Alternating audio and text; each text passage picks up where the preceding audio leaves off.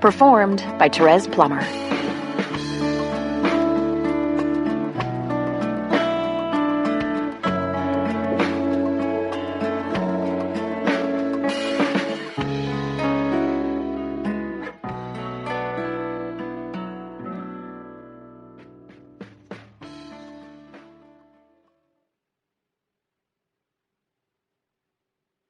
Chapter 1. Claire drove through the March rain to the house that had been hers. The house she left when she separated from her husband, and she felt a little guilty. Her trip was another of those nighttime forages for things she missed, something she only did when she knew Roger was going to be away. At least this time she'd brought a birthday card to leave behind. Maybe she was too easy on Roger, as their son Jason maintained. Her leniency also dismayed her sisters. Maybe she should try to be tougher, less tractable. Maybe everyone was right. He didn't deserve it, and she was a fool. Today was Roger's 40th birthday, and she felt a little sorry for him. He was clearly having a problem with aging, as someone like Roger would. He'd said as much. So Claire, being the accommodating, almost ex-wife that she was, had offered to make him dinner for his birthday. It would give Roger a chance to spend a little time with Jason, which Roger very much wanted, even if Jason did not. But Roger said he had to be out of town on business, holed up in a hotel alone after some boring meeting. It was probably for the best that the dinner hadn't worked. Jason was still so angry. She had forced Jason to sign the card and would leave it on the breakfast bar for Roger to find when he got back to town. She had wanted Jason to come along tonight, but it turned out that signing the card was as far as he could go. Right before dropping Jason off at his friend Stan's house for the night, he had said, "You're going to get back with him, aren't you?" There had been such vitriol in his tone she didn't even dare to respond, which only led him to accuse, "You are!" "No," she had insisted. She had said it as strongly and firmly as she could, adding, "But I think it would be good for all of us, especially you, if we just get along." "I don't want to get along with him. I hate him." Oh, how that caused her gut to clench. Roger had brought it upon himself. In his naivete, he'd imagined that his adultery would be a secret from his son forever, that Claire would be the only one hurt by his actions. He'd really screwed up with Jason, and it was a pity, for both of them. Jason was 14, just budding into manhood, struggling with puberty, freckles giving way to pimples, his overly tall, big-footed form gangly and awkward. And he was, to say the least, pretty touchy. Take one irritable teen, one self-centered and adulterous father, mix, watch explosion in a matter of seconds. A plethora of responses had sprung to her mind, but she squelched them. She had some experience with these comebacks and knew they didn't work anyway. You might not always hate him. No matter what you might think, he doesn't hate you. He screwed up, he knows it, and he's sorry, Jason. Claire didn't care that Jason was mad at Roger. Roger deserved it. But this hate, this wasn't good. She didn't want her son to be in pain. So when Jason had refused to even go by the house with her to drop off the birthday card, she had said, "Fine, I'll do it. No big deal. I'll drop you at Stan's on the way. Call later, before you fall asleep. If you think of it." Claire admired her old house as she pulled into the drive. It was a fine-looking 2-story brick, carriage lights shining at the 3-port garage and around the walk to the front door. She sat in the car, gazing at it, thinking how much she missed it. This was her 4th separation from Roger. She thought it would get easier, since the reason never changed. Roger was habitually unfaithful. This time, when Claire caught him with someone else, she had decided to be the one to leave. She thought she'd finally had enough. She was pushed so far that she didn't even want to stay in the house she had shared with him, though she loved the spacious 4-bedroom home. She thought a fresh start would do her good. But this had been harder than she expected. She had labored over every detail of the interior, having done all the decorating herself, and it was like parting with an old and dear friend. Right on cue, Roger had immediately started making noises about wanting his family back and a chance. One last chance to start his life over and make amends with Claire and Jason and all the peripheral people wounded by his behavior. "I'm about to be 40, Claire, and it's pretty traumatic," he had said. "Don't think I don't know what I've done, how stupid I've been. I do. And I'm going to prove to you that I can change. I'm going to get help. I'm in counseling now." "I don't think I have one more chance in me," she had returned. "And even if I did, my family doesn't. Our friends can't even take any more." "That's your doing," he had shot back. "You haven't been able to keep even our most private problems to yourself." Well, that was true. But if Roger thought that was hard on him, he ought to try being her. Once people knew what he'd done, they couldn't believe she'd taken him back again. And again. And again. Their recriminations had run from astonished disbelief to what felt like a crushing lack of respect. Needless to say, the people she loved most had all but given up on her. In this relatively small town of only 15,000, she was sure everyone knew. And why had she caved in and taken him back anyway? Because there were things about Roger. He was handsome, funny, and very often kind-hearted. He was generous and a wonderful dancer. There were times in her life when she'd been shattered, like when her mother died and her little sister Sarah had plummeted into a frightening depression, and Roger had been completely there for her. He'd always been a good provider, and while not a doting father, he loved Jason. He'd never been a coach or Boy Scout leader, but he'd enjoyed his son's games and achievements. Truthfully, Roger only had one screw-up. It just happened to be about the biggest one available. She just couldn't seem to get past the notion that this was all her fault. Her inability to make her marriage work. Her failure to leave it. She couldn't keep him from straying, and she couldn't seem to keep herself from letting him back in. She wasn't sure if trying to keep the family together had been a good thing for Jason, or the opposite. Claire just couldn't win.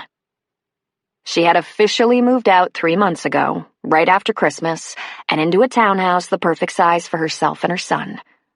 She had taken only what she needed, but over time she transferred more of her things. She retrieved them in small increments on days and nights like this when Roger had said he'd be away from the house. If he noticed the linen closet or kitchen getting emptier, he never mentioned it. Tonight she was in pursuit of a bundt pan, slow cooker, her favorite red-trimmed dishes, the kitchen rug from in front of the sink, and a bunch of Williams-Sonoma dish towels. Leaving the card on the breakfast bar would give her secret away, but that was all right. It was time Roger figured this out. Time to make the split official with the big D. With a sigh, she turned off the engine and stepped out into the cold drizzle. She pulled the collar of her jacket up around her neck and shivered, possibly from the cold, or from the prospect of stepping back into the house she loved. Claire was a little surprised that the house alarm wasn't set, but then Roger had never worried about things like that in this nice little town. The only lights were those built into the walls of the foyer and hall, but that was all she needed. She knew every inch of the house. She'd obsessed over every countertop, cupboard, baseboard, floor covering. She'd just go straight to the kitchen, prop the card on the breakfast bar, get her things, and go home. No lingering. No looking around. Seeing the house perfectly tidy always depressed her a little. It was kind of hard to see Roger getting along so well, especially given all his protesting that he needed her back in his life. This house, after all, had been her domain. All the more reason to leave it in the past and start over. She heard a squeak and froze. A creaking floorboard upstairs? Her heart pounded.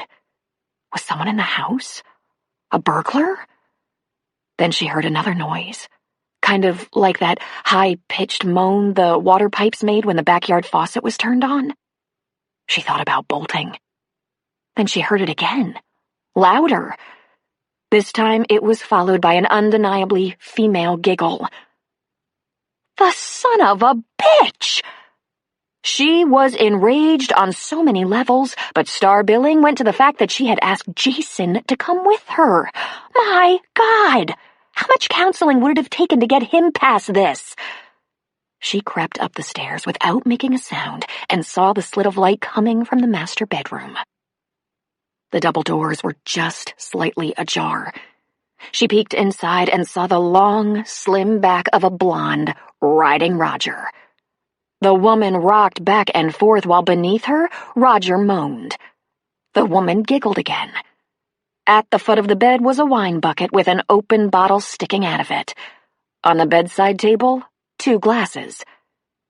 She gently pushed the door open and stood there, watching. She cleared her throat.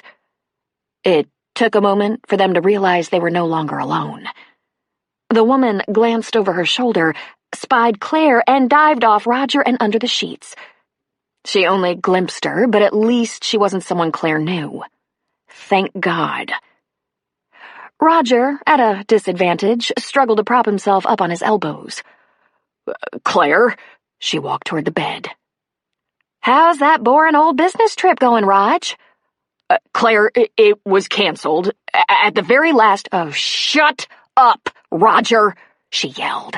But Claire, we're separated, and I figured— She plucked the wine bottle out of the bucket, tossed it on the carpet, and lifted the bucket full of melting ice and water off its stand. She doused Roger and company. He was lifted off the bed with a yelp of pain, and the woman under the sheets screamed. Claire turned and fled the house, deliberately leaving the front door standing open, hoping there had just been an escape from the zoo and several lions and tigers were loose in the neighborhood. Or maybe a serial killer would be passing by and see a prime opportunity. She jumped in the car and screeched out of the driveway, changed gears and zoomed down the street, and she cried. She didn't cry because she loved him so much, but rather because she was so bloody sick of being humiliated like this. When would she learn? Despite the fact that Roger had no discretion whatsoever, this was the first time she'd actually caught him in the act. She'd found evidence, like hotel charges, receipts for gifts not given to her. There had been strange phone messages, and there was that time a woman had called and begged Claire to free him. Once confronted, he'd always come clean. He was a charmer, a flirt, a philanderer, and a lousy liar. She'd asked him more than once why he didn't just embrace bachelorhood. Seriously, Roger, why not just be single? You act like it anyway. Just go for it. Knock yourself out. Then he would hang his head and say, with pathetic sincerity, "Because I love you, Claire. I've always loved you. I know I'm screwed up, but I just don't think I can get beyond this without you." She hit the steering wheel in blind fury. That's when she saw the flashing lights in a rearview mirror and looked down at the speedometer. Damn it all, she was speeding. She slowed down and pulled to the curb. Then she let her head drop, and she fell apart, crying painful tears, familiar tears. It was a few minutes before the officer's flashlight shone into the window, and he tapped lightly on the glass. She lowered it and looked up into the handsome face of an overgrown boy who wore a paternal frown. "Got an appointment?" he asked. She wiped the tears off her cheeks. "I'm sorry," she said, though even as she said it, she knew he wasn't looking for an apology. "I was angry and careless. A bad combination." Angry, careless, and dead is an even worse combination. "I found my husband in bed with another woman," she blurted. There, she'd done it again. Roger wasn't the only one with no discretion. She just couldn't keep her mouth shut. "Whoa," said the police officer. He shined the flashlight on her face. "He must be crazy," he said. "We're separated," she added. "I walked right into it. I should have been smarter. I should have known." I'm gonna need to see your driver's license and registration. Sure, she said. She fumbled a little, but got the papers together and handed them out the window. Proof of insurance, too. He looked at the documents. Are you drunk? He asked. No, but I'm not going to kid you. I'm going home to fix a nice big one. He had a dazzling smile, wonderful dimples. Good-looking guy, she thought. Hey, if I weren't on duty, I'd buy you one. He handed back her stuff and said, Look, I don't know anything about this man of yours, but you're a beautiful woman, and it would be a damn shame if you got yourself killed on account of him being a loser. Know what I mean? Yes, she said contritely. Think you can make it home safely? Stop at stop signs, drive slowly, all that? She nodded, confused. Aren't you going to give me a ticket? I think you've been through enough tonight, don't you? But I thought once you started a ticket, you had to finish it. I've always wondered why people think that, he said. Again, that smile. I'm the police. I can do what I want. Go on. Be careful. And don't punish the bastard by hurting yourself. Of course you're right, she said, surprising herself with a weak laugh. Of course I'm right. I could tell in 30 seconds you have a lot to live for. Drive safely. He went back to his car, and she put hers in gear. She signaled, looked around, and carefully edged away from the curb. She was only 5 minutes from home. He followed her, she noticed with some amusement. She came to the traffic light and stopped on the red. She gave him a little wave in the rearview mirror, but couldn't tell if he returned the gesture. The light turned green, and she cautiously entered the intersection. And the lights went out. Sam Jankowski went back to his squad car. Whew, he thought. What a dish. If he'd met her anywhere else, he'd have asked her out. Even with the tears, that was one good-looking woman. She was a little older than he, but he liked that. The women he was accustomed to dating tended to be younger, often immature, and a little flighty. He liked a woman who had lived a little. A woman who was clear on what she wanted and where she was going. Claire Wilson, 5'4", 118 pounds, brown hair, green eyes, stupid ex-husband. She pulled away from the curb, blinker and all, and he moved off right behind her. She stopped at the traffic light on the corner, and when it turned green, proceeded into the intersection. Then, from out of nowhere, bam! An SUV ran the light and broadsided her, shoving her car all the way across the intersection into the light pole. Holy Jesus, he said. He lit up the squad and moved into the intersection behind the collision to stop any approaching traffic. He keyed the radio attached to his belt while jumping out of the car. Control, DP-35, roll medical. I have a 401 at the intersection of Winston and Montgomery. Copy, I have them en route. Can you copy for 2 plates? He asked as he went to the trunk for flares. Copy. Mary Nora Paul 769, Sam said, repeating Claire's license plate from memory as he ran toward the collision. A young woman was getting out of the SUV. Ma'am, he called. Please get out of the intersection if you can. Stand on the sidewalk. He lit and threw down a flare. My baby, the woman cried. Control, advise medical, we have an infant in the vehicle. Copy. Copy plate, Union Zebra Henry 229. He went to the woman, who was looking in the back seat. The rear windows were intact, the baby was crying, a good sign, and the broken glass of the windshield was contained in the front of the vehicle. Ma'am, leave the baby in the car seat until medical arrives. I have to pick him up, she said in a panicked, shaken voice. It's better if you don't move him. He lit and tossed another flare. Ma'am, he heard sirens. Leave the baby for paramedics to examine before moving him. He ran to the trunk for his fire extinguisher, then to Claire Wilson's little, destroyed Toyota. There didn't seem to be a fire, but he'd be ready. The driver's side was crushed against the light pole, which, thankfully, hadn't broken in half. The right side was destroyed by the SUV. He couldn't get to her, but he could look in the driver's window. Her hands still gripped the steering wheel. her head lolling to the side. She moaned. He reached through the broken glass and took her left hand into his. "Claire," he said. "Can you hear me?" She moaned, eyes closed. God almighty, he thought. This is bad, bad. He held her hand. "Try not to move, Claire. Just try. It's going to be okay." "Jason," she said. "Be still, Claire," he said. Mike. "Shh," he said. One of those must be the ex, he thought. He was moved away from the wreck by paramedics, so he backed up and went into the intersection, directing traffic.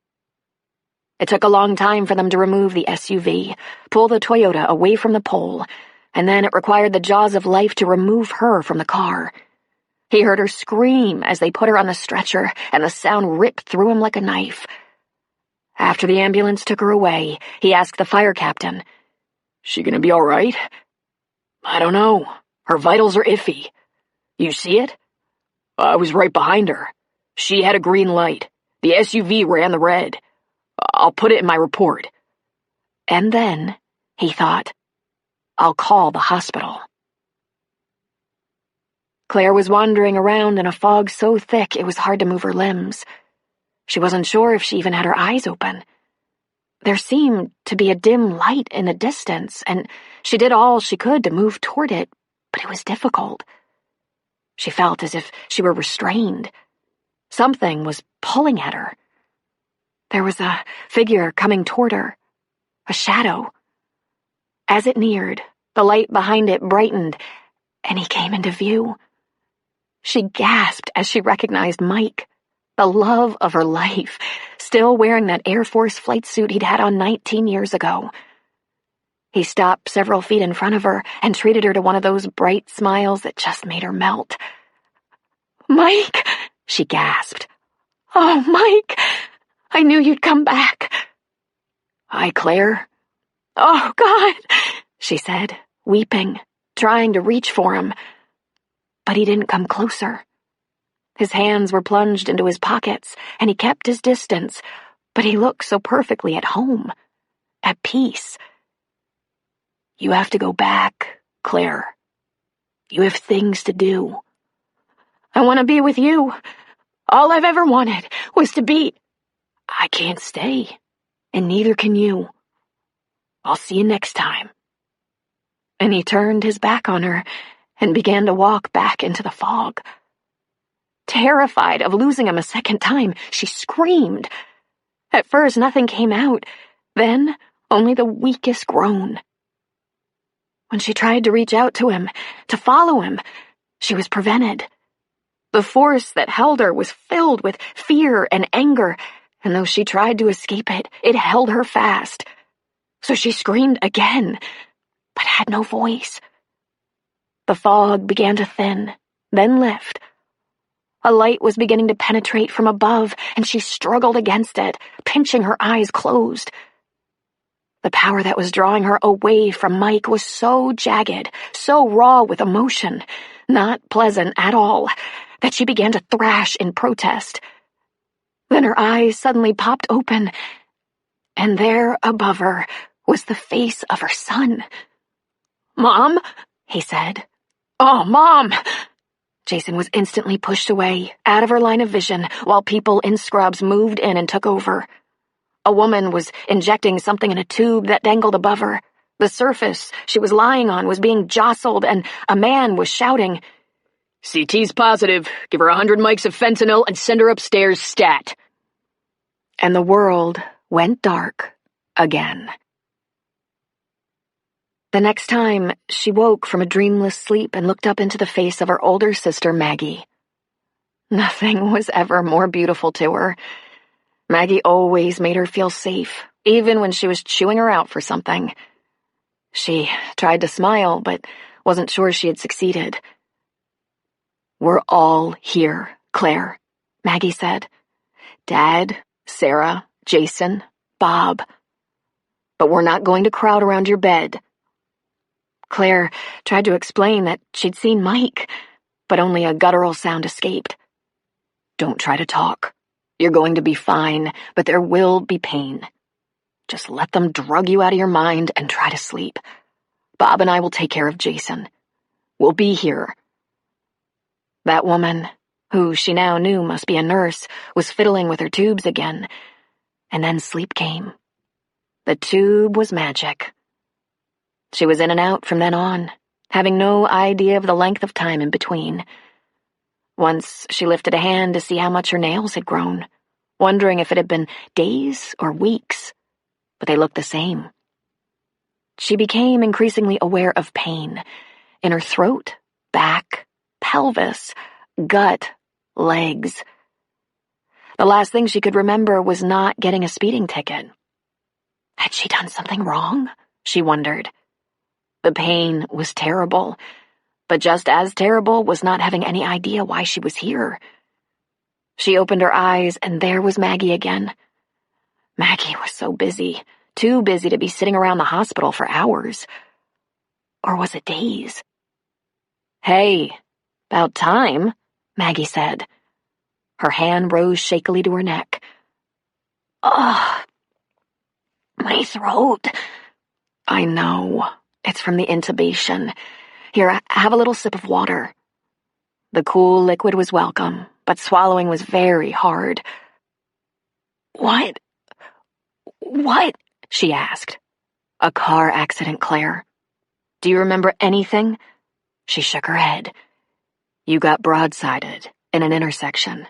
Your injuries were the worst. You lost your spleen, and your pelvis is cracked. You're lucky to be alive."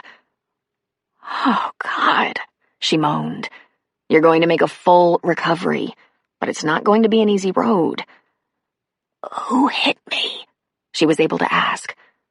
"Drunk driver." Maggie shook her head. "Nothing as cut and dried as that. A young woman in an SUV was fussing with her baby in the car seat while her light was green. When she looked back at the road, it was red and you were in the intersection." "Oh, God," she said, closing her eyes. "The baby?" "They're both okay. Baby's fine. Mama had a few bruises. She had the SUV. Your Toyota is toast. They had to use the jaws of life to get you out. You don't remember anything?" Claire shook her head. "Well, your head is all right, so I guess it's just a stroke of luck that you can't remember." Claire nodded off again. And when she woke, Maggie was still there, holding her hand. She stood from the chair she'd been using and leaned over the bed. Seeing her there made Claire feel so cherished. Maggie, a lawyer, wife, and mother, kept a killer schedule. She couldn't imagine that she'd just drop everything. "Have you been here long?" "Just a few hours. Today." "You don't have to stay," Claire whispered. "I'm going to leave soon," Maggie said. "I just wanted to be sure you're back." "Did I almost die?" she asked. "I don't know about that, but your injuries were definitely life-threatening." "Is the pain terrible?" It was, but she shook her head. "Roger?" she asked. Maggie got a look on her face as if she wanted to spit something out. "He's been here. Do you want me to leave word that you want to see him?" She shook her head. "I want him to stay away." Maggie obviously couldn't resist a satisfied smile, but all she said was, "Sure." As time passed, so slowly, Claire saw the faces of all her loved ones leaning over the bed at one time or another, but they were careful not to tire her. Jason was very emotional. He cried and laid his head on her hand and said, "God, Ma, I was so scared. If you died, what would I do?" She said, "You don't have to worry about that. I'm not going anywhere." And she had it on firm authority from the other side. She had things to do. Things to do. Her younger sister Sarah was holding up, but she looked a little wild-eyed behind those thick glasses, as though this close call had terrified her. She had been 21 when their mother died and definitely took it the hardest. Claire touched her hand and said, "It's okay, sweetie. It's going to be okay." Sarah gave a wan smile. "That's so you," she said. "You're in the hospital, but you're comforting me." Looking at Sarah now, dishwater blonde hair pulled severely back, black-rimmed, old-fashioned glasses, no makeup. It was hard to imagine the younger wild child. Maggie and Claire used to call her slut in training. Their mother's death had changed all that, had changed Sarah completely. But another trauma had changed Claire. It was no coincidence that she'd be thinking about that quite a lot while in the hospital. After all, she'd just seen Mike in that ghost-like afterlife appearance he'd made. It caused her life to literally flash before her eyes, sending her back in time over and over. Right until she was 21, Claire had lived a charmed life. She'd been a happy kid from a happy marriage, even as the middle child. Maggie was bossy, and Sarah had that sense of entitlement that comes from being youngest. But Claire had good looks, humor, intelligence, and luck. She'd done well in school, been popular, and was never afraid. She'd hung out with a great group of friends who had all grown up together, and at the age of 15, she fell in love with the star quarterback and homecoming king, Mike Rayburn. He was 2 years older than she and went to college in Reno, just a short drive from their hometown of Breckenridge, Nevada, a beautiful little town nestled at the base of the majestic Sierras below Lake Tahoe. With the green, plentiful valley filled with crops and grazing animals under snowy peaks, it could pass for Switzerland. It was a sweet life in a magical place where they had played at the lake all summer, skied the mountains all winter. There was no question but that Claire would go to school in Reno too, and their romance was hot and steady right through college. After Mike graduated, he went into the Air Force, separating them for Claire's last 2 years, but he gave her a shiny big diamond and told her to spend her last year of college planning their wedding. Then there had been a hiccup. Earthquake. Mike's younger brother, Pete, who was Claire's age, had been one of her best pals and buddies all through high school. They had graduated together.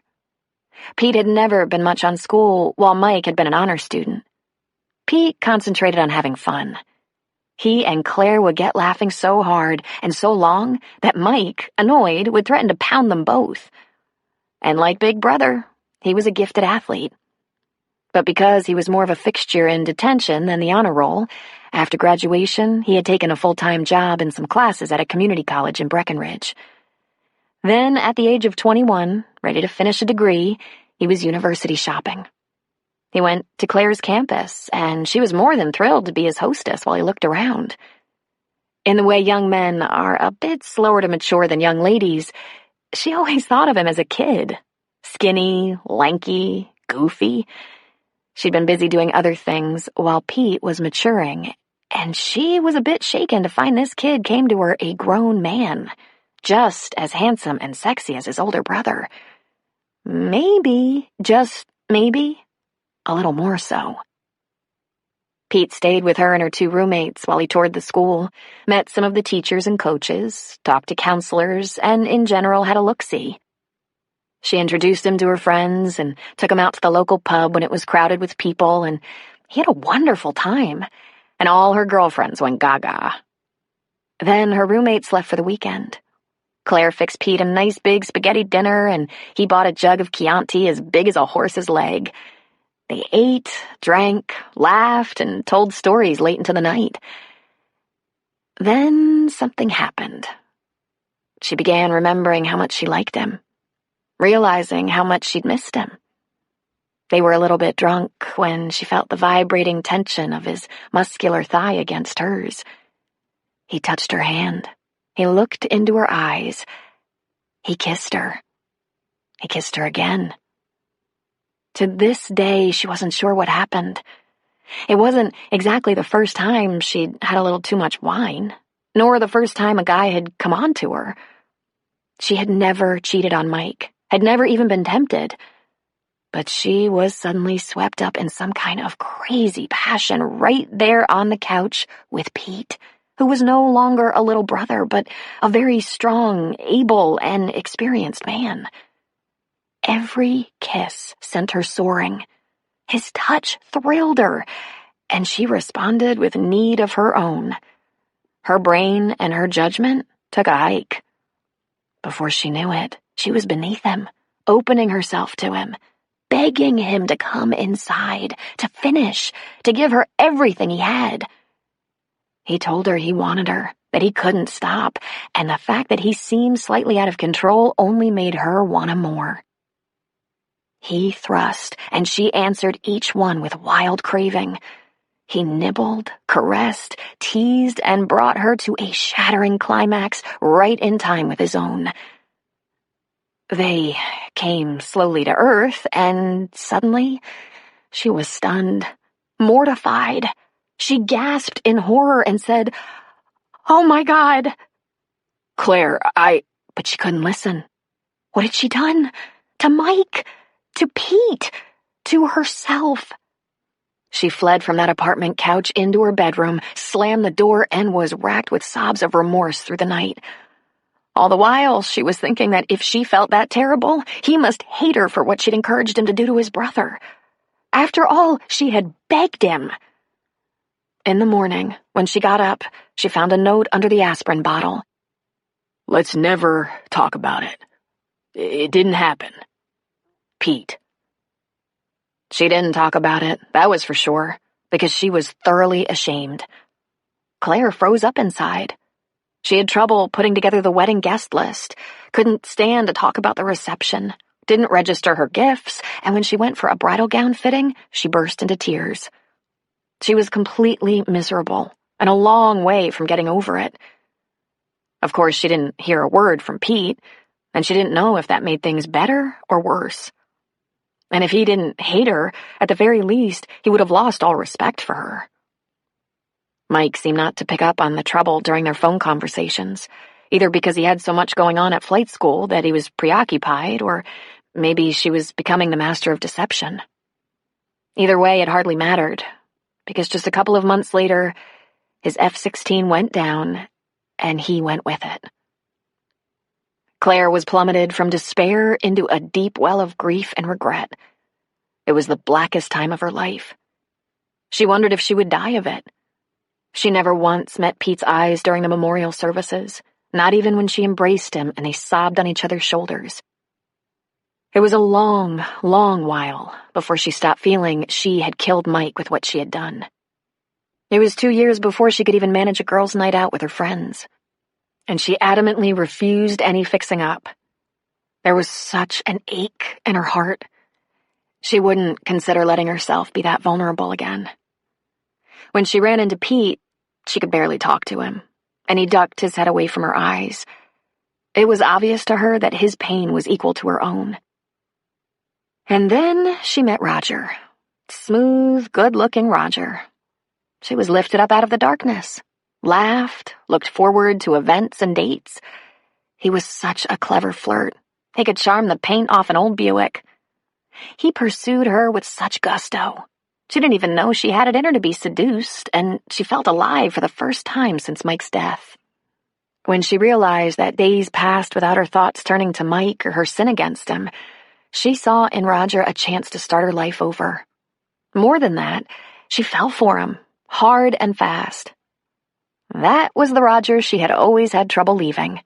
The sweet, sensitive, fun-loving man who pulled her up out of the darkness and into the light. Claire would be forever grateful to him for that. Her friends and family were so relieved to see her smile again, they wholeheartedly encouraged them. They loved Roger, and so did she. She accepted his proposal, which came a little too soon into their relationship, but he had always moved fast. Jason arrived immediately. Then came the late-night meetings, the trips out of town, being unable to reach him during the day because he was tied up with a client.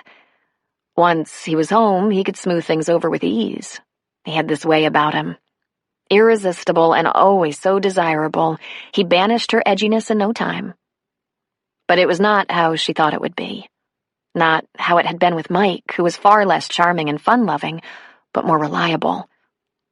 There were lonely times in the dark of night when she rocked her baby, often waiting for Roger to come home hours later than she expected him, that she would fantasize she was waiting for Mike, and that she rocked their child. Because of that dirty little secret, because of what she had done before, she worked as hard as humanly possible at being a good wife. Claire felt guilty about fantasizing Jason was Mike's until years later when she learned that Roger had first been unfaithful while she was in her pregnancy. There had been a reason why he was always unavailable and late, and her name was Jill. As far as Claire knew, Jill was the first one.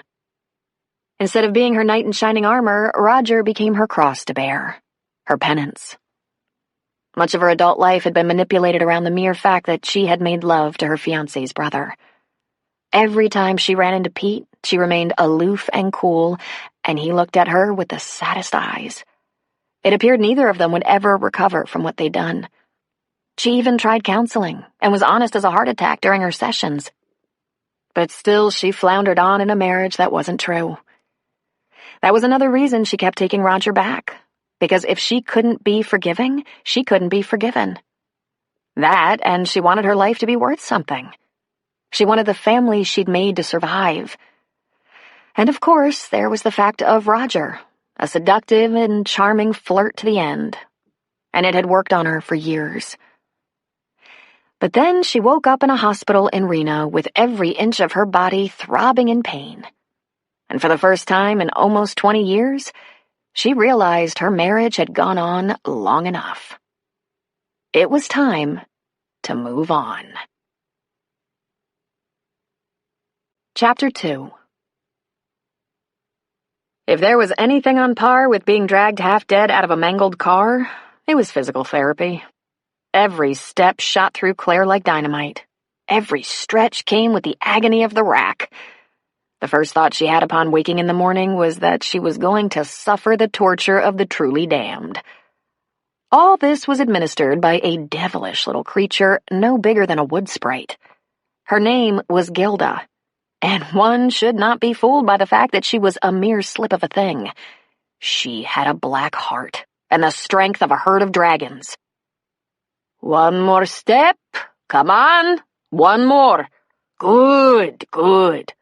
Okay. One more. I hate you so much.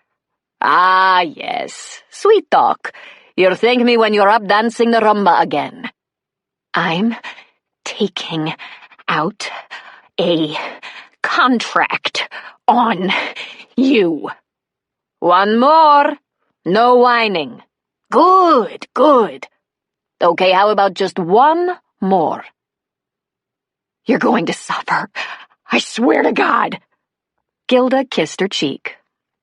You're tough stuff, Claire. Good thing you were in such great shape when you got hit. It's paying off. You are a mean-spirited witch. Yes, so they tell me. The payoff was that after being abused by Gilda, she could have a pain shot, a sponge bath, and a nap. Then the company would start to arrive, and with them always the same dilemma.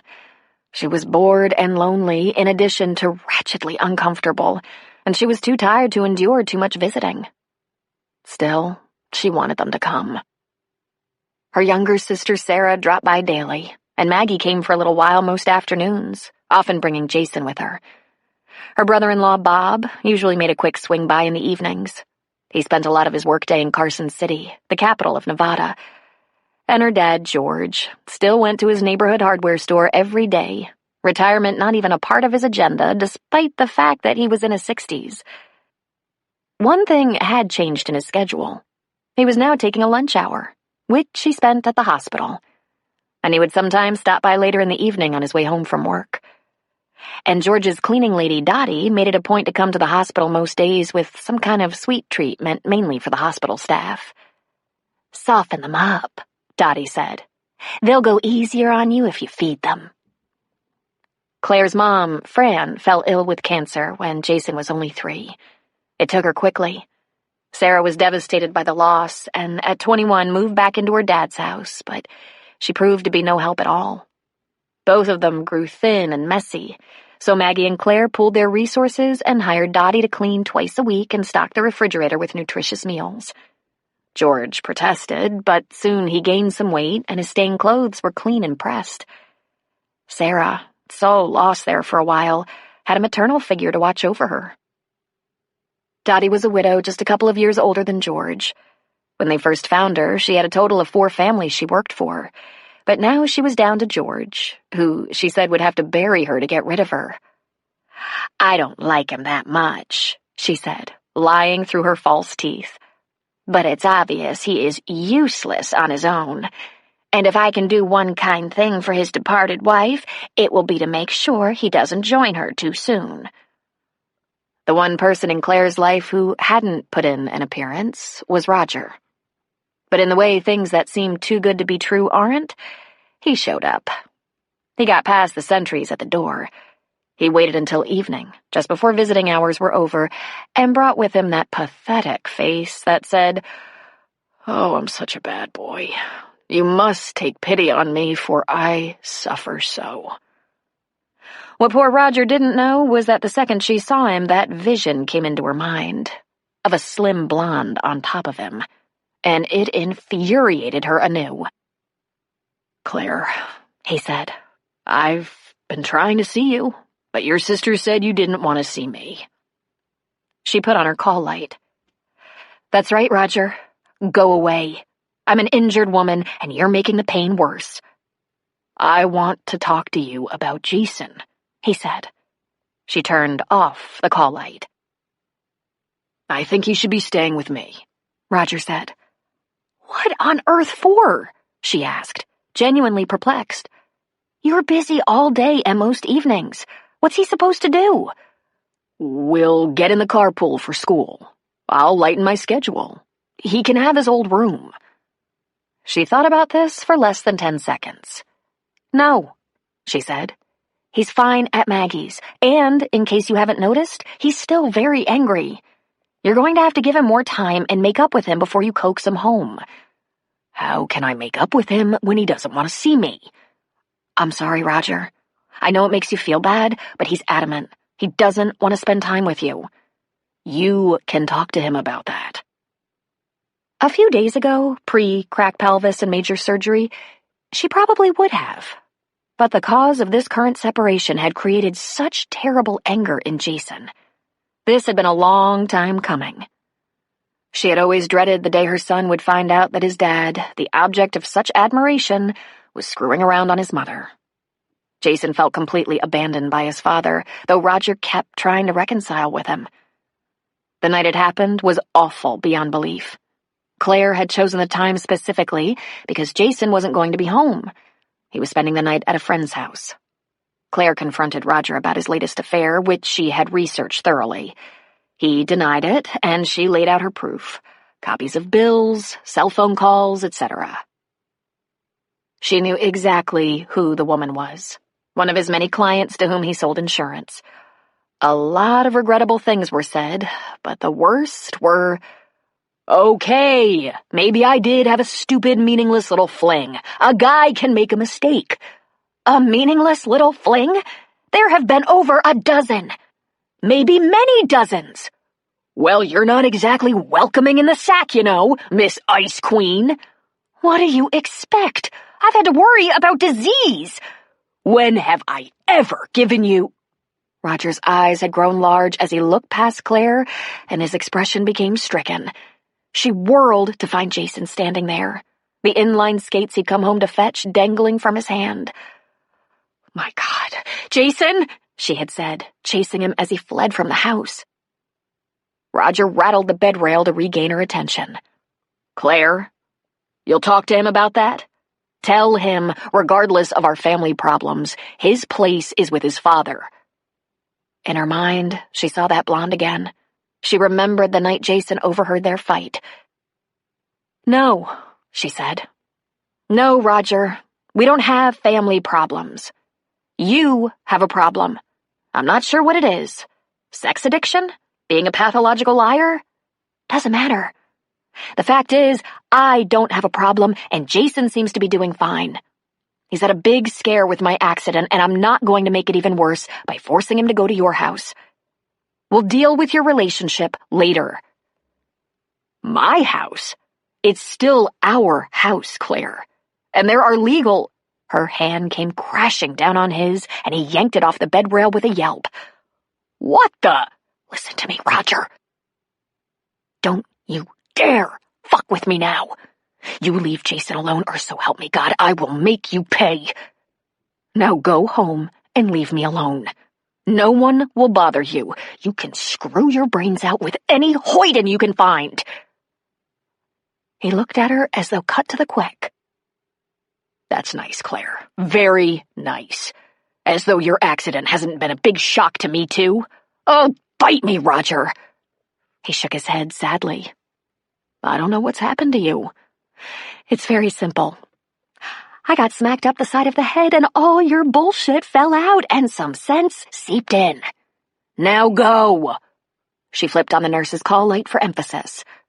Fine, he said. Fine. He turned and left. It was amazing how good that felt. She didn't seem to even want a pain shot. It was as if drawing that line in the sand with him, firmly for once, was all the narcotic she needed.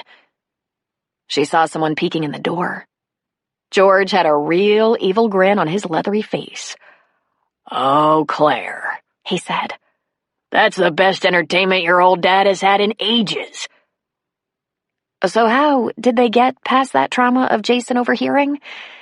He skipped the night at his friend's house, and Claire took him with her to the Hilton in Lake Tahoe, where they got a plush 2-bedroom suite. She bought them bathing suits in one of the shops there and ordered room service and a movie. They went swimming at midnight. She told him as much of the truth as she thought he could bear, but she could see it really didn't get through his anger. The real credit went to George, both for being there for Jason and somehow managing not to kill Roger. George explained to Jason that Roger was a screw-up when it came to flirting with women and had really disappointed and let down Claire. It was probably a good idea for them to separate. But what George wanted Jason to understand was that while Roger seemed to have this weakness, he had many strengths. He'd been a pretty good father and was proud of Jason. He cared about him and was suffering terribly because he disappointed his son. So what? You should have thought of that before, Jason had said. You're right. He should have. But none of us is perfect. So let's not throw stones. I know you're all bent out of shape, and maybe I don't blame you, but don't nurse this too long, Jason. Your dad loves you, and you're only as mad as you are because you love him. You're saying I should forgive him? I'm saying I hope we get to that pretty soon, yes. Because whether you believe me or not, the two of you need each other. Claire topped that off by getting Jason in a counselor's office, too. She intended to do all she could for him, feeling so damn awful about not bolting the door that traumatic night against his possible surprise return. What they finally came to learn was that once Jason knew his father had been unfaithful, he immediately felt that Roger had cheated on Jason, too. No wonder he was pissed. Lying around in a hospital bed, Claire had plenty of time to think about her family, especially her sisters, her 2 best friends. Maybe they hadn't been best friends growing up, but they were in adulthood. As Claire spent so many long hours of the day in pain, her sisters putting their own lives on hold to sit at her bedside, she was reminded constantly of how lucky she was to have them. She couldn't get through this without them. George and Fran McCarthy had 3 pretty green-eyed daughters. Maggie came first, Claire 3 years later, and then Sarah, the caboose, who was born 6 years after Claire. They couldn't be more different if they had been born on different planets. Maggie was a typical firstborn overachiever who had excelled in high school and college and attended law school, graduating with honors. She married a lawyer and had 2 daughters who were now 13 and 15. They were sometimes Jason's closest friends, sometimes his bane, Hillary and Lindsay. Maggie, age 42, lived in a perfect world, and though she worked hard and put in long hours, her clothing was always chic, her shorter-than-short light brown hair impeccably cropped, her nails immaculate, and there were never circles under her eyes. She had the wonderful high cheekbones that can carry off that coiffure and looked sexy as hell. Except that she downplayed the sex appeal with conservative suits, tools of her trade in court. She had household help, of course, in that not-so-modest Breckenridge manse of hers, but even on Ramona's days off, there was never a speck of dust or so much as a throw pillow out of place. Maggie was all about perfection and control. Yet she was loving, but in a very crisp and unflappable way. Non-sentimental. Maggie was the one to call if you needed something taken care of, if there was a problem to solve. If you were wallowing in self-pity or feeling fat or in love, forget Maggie. She had no time for petty self-indulgences. And then there was Sarah, 33. As a teen, Sarah had been in constant trouble. She lied to her parents, broke curfew, went to parties she was forbidden to attend, lost her virginity at 14, and found school to be a gross inconvenience. So she dropped out in her senior year and moved out of her parents' house the second she turned 18. Sarah smoked, drank to excess, wore tight, provocative clothing, and when she did come home for family gatherings, she always managed to find a guy to bring along who looked like a member of a biker gang. Sarah knew her mom was hopelessly disappointed in her. Sarah and her mother had been locked in a bloody battle over Sarah's wild and loose behavior since Sarah was 14. Then Fran fell ill and died without that being resolved, and Sarah crumbled. She hit bottom and suffered through a frightening depression that required medical attention. In therapy, Sarah discovered art. She eventually went back to school, got a degree in art, and began to create and do some teaching. She painted, threw pots, sculpted, and wove decorative rugs, throws, and tapestries. A true gift emerged, and also a focus so intense she would become lost in her work. She opened a small studio that grew into an art supply shop where she also gave occasional classes to small groups of aspiring artists. With that avocation came not only renewed health, but a disinterest in those bad habits and slutty clothes. She tossed off the contact lenses in preference for glasses so her eyes wouldn't dry out if she was consumed by a project for hours and hours. Chose clothes that were loose and comfortable to work in. Had no time for makeup and pulled her hair back into a severe ponytail or bun. At 33, still living with George, she had become dowdy and spinsterish. Of the 3 daughters, Claire lived the most average life. She was a stay-at-home mom who did some volunteering and substitute teaching. She had become an excellent decorator, chef, and homemaker, a terrific wife. For what good it had done. Claire loved her sisters deeply. She was probably closer to Maggie, given that they were nearer in age and both tended to mother Sarah. Much to Sarah's annoyance, they still worried about her and protected her whenever it seemed like what she needed. It was only Maggie to whom Claire confided the events preceding her accident.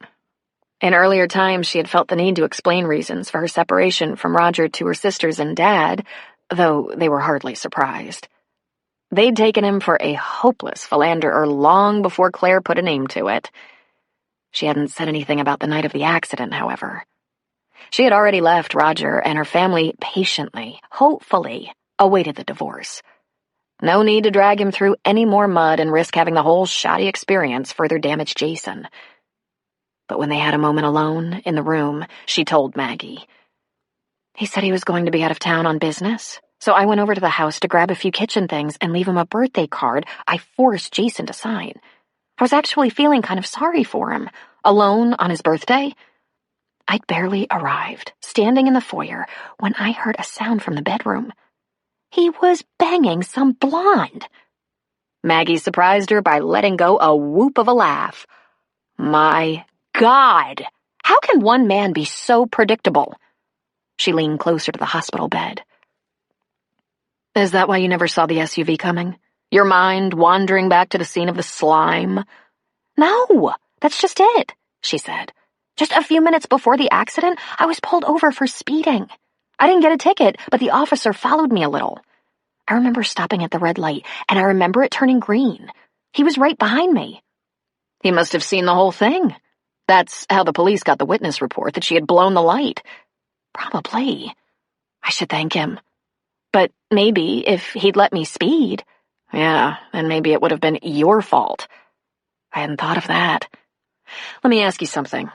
Does Roger think he upset you enough so that you weren't paying attention and got broadsided? She took a heavy breath. I don't know what Roger thinks, and I don't care.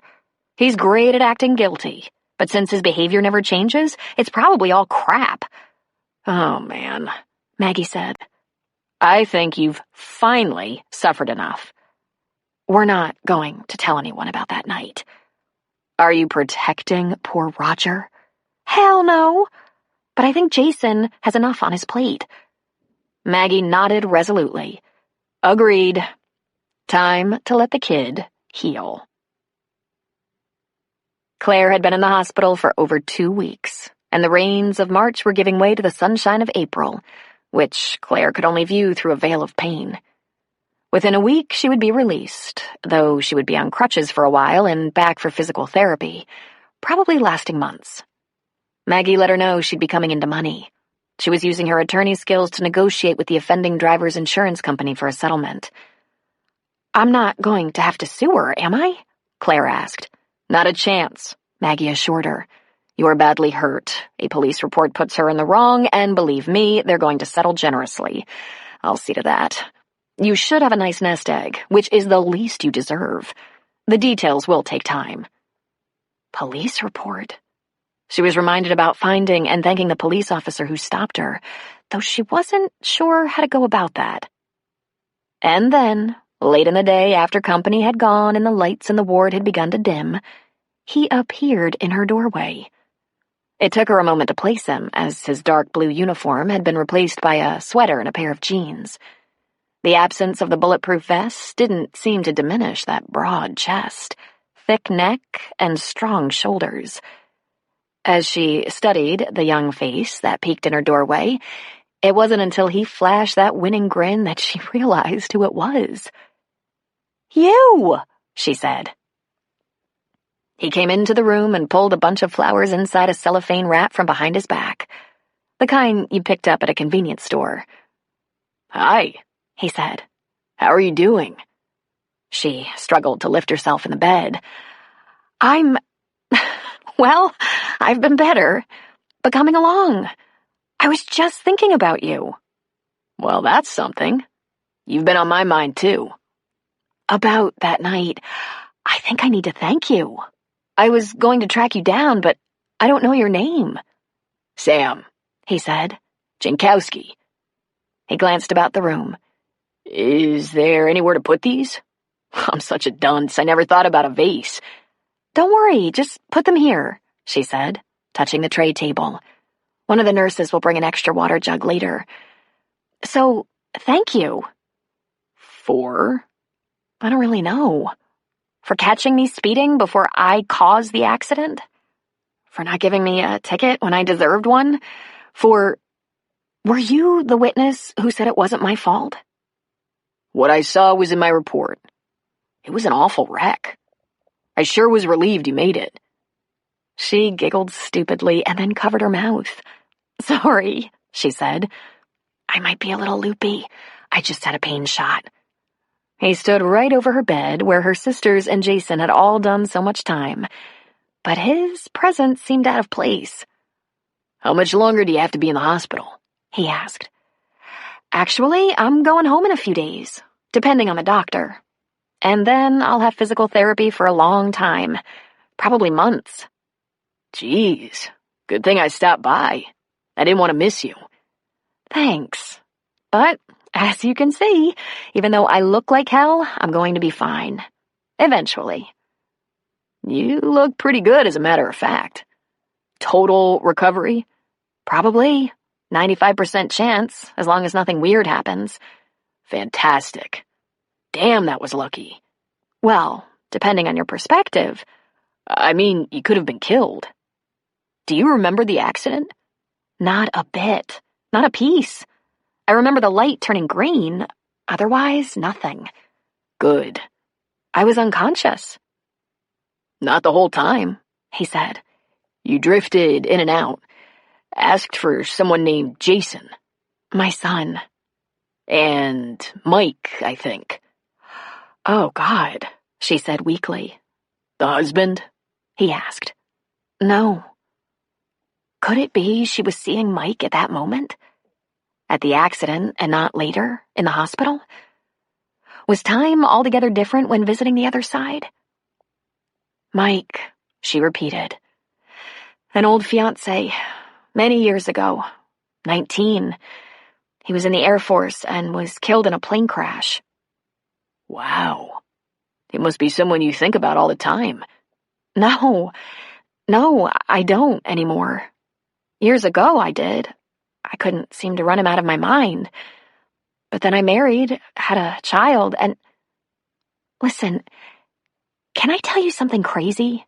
And you wouldn't burst out laughing or tell anyone or anything? He shrugged. If you want. I saw him, Mike, right before I woke up in the trauma center. I was in a foggy place with some light out there in the distance, and he came right out of the mist, said, "Hi, Claire." And then when I cried out to him and tried to reach for him, he said, "You have to go back. You have things to do. I'll see you next time." To his credit, his eyes didn't take on that bug-eyed, shocked expression that said he thought she was nuts. Instead, he smiled. I heard that sort of thing can happen. Maybe I dreamed it, she offered. Or maybe it happened, he said. I never rule anything out. Thanks, she said, smiling back at him. That's nice of you to say. Oh, I wasn't trying to be nice. Seriously, I've heard those stories. You never know, huh? Yeah. They were quiet a moment, looking at each other. Then he cleared his throat. This is kind of awkward, but maybe after you get a little better, maybe we can meet for coffee. Dumbfounded, she stared at him, gate-mouthed, until she realized she must look as if she'd just been hit in the back of the head with a 2x4. Coffee? Whatever, he shrugged. How about you give me a phone number where I can reach you? At the very least, I'd like to check up on you, see how your recovery is going. Oh, that was it, she thought. Her features recovered. It wasn't as if he was asking her out on a date. He was bonded to her by that accident, which probably shook him up. God, forgive me, she said. It must be the drugs. I thought you were asking me out on a date.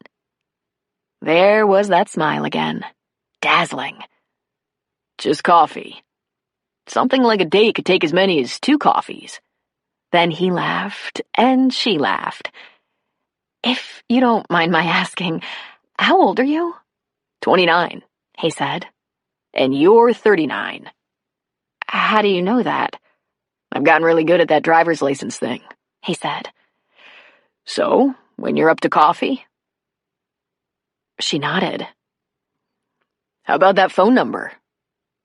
That was kind of cool, she thought.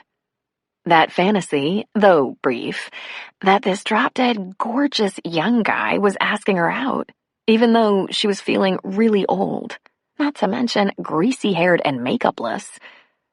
But he didn't really look all that young. He could even pass for 32. 32, Claire? She thought. Get over yourself. That guy wants to have coffee to assure himself that the banged-up heap they pulled out of a wreck was going to be fine. Just fine. Sure, she said. Got a pencil? The nurse stuck her head in. Visiting hours are ending, sir, she said. Okay, he said.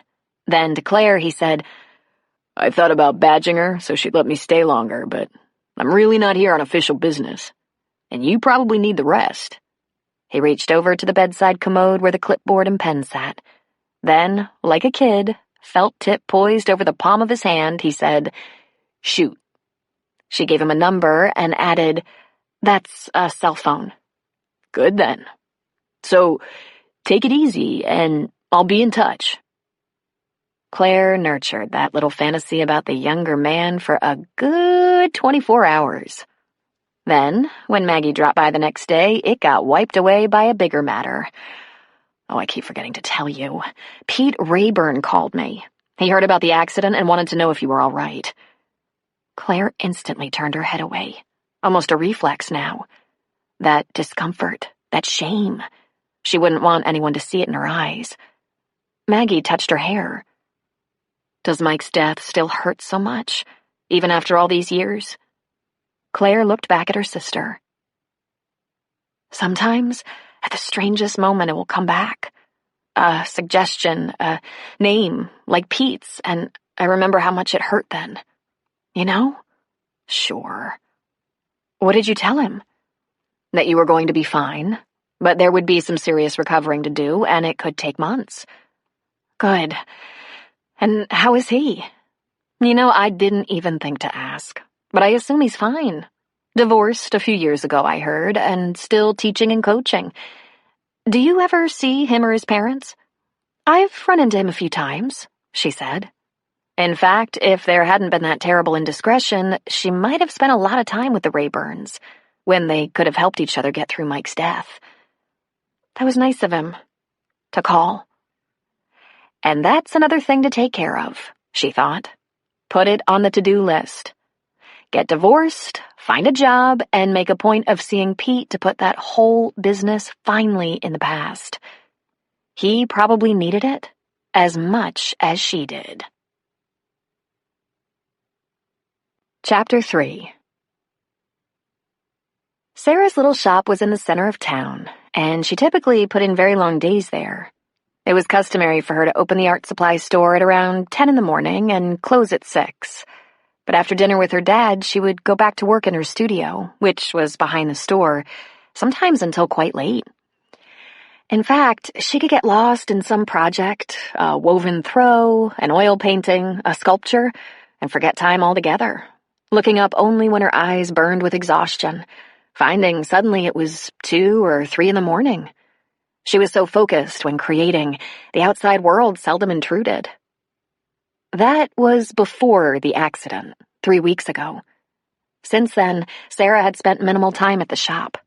She put a sign in the window, "Illness in the family. Call 555-2323 for today's hours of operation." Most of her customers were regulars who knew the family and were aware of the accident. Most of the town had heard about the accident. It made the papers. Sarah opened the shop for the sale of art supplies a few hours a day, spending the rest of her time with Claire at the hospital. Worry had clouded her usual single-minded drive to create. But today, a beautiful and sunny April day, as she closed the shop before 5, there was a special lift in her heart, because after 3 weeks, Claire was finally coming home. Claire's townhouse was out of the question, given the stairs to the bedrooms, so George was bringing her home to his house, his and Sarah's house, and the relief Sarah was feeling was tremendous. The whole family would be at George's to welcome her. Of course, Claire wasn't well yet. She was up walking, but still in pain, unable to sleep through the night without drugs. Sarah would gladly get up to make sure she was medicated and comfortable. The bed in her old bedroom at Dad's was too soft and low, so George rented a hospital bed. It could be a long and difficult few months, most of the summer at least, through which Claire would struggle with pain, physical therapy, making slow but steady progress. Sarah would do anything to help. But Claire would be home. After nearly losing her, this was paramount. Of course, Jason was coming to stay as well. He'd been at Maggie's for 3 weeks, and Lindsay and Hillary were on his last nerve. When Sarah got home, she was so happy to see all the cars in the drive and on the street. It looked as though everyone was present and accounted for, including Claire. No one would ever know how much seeing Claire in that hospital bed had shaken her. Besides her art and her shop, all she had in her life was the family. She didn't have girlfriends or boyfriends, and that was perfectly all right with her because her days and nights were busy with her little business and her creative projects. Her dad, sisters, nieces, and nephew were everything to her. Her sisters were always trying to coax her into being more social, but she honestly didn't know where she'd find the time. And she certainly wouldn't take it from family. Her sisters were her best friends. When she walked in the house, she met that wonderful noise of family making things happen in the kitchen. She spied Claire at the end of the long oak table in the large kitchen. She'd spent many an hour studying there, before and after what she'd come to refer to as the dark years. Claire was sitting on a pillow, a strained look on her face, as though she might be in pain. Sarah went straight to her, leaned down, and kissed her forehead. "I'm so happy you're home. Are you okay?" Claire grimaced. "My pain pill hasn't quite kicked in yet. I'll be okay. Can I get you anything?" "No, thank you, honey." Sarah went to the stove where Maggie, George's housekeeper Dottie, and Maggie's 13-year-old Hillary were surrounding a big pot. "What's happening over here?" she asked. "Stew. Aunt Claire's request." She lifted a spoon. "Taste?" She said appreciatively. "Not enough salt." "Told you," Hillary said to Dottie. Maggie slipped an arm around Sarah's waist and kissed her cheek. "How was the shop, sweetie?" "The same," she shrugged. "Fine." "Are you losing weight?" "You ask me that once a week." "Are you?" "I don't think so." But she was, and she knew it. Thing was, she could get involved in some art project and forget to eat. She could be consumed by a bust or throw or painting. Her work didn't bring in a lot of money, but she did have a following.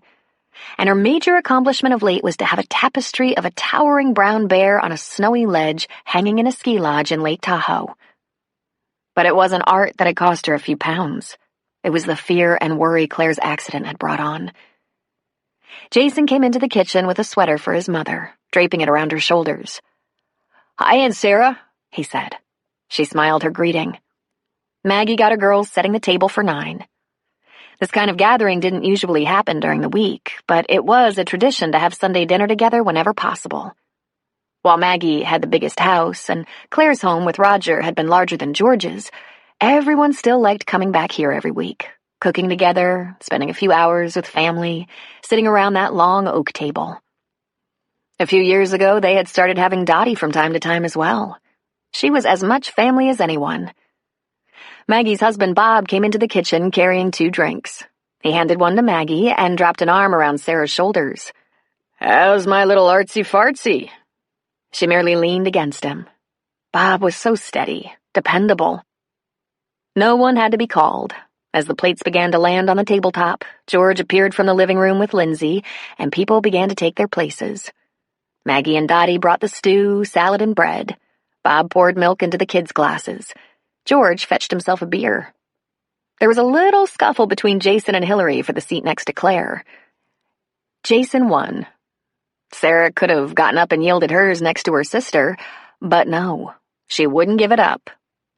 Before the plates were full, someone's cell phone chimed. Lindsay looked at her phone and said, "I have to get this," and jumped up from the table. "I have to get this," Bob repeated, humorously. "She's 15. "There's a guy," Hillary said, clearly having no intention of protecting her sister's secrets.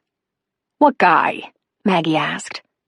"He's a junior," she said meanly. "A football player." "Christopher Mattingly," Jason said. "He's gonna start next year." Sarah felt herself smile. Her nieces were so gorgeous and smart, there would be no shortage of young men. Hopefully they would handle these years better than she had. With the force of Maggie and Bob to watch over them, surely they would be safe. There was passing and chatter, except that Claire, who was often talkative, was quieter than usual. That was okay, Sarah thought, because she was getting better. Things were getting back to normal. She folded her hands over her plate and let her eyes gently close for a moment, enjoying the sounds of her family around her. "You okay, honey?" Claire asked. "Yes. I'm just so relieved that everyone is back together again." "You don't do so well with change, do you, kiddo?" Claire asked. "Oh, I'm not as fragile as everyone thinks," she said. But because of this close call in her family, she realized she had kept herself too isolated, too safe. She vowed to take more chances, a little risk now and then. Maybe open up her life a little so that art and family wasn't the totality of her existence. However, she wasn't sure how that was done. Leaving the hospital was far more complicated than Claire imagined. First of all, when she left Roger months before, she found herself that cute little townhouse to rent. A townhouse full of stairs with a community washer and dryer. She didn't know how long it was going to take to be pain-free. Everybody is different. Healing time varies, the orthopedist had said. No one knew how long a person's cracked pelvis was going to hurt, how long walking and lifting and climbing stairs would be impossible and then merely difficult. Because her recovery would involve many weeks, maybe months, Maggie immediately and without being asked stepped in on Claire's behalf and negotiated with the landlord to cancel her lease. It was very quickly done. Claire had rented the townhouse as a temporary base anyway. Part of her plan had been to eventually find a larger, more permanent home for herself and Jason, with her share of equity from the house she and Roger shared, an amount to be determined later in a divorce. Now there would be more than one settlement to help pad her purse, one from the accident, one from the divorce. Both of those would take as long to settle as her recovery would be, if not longer. Maggie had warned her that dealing with the insurance company would be simple, but not fast, and she hadn't even filed for divorce from Roger yet. But as May came in bright and warm, Claire found that living with George, Sarah, and Jason, with Dottie ever present, was getting a little crowded. She liked her space. She'd get a little bristly when surrounded by too many people. Yet, the prospect of house hunting was too daunting to even imagine. Dottie came to George's place almost every day to make sure Claire had everything she needed. But she talked constantly and bleached Jason's undershorts with such gusto they turned into mere threads in no time. When the good housekeeper went out to replace them, she bought them too small. I don't know if I'm better off going commando or having my nuts squished all day, he complained. Besides that, if she doesn't quit asking me who I'm talking to on the phone, I might kill her. Patience, Claire said. This is temporary. After a month with George, Claire could see that very soon she could live on her own with a little help around the house. A problem she could throw a little money at, preferably Roger's money. But she had no house. Except she did have a house. She had walked out of it with practically nothing, assuming that in the divorce settlement she would get to take some of the things she treasured, plus a tidy settlement out of the equity, investments made during the marriage, plus half of the nest egg accrued during their 16 years together. Roger screwed around, but he had been a successful businessman. He'd made plenty of money. It might have been short-sighted of her at the time, leaving so suddenly, but since seeing the blonde in her bed, the thought of that master bedroom she had once found so luxurious and comfortable had lost all its appeal. However, there was a guest room and bath on the ground level. She could live there, manage the downstairs easily with her crutches, and rely on Jason to get up and down the stairs as necessary. She could not live with Roger, though, and neither could her son. Just trying to get him to visit his father had so far proved impossible. If she'd thought it through, she could have suggested that she and Roger temporarily trade homes. He could have her townhouse. She could have the home she'd lived in for 10 years. But thinking things through while lying in a hospital bed in excruciating pain had not been possible. She called Maggie and said, "I wonder if you could do me a favor.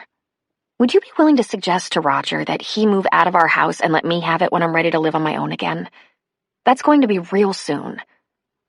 Maggie didn't respond at once, but finally, in a voice both surprised and pleased, said, "I'd be more than happy to." Maggie had always felt a bit underappreciated by her family. Here she was with her degree in law, a successful practice, an enormous number of important contacts, and they not only rarely asked her for help, they sometimes eschewed her advice. It was exactly the opposite to what other attorneys complained of. In fact, her own father was going to pay another lawyer to do his will and living trust. Sometimes it was insulting. Every time Claire began making noises about divorcing Roger, Maggie tried to counsel her. Claire had always been more than willing to complain about her marriage, but she was never prepared to discuss doing something about it. But the accident had changed everything. Claire needed Maggie to deal with the insurance company, the lease on the townhouse, and now this. Maggie was secretly thrilled. and she was going to do right by her sister. She took a large chunk out of her busy day, putting paying clients on hold, to track down Roger. She went to his office in downtown Breckenridge, not really expecting to find him there. Roger liked to be out and about and did most of his business and his running around all over this town and those nearby. At least that was what she expected, to have to chase him down at a restaurant or client's home. But his secretary reported him home sick. Ha! She thought.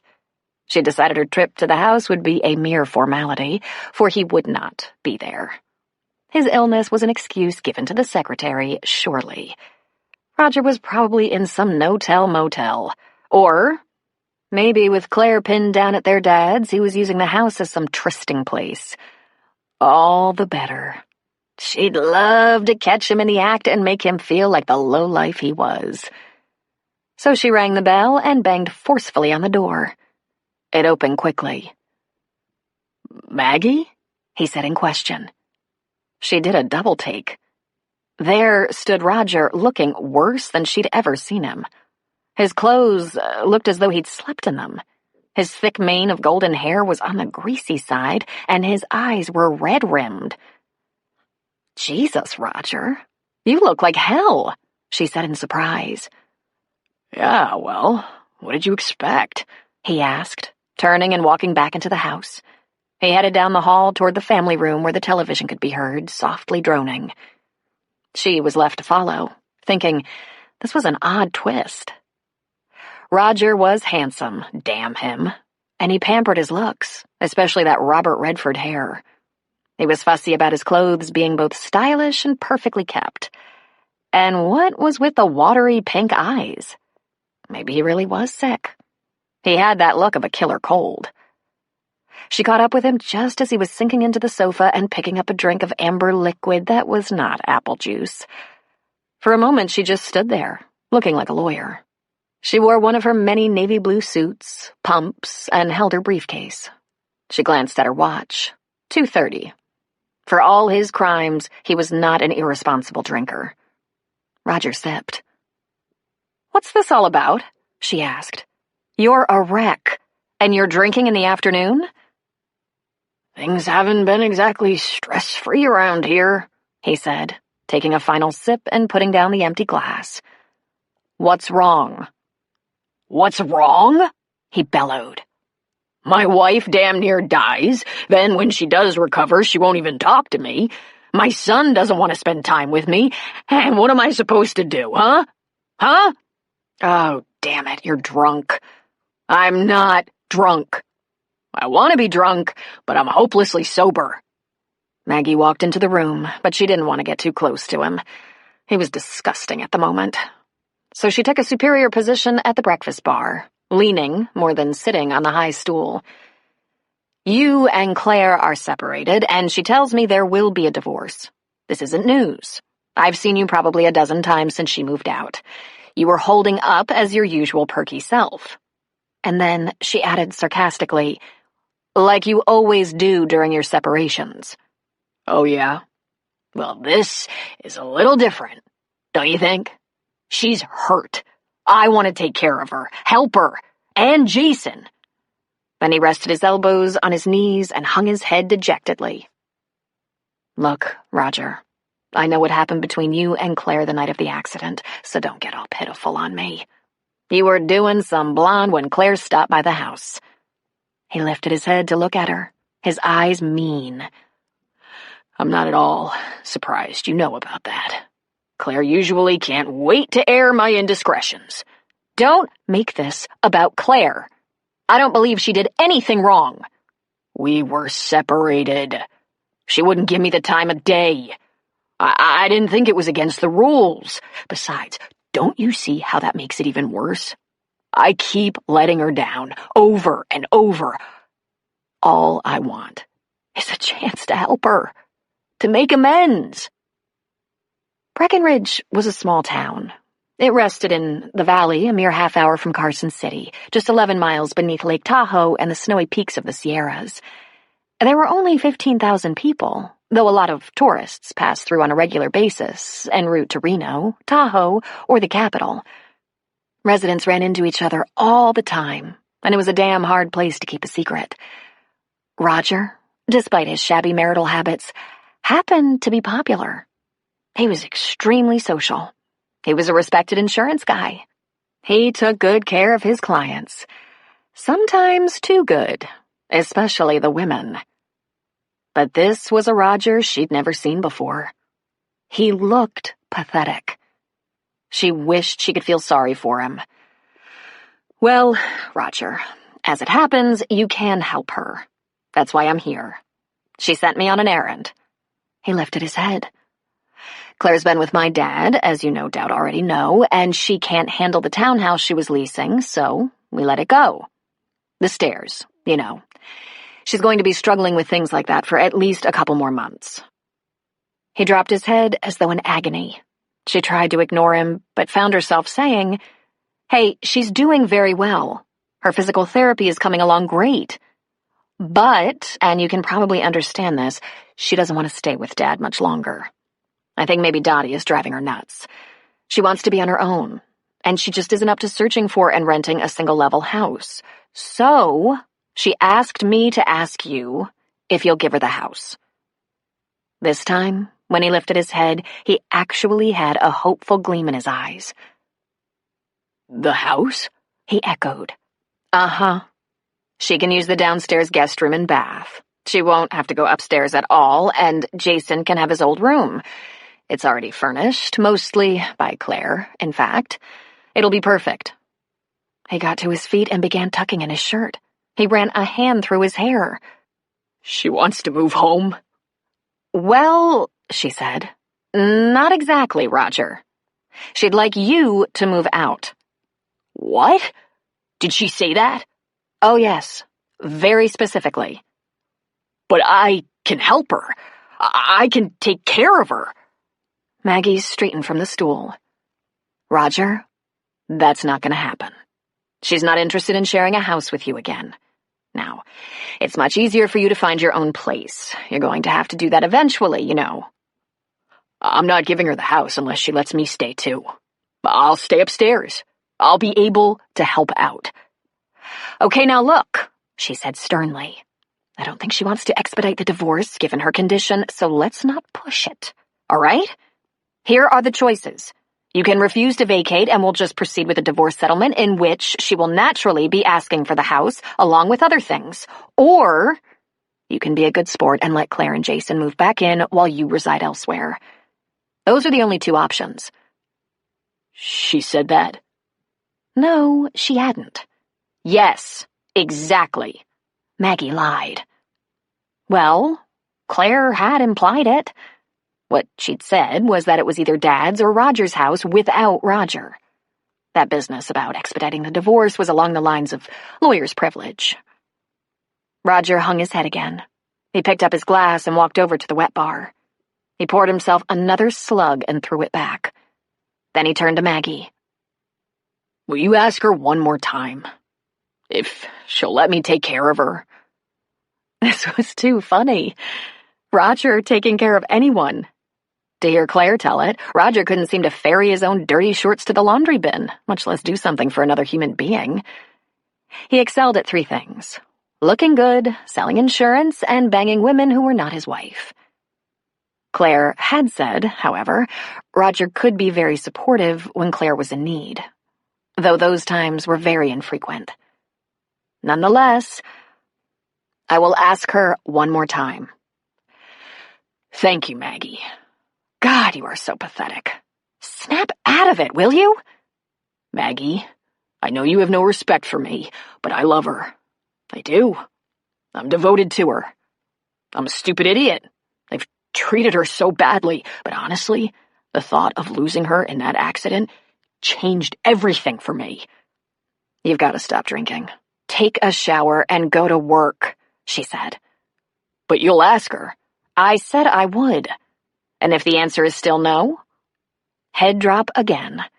He turned and faced the bar, leaning on braced hands. "She can have anything she wants," he said. She stood there watching his back for a moment, but he wasn't turning around. "Thanks, Roger. I'll be in touch." Maggie went back to her office for the rest of the afternoon. She could have called Claire and asked her the loaded question, but wanted to be face-to-face in case Claire revisited earlier fits of indecision and even thought about giving Roger another chance. Maggie considered lying and not asking the question. The only thing that prevented her from doing so was the possibility of that conniving Roger telling on her. But she fully intended to talk Claire off the ledge if she had to. So she went to Claire. "You are looking so much better," she remarked. And Claire really was.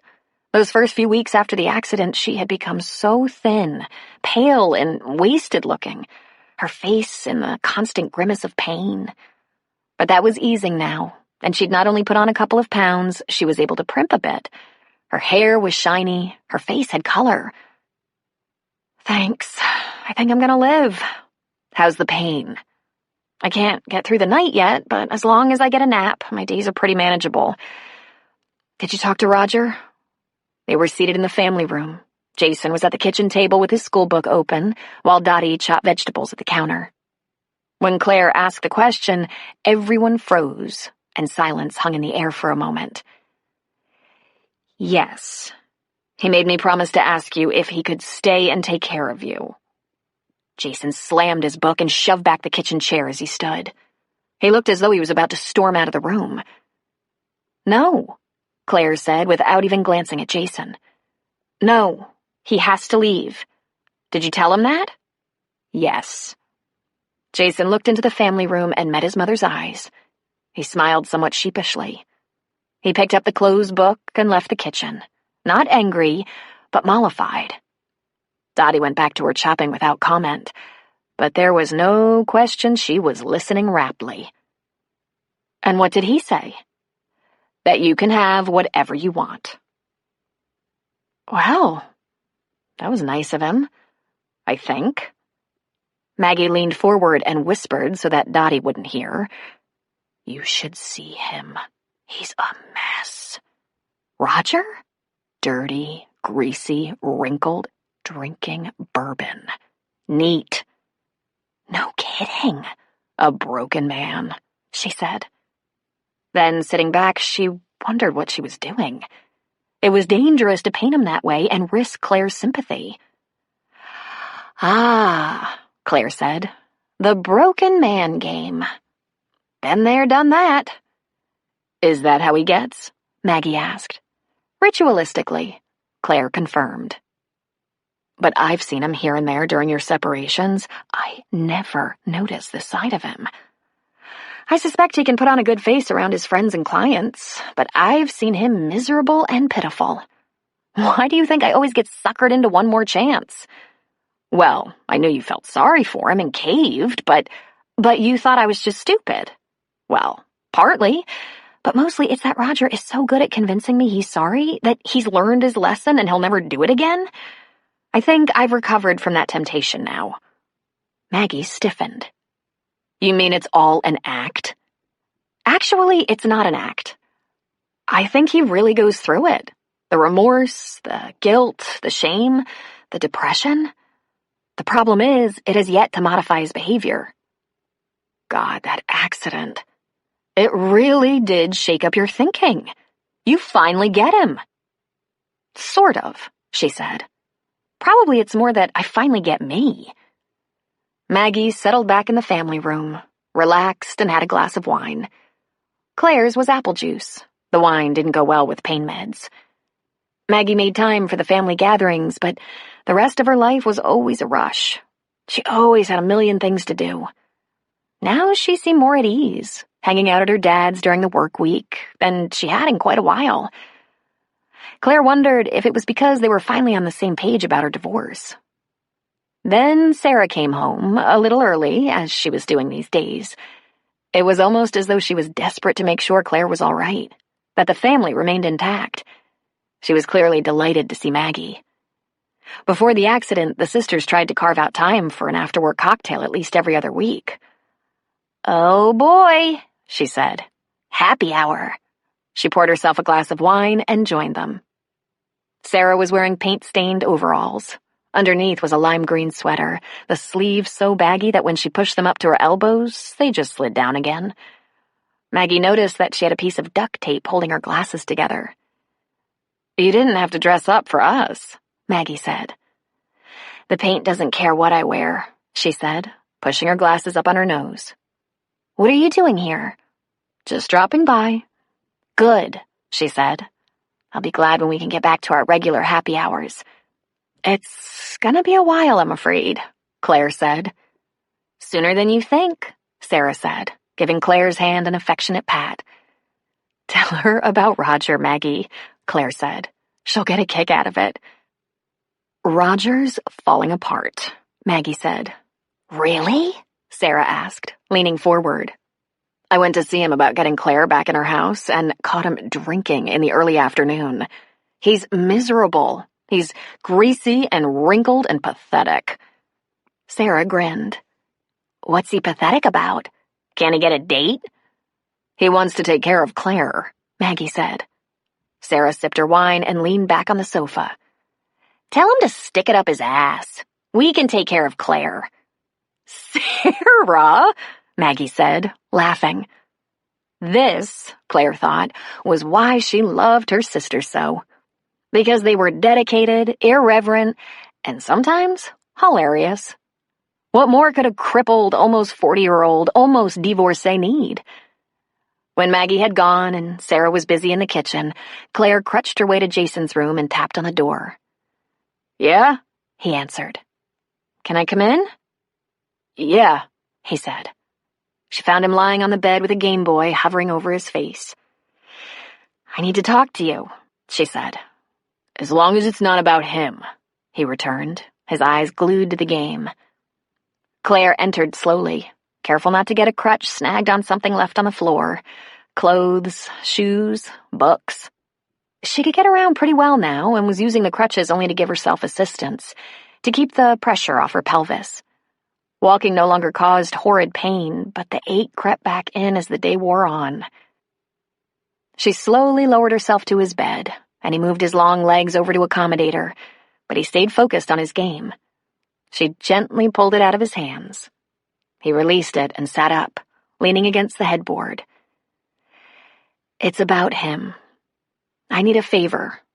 "Aww." "Jason. The accident. It not only shook up my body, it shook up my mind. I can see that I need to make changes in my life. Big changes. I have to heal my body, and also I have to heal my spirit. I have to get a life. And I need you to lighten up. I know you're mad. I'm not going to try to talk you out of it. You can work out those issues with your counselor. But I can't get better while I'm constantly faced with your rage. I can't move on. Understand?" "But don't you hate him?" "Actually, I don't," she said. She didn't even have to reach for the answer. "I'm really mad at him. Who wouldn't be? But Jason, he's the one who's losing out here. He had his last chance with me, and it's over. He lost a good wife, and, I fear, a wonderful son. You have no idea how much hurt this is causing him. You have to trust me." Remarkably, tears gathered in Jason's eyes. "You should hate him," he said. But he didn't say it in rage. He said it with pain. "There was a time I did," she said, reaching out and threading some of that thick, floppy blonde hair across his brow. "But I'm just too busy now. Healing is like a full-time job. And the second I'm better, I have to think about our own house, a good job, and getting on with my life. My life with you." "Sometimes I just can't take it," he said. "Take what?" He shook his head in misery, looking down. "What, Jason?" He looked up and a tear spilled over. Even though he was at that ragged and vulnerable age, seeing him cry was rare. "He's like his dad was, right?" She shrugged. "I don't know. I guess so." She wasn't sure of the details of Roger's family. He never bitched about his father. His mother, a widow for some time now, complained about what her life had been like, married to a man who was greedy and unfaithful and left her virtually penniless, but Roger's father had been dead for a long time, and Roger took good care of his mother. Claire had met Roger's father, but couldn't say she knew him. Just when you think your kid isn't paying attention. Apparently Jason had heard everything that spilled out of his grandmother's mouth. So? What if I'm like him? Oh, Jason.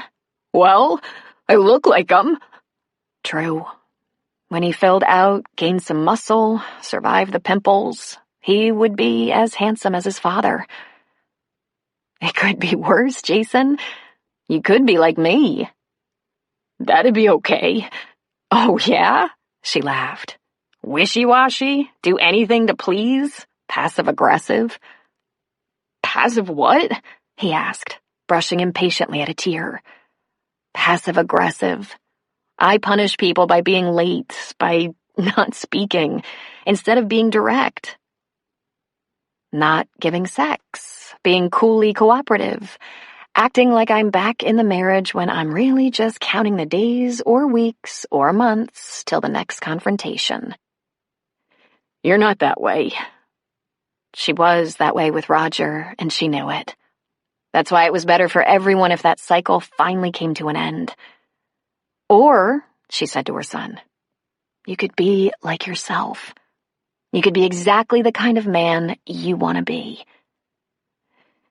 Didn't he see his own dad being a jerk to his mother and want to be better? Can't answer that, she shrugged. I don't know if he saw it. Don't know if he wanted to be different. So what if you can't help it? What if I grow up to be a crappy husband? Jason, if you don't want to be like that, you won't. Everyone has a choice about how they act. You think that? I know that. Look, you can be mad. You can hate him if you want, but at the end of the day, you are who you want to be. You're in charge of your own life, period. You don't have to waste 1 second worrying that you'll be anything but what you want to be. I swear. Looking down into his lap, he nodded weakly. She lifted his chin and looked into his eyes.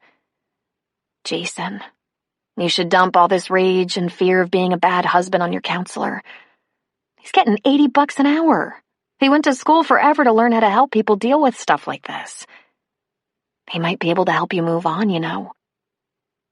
Yeah, well, you're wasting your money as far as I'm concerned. She smiled conspiratorially. It's your dad's money.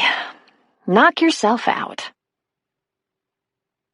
3 weeks in the hospital, 6 weeks at George's, at least another 2 before Roger, who was not cooperating quickly by finding his own place. Claire was beginning to think that someday, within a few weeks, she would be living a life without crutches and pain meds. Right now, she was moving around with all the speed of bureaucracy, but moving around at least.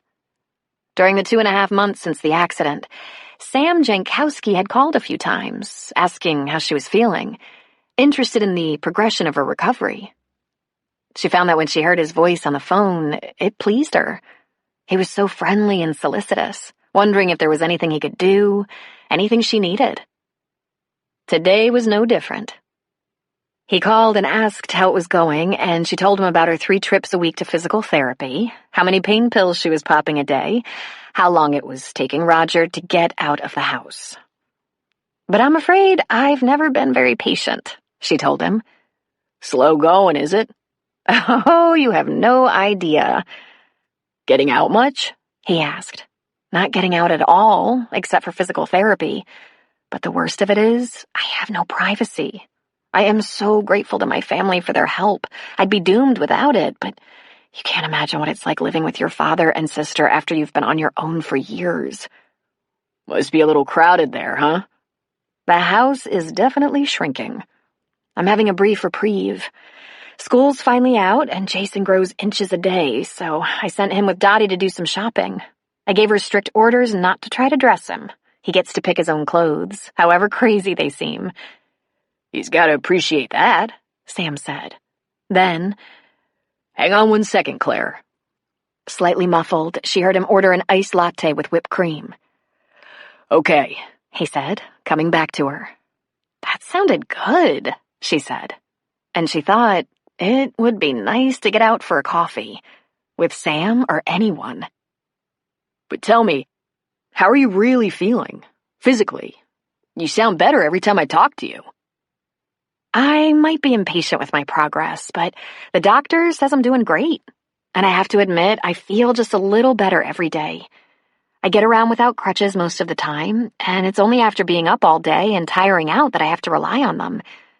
Not only that, I'm not all that sorry that I've dropped a couple of pounds, even if I wouldn't recommend the diet. And despite all my bitching, I think my housing situation is going to improve soon. It looks like by the middle of June I'll get to go home. I'll have to stay on the ground floor, of course. I still can't manage the stairs. Claire, how long have you been separated, if you don't mind the question? Not at all. Going on 6 months? I would have filed for divorce by now, but it's a bad time to shake up all the health benefits, etc. And, should Roger be a pain in the butt about all the particulars, I have to be a bit stronger to deal with him. Are you sure this is final for you? Absolutely. Not only is it almost 6 months now, it's the 4th time in 10 years. I may be a slow learner, but I'm steady. Was it for the reason you gave me when I caught you speeding? Unfortunately. Roger is a tomcat. Can't help himself. It'll never change. And even if it does, I'm moving on. Are you married? Single? Divorced? He laughed softly. Claire, if I were married, I doubt my wife would be happy about how often I've called you. Oh, it's nice of you to check on me, she said. Thoughtful, sensitive. Single, he answered. The doorbell rang. Oh, damn, she said. Someone's here. You don't have to answer the door if you're not feeling up to it. No excuses necessary. She groaned a little as she got to her feet. No, I'm up to it. I'd just rather finish this conversation is all. Maybe I could call you back? I hear the radio in the background, so I know you're on duty. But you could let me see who this is, and maybe you could call me back? She opened the door, and there stood Sam, squad car in the drive, Starbucks bag in his hand. She smiled and clicked off the phone. Or you could come in and bring that coffee with you. If you're sure I'm not imposing. You're not. I know I don't look very good. I haven't even... You look great, he said, coming into the house. You knew where I lived? Where my dad lives? Little things like that aren't very difficult to find out.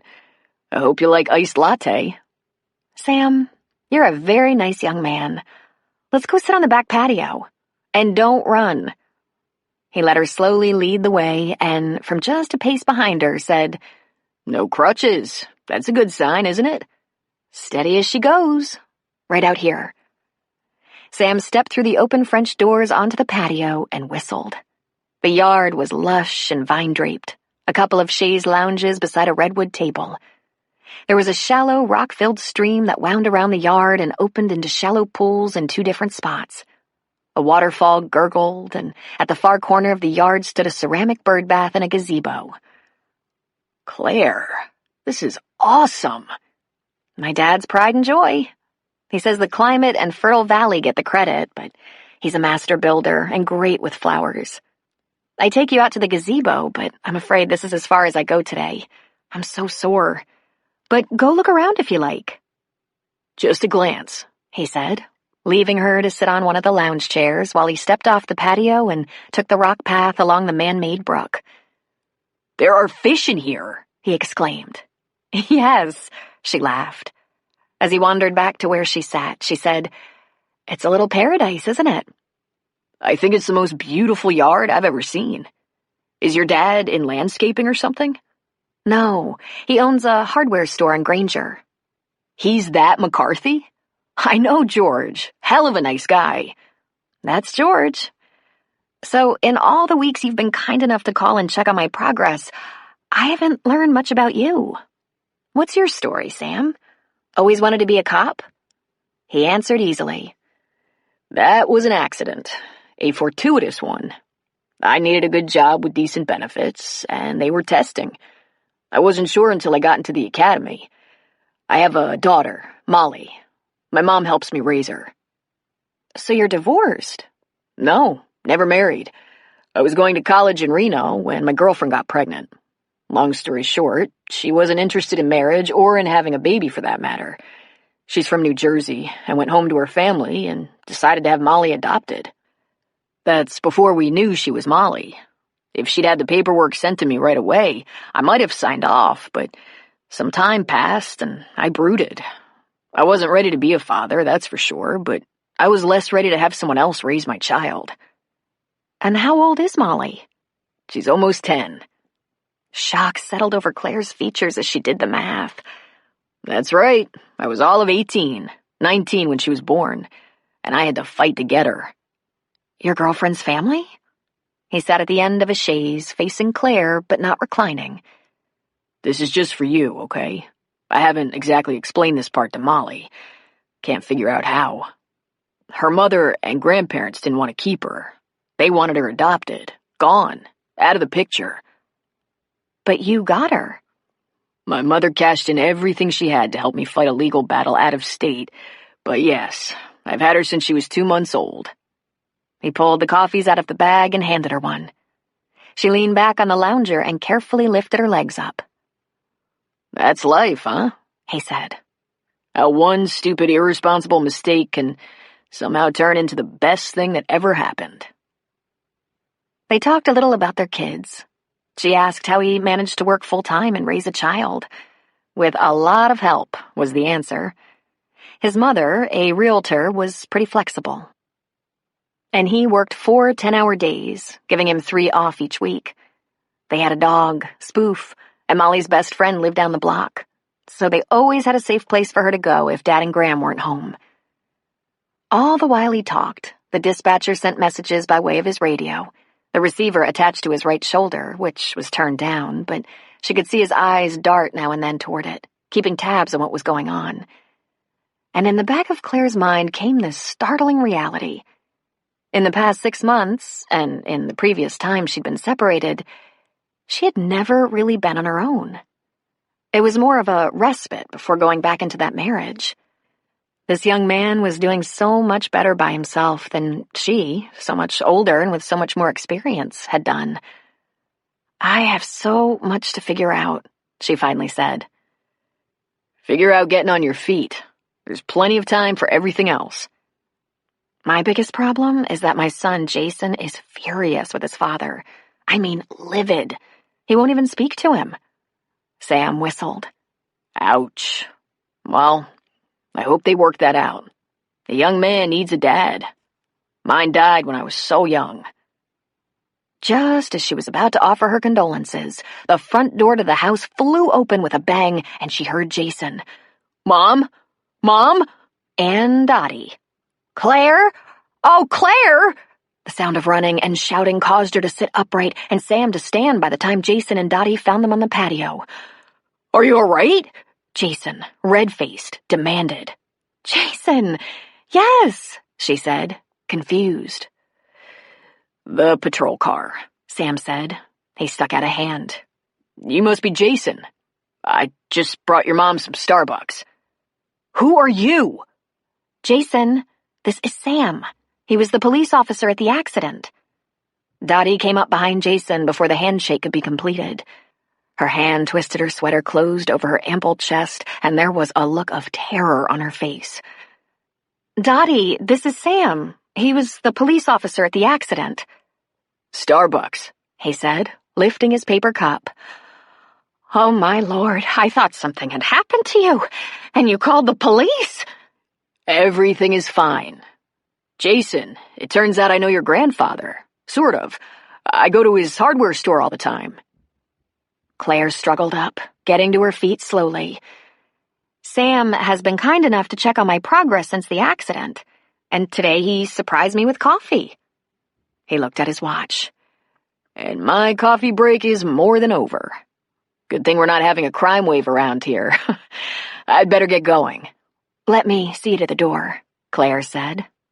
You don't have to. I know the way, and I hate to make you move around too much." "I'm supposed to be walking. Good for me, they say."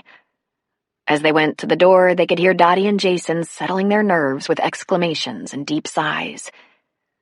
"You didn't tell them about me," Sam said. "I guess I didn't," she said. "It never occurred to me that the police car would throw them into a panic. Sometimes I just don't think ahead."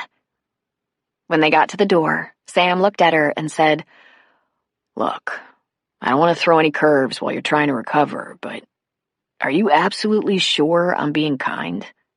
Or thoughtful and sensitive? And that there's not another reason I've been in touch?" The questions threw her. What would a handsome young man like Sam want with an older woman like Claire? Came to mind. But all she said was, "I have a cracked pelvis."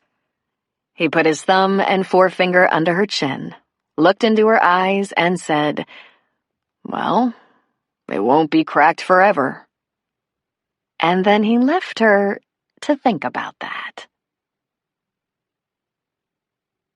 Chapter 4. "Claire, I can barely hear you," Maggie said into the phone. "Because I'm in the closet," Claire replied in a low voice. "Did you say you're in your closet? Get out of your closet so I can hear you." Just a minute. It isn't that easy." The closet in question was not a walk-in closet. It was a mere cubbyhole with a sliding door. But she had to talk to somebody, and it was imperative that Jason and Dottie not overhear. Once out, behind the closed bedroom door, she realized she'd gone over the top by trying to hide. This was her cell phone, so there was no extension, and Jason was probably either watching TV or in his room with his stereo turned up. Claire sat on her bed. Still, she kept her voice down. "Did you hear anything I said?" she asked Maggie. "You said the police officer who was at the accident came to see you?" she repeated by way of a question. "The young police officer. Very young. 29. "Okay." "He brought coffee, and—" She was momentarily speechless. She couldn't go on. It sounded so ridiculous, even in her mind. It was impossible to comprehend. "Claire, what?" "He asked me if I was sure he was just being thoughtful. Was I sure it wasn't something more than that? Maggie, I think he's pursuing me." "Well now," Maggie said. "Any chance you might have sex again before you die?" "Sex?" she said in a slow, shocked breath. Maggie burst into laughter. "For God's sake, Claire, you're just coming into your prime." "You could teach the boy a few things." Silence answered her. "You haven't forgotten how, have you?" "How can you talk about sex?" Claire wanted to know. "Well, usually if things go well, sex follows. Good luck to ya." Ugh! What I can't figure out is why would a handsome young man his age be interested in someone like me? "Is this a trick question?" Maggie asked. Silence again. God, I hate that you don't know things about yourself. Important things. You're attractive. No, you're beautiful. You're fun, you're sincere, you're ridiculously tidy, patient, and wise. Tidy, patient, and wise? She asked, laughing suddenly. Yeah, I'm sure this good-looking young buck has been searching high and low for a woman who's tidy. Besides, I'm not wise. I've made some of the dumbest choices for a woman my age. She thought for a second and said, I am tidy, though. He probably just liked your face and body. The rest will come. Tell me about him. What's he like? He's nice, she said.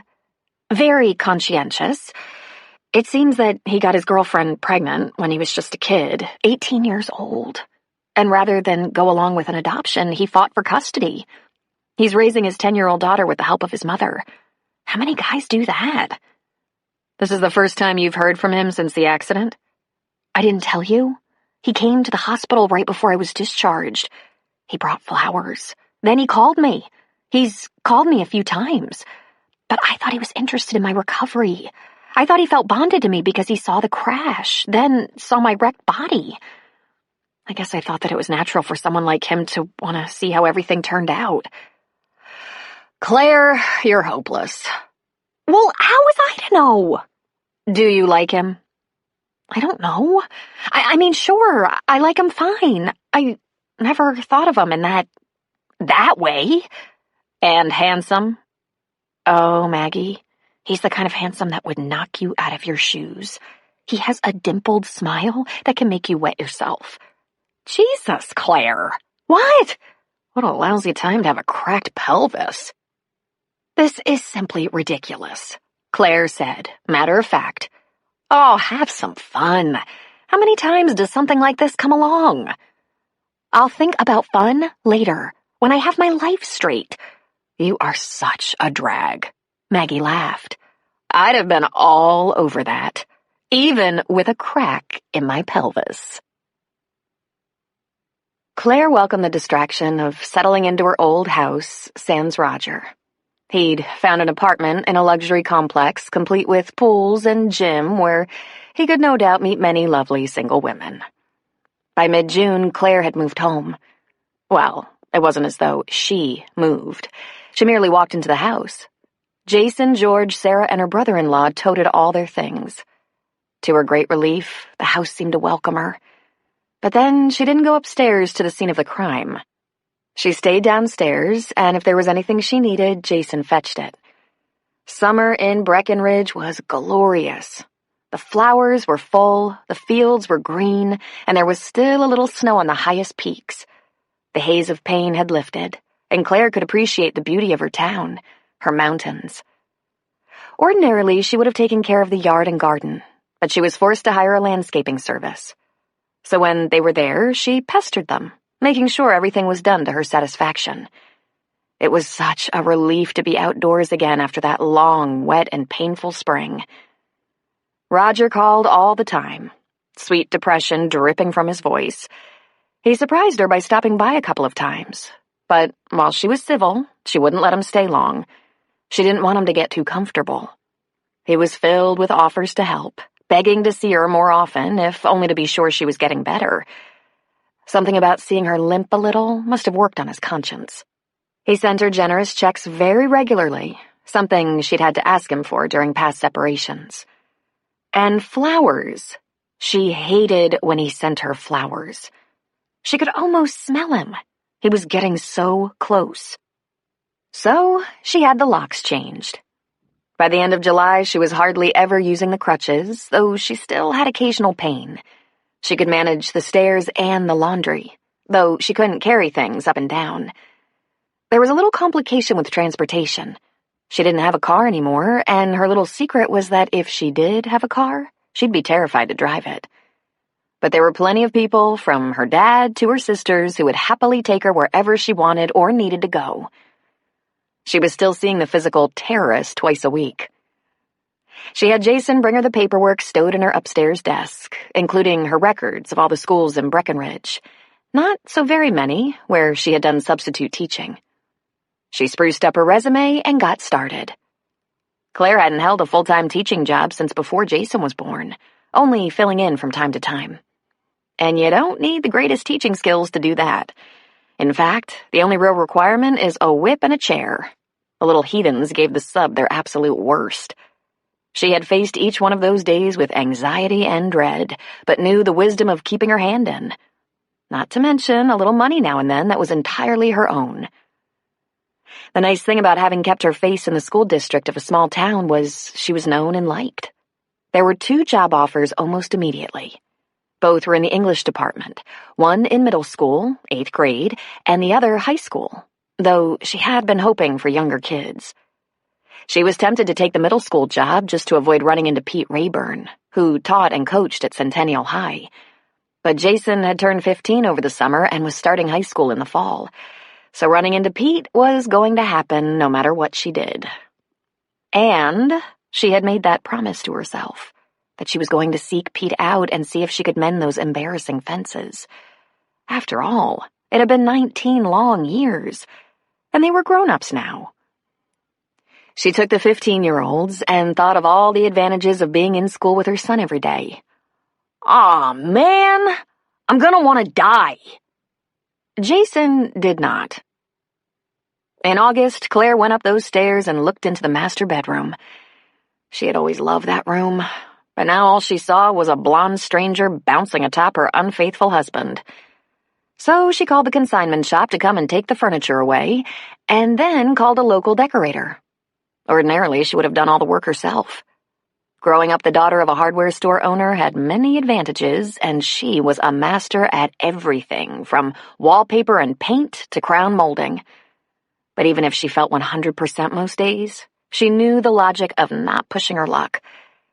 Just a couple of weeks later, when she went back into the bedroom, everything was changed, from the sheets to the window treatments. It was entirely new, without a trace of Roger's infidelities. She gathered materials from her new employer and set about the task of preparing lesson plans for the year ahead. And as she did so, she began to fantasize about doing any other kind of job than teaching. Why hadn't she become an architect, a nurse, been a business major? How could she face 120 15-year-olds a day? 120 Jasons and Jasonettes? But surely they would be more tame if she was the regular teacher and not the sub. She had all but forgotten about her flirty younger man. From his few calls over summer, he was all cooled down. She reminded him a couple of times about how sore her pelvis was, and he moved back into his assigned slot as the local cop who was only concerned about how she was feeling, how her recovery was going. She did have one small handicap. She happened to enjoy talking to him. And when he called, she found herself eager to regale him with tales of her hectic days, of redecorating, job interviewing, shopping for work clothes, getting Jason ready for school, sidestepping Roger, and working on study plans for her new job. She hadn't seen him all summer, since the day last June when he showed up with coffee.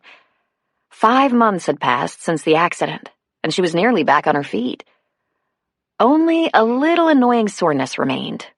She was ready to go back to work and get on with her life. Then one day, Sam called and said, You know, it's been weeks since I've seen you, and I bet you're just about fully recovered. I just about am, she said, surprisingly glad to hear his voice. Feeling really great, as a matter of fact. Have you had a good summer? I stay pretty busy when Molly's out of school, and we had a nice long vacation in July. Got a cabin on the north shore of the lake and really relaxed. Your mom went along? She asked. Sure, he said. Claire surprised herself by thinking, then he wouldn't have taken a woman along. But she banished the thought as a ridiculous regression into dangerous fantasies. It must have been fun, she said. And then the doorbell rang, and she said, Damn it! Can you hold on 1 second? Someone's at the door. Carrying the phone with her, she opened it, and there he stood. Not in uniform this time, but in jeans and a sleeveless t-shirt that happened to show off his tanned and muscled arms. She gulped at his physique and kept herself from sighing at his hard good looks. This is a cute trick you have, she said, clicking off her phone. I know, he said, treating her to that incredible smile. So, besides being very funny, what are you doing here? On a mission, he said with a shrug. Got a few minutes? Actually, I'm right in the middle of... Come on, I'm not going to kidnap you. Or maybe I should. You probably couldn't put up much of a fight. He dangled car keys in front of her. I bought a new car. Want to see? Sure, she said amiably. How typical of a young guy, she thought, car proud. There in her drive sat a Lexus SUV, a lovely deep blue color. Wow, she said. Breckenridge is paying cops pretty well these days.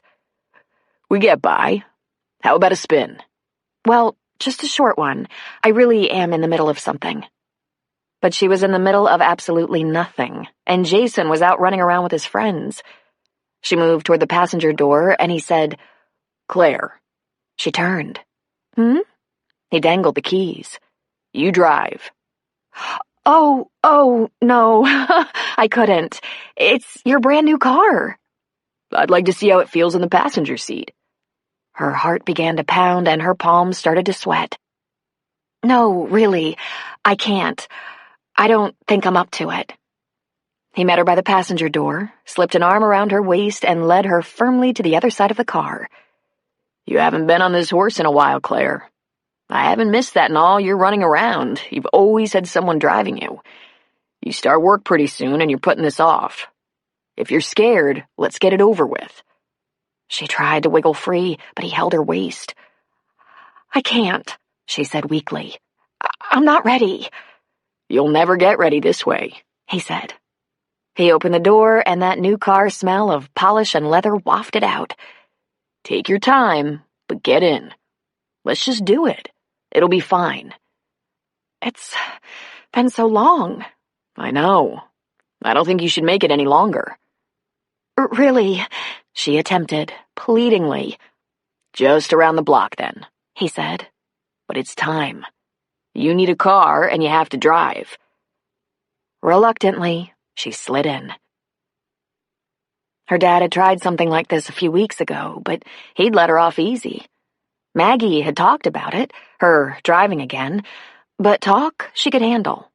She swore to Maggie she wasn't phobic about it. She just wanted to pick out a nice car when her insurance settlement from the accident came in, and that would be that. But the truth was that Claire didn't need to wait to buy a car. She had plenty of money, both savings from her life with Roger, along with the stipends he sent, not to mention her future salary from the teaching position. She could qualify for a car loan, no problem. She sat behind the wheel while Sam got in the other side. She placed her hands on the steering wheel, massaging the leather cover. He waited a moment, then, when she didn't move, he reached across her and fastened her seatbelt. How's it feel? It's very nice, she said. I'd like to just sit here for a while. He gave that about 10 seconds. Then he turned the key and started the engine. Very uncomplicated car, Claire. Just put it in reverse, back out, and take her around the block. You can do it. Simple. I can do that, she said. And in her head, she said, I can do it. I can do it. I can do it. I'd just rather not. One thing she knew for sure. This was going to have to happen sometime, and for whatever reason, she was glad it was happening with Sam, and not George or Maggie, or even, God forbid, Roger. So she put the car in reverse, and with her foot on the brake, adjusted the rearview mirror. She went slowly down the drive, changed gears, and headed down the street. She signaled at the corner, made a right turn, signaled at the next corner for another right, and repeated the process a third time. She licked her lips, swallowed several times, and gripped the wheel hard so that it wouldn't fly away. How's that feel? He asked. I don't know. Are you supposed to sweat this much? Well, I do. But I think it has something to do with the payments. He chuckled. She stole a quick glance at him and then got her eyes back on the road. He was smiling at her, joking around with her. Her house came into view. Go around again, he commanded. Really, once is... Claire, you have to get it up to 15 miles an hour before we quit. Now drive. She eased down on the accelerator with caution and brought the speed up. Geez, all you have to do is ask.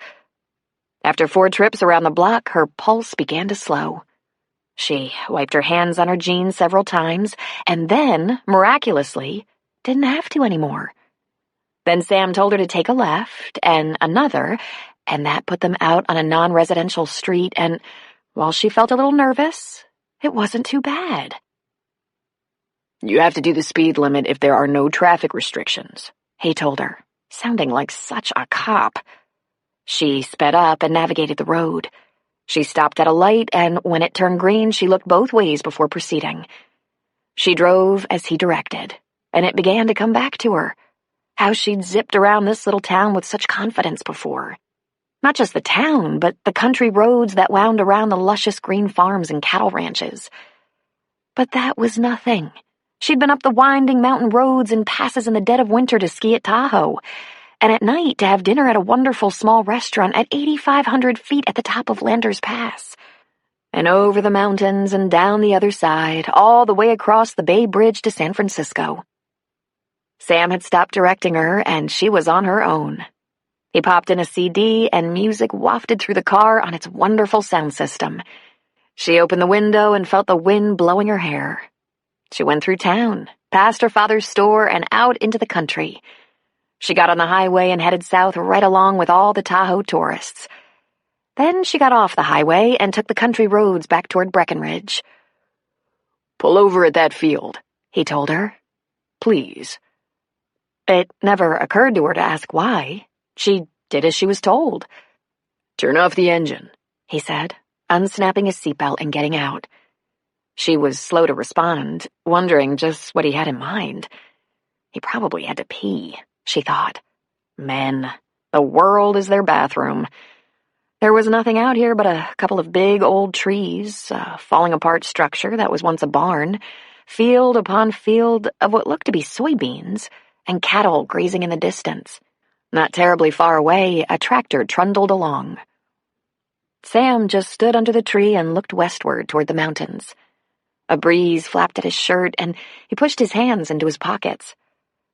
She got out and joined him. "What are we doing?" she asked. He nodded toward the Sierras.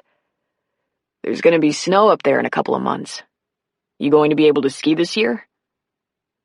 You don't ask someone from Breckenridge, or anywhere around Reno and Tahoe, if they skied, because almost anyone who lived right beneath this gorgeous mountain range was born on skis.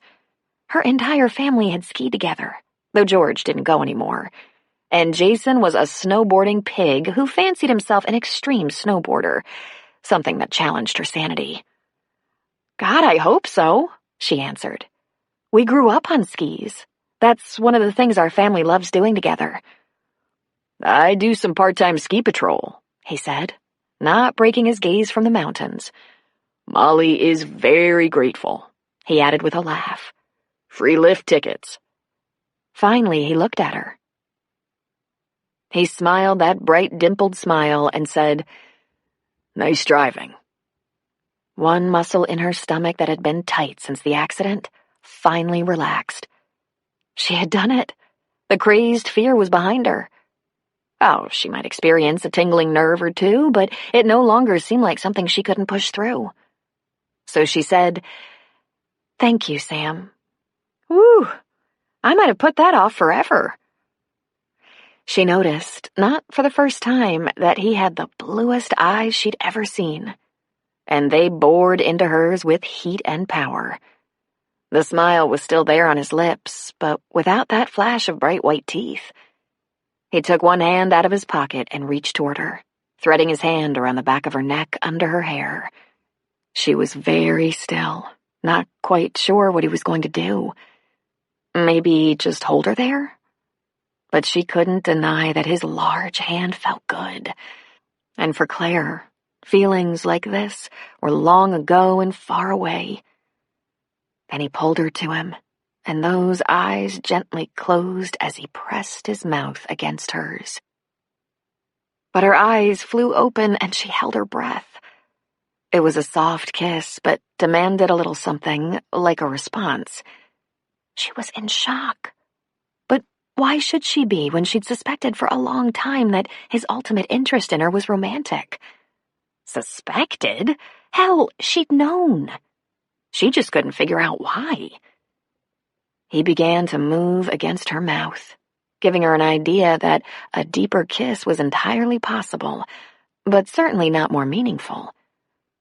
Then he let go and looked into her wide, startled eyes and said, "For God's sake, close your eyes, breathe, and kiss me. It wouldn't kill you." She had always been very good at doing just as she was told. She closed her eyes, leaned into his lips, and gently breathed. Ah, that was what she remembered. It was very, very nice. In her head, she was already pressed against that rock-hard chest, wrapped around him like her grandmother's shawl. But he didn't embrace her, so she embraced him, though somewhat clumsily. It must be hard for him to imagine that this almost 40-year-old woman who'd been married for 16 years was pretty inexperienced in this kissing men she barely knew. But she did know him. She knew him well. They'd become friends during those phone chats. It was just that she'd been focused on keeping him at a respectable and platonic distance because there were two things that were glaringly obvious to her. One, she could fall into him and devour him like a hot fudge sundae. And two, she was a little too vulnerable to be in that kind of relationship right now. It held the potential for people to get hurt. He pulled back. That's more like it. You appear to be a little rusty. You don't, she said a bit breathlessly. I've been thinking about it a long time, he said with a shrug. Sam. Me first. Are you dodging me, Claire? No, she said. No, really, I've been, well, you know. No, I don't. Level with me. She took a calming breath and said, You're sweet, Sam, and I like you. Who could help but like you? I appreciate that you've stayed in touch since the accident. And what you did today, well, much as I resisted, it was wonderful of you. But any kind of relationship with anyone is way down on my to-do list. I have monumental things to accomplish, not the least of which is a divorce. I don't want to get hurt, and I don't want to hurt anyone. I'm not ready. He pursed his lips and gave a sharp nod as though he understood. Fair enough, Claire. It's been a rugged few months for you. Thanks for understanding, Sam. No problem. I'm not here to mess with your head. That first night I met you, the one thing I could see was that you were a woman who could think straight even under stress. And finally he removed that hand, but not his eyes. And she instantly missed the hand. Ha ha! She laughed. Me? I was speeding, remember? And a basket case at that. Unruffled, he just chuckled under his breath and said, Do you know how many people actually shoot each other in situations like you found yourself in? Believe me, a few tears, 10 miles over the limit, it was downright stoic. There was this ice bucket, she said. At the foot of the bed. I doused them both, she admitted. Well, good for you, he said. I like you, you know. I like you too, she said. But I'm not ready for more than that. Okay then, he said, taking her hand and leading her back to the car. Take me home. I have things to get done today, since I'm not having sex. Yes, sir, she said with a big laugh. They didn't talk during the ride home. She enjoyed the driving, and he apparently enjoyed the scenery and his sound system, though he did reach over and put his hand on her thigh. Common sense told her she should tell him to remove it, but she happened to like it there. What the hell, she thought. I should have something to look forward to. A fling with a drop-dead gorgeous younger man wasn't entirely out of the question, was it? Once they were back in her drive, she left the car running as she unbuckled and got out. He crossed to the driver's side, and she thanked him again.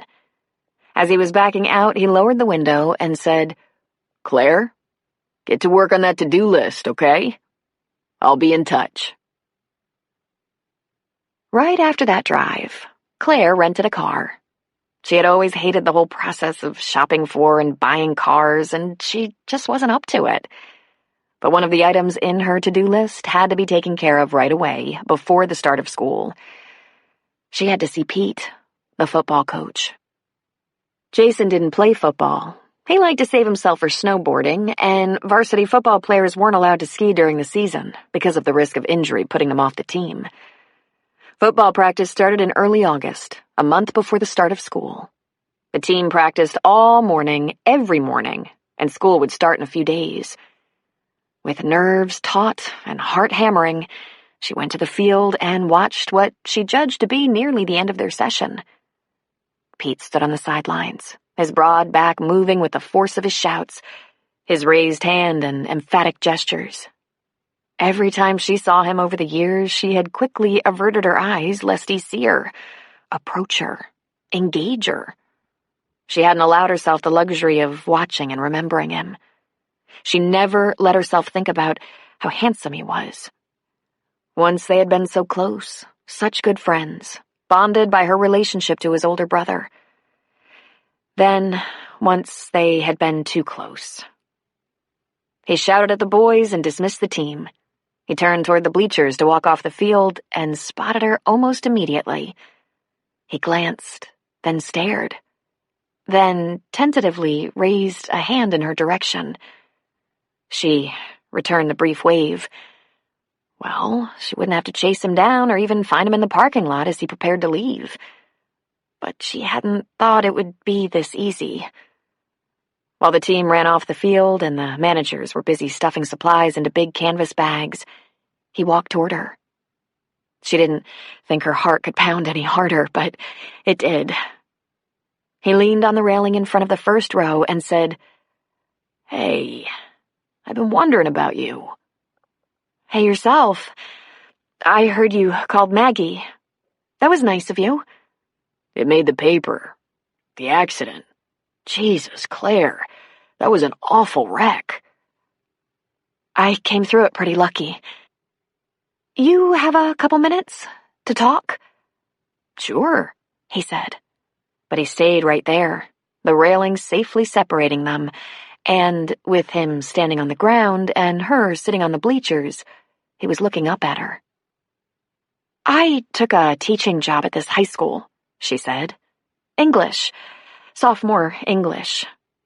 His face brightened, no question about that. That gave her encouragement, if not courage. So maybe he didn't hate her so much anymore? "Wow," he said. "That's great."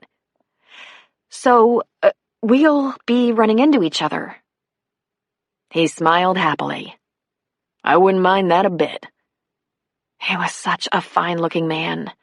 Not like Roger, who was too handsome for his own good, but in so many ways Pete's good looks appealed to her more. His light brown hair was cut so short it wouldn't even need combing, and he had stayed fit. Flat belly, strong shoulders and arms. Sweat stained his torn t-shirt, and dirt and grass marked up his sweats. But he looked good like that, as though he'd been working hard. And there was rough stubble on his cheeks and chin. He hadn't shaved before coming to practice. Rugged looking, that's what he was. All man.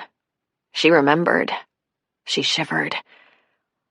"Look, this is hard, but I want to talk about something.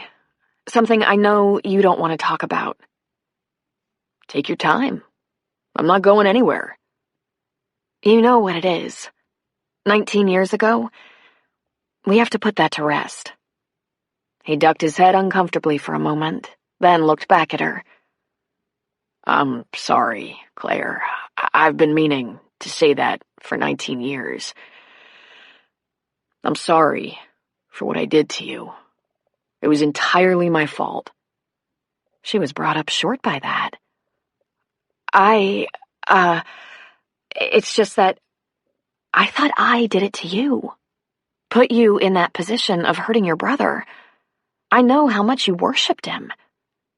"You didn't do it to me," he said. "Okay, maybe we were both at fault. And I think carrying around that guilt and pain all this time, I really want to let go of it now. I've been having trouble since it happened. Enough is enough." "I'm sorry," he said again. "Stop saying that. It was both of us." She took a breath. "Have you been struggling with the guilt too?" she asked. "Oh, yeah," he said, with a chuckle that did not come from being amused. "But I don't think the same way as you. This isn't going to get me any points, I'm pretty sure, but I didn't have that much guilt over what I did to my brother. Some, sure, especially right after he died. Felt like a real slime ball, you know? But then he was gone, and missing him was so much more real than feeling guilty about anything. The thing that worked on me for 19 years was that it hurt you so much. I'm still not sure how it all happened, she said. He looked away briefly, so she hurried on. Wine, opportunity, loneliness, whatever. Then, more quietly, I'm sorry, too. There you go, he said. We're both sorry. Something about that was odd. She didn't understand. She said, every time I ran into you, you looked so damn uncomfortable. I thought you couldn't stand to look at me. He looked totally shocked. Me? No, no. I thought it was the other way around. That you hated me. Oh, no. I never did, Pete. In fact, you don't know how many times I thought if that hadn't happened between us, we might have been so much help to each other when Mike died. As it was, we avoided each other like the plague. Well, I doubt I'd have been much good to you or anyone. I was pretty useless for a few years there. Later, though, when I got myself straightened out a little, I thought about you a lot, and how I never did anything to help you get through it. I hated myself for that, too. But honest to God, I thought if I even approached you, you'd freak out and snap. You seemed so hurt, so damaged by it. I knew I had to give you time, space, and then... She waited for him to finish, and when he didn't, she prodded.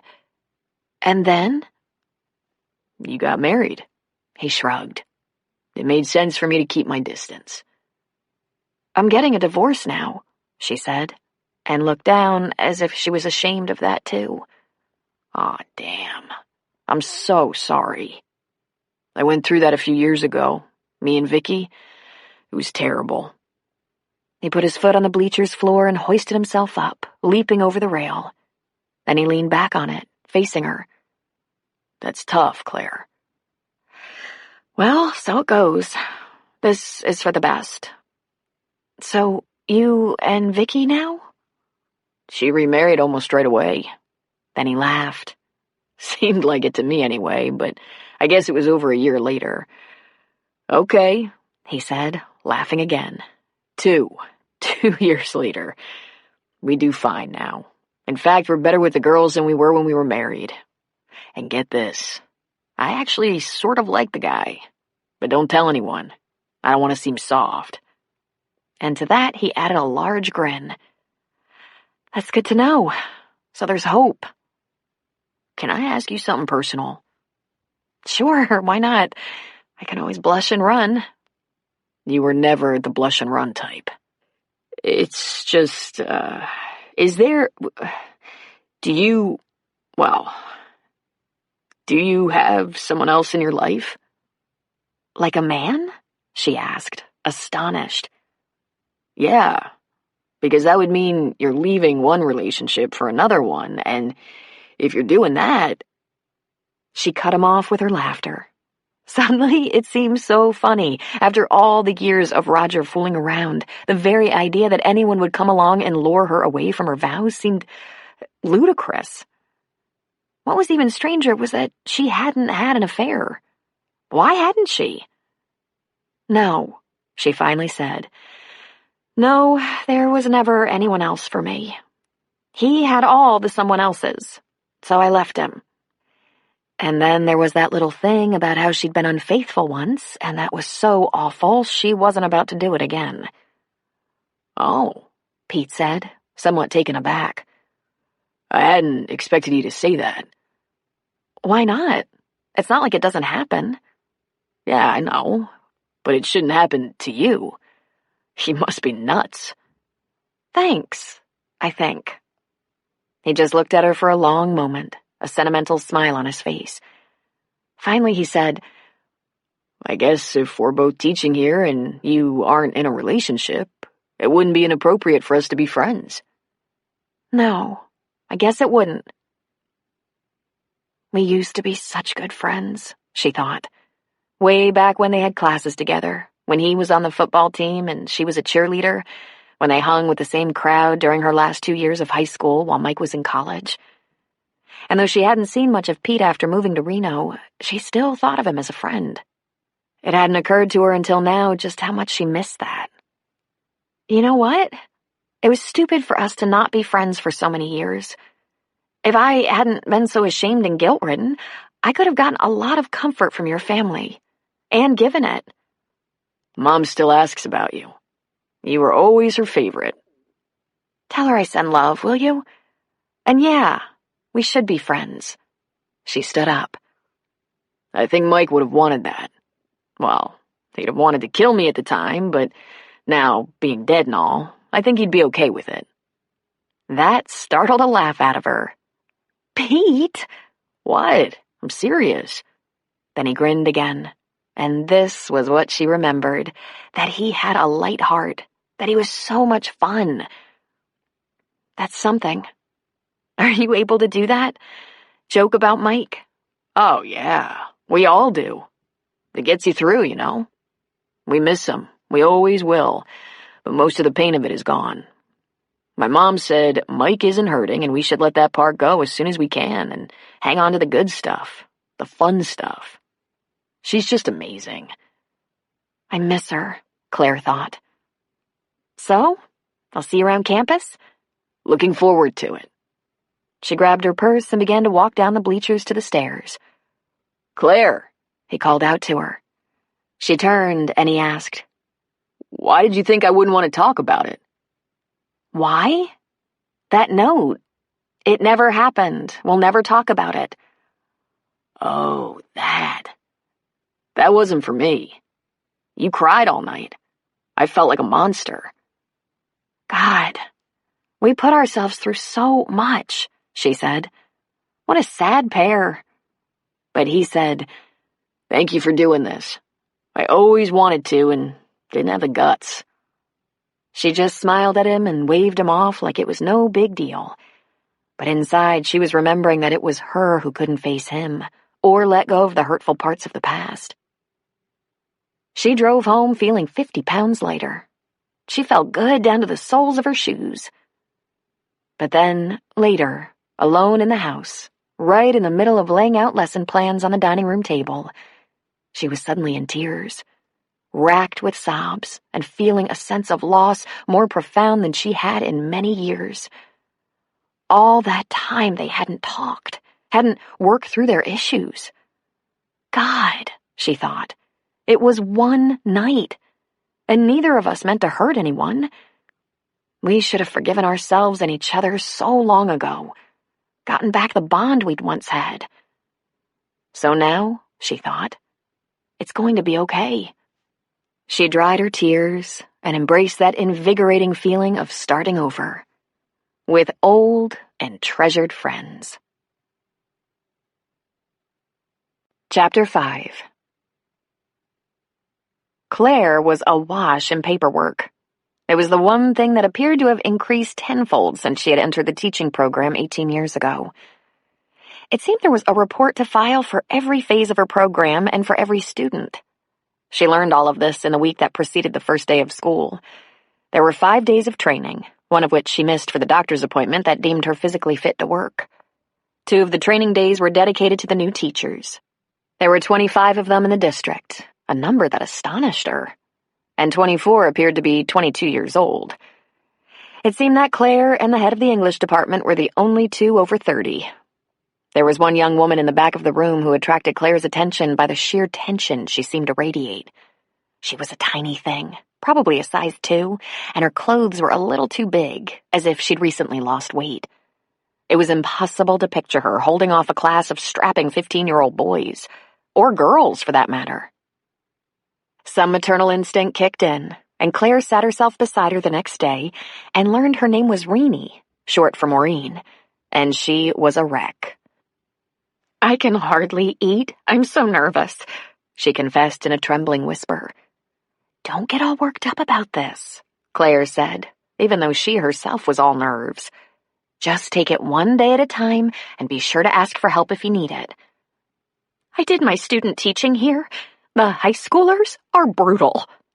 If they sense you're scared of them, you're cooked, Claire said. We're all cooked, she said.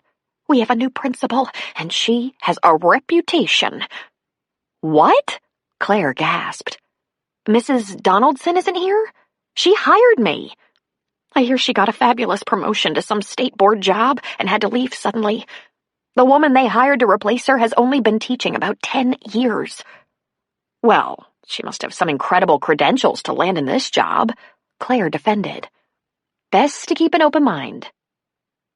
As for asking for help, Claire soon learned it was every man for himself. She was short of textbooks and left to scrounge through the entire building, from storage rooms to boiler rooms, to find what she needed. Then there was the matter of preparing her classroom. It should be welcoming to the students. She decided on a theme, fall literature. She wanted to make huge letters shaped out of books and leaves that would set the stage for reading assignments, with a strong sense of season. But when it came to finding supplies, she was on her own. She had met some of the teachers before during her substituting, and those she hadn't met were not unfriendly, but clearly she was the newcomer and without a clique. As it happened, Renee had the room next door, 11th grade English, and it was obvious that Renee was relieved to see her. As they compared schedules, reality hit home hard. 6 classes and 1 planning hour. Renee's planning hour fell at the beginning of the day, Claire's at the end. There would be no honors classes for these new teachers, no getting by with the top students. Those kids, who were also the best behaved, took tenure. In fact, Claire and Renee had 2 remedial classes each. There would be lots of homework, very little time for paperwork on the job, and, with only 30 minutes, forget going out to lunch. Right off the bat, there was whispering and sniggering about the new principal, and once Claire met her, she could understand why. She was a beautiful blonde and dressed in a manner very chic for Breckenridge, but she was unsmiling and cold as ice. When introduced to Elizabeth Brown, Claire frowned slightly. You look vaguely familiar, she thought aloud. Do I now? She returned, lifting one brow, her expression chilly. Well, Claire laughed uncomfortably. In a town this size, I'll be monitoring classrooms quite a lot during the opening weeks of school, she said. Expect to see me in yours. And I assume you got my memo about the student handbook? I'm afraid I have a memo for every day of the year, and school hasn't even started yet. This might be the most important memo of the first day. It's standard procedure for the students to bring a signed document from their parents saying they have read and understood the handbook. But in addition to that, there will be a test that every student must pass before any other academic test is given. I'm not going to start out this year with excuses. They're right, Claire thought in despair. She's hateful. But she said, yes, ma'am, to this woman who was younger than her, and spent hours asking herself where she had seen her before. Claire had what she considered a great idea for her first day. She bought 2 crates of fresh apples. Instead of an apple for the teacher, an apple for every student. Healthy and generous, in her mind. Something to warm them up a little before she threw this handbook test at them. Lame, said the first boy to walk in the room. He was dressed in drooping jeans, a t-shirt, and leather vest complete with chains. On his hands were driving gloves, fingers bare. Right behind him was a girl in a skirt so short it looked like a napkin, bare midriff, belly button ring, and boobs bigger than Claire's. There was multicolored hair in all crazy styles, everything from high-heeled boots to sandals, gum-smacking, giggling, and pushing and shoving. The few apples that were taken were being pitched back and forth across the room. Oh, there were the quiet ones who took seats in the back of the class, a couple of serious ones who sat up front, but they were so overpowered by the raucous, they were hardly noticed. And, she feared, would never be heard. But then it was going to be a trick for her to be heard. Attention! That's enough now. Take your seats and quiet down. The quiet was brief, very brief. There was whispering, note passing, laughter, and the occasional girlish squeal. She said things like, "You're stuck with me for the whole year, and if you want to get on my bad side right off the bat, you're doing fine." And, "Would you like to copy this handbook word for word 10 times? And, I'm going to start taking names and assigning detention." It was a battleground. In reality, there were only a few who couldn't settle down or pay attention, but that 20% made it so impossible for the rest. She was on her last nerve and her head was pounding. 4 one-hour classes later, she thought she might have a raging migraine, something even Roger had never managed to inflict on her. She had spent her 30-minute lunch in her car in the parking lot fighting back tears. "I'm a bad, bad teacher," she thought in horrible despair. "If I make it to my planning period, it will be a miracle." That night she had to go to bed at 7, lesson plans half done. But what did it matter? It was going to take a month to even get to the lessons. The second day wasn't much better. It seemed the rabble-rousers had 15 or so minutes of control in them before the room began to agitate like an old Maytag. Through sheer dint of will, she took her lunch break in the lounge with the other teachers, where she hoped she would pick up a tip or two. What she found were teachers fantasizing aloud about what they would do if they weren't teaching. They'd open boutiques, work in a travel agency, learn to fly big jets, play professional poker. "I'd dance topless," one said, "if I had a chest." She looked for Pete, for any port in a storm. There was a good chance he could at least make her laugh, but he was nowhere to be seen. On day 3, there was a fight between 2 girls right outside her door. The teachers were told never to try to break up a fight, but to call the on-duty school police. But they were right there in her doorway. Hair-pulling, biting, spitting girls. She got in the middle of it and got scratched on the arm before she got them apart, and there on the sidelines were boys who could have easily pulled them apart if they hadn't been getting the turn-on of their lives. And of course, Claire was lectured to exercise more caution and patience and stay out of these inevitable battles. Chagrined and angry, she headed for her car again during the lunch break. That's when she saw Pete and had her first glimpse of their new principal's smile.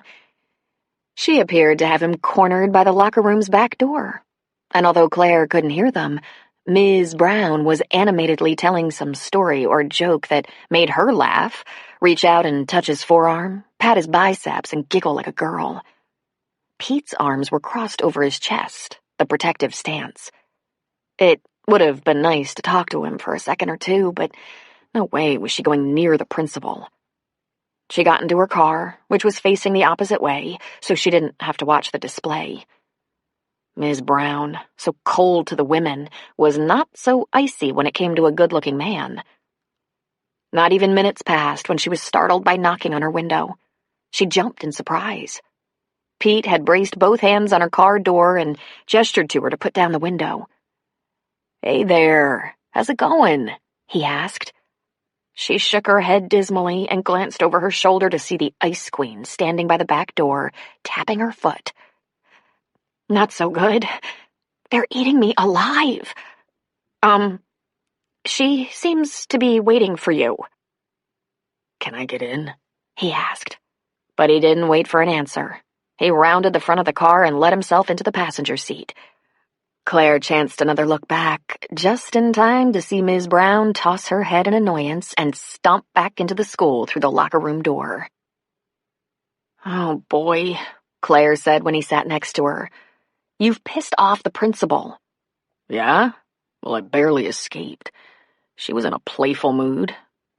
"So, you're having some trouble adjusting?" "I have no control of the classroom. They're wild. We were never like that, were we?" "You weren't," he said. "It was pretty bad. I spent most of my life in detention. When I didn't have my assignments done, I found it distracted the teachers if I just cut up a lot. They found me hilarious, and I rarely had my assignments done, which is why I had to redeem myself in community college before I could get in anywhere else." "I guess I do remember that," she said. "Got any tips?" Start out tough, demand respect, carry a bat, and never turn your back." "What do I do with the bat?" "Try not to kill them." When she didn't smile, he said, They're wound up in the first days. It'll get easier. I was looking for you. I was looking for any friendly face. Pete, I hate it. You can't hate it. You're just starting. I haven't had one manageable class. And her, she said, nodding in the direction of the locker room door. Huh, she looks at me like I just peed on her shoe. He laughed at her. I think she's trying to come on strong in the beginning. You call that strong? She asked, indicating the locker room again. No, I call that flirting. Big mistake. That'll get her into trouble. He put his hand on the door. Gotta go make sure no one's getting gang raped in the showers, he said. And when she gasped, he said, kidding. God, don't leave me. You'll be fine. Take them with a grain of salt. What did you tell her? To get away? I told her I had to say hello to you, see how you're holding up, that you were an old friend. Now don't let the little devils get to you. And then he was gone, sprinting back to the building. When she was on her way back to her class, she happened to see her niece Lindsay holding her books, her back against a locker, a tall and handsome senior with an arm braced against it, leaning over her. Lindsay was so beautiful, so darling. She had that sexy little girl's body, and he was a big, strong boy. A flash of her own youth came to her. Mike, leaning on the locker, stolen kisses between classes. The boy bent down, and Lindsay rose on her toes, and their mouths came briefly together, lips parted. Then he gave her a very familiar pat on the behind, and she laughed. Total happiness and love, lust, all that stuff. For a moment she was nostalgic. Those carefree days, filled to the brim with emotion and joy. But she couldn't quite tell if she was happy for Lindsay or afraid for her. Sometimes life just didn't go as planned. Claire didn't dare say anything to Jason about hating school. It would just get him all spooled up and complaining. But she dumped on Maggie. They're killing me, she said of the students. When I'm going to work in the morning, the minute the high school comes into view, my head starts to pound. It's got to get better, Maggie said. Doesn't it? If it doesn't, I could be suicidal by Christmas. On day 4, she was to give the handbook test. She read the test over. It had no known author, but whoever had put this beauty together was out for vengeance. Or war. The questions were impossible.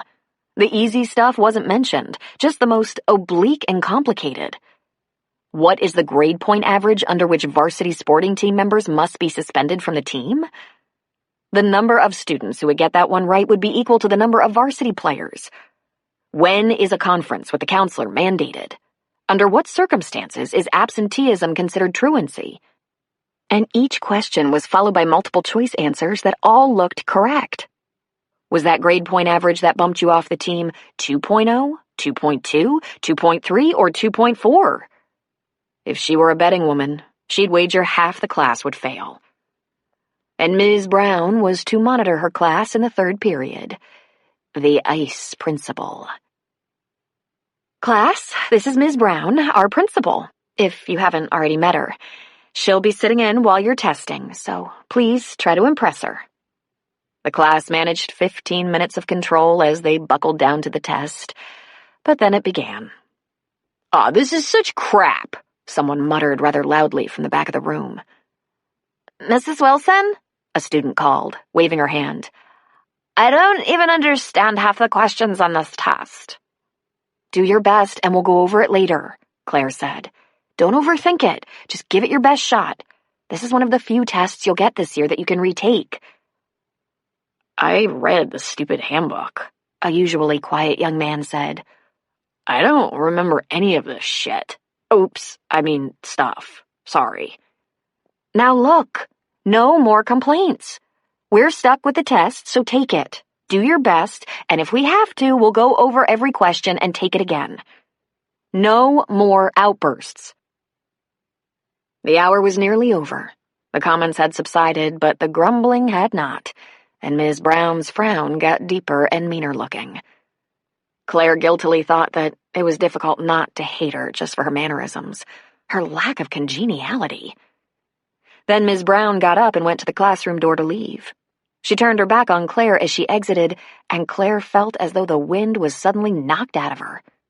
She saw her life pass before her eyes. Literally. It was her.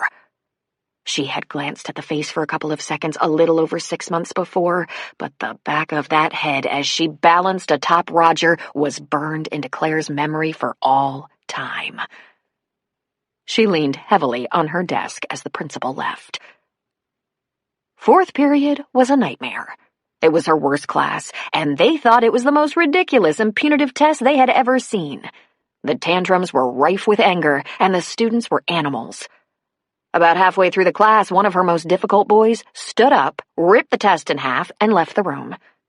When the door slammed, Claire turned to the blackboard and, as serenely as possible, began to write, "See me for test rescheduling after class." She had barely started to write, having forgotten the cardinal rule that teachers never turn their backs on the class, when one of her complimentary apples found her head with a thunk, driving her forehead into the blackboard. The class was never more quiet. She was momentarily stunned. She kept her brow pressed against the blackboard while she mentally and emotionally assessed the damage. It hurt, but not terribly. She wasn't dizzy or lightheaded, but she was mad. She straightened slowly, turned, pulled her purse out of the bottom of her desk, and left the classroom. She went to her car in the parking lot. "I can't do this," was all she thought. "I've been out of the classroom too long, and I have dangerously little compassion for the kids. If I ever become effective, I will hate every day of my life while I try. And I cannot work for that woman." She spent an hour there, the last 30 minutes of her class, while the abandoned students were probably tearing the classroom walls down, and her entire lunch break. Then, gathering her courage, she went to Ms. Elizabeth Brown's office and told the secretary it was an emergency. Ms. Brown didn't even bother to look up as Claire entered. She continued writing and said tritely, "You seem to have a very tenuous control of your students, Mrs. Wilson." "I quit," Claire said. Now she sat up straighter, folded her hands primly in front of her on the desk, and said, "In the middle of the 4th day. Now there's the fighting spirit. I've been gouged in a cat fight that you were strictly instructed to stay out of, and just an hour ago I was beamed in the back of the head with an apple. I can't think of a more ridiculous gesture to arm them on the first day. And now I can place you.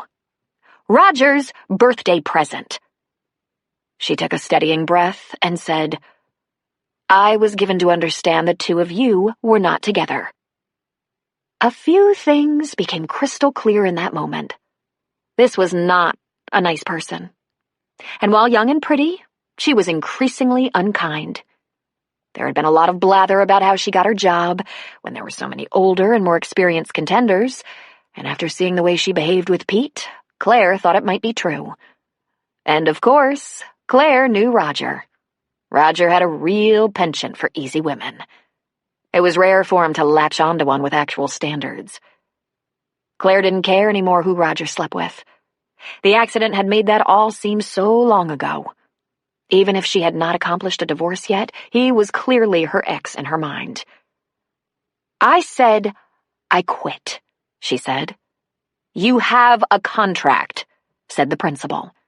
"Sue me," she said, turning to leave. She stopped. "But really? If there is anything, but anything, you don't want to air in public, let's not go to court." She shrugged and smiled bravely. "But what the hell? Go for it." By reflex, Claire drove toward her father's hardware store. He was the only person she could think of at this moment. But on her way there, she pulled over on a street in the older business district where the traffic wasn't heavy. She sat in her car, dazed, thinking, "Oh my God, what have I done? Walking out on a teaching job in the middle of the day before the first week was complete was a death sentence in terms of getting another position. It was the only thing she was qualified to do, besides running a home. Her cell phone chimed in her purse. She flipped it open and recognized Jason's cell number. Oh, God. How could she have ignored what this might do to him? "Jason," she said. "Mom, do you know what they're saying? They're saying you quit." "Oh, honey, I'm sorry. I should have pulled you out of class and explained." "You did? You quit?" "I'm sorry, honey." "Just like that? In fourth hour?" "Can I explain later? It was kind of crazy." "Sure, but did you? Really?" She took a breath. "Yes." There was momentary silence, and then he said, "Hot." And he laughed. "Mom, you're cool." "I am?" "I'm jobless is what I am." "Yeah, I'll see you later. At home." "Okay then," she said. "Love you." "Yeah," he said, which was the best he could do while his friends might overhear. She went to McCarthy's Hardware. She'd practically grown up in the store. When she was little, she begged to go with her dad, and when she was a teenager, she worked there. So did the other girls, some, but they hadn't liked it as much as she had. When she walked in, her father was behind the cash register taking care of a customer. He looked up, saw her, and said to a clerk, "Marty, finish this up for me, will you?" He wore a slight frown as he regarded her and, without even saying hello, led the way to his office in the back of the store. George was the one person who could read all his daughters, no matter what. He might not know the details, but he could read the emotions on their faces, and at that moment, Claire was resonating shock and panic. "Is Jason all right?" he asked. "Fine. I just talked to him, and he's perfectly fine." "And what's the matter?" "Dad, I walked out on my job. Quit in the middle of the day, 4 days into a 1-year contract, and told the principal to sue me if she didn't like it." George lowered himself into the chair behind his desk. Claire stood awkwardly for a moment, then sat in one of the facing chairs. "Well, you must have had a good reason," he said, but his expression was dubious. "I can't do it, that's all.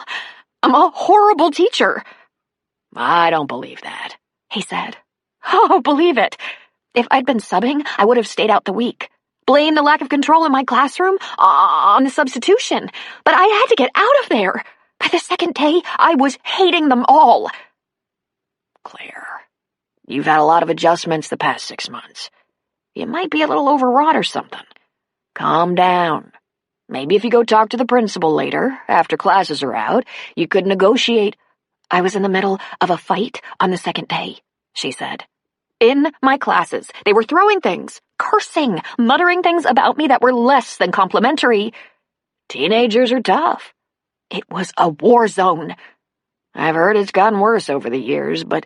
"I walked out after someone launched an apple, hitting me square in the back of the head." He half rose out of his chair. "What?" he asked angrily.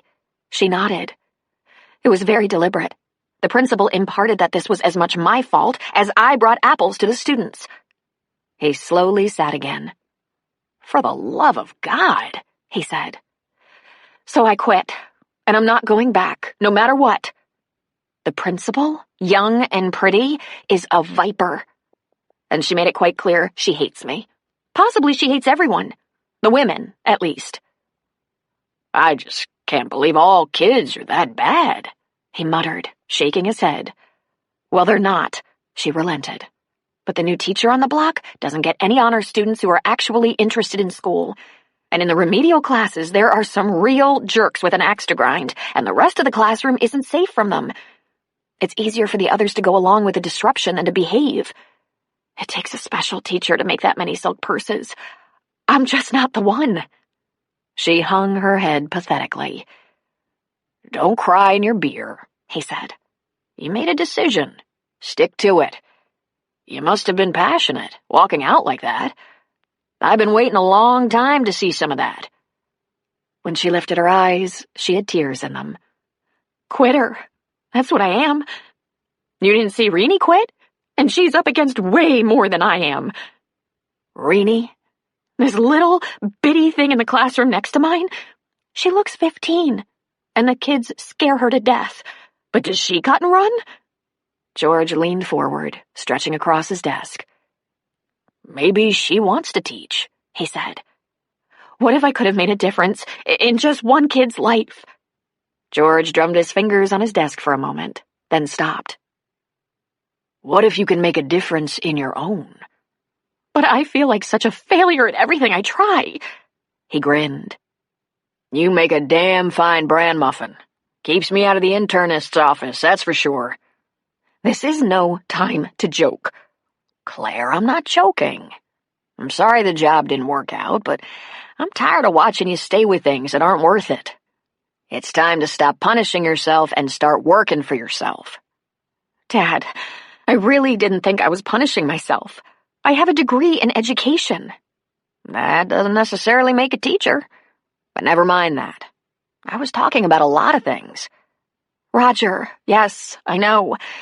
But how am I going to get my independence without a job? You'll need a job, of course. You can always work here until you figure things out. You know the store as well as I do. He sucked on his teeth. Never could figure out people who could work for other people. I couldn't do it. This old store might not be so much, but I'm the boss. This is a great store. I'd give anything to have this store. He grinned at her. I don't suppose it comes as any comfort that you and your sisters will inherit it. Not anytime soon, with you as healthy as you are. I'll be too old to run it when that time comes. It's imperative that I outlive Dottie, at least, he said. I don't want to have the biggest funeral in 3 counties. She laughed at him. There's that smile. Now, don't tell anyone I said this, but of my 3 daughters, you have the most beautiful smile. Most expensive, too, as I recall. Just as he said that, of course, it disappeared. What am I going to do, Dad? He stood up. You're going to think, Claire. Think of the kinds of things that make you happiest in life. What gives you satisfaction? What do those things have in common with making a living? How can you find the right job or create the right job, one that makes you want to get up in the morning? I really enjoyed being a homemaker. I guess I could clean houses. Try to use a little more imagination, he suggested. And for God's sake, take your time. You need a little walking around money? She kissed his cheek. I'm fine with money. You're being awfully supportive. I half thought you'd go berserk. I know how you are about quitters. You never let us quit anything growing up. 8 years of piano lessons, and I can still barely play chopsticks. I don't know if this is the same thing, Claire. Sounds like maybe you chose wrong rather than gave up. It's at least 15 years you've been subbing, and I never once heard you say you were dying for a full-time position. You need a course correction. She went home and took off the skirt and sweater, tossing it on the bed. What am I going to do with all the clothes? She asked herself. Most of them still had the tags on. They could go back. But the others were likely to gather dust. She pulled on a pair of jeans and lightweight sweatshirt. And she baked cookies. Claire was amazed by how unpredictable her own son could be. Not only was Jason not embarrassed by her abrupt departure from his school, he thought it was cool. It totally rocks how you just walked out like that and quit, he said. I wish I could do that. Well, you can't, so don't even have fantasies about it. Besides, you don't hate school, do you? He shrugged. I guess I don't hate it, but I don't like it all that much. What don't you like? She asked him. Besides homework, that's a given. The shrug again. The kids, I guess. The jocks. Some of them are real assholes. Jason, she warned. I didn't have as much trouble with the jocks. Because they're suck-ups. Well, maybe you'll have more success finding what you want to do in life. It turns out I had it all wrong. Why'd you do it then? Go to college for it and everything. The truth was, she was waiting to get married. She was planning to be a wife and mother, an Air Force wife. I knew I had to have a degree. That much is just common sense. You can't get a good job without one. And while I was in college, the only thing that snagged my interest was literature. What are you going to do with a love of reading without a teaching degree? Dumb move, he said. I could have told you being in a school for the rest of your life would suck. She laughed at him. Too bad you weren't around to warn me. We haven't touched on this one in a while. Any idea what you want to do? Again, the shrug. I guess at 15 you're not sure of anything, she mused. I'm thinking maybe pilot. She shuddered.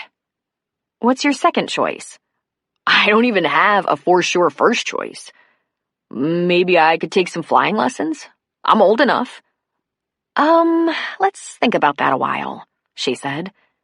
She might have to tell him someday, she thought. At least part of the story. Fortunately, the phone rang, and it was Pete. She should have expected this, but it had never occurred to her. I heard, he said. Wow, word travels really fast. It's a high school, Claire. By sixth period, you were a legend. Now, is there anything I can do to help? You mean like convince the principal to give me my job back? I know you have big testosterone points with her, but no thanks. Can you at least tell me why? I mean, besides hating it. Because half the people in America hate their jobs, and they still have to have one. She took a deep breath and leaned against her kitchen counter. You know, Pete, if I'd found myself in that spot a year ago, I probably would have stuck it out a long, long time. If I ever did get up the nerve to leave, it would have been planned out. Nice letter of resignation, different job in sight, something very rational.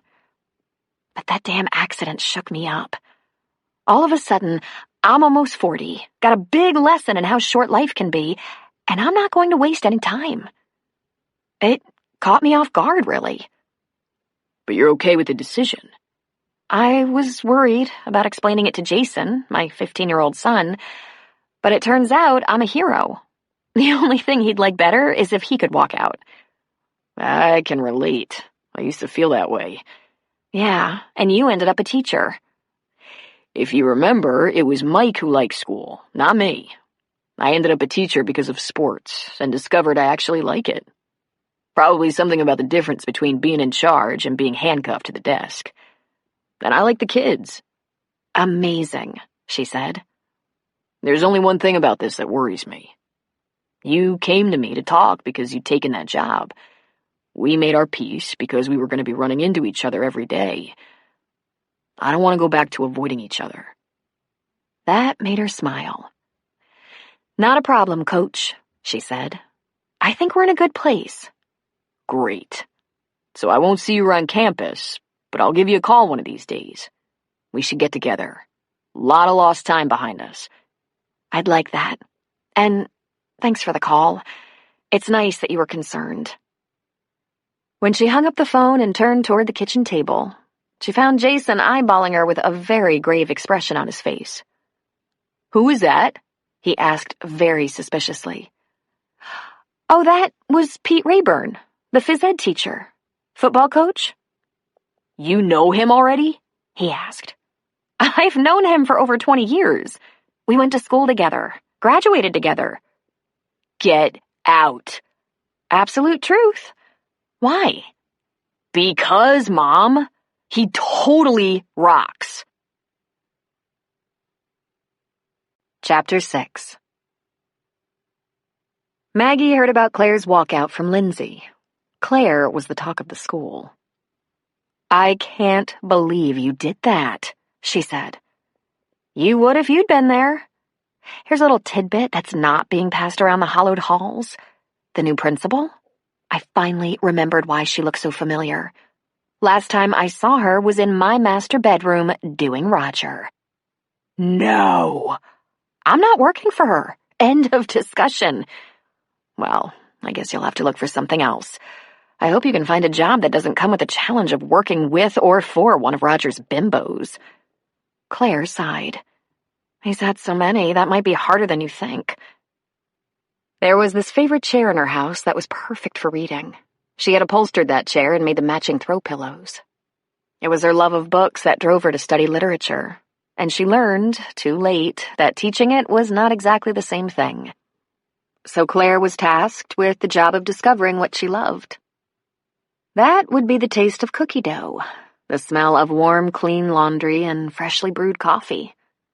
She didn't enjoy scrubbing the floor so much as seeing it shine, and decorating had been easy for her. She had a way with color and design, and her goal was always the same, to bring comfort and beauty to her surroundings. She was something of a perfectionist.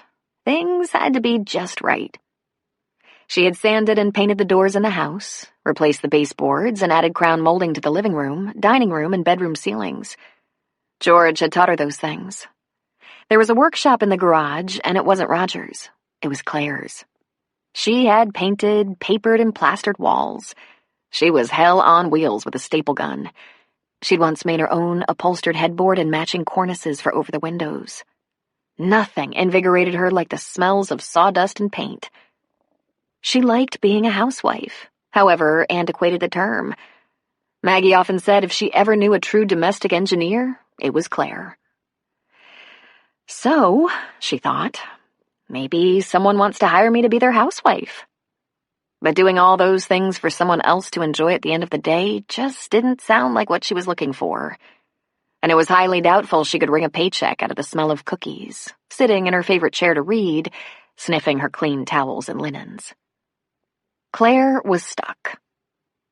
She knew she didn't have to come up with a life plan in 3 days, but she found herself wandering around her home, looking at all the improvements she'd made, and realized that work had made her happy.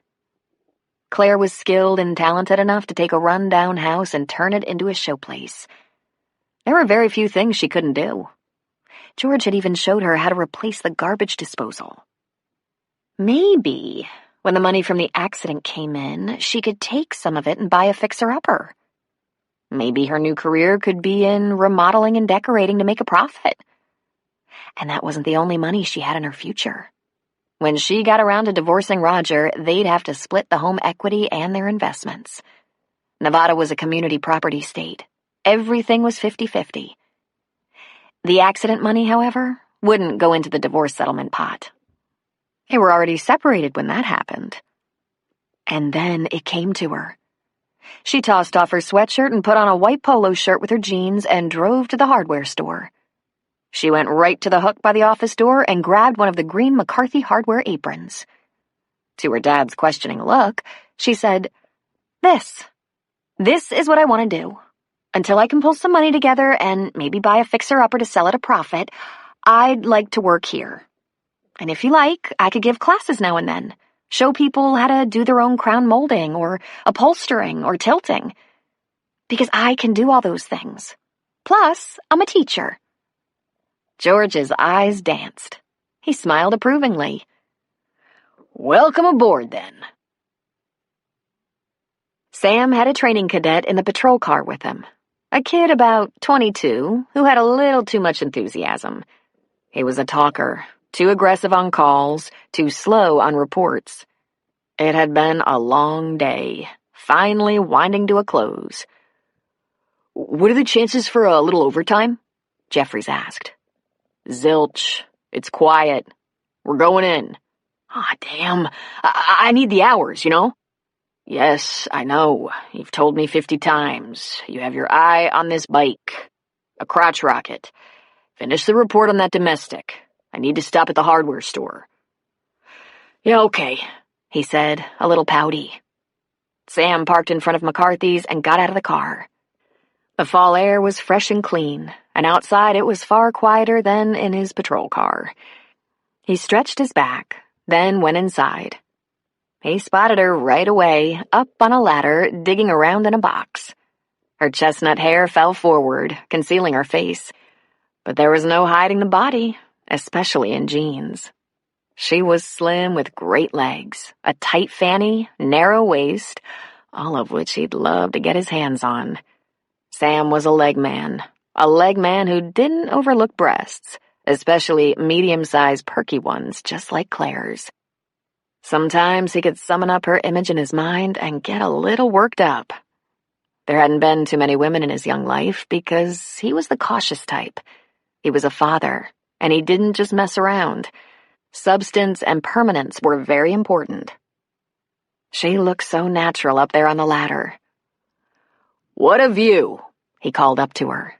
She looked down at him, and unless he was totally crazy, her face lit up with pleasure at seeing him. "Hey, you! Run over another sprinkler head?" "Yeah, I better get a few. I know where they are since I put 'em in, and I'm just hell on 'em with the mower. And a fistful of number 10 nails." "Building something?" she asked on her way down. "Just some repairs," he said, which was a lie. So were the sprinkler heads. "You look better all the time. You're really having a good time here, aren't you?" Her feet touched the floor and she faced him. "It's great. I worked here during high school and college. I'm right at home." She stuck her hands in the pockets of her apron. "How have you been? It's been, 2 whole days since you needed hardware." "I told you, I come here a lot. A lot more lately," he grinned. "I have to admit, the scenery around here is getting better all the time." She touched his arm and laughed. "You're so obvious." "Good. So, how's that to-do list coming?" "Actually, it's coming along very well." "Need any more driving lessons?" Her eyes twinkled and her cheeks might have colored slightly. She shook her head. "No, I'm good. I'd ask you to help me pick out a car, but my dad would be devastated. Tell you what, when I settle on something, I'll take you for a ride. Maybe let you drive." "I'll hold you to it. And how about that other matter?" "Huh?" He leaned close and whispered, "Divorce?" "Oh!" She almost jumped back. "That? No, I haven't gotten to that, but you'll be the first to know." "You know, I don't care if you're divorced or not." "Oh, don't you?" she asked teasingly. "You've lived apart for a long time. If he hasn't gotten the message by now, he's really dense." "He's really dense," she assured him. "We need to go out. You know, on a date. You're wearing me out, and I'm going broke on sprinkler heads." "Be patient," she said, but she said it very sweetly. "You're very handsome in that uniform, you know." He tilted his head and his eyes glittered. "Are you flirting with me?" "Maybe a little, just to see how it feels. I've been wondering if I've forgotten how." The door chime tinkled as it opened, and Jeffries came into the store, his thumbs hooked into his gun belt as he looked around. He zeroed in on a young cashier, a sexy young thing all of 16 with a belly button ring under her McCarthy's apron. "Is he swaggering?" Claire asked. "Oh, Jesus Christ," Sam swore. "My brick. Your—" "My load, my pain in the ass, my cadet." He took a breath. "How about those sprinkler heads? And a kiss?" "No kissing," she whispered. "This is my father's store." "You know, you confuse me to death. You're all worried about how old you are, then all of a sudden you're 15. "Yeah, well, my father does that to me sometimes." She went to the box full of sprinkler heads. He followed. She grabbed a few.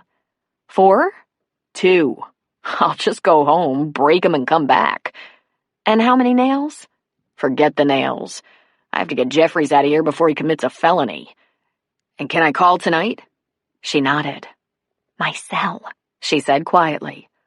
"Of course. We wouldn't want anyone to think you're getting phone calls from a guy." Then he grinned. "Later, gorgeous."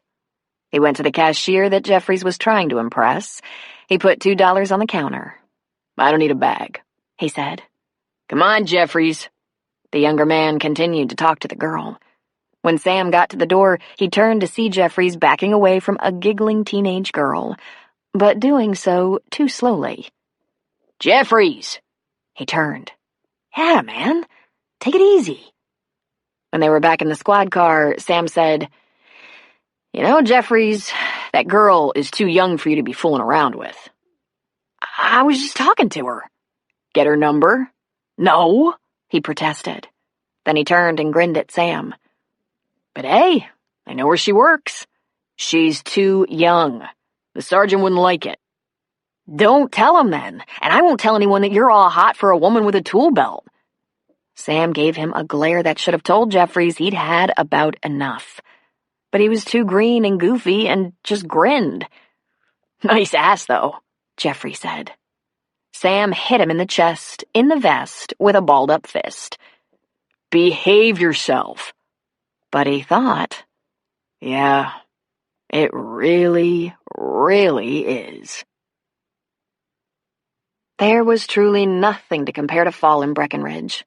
The September air turned crisp, and the trees in the valley began to change color, and soon would burst into flame-like, breathtaking color right up the sides of the Sierra Nevadas. It was Claire's favorite season. She also loved spring, when the new green growth and brightly colored flowers decorated the valley, which this year she had missed almost entirely. The accident happened in the wet drizzle of late winter, and the next 3 months were a blur of pain and pain medication, while during the summer she slowly came out of her cocoon of misery. But now, in fall, she felt reborn, vital. And for the first time in forever, she had a goal. Things fell into place rather neatly. She left the house right after Jason in the morning and was home by 6. She wasn't on the clock, so if she had errands or shopping, she could dash out of the store when things were slow. Whenever she was running around town, she found herself glancing at the for sale signs in front of houses that looked as though they could use work. Her plan almost seemed meant to be. Maggie called almost every morning before work, usually from her car, while Claire was just getting ready to go to the store. I'll be getting that check soon. You're going to be coming into a large amount of money, and we should talk about your future, she said one morning. I'm trying to live my future, Claire said. I mean investments, retirement, a portfolio, and maybe something more permanent than working in a hardware store for your father. There isn't anything more permanent than that store, Maggie. It got 3 of us through braces in college, not to mention 2 ostentatious weddings. But it's just the hardware store. God, I remember when he made me work there and how much I hated it. I'm thinking about buying a fixer-upper and doing some remodeling, too. Before you do anything like that, Claire picked up yesterday's pile of mail from the countertop and began leafing through it while Maggie droned on and on in her ear. She heard things like estate planning, bonds, mutual funds.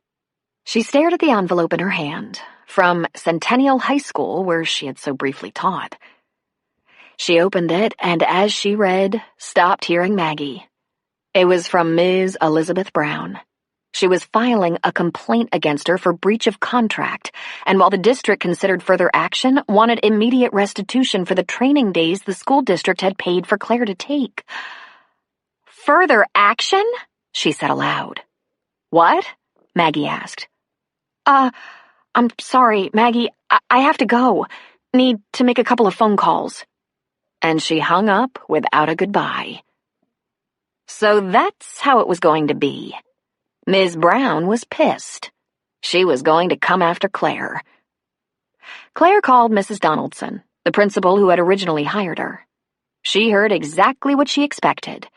There were plenty of experienced teacher applicants in the district, and her abrupt departure following more than one potentially dangerous episode with students was not something the district would ordinarily pursue. The amount of money invested in Claire for a few days of training was minimal, and she was not paid once she walked out. It appeared, unsurprisingly, to be a vendetta. I don't know what her heartburn is, Claire. If it were me, I might have tried to get you to reconsider, but I wouldn't have gone this route. But Claire wasn't perplexed. This was more about Roger than Claire, and she'd be happy to hand over Roger. Her next call was to that fine fellow. She'd been avoiding him long enough. It was time for a frank talk. She asked him if he would meet her for lunch, and he was disgustingly elated. She chose for their meeting a small, quiet, dark Italian restaurant, and she set the time at 2 p.m., when it would be less crowded. When she arrived, he was already there, seated in a corner booth, a long-stemmed rose lying across her plate. She stood just inside the door and looked at him. A wave of nostalgia came over her at the sight of that floppy blonde hair, tan cheeks, toothy smile. Sometimes it seemed like just yesterday that she felt he'd saved her life. When he plucked her out of the gloom and brightened everything, giving her a reason to live, titillating her with his smooth moves and humor and charm. She had fallen so completely in love with him, right at a time when she thought she'd never be visited by that emotion again. Had that been love or gratitude? It didn't matter.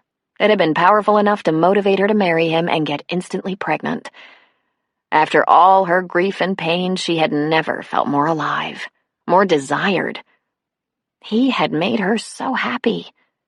She remembered walking into restaurants with him and seeing the stares of envy on the faces of other women. It was a little like winning the lottery.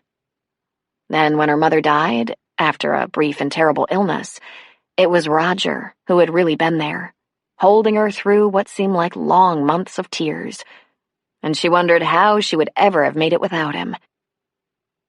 Then she remembered the odd phone calls, the hang-ups, the late nights and missed dinners and unrecognizable scent on his clothes. She hadn't wanted that to be happening, but had known it was. And she had been so devastated. She hadn't left him after the first affair, but more like the third, that she knew of. As he noticed her arrival, he stood. She stopped reminiscing and walked to the booth, a little hint of tears in her eyes. Claire let him kiss her cheek, briefly, and slid into the booth opposite him. As she sat, she moved the rose onto his plate. "Claire," he said in disappointment. She wasn't going to let him do this to her anymore. The trust had gone years ago, and so must the marriage go. "Sit down, Roger. This isn't a reconciliation lunch, and I want the flowers to stop. We have a few things to discuss." "Good God, Claire. What more can I do?" "That's just the point, Roger. There's nothing you can do, so stop doing it. Save your money." She handed him the envelope addressed to her. "Tell me if you think you can do anything about this." As he opened it, the waiter was at their table. "Cabernet," he said, and, pointing to Claire, said, "Chardonnay." She didn't argue, but had already decided she wouldn't drink her lunch with him. She was going to keep her head. "Water," she added. "And you can just bring the antipasto for 2 and bread." The waiter nodded and disappeared. Roger read. It wasn't a long letter, but apparently it took him some time to absorb. Then he looked over the page and asked, "What do you want me to do? Pay it for you?" "Don't you recognize the name?" She held her tongue to stop from adding, "You moron." "I don't understand," he said. She leaned toward him and kept her voice low. "Roger, that's the woman I found you in bed with on your 40th birthday. She's the principal at the high school. She threatened me when I quit. She hates me devotedly, and I assume it has something to do with you." He handed her the letter. "I haven't seen her in ages. If she hates you, I doubt it has anything to do with me. Besides, Claire, you know you don't have to work. I'm taking care of everything." She leaned back in her chair and chose to ignore his last statement. "I did a little checking. Although Ms. Brown is one tough cookie, this is unprecedented. The former principal, the woman who hired me before her promotion, said this sort of thing is never done. I think it's a vendetta of some kind. I bet Ms. Brown thinks you dumped her for me." "It's only $280. It's the last you'll ever hear from her. Make it go away," he said. He accepted wine from the waiter. When they were once again alone, Claire said, "Our son goes to that school, Roger. And if Ms. Brown has some idea that you broke off your little romance with her to get back together with me, she might extend her harassment to Jason. Or," she said with a shiver, "she might try sucking up to Jason to get your attention. I don't know which is worse. She needs to be put in her place. Here's what I'd like you to do," she said, spelling it out for him. "Go see her, preferably at the school and not at a bar or restaurant. Tell her that there is no possible way we're ever getting back together, and if you've stopped seeing her, it has nothing to do with your family." But it does, he protested. That night, the accident, everything that happened. God almighty, Claire, I've changed. Roger, she said, leaning toward him. I don't care. Don't you understand? It's too late. That's what I want you to tell her. Ask her to tear up the letter, unfile the complaint or whatever it is, and if she refuses, write her a check. Why? Claire, I really don't understand you. Because, Roger, I simply don't believe she'd be doing this if she didn't think I've taken you away from her. Because, Roger, I believe you brought this on me. I could write the check. It's not that. In fact, if you insist, I'll reimburse you. But I think this is your mess, not mine. He sighed heavily. Whatever, he said, lifting his glass. He took a gulp.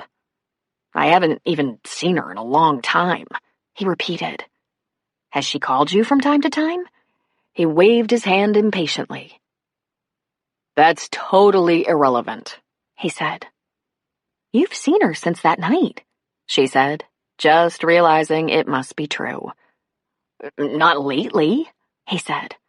But for Roger, not lately could be as recently as last week.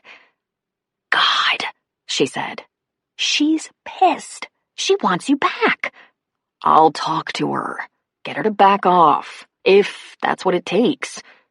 If that's what... Oh, God, she said, resting her face in her hand. She shook her head in frustration. It was her own fault. This was so long overdue. But there was that little matter of being nearly killed. The appetizer and bread arrived at that moment, and Roger ordered another glass of wine, though his first was not yet empty. As the waiter left and she looked at the delicious antipasto, she found she had no appetite. She didn't touch it. She did, however, and, against better judgment, lift the glass of Chardonnay to her lips and take a sip. She thought it might quiet the homicidal urge she was feeling. Okay, Roger, it's time to talk about our divorce. Do you want to use lawyers or just do it ourselves? Because I can ask Maggie to help me with a settlement agreement and draw up the paperwork. I don't want a divorce. I want another chance. I know that. But fortunately, you don't have to want a divorce for me to get one. So, you want my lawyer to call your lawyer? His fist hit the table and set the dishes to rattle. I've seen my son 5 times in the past 8 months. I haven't spent a whole weekend with him. I've sent money at the 1st and 15th of every month, and I've paid all the bills. There is absolutely no reason for this. She took a tiny sip and put down the glass. You sleep around. He leaned his face close, and she noticed his cheeks were flushed. I'm in counseling for that. This was a mistake, she found herself thinking. All of it. The restaurant, the attempt at a civilized meeting, the request for help. She grabbed the envelope and said, I'd better not hear that this woman is bothering our son in any way. She stood up and quickly exited the restaurant, even though he tried calling her back 3 times. Claire went to the car and was just about to get in when she felt a hand on her shoulder. He had followed her. She shook him off. Claire, I'm going to get you back, he shouted desperately.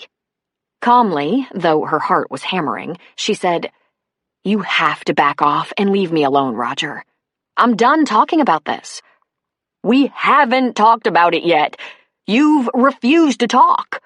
I'm not talking about getting back together. She gave him a little push so she could get in the car. Mr. Wilson? The waiter called from the door. Was everything all right? He whirled. No! It is not all right. My wife wants a divorce. Oh, brother, she thought. She got into the car and locked the door. Fortunately, he didn't try to further accost her, so she backed quickly out of her parking space. It was drizzling and sloppy, and she just drove around for a while, ending up at the edge of town in front of a dump of a house with a for sale sign in front of it. She just sat in her car and thought about Roger and divorce. It appeared he wasn't going to make this easy. When her cell phone rang, she looked at her watch. An hour had passed. Claire saw that it was Sam calling, the one person she had told she would be meeting Roger, and only because he had asked her if she could get away for lunch. "Hi, Sam," she answered. Are you still in the thick of it? He asked. No, it was very short and probably unproductive. Are you back at work? She sighed deeply. No, I'm sitting in my car, pouting. He laughed at her. Where are you? Claire looked around. I don't know. Jefferson Avenue. She looked at the rundown house. 1450, unless some numbers have fallen off. I know where that is. Stay there. I'm on my way. But, she was about to say, but I want to be alone. Except he'd clicked off. It was only a couple of minutes before he pulled up behind her. She glanced in the rearview mirror and saw him walking toward her car, head down in the drizzle. He jumped in the front seat beside her. You all right? He asked. Yes, she said. Roger isn't going to make things easy. He's still begging another chance. I get so sick of it. What are you doing here? He wanted to know. I was just driving around and I saw the for sale sign. I've been thinking about getting a house to fix up and either sell at a profit or rent. So I pulled over, but my mind wasn't really on the house. Have you looked inside? No, it was completely spontaneous. Come on, let's peek in the windows. It's empty. How do you know? She asked, though he was already getting out of the car.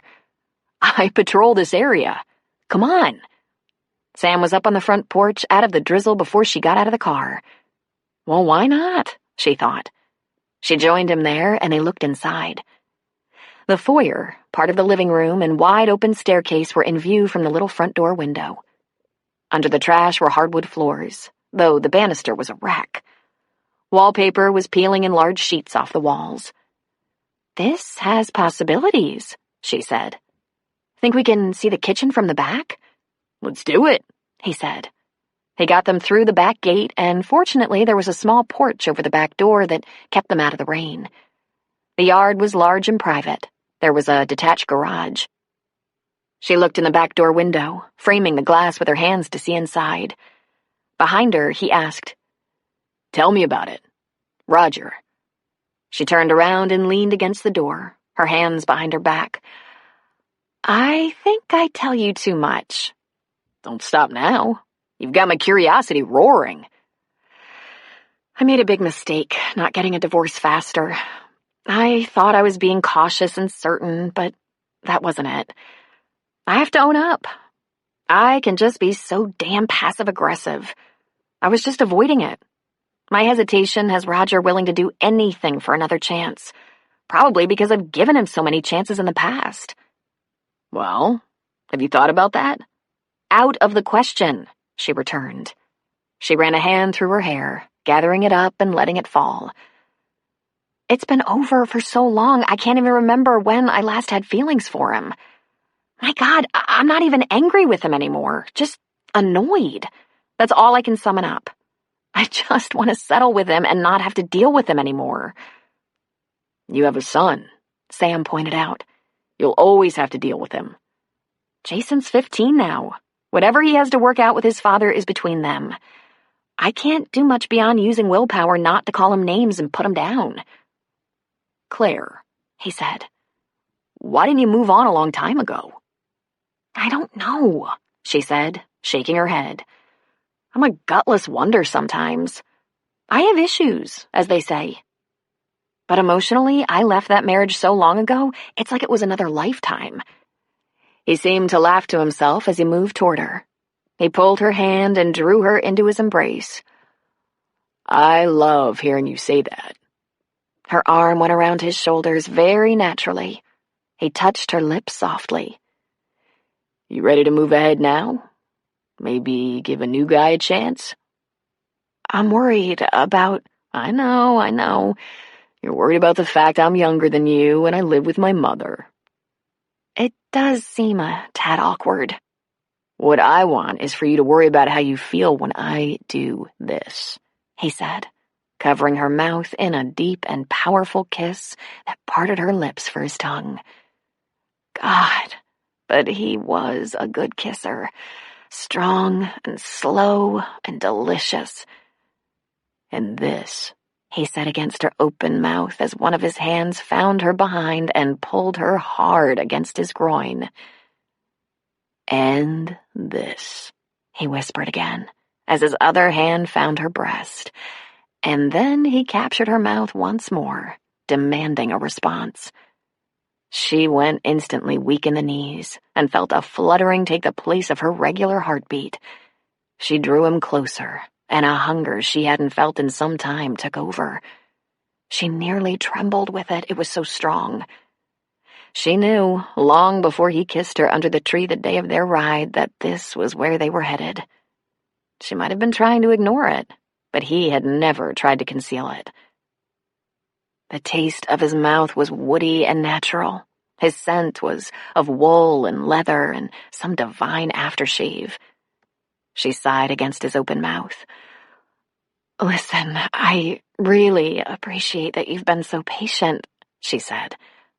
"But—" "You were almost dead there for a while," he reminded her.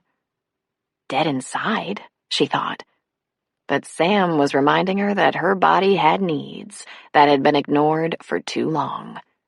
She clung to him and moved her mouth under his, welcoming his tongue.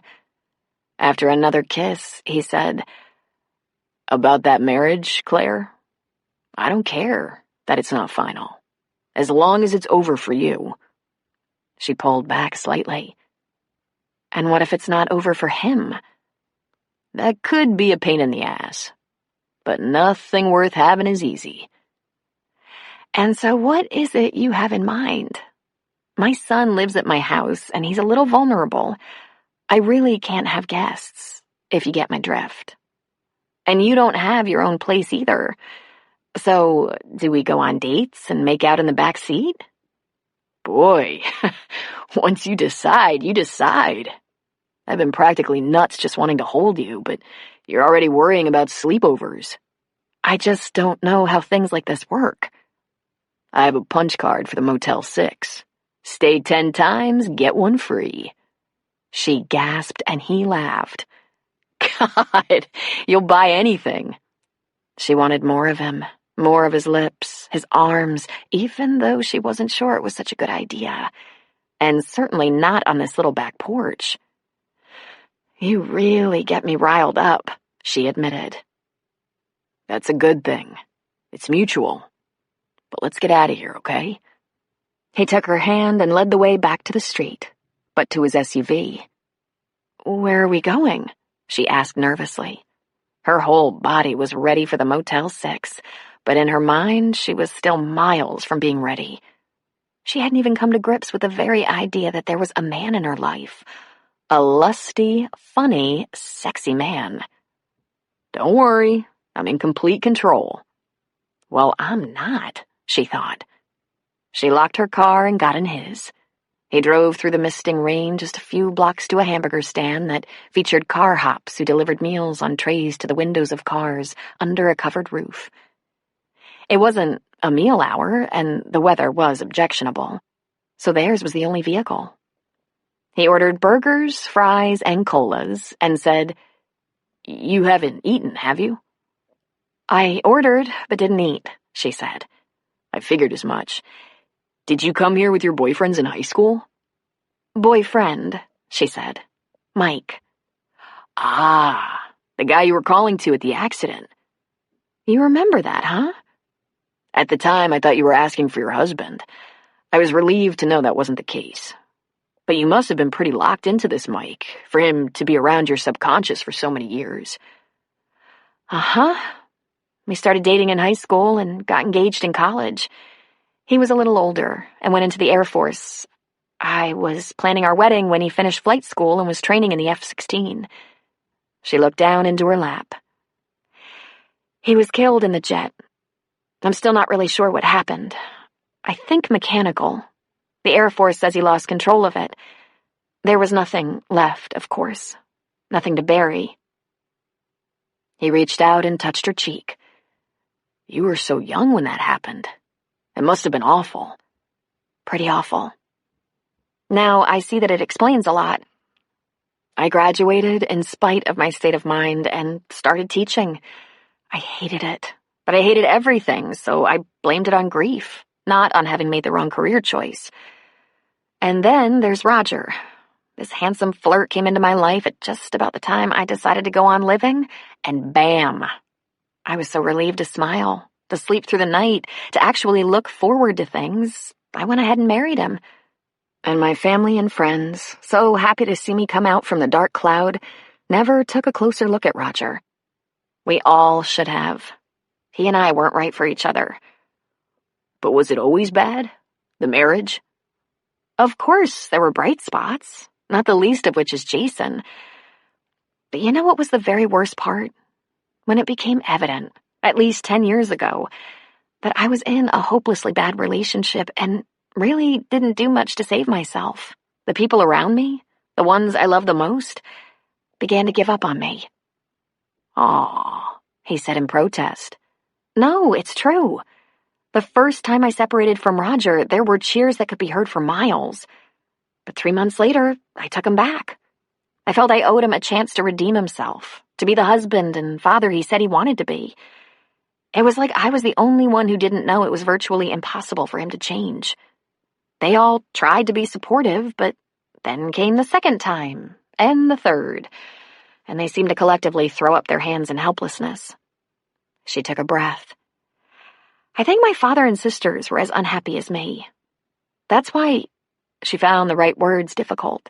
But for once, she was going to be strong and follow her instincts. That's why it's so important to me, now, not to make bad choices. You mean me? I mean a lot of things, but you definitely fall into that category. Instead of looking dejected, he dazzled her with that grin. That decidedly boyish grin. Don't worry so much, Claire. Roger pushed. I'm going to give you all the time you need. She just shook her head in wonder. Are you sure you're only 29? My mother says fatherhood grew me up fast. Actually, she said too fast. You don't have a mother thing, do you? You are not old enough to be a mother thing. The car hop brought the food, and he passed her a burger. You know, if you were dating a man 10 years older than you wouldn't think twice about the age difference. Get beyond this. If it's right, it's right. If it's not, we'll move on. Undamaged. What about broken hearts or severe disappointment? I think that's overly optimistic. He pulled his fries off the tray. You're lucky to be alive. You were given a second chance. Focus on what's really important and enjoy your life a little. Follow your gut. Take a chance. He put a long fry in his mouth, leaving the end out. He leaned toward her, inviting her to bite what was left up to his lips. She smiled, then obliged. How's that feel? He asked. She chewed the fry. Everything about you feels nice. That doesn't mean I'm ready to get serious. We can only keep this friendship if you understand that I don't know when or if I will be ready to get involved on a deeper level. He popped a fry into his mouth and smiled at her. Okay. You have issues. I don't. You handle your issues. I'll try to behave. Thing is, you tempt me. The smile broadened. He lifted her chin with his thumb and forefinger. Try not to hold that against me, okay? Then she said, You could have taken advantage of me back there. I'm a little vulnerable, and you're... Well, you know what you are. He put the cardboard carton of fries in his lap and put his hand against her cheek. He threaded his fingers into her hair at her temple. I intend to take advantage of you, Claire. But when I do, you're going to welcome it. Chapter 7. Claire had a very big day. Maggie called her to say the money from the insurance company had been deposited in Claire's checking account, so Claire asked Maggie to meet her for a glass of wine after work to celebrate. Then she called and invited Sarah to join them. And then she agreed to go out to dinner with Sam. The Fireside was one of the few fine dining restaurants in Breckenridge, so named because of the strategically placed fireplaces in the restaurant and lounge. It was one of the McCarthy sisters' favorite places to meet for a drink, especially once the weather cooled and the hearths were ablaze. It was only 6 when Claire arrived at the restaurant, but already it was dark outside. The late September evening was cold, promising that in a few weeks the kids would be trick-or-treating with jackets and snowsuits under their costumes. She checked her coat and looked around for her sisters. She had assumed she would be first to arrive.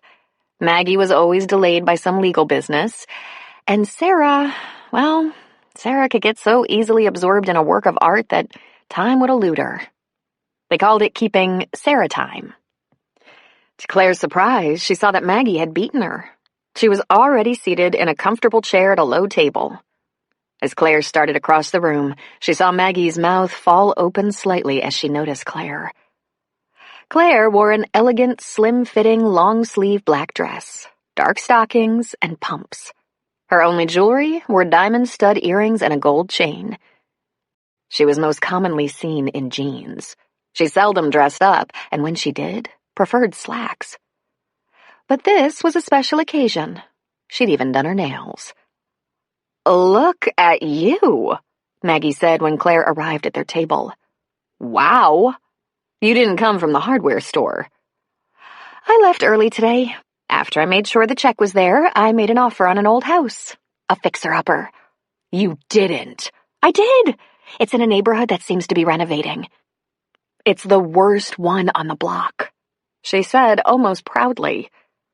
"Are you sure that's wise?" Maggie asked. "Oh, I'm sure. If they accept the offer, I'm stealing it.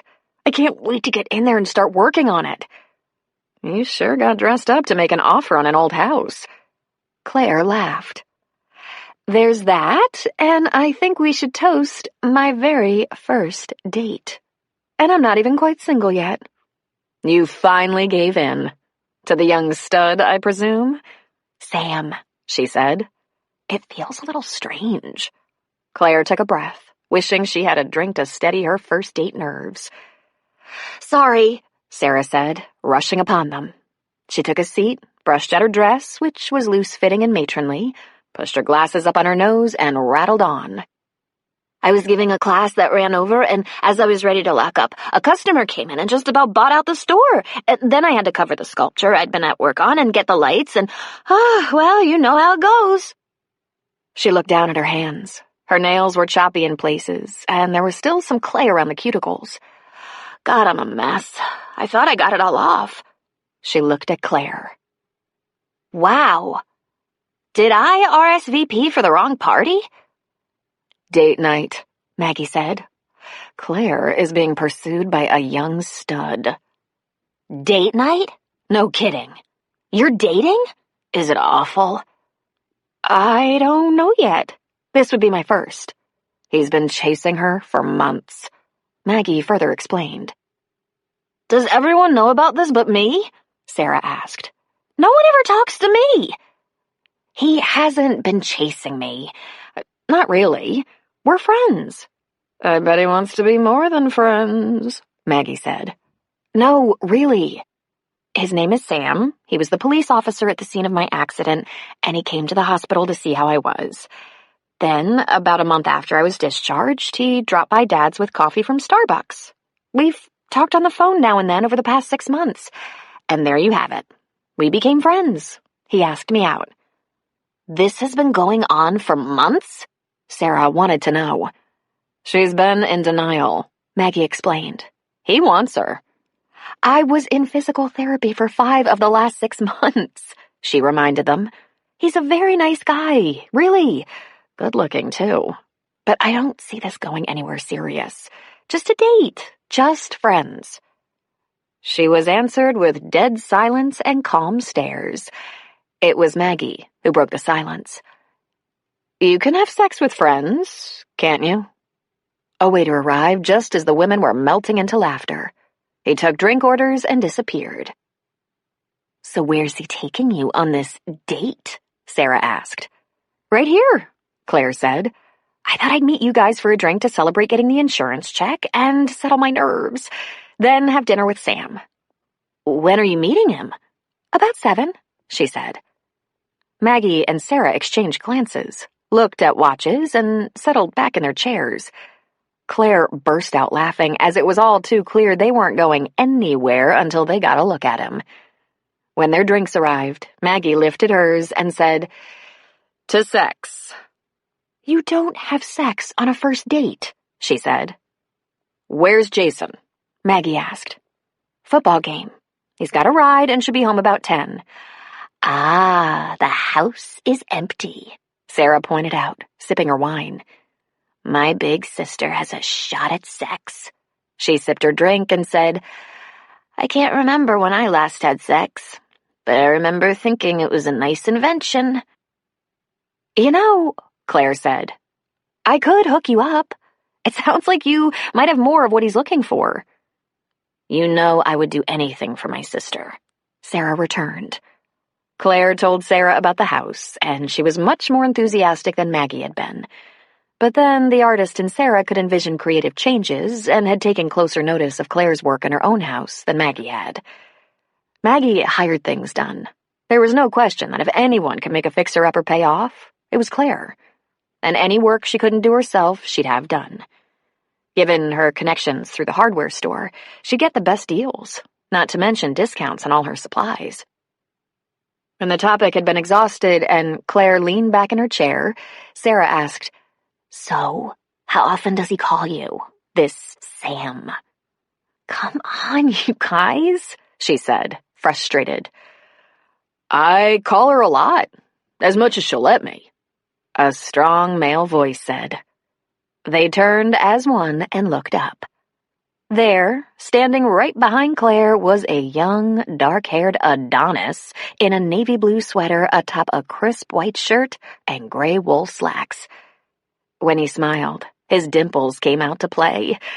His shoulders were broad, his waist trim, and his twinkling eyes a cornflower blue that teased. Sam, Claire said. He bent down and gave her a peck on the cheek. Don't let me interrupt. I wanted to get here early and have a beer while I waited for you. I had no idea you'd be meeting friends. Don't be silly. Pull up a chair. These are my sisters, and they're dying to get a look at you. There could be a brief interrogation. You sure? Because really... Absolutely, she said, pulling on his hand. I was just telling them about that house we looked at, the fixer-upper. Not that they care in the least. If you're sure, he said again, pulling a chair from an empty table nearby and sitting beside Claire. This is good, she said. When he was settled, she patted his hand and turned toward the women. This is... She stopped short. They were staring at him in shock and awe. All big, wide eyes and open mouths. Sarah pushed up her glasses again.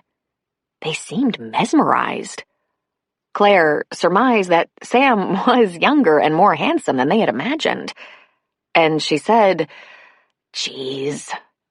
Sam turned toward her and in a whisper asked, Do I have a booger or something? No, she laughed.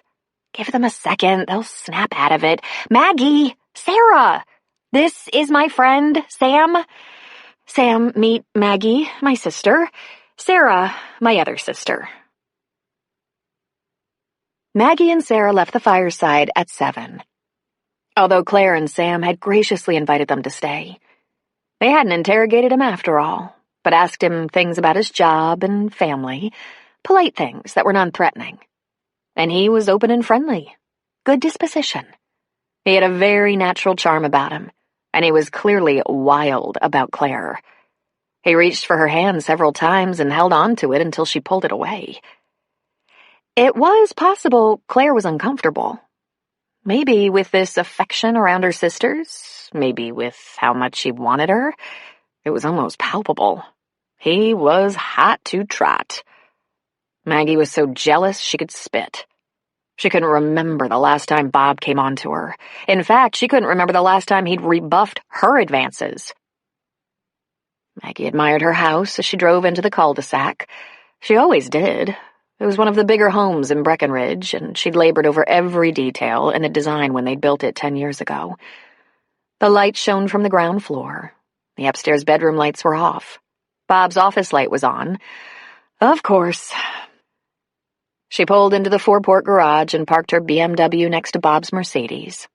When she walked into the kitchen, the immaculate kitchen, she was treated to the delightful aroma of the meal Ramona had prepared.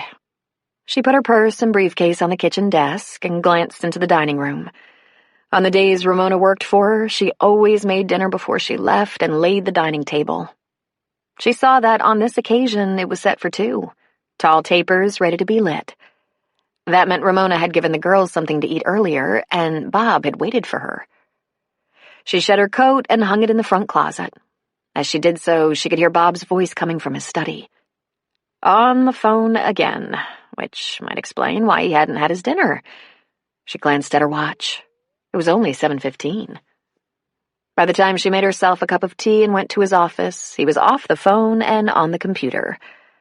Bob was a lawyer and lobbyist for several environmental groups in the Northwest. He kept an office in Carson City, but he was well set up here and could work from home, especially when the legislature wasn't in session. Like Maggie, his hours were long and he was extremely successful. She reminded herself that they were lucky. She was lucky. Bob was a wonderful man, a fabulous and devoted father, an extremely supportive husband, a good partner. He was tall, handsome, growing sexier with age. So what was wrong? What was happening to them? She put her tea on the desk and embraced him from behind. "Hi, honey," she said. "How was your day?" He didn't turn, but rubbed her hand and reclined against her. "Long. Yours?" "Interesting. My sister is dating a younger man." That made him turn. "Really? How much younger?" "I'm not sure. I met her for a drink, and he showed up there to have dinner with her before I could get more details. I think at least 10 years. Bob laughed. "Good for her. And here I thought she was going to pine away for Roger." He laughed again. Maggie leaned a hip on his desk. "You know, we need a break. We should try to get away. We have that trip to Hawaii planned right after Christmas." That was a family vacation during the girls' holiday break from school. "I was thinking, just you and me." "I don't think I can get away before Christmas." "How about a weekend? How about one night?" "What's up? You have trouble at work?" "No, Bob. I have trouble at home. We haven't, you know." He reached for her hand and stroked it lovingly. "What's the matter, honey?" She touched his cheek just as affectionately. "Why don't we make love anymore, Bob? Is it me? I'm not attractive to you?" "Come here," he said, pulling her onto his lap. "Don't be silly, Maggie. You're gorgeous. I'm just overworked is all. You know how much I love you. It isn't something like someone else, is it?" Shock registered on his features. "Shame on you. You know there could never be anyone else." He kissed her lips, but it was one of those brief, husbandly kisses. Then he rubbed her back a little. "It's been 20 years, honey. It just hasn't been the priority it was when we were younger. But don't we have a good life?" "Perfect," she said. "But I think I could use a little special attention, if you know what I mean." He smiled knowingly with a superior smirk. "You saw Claire being pawed by some good-looking young guy and had an estrogen surge, didn't you?" "I think I did," she admitted. There was no think about it. She wanted to feel someone's hands all over her. He laughed roguishly and pushed her off his lap. "Come on, honey. Let's have a drink, a nice dinner. I waited for you. And then, a little later, we'll take care of Miss Maggie's hormones." She slipped an arm around his waist as they walked to the dining room together, comfortable and safe against him. "That would be nice," she answered. But she didn't dare get her hopes up. Very likely by the time she primped and came to bed, Bob would be asleep with the light still on and a book spread across his chest. This wasn't the first time she had asked, and he had promised. Sarah didn't go home. She went back to her shop. She let herself in, locked the front door, and went to the back, to her studio. She pulled the damp cloth off the sculpture, a little boy and his dog. She ran her fingers along its curves and, in doing so, got another look at her chipped and dirty nails. She lifted her hands, splayed the fingers, and grimaced. She had never seen Claire look so lovely, elegant and almost regal. And the glow on her cheek suggested that she was stirred up inside, filled with that passionate surprise that is love and explodes into lust and fulfillment. Would she do it with him? Sarah wondered. Surely she would. It was all over them. Sarah had never had that. Well, she'd had plenty of lust when she was a kid, but only a glimmer of love. She remembered thinking she was in love several times, but knew in the aftermath the feeling had been nothing. Nothing. Since her mother's death, she had only had a couple of relationships, both very dreary and pretty much meaningless. There was Hal, a very quiet and unstimulating accountant from Carson City. They had actually dated for 5 years, but Hal was not very interested in sex. Just when she had decided she couldn't stand him any longer, he broke up with her and instantly married a hot blonde from Lake Tahoe. At that point, Sarah decided it must have been her. Sarah was the dull one. Maggie and Claire had felt so sorry for her when she lost Hal. "Oh, please," she had said. "He bored me to tears." One of her customers became an affair for a while. He lit her up inside, and she had a hint of what Claire might be feeling right now. Excited and nervous and hungry inside. She wanted him. She had him. Very soon after having him and finding him more than a little satisfactory, she found out he was married. She actually shed tears, but she was so grateful that she hadn't told her sisters about him. They would have hovered and fussed. Since that depression episode, they still thought of her as broken and needy. If she had a man like Sam, sweet and handsome and so physical, she wouldn't be able to contain herself. But, she thought, as she looked at her blurry reflection in the studio's window, she couldn't have a man like Sam. "Look at yourself," she lectured. She took off her glasses and saw only a worse blur. She put the glasses back on and was instantly disappointed. She closed the blinds. She pulled the tie from her hair and shook it out. It was so limp and flat. I used to be sexy, she thought. Then she heard Maggie's voice in her head saying, "Sarah, this is not sexy, it's trashy. There's a difference, for God's sake." A tear slowly escaped her eye, and she brushed at it impatiently. Sarah would give anything to have a man like Sam look at her the way he gazed at Claire. Ache for her that way. Want her in such a hard, passionate way that the air around him was electrified. But that would never happen, she reminded herself. Better paint something. Claire and Sam were seated at a small table in the corner. He pushed the candle and flower out of the middle and reached across the short space to take both her hands. "That was nice, the way you brought me right out of the closet. Almost like you're not hiding me anymore." He tried to keep his face from beaming, but he doubted he was successful. "I had just been telling them about you. Of course they wanted to know everything." "You were being grilled," he pointed out. "You can tell, can't you, that they thought I'd never have a real date? With someone who's so hot for you, he's almost explosive." "There's that talk again. Want me to run?" "Claire, aren't you just about done running from me? Aren't you getting comfortable with this? With us?" "Sam, you might be the best-looking guy in town," she said. "And you're a good guy on top of it. Sweet, funny. You could have any woman you want. Why on earth do you want me?" He took a deep breath and folded his hands in front of him. "I'm not fishing for compliments," she said. "I'm serious. I really don't get it." "Claire, I don't have any trouble picking up girls, but it isn't easy to find a woman who's solid, who knows her mind. I like that you're mature. I don't see that as a handicap. I know you've had some tough times, but instead of being a victim, like some women younger than you might be, you've let it give you character. You probably think all men find sex appeal in boobs, but some of us find humor and strength and wisdom to be sexy. And, he said, treating her to that grin, it doesn't hurt that you're also very beautiful. She just smiled for a moment, and then said, "Something wrong with my boobs?"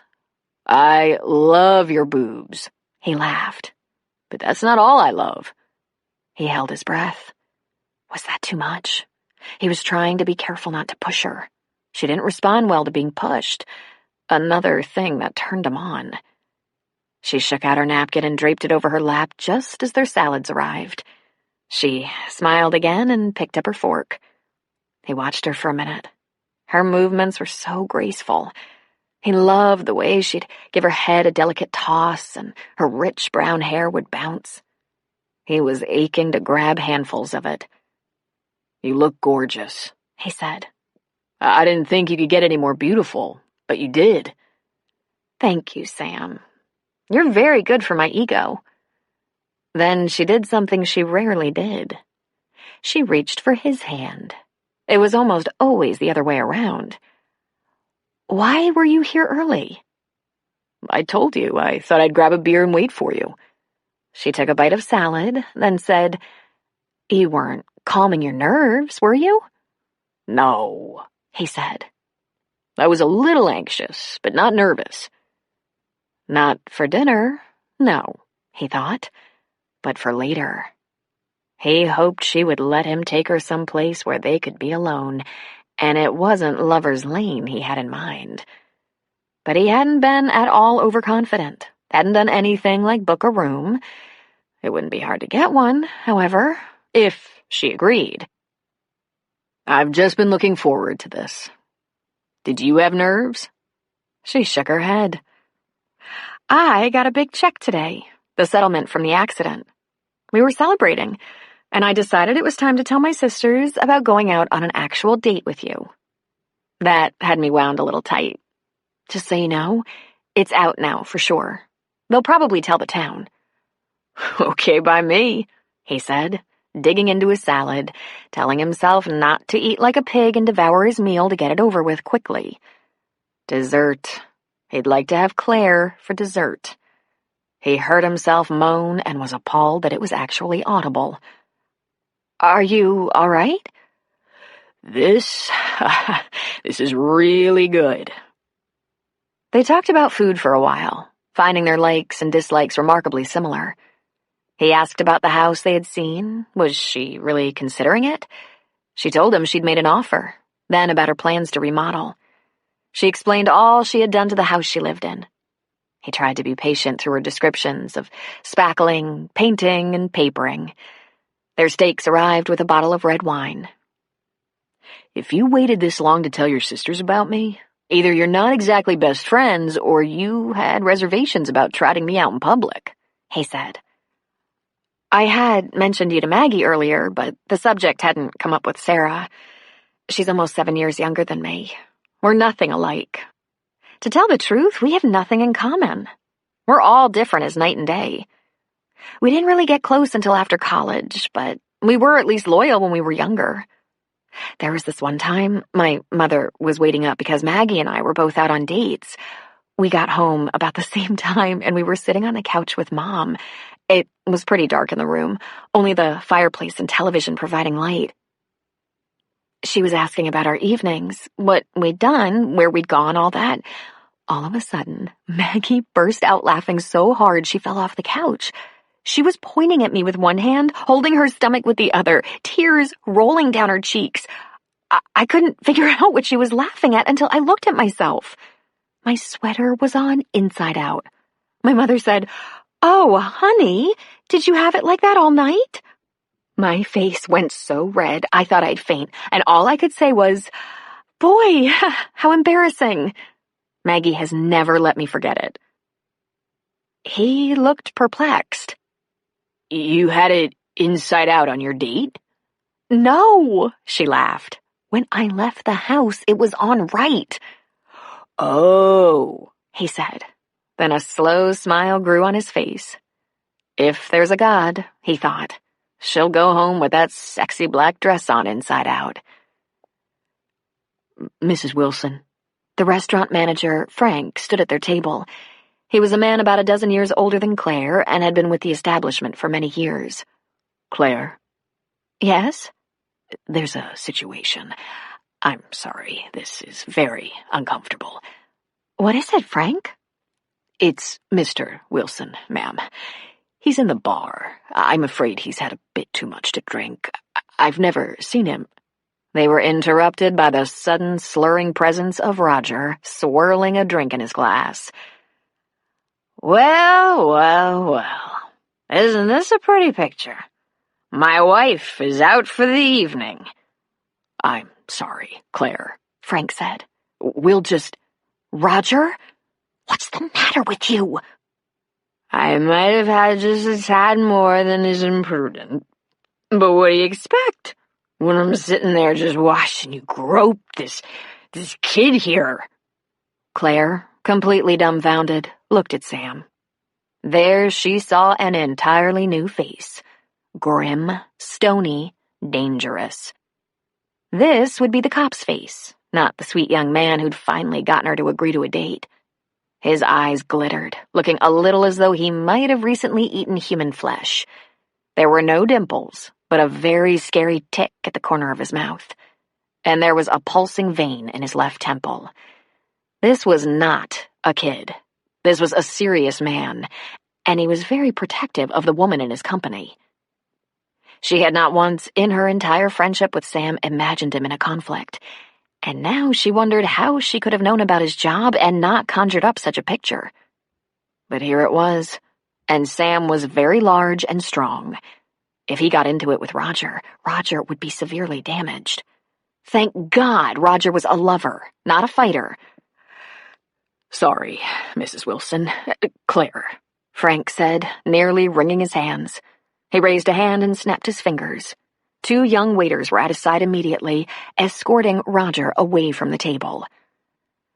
Frank, we've been separated pending divorce for months, she tried to explain. So I've gathered, yes. I'm so sorry for the interruption. Please accept our complimentary dinner. We'll escort him out. She looked at Sam desperately. I have no idea what that's about. Of all the headaches Roger has given me, he's never been a lush. He just doesn't overdo it. It's about him seeing his wife out with another man, Sam said, but he didn't look at Claire. He watched Roger's departing back. God, she moaned, lowering her head to her hand. How many ways can I humiliate thee? Let me count the... Sam was on his feet. Where are you going? Sam looked down at her. His expression was still forbidding. Claire, he can't drive, he said. She had no idea what she was supposed to do. Well, should we call him a cab? Maybe the restaurant will, he said. I'll be right back. He walked away from the table, following Roger. Claire sat at the table and noticed, suddenly, that the restaurant was so quiet you could hear a stomach growl. The only noise was the distant sing-songy voice of Roger protesting his ejection from the premises. She looked around and saw that every set of eyes was on her.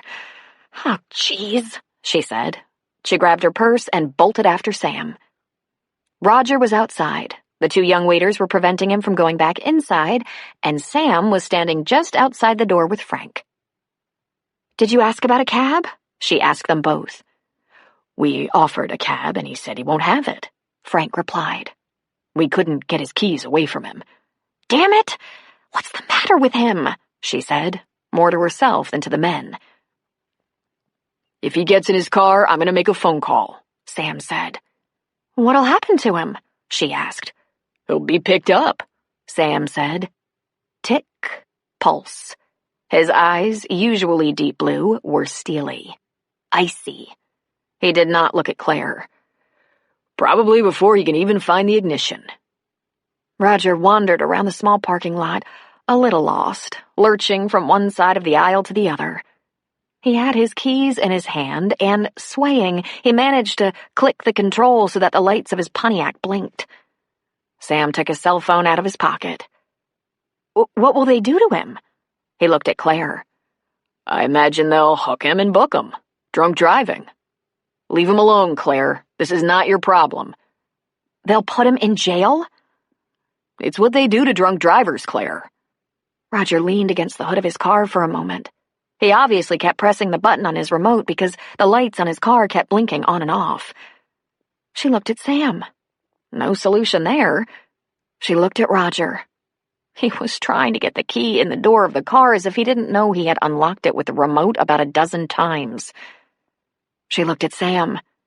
He had his cell phone to his ear. "Shit," she said. She took off across the parking lot, disappointingly aware that Sam did not call after her or join her. She caught up with Roger and pulled him away before he got in the car. "Come on, Roger. Come with me. Behave.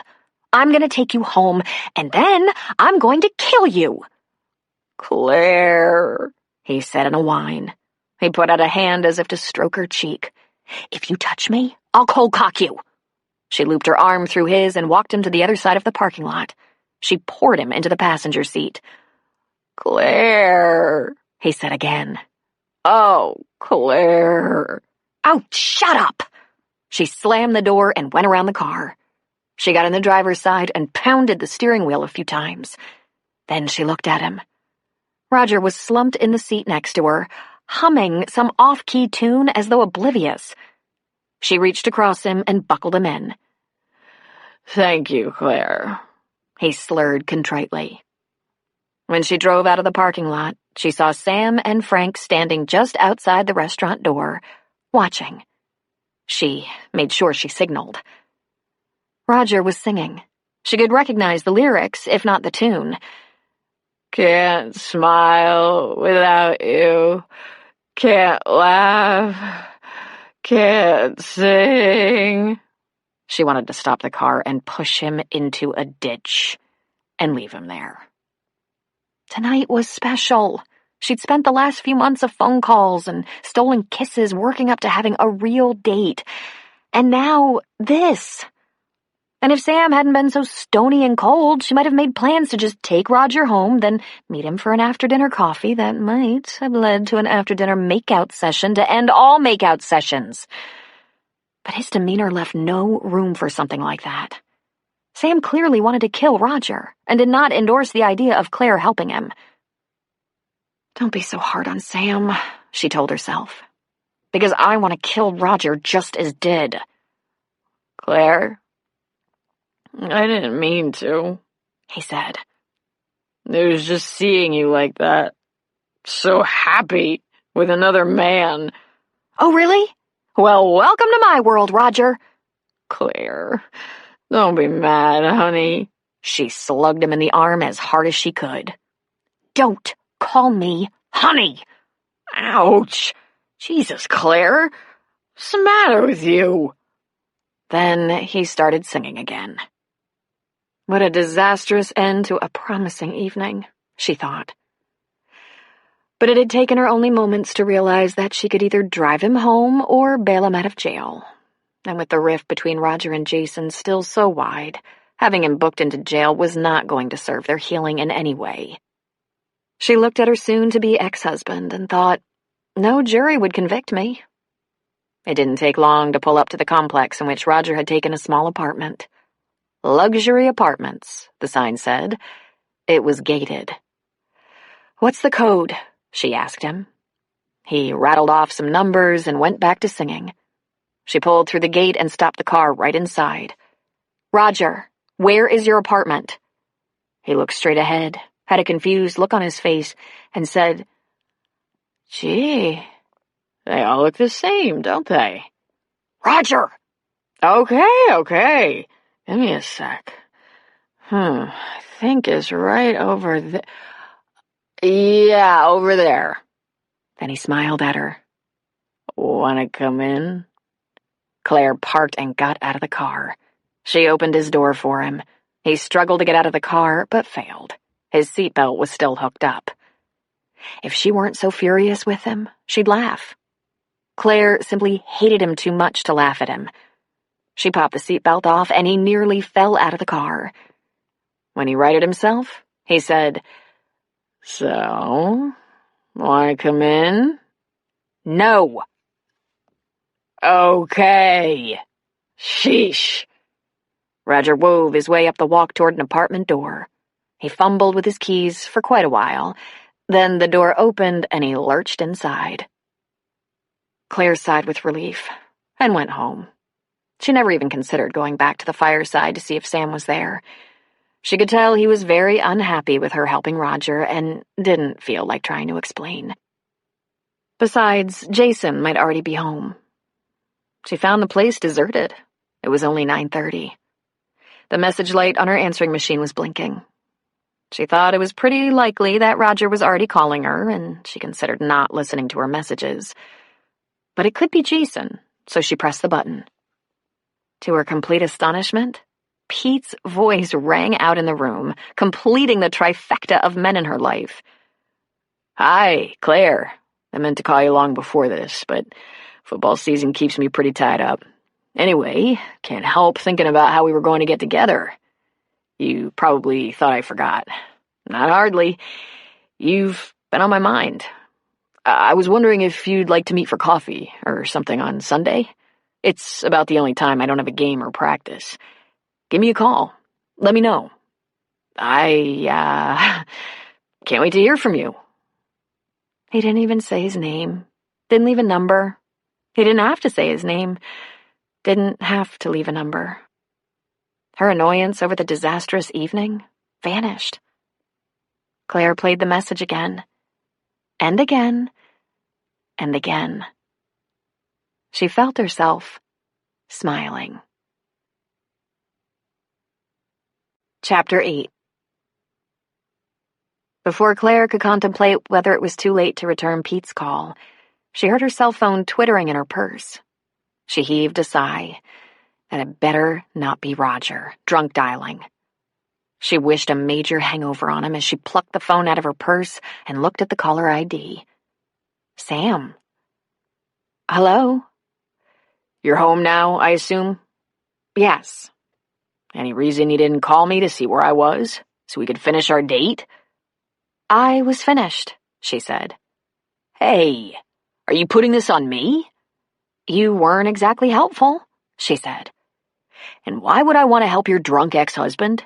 He got tanked up, made a scene, and was about to put the whole town in danger by driving impaired." "Are you raising your voice? Because I can just hang up if that's what you're doing." He took a breath. "Okay.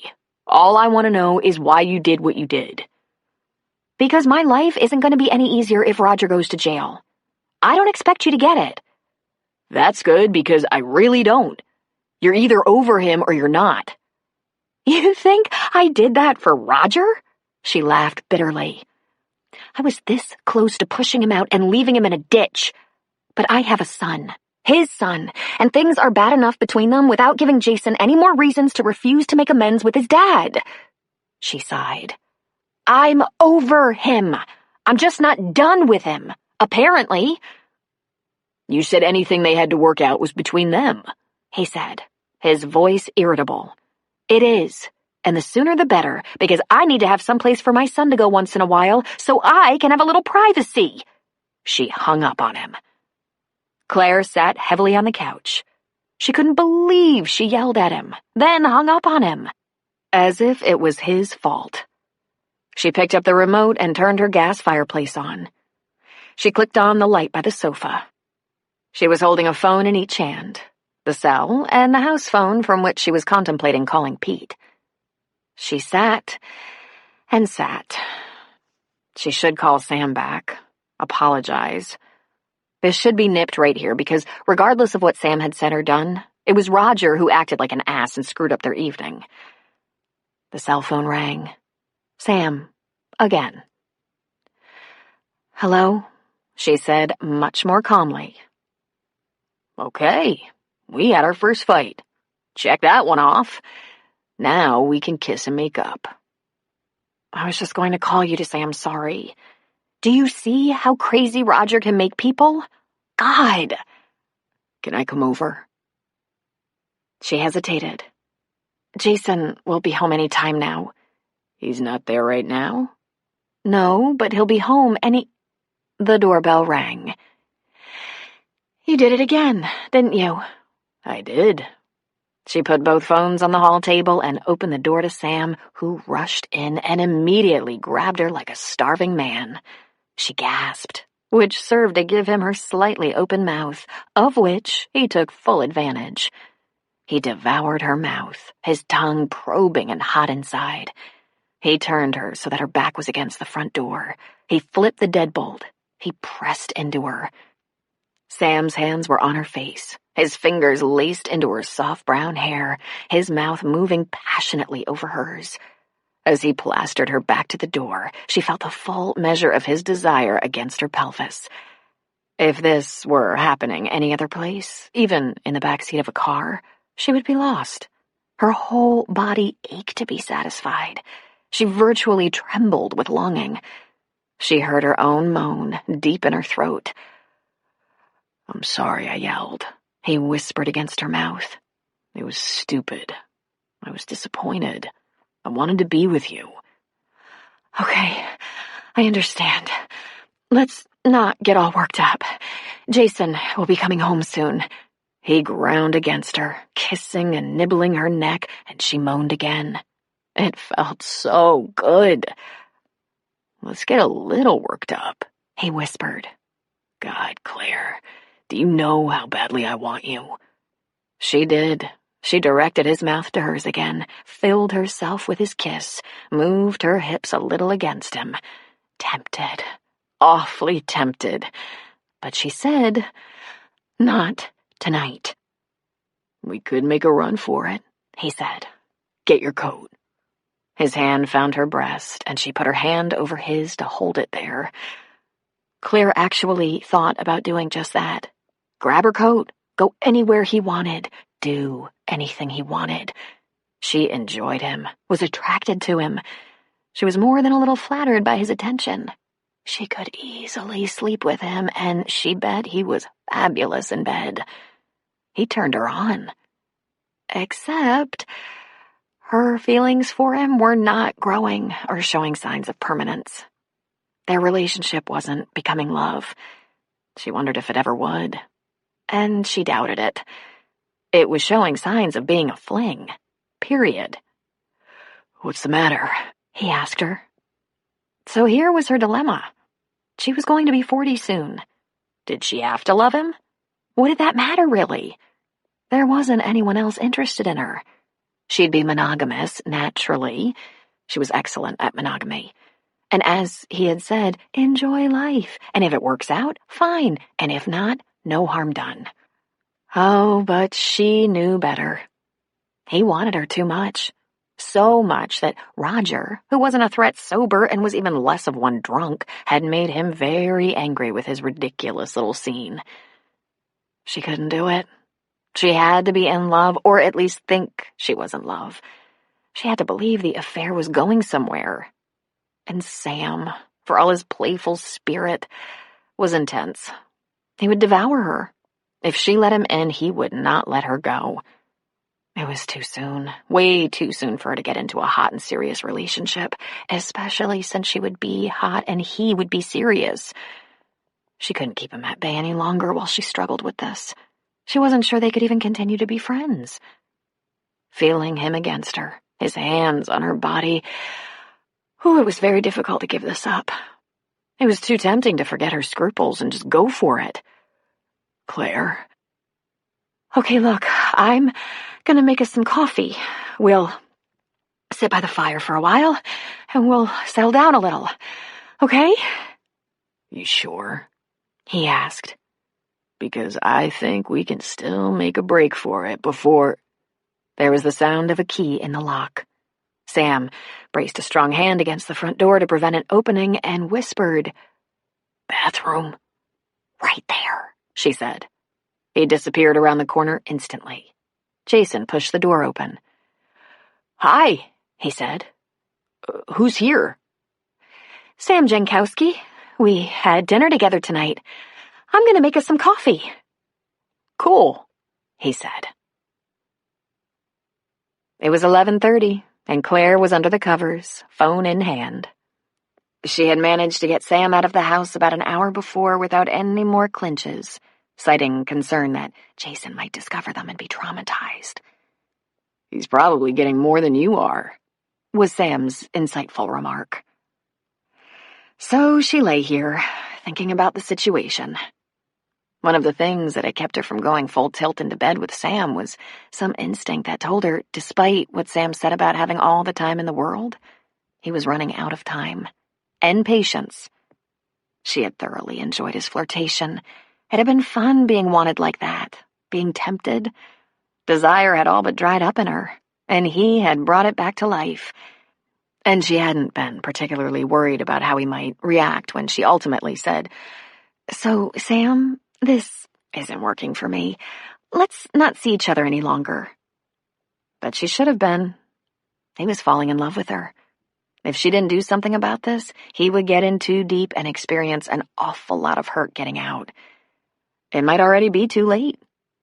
She'd had hints of this intensity in him, but hadn't been able to put a name to it.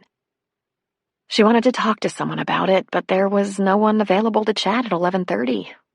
Maggie and Sarah would have gone to bed long ago. She clicked through the caller IDs to see if anyone had called, but left no message. Pete Rayburn's name popped up 4 times. She clicked on the number and put the call through. The answering machine came on. "This is Pete." Claire started to leave a message. "Oh, of course it's too late. I'm sorry. I just wanted to tell you that I'd love to—" "Hello? Hello?" a man's tired voice said. You there?" "Oh, you were sleeping. I'm sorry," Claire said. No. I was, screening calls." She laughed at him. "You were sleeping," she said. "Okay, but I'm up now. How are you?" Fine. I got your message. I'd love to go out for coffee. Or something." "Great. That's great. So, how you been? Busy?" "Kind of, yes. Would you believe that tonight was my very first real date in my almost single new world?" There was a pause before he said, "Really? How was it?" "It was a complete disaster," she said. "Try to picture this. I'm having a very nice steak dinner with a man who happens to be one of our local police officers when my soon-to-be ex, Roger, sees us from the restaurant bar and proceeds to get himself plastered. I mean, stinking. The manager is trying to eject him, but he comes to our table, makes a little scene. The police officer date threatens to make a phone call and have him locked up if he attempts to drive, which Roger, who can barely walk, insists he is going to do. So instead of having a nice first date, I drove my drunk almost ex home." Pete was laughing. "God, you couldn't have made that up." "Oh, it's the truth," she said. "That's priceless. Think you'll get a second date with this guy?" "We'll have to just wait and see," she said evasively. "You've been single a while. You any better at this dating thing?" "Well, my ex-wife doesn't show up drunk." A pause. "No, I'm lousy at it. I haven't been out on a date since hell, I can't remember," he said. A long silence followed. "This police officer, you like him a lot?" "Oh," she hedged. "He's a nice guy, but I don't know." "Don't know what?" I just realized something. He's intense. I think he's looking for a lot more in a relationship than I am. Probably not a good thing. At this point, anyway. I'm not officially divorced, though Roger and I have been separated for months. And tonight, I almost made myself a widow. "What's holding things up? Is he giving you a hard time? Roger?"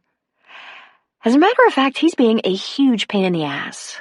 But the thing that really stalled this out was the accident. I just couldn't take on a divorce while I was recuperating. "You have a clean bill of health yet?" 100%. Cleared to ski, though I've been warned to take it easy. Sounds like the bunny slopes for me. "But that's great. We used to have such fun skiing.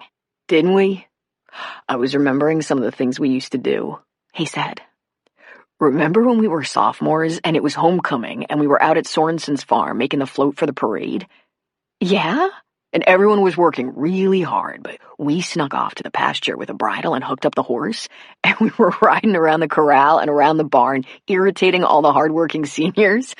We were bareback. You were hanging on to me and kept slipping. So we got to laughing. We got the stupids.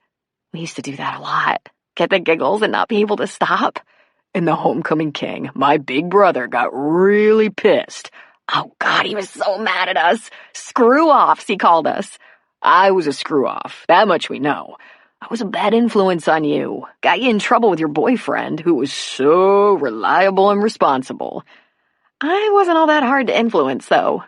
Yeah, but you're a girl, so you always tried to behave. Me? I was hopeless. Behaving never really turned me on, you know? I know, she laughed. You were a bad boy, but you had so much fun. They stayed in trouble. That's probably how I deal with these teenage boys as well as I do. I relate. She was quiet for a moment. Oh, it's nice, remembering some of the good things, the funny things. For a long time, I could only remember that terrible time when his plane went down. Too long. I was stuck in that time frame too long. It's so good to hear you laugh. We had some great times back then. He paused and then said, Claire, it's so good to hear your voice. She was cradling the phone next to her ear, getting sleepy. I can't believe how it feels like no time has passed. Remember when we all went to my grandpa's cabin to ski? Oh, God, she said, laughing again. They had built a snow fort, a snow wall, and lay in wait for some of the others and hammered them with snowballs, wailed on them, beat the tar out of them. We teamed up a lot, she said sleepily. There was a smile on her face as she drifted. Remember the time, he said. He went into another story. But before the end of it, Claire was asleep, the phone beside her ear. Claire? He asked. Claire, you there? She made a little snort, followed by a snore. She rolled over. She had the most lovely dreams in which she was a girl again, a happy girl, surrounded by friends, laughing, dancing, singing. They had a most magical teenage experience in the shadow of the glorious Sierras. The football and basketball games, the dances, hay rides and ski trips, the long days spent at Lake Tahoe. They used to sun and swim all day and then build a bonfire on the beach and cook hot dogs and sing songs and make out. The sun streamed into the window, and Claire slowly roused. The first thing she remembered was a wonderful long conversation she was having with Pete before she fell asleep. Then she rolled over and saw the phone lying in the bed beside her, and she jerked awake with a startled yelp. "Pete!" she cried. She picked up the phone and saw that the line was still open. She'd fallen asleep on him. "Pete?" she yelled into the phone. Huh? You're there? Huh? Claire heard a little rustling around, and then he said, Claire? You're still there. I think you fell asleep during one of my more entertaining stories, he said sleepily. Why didn't you hang up? If you were asleep, I didn't want the phone to go, she said. I'm sorry. But she was laughing. Oh, God, I can't believe I did that. Claire, listen, Sunday. The weather's so great. Meet me at Barkley Park at 2. I have the kids this weekend, but we'll drop them off in the early afternoon. I'll bring us something. I'll bring a thermos. They used to hang out at Barkley Park, play touch football. Sounds perfect, she said. The phone was ringing as Claire stepped out of the shower. She wrapped a towel around herself and answered it in the bedroom. Claire? Hi, Sam said. Everything okay? Sure. Why? She asked. Well, I tried calling your cell phone and home phone. I'd get your voicemail on the cell, but the answering machine never came on the home line." "Oh, that," she said. She laughed an embarrassed laugh. "I'm sorry. The phone was off the hook and I forgot about it. I fell asleep. And, of course, the cell is in my purse in the closet downstairs, where I couldn't hear it." "Well, at least you're okay. I was a little worried. Why was your phone off the hook?" She thought fast. I was just avoiding any drunk dialing from Roger." "Gotcha," he said. "Just wanted to tell you, I'm working a little overtime this weekend. I have to work swing the next 2 days. But I'd really like to try that date thing again. What are you doing?" Claire bit her lip. What she needed was not to see Sam for a couple of days. His overtime this weekend was fortuitous. "Let's see, I promised to take Jason to the electronics store for an upgrade on his computer this morning. Then I'm going to work at the store for a few hours this afternoon. And tomorrow I'm having Sunday brunch with the family. I've got to get together with Maggie about the divorce. Roger has to be put out of his misery." "It kind of looks that way," he said. "Later, tomorrow afternoon, I'm meeting an old friend from high school for coffee." "How about Monday night? Let's try again. Maybe we can make the evening end better." "I kind of like to hang close on school nights, Sam. But how about lunch? I'm not on the clock. I can take as much time as I need." "Good. I'll plan something nice. Something special." She chewed her lip. Special wasn't exactly the right word. Only she knew that she was about to break his heart. "That'll be good," she said. "I'll talk to you later." She hung up the phone, and it rang. She picked it up, and Roger said, "Do I owe someone an apology?" "Me, my date, all the diners at the fireside, and the management. I hope you're miserable and in excruciating pain." "You have no idea." "Good. I can't talk. Take aspirin and consider more therapy." She hung up on him. Claire got dressed and went downstairs to make coffee. On her way to the kitchen, she took her cell phone out of her purse and looked at the call record. 5 missed calls. As many messages. If she wasn't sure before, she was now.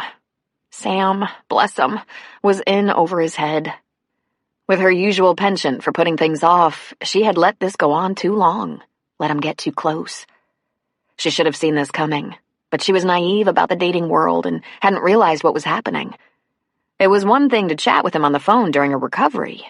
She was out of reach, and he was held safely at bay by the crack in her pelvis.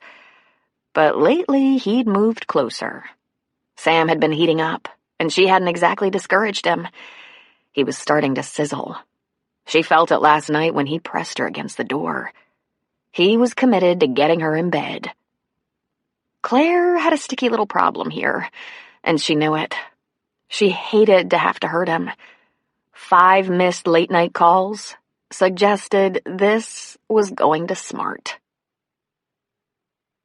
Family dinner time varied on Sundays, according to what was going on in everyone's schedule. And fortunately for Claire, her nieces had afternoon commitments, as did she. They had their meal together at noon, after which George and Bob took their coffee to the living room to watch football. The teenagers dispersed, and the sisters washed up, letting Dottie go home and relax. Maggie carried the dishes from the table. "Okay, spill," she said. "What happened with your young stud on Friday night?" "Stop calling him that," Claire said, not looking up from her rinsing chore. She passed a plate to Sarah to put into the dishwasher. "It was a disaster." She told them about Roger's drunken antics. "Oh my God," Maggie said. "I think Roger's losing it. He's not going to calm down until he realizes it is irrevocably over. We'd better do that divorce." "I think you're right," Claire said. "Will you please help me with that?" "Absolutely. Damn, I'm sorry about Roger. I had it in my head that you were going to, get so lucky." Claire passed another plate to Sarah. "I could have killed Roger," Claire said. "But in the end, he might have done me a favor. This thing with Sam, it just isn't for me." "What?" Maggie and Sarah said in unison. I should have seen this sooner, but what do I know about dating? About relationships? I've been playing do-si-do with Roger for 16 years. It's very clear that Sam is ready for something serious. Something intense. Sarah shivered visibly. Both sisters looked at her. "What's wrong with him?" she asked. "Nothing. Absolutely nothing. He's great. He's got it all. Looks, personality, charm, and have you seen his arms? Whew! Clearly he could have any woman he set his sights on. But what I saw as friendship has obviously grown in his mind and hasn't in mine." Maggie leaned one hand against the kitchen counter, the other on her hip. "Claire, he's gorgeous. Young, energetic, and so hot for you he's almost smoking. Are you crazy?" There's something about Sam that I never realized. Something not apparent in a few months of casual phone chats. He's not capable of playing around. He's passionate. There's allure in that. The sheer power of his passion. Oh, maybe I'm making a mistake. Maybe I'll regret it. But I think I'd be taking a big chance getting any more involved with him. It isn't going anywhere. Except maybe a thoroughly fabulous roll in the hay, Maggie said.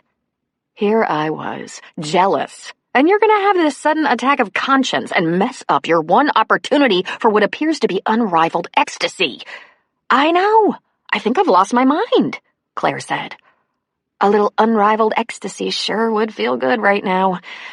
But the picture I can't get out of my mind is the look I'd see on Sam's face when I tell him, as I eventually will, that I can't see him anymore. He doesn't deserve to be my middle-age experiment. Are you sure? Sarah wanted to know. She looked at her younger sister. Honey, no matter how tempting, he feels a lot like a sweet younger brother. I just can't get the term boy toy out of my mind. And believe me, Sam is no boy toy. You saw him, how he behaves. He's not the kind of guy who goes into anything halfway.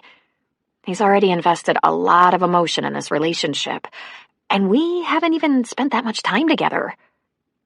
But how do you know it won't develop into something, that you're as passionate about as he is? Sarah asked. The look in her eyes was so earnest it was almost pleading. Here's what I know. I should say, here's what I remember. When you fall for someone, when you fall in love, you can't wait for his calls, yearn to be alone with him, ache to have him touch you, hold you. It's unmistakable. It's impossible to keep from calling him first. You don't sleep, your heart skips beats, you think about him constantly. You live for the next kiss. She took a breath. It felt very good to have his interest, his attention. It would be very easy to go along with this and have some pleasure too, but I'm not serious about him. I don't think we can even be friends. It will encourage him, and that would be cruel. Sarah sighed. Maggie threw down the dish towel and started to leave the kitchen. Hey, Claire said. Where are you going? I think I'm going to take Bob home and tie him to the bed. When Claire got to the park, Pete was already there, sitting on top of a picnic table. He had a small picnic basket and beside it a thermos. Her heart lifted. She had felt morose, knowing she was going to have to tell Sam she was breaking it off, but seeing Pete, her old friend Pete, brightened the day considerably. She had missed him so without realizing it. He stood as she approached and gave her a welcoming hug. Good to see you.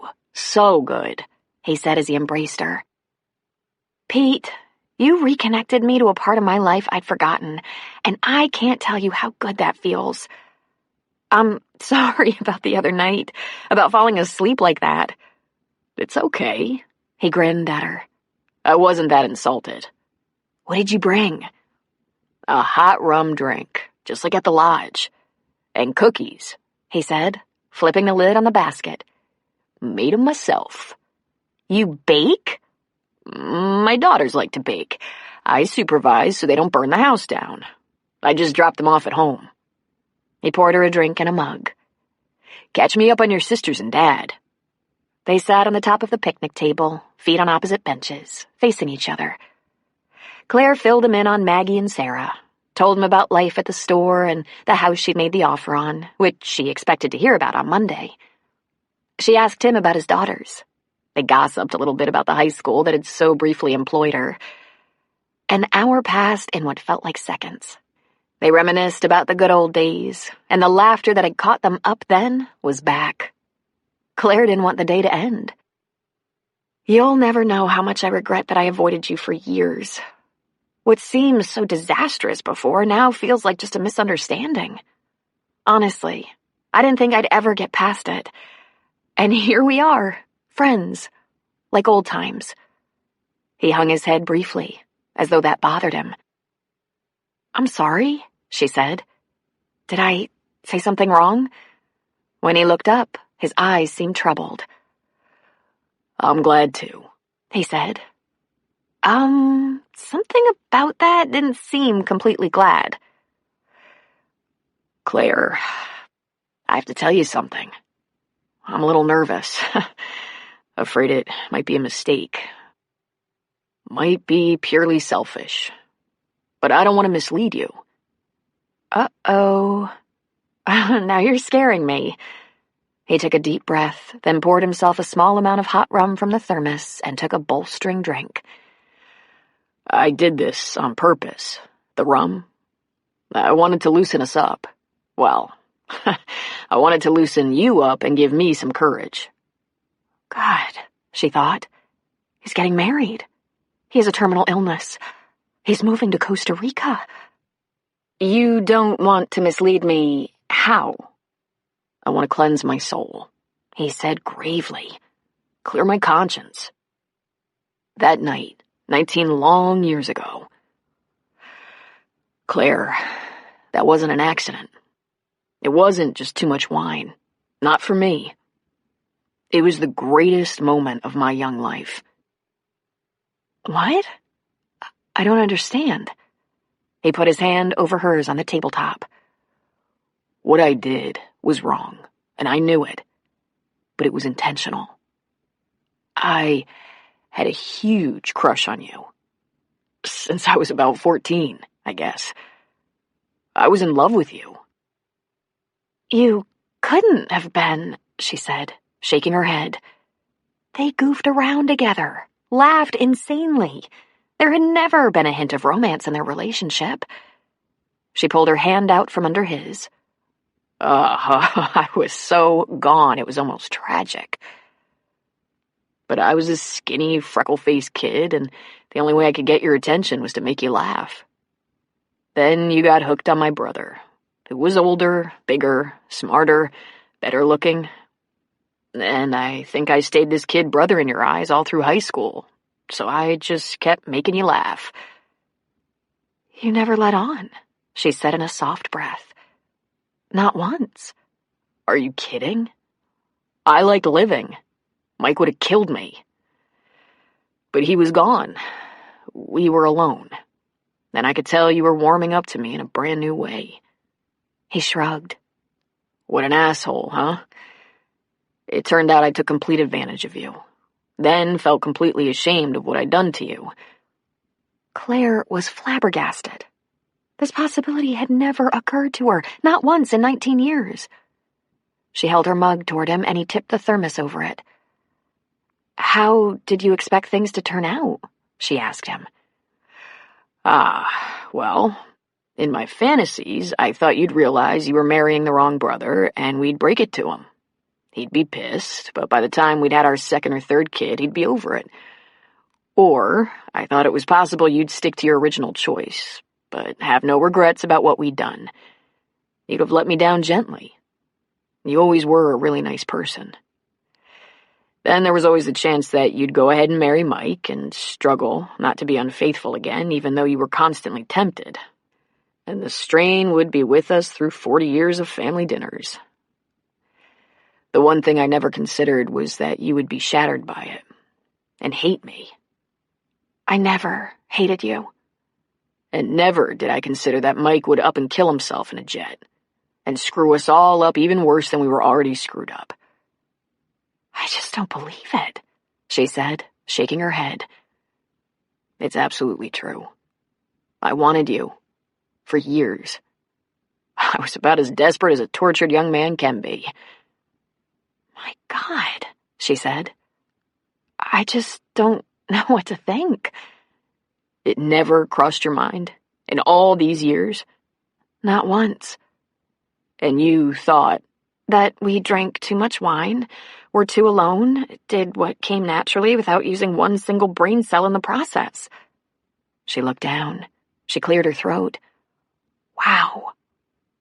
Now I'm going to have to remember this in a whole new way, from an entirely different perspective. I've been wanting to get together since we talked in August, but knowing that I had to do this, it took me a long time to get up the nerve to call you. Why did you feel you had to tell me this? You really didn't have to.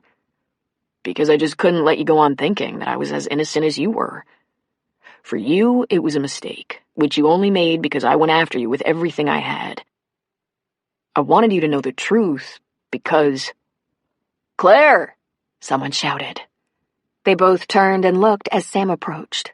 He was uniformed and his cruiser was parked behind Claire's car. As he recognized Pete, a broad smile broke over his face. Hey, he said, sticking out his hand. Pete stood and accepted the handshake. How you doing, Sam? Great, Coach, great.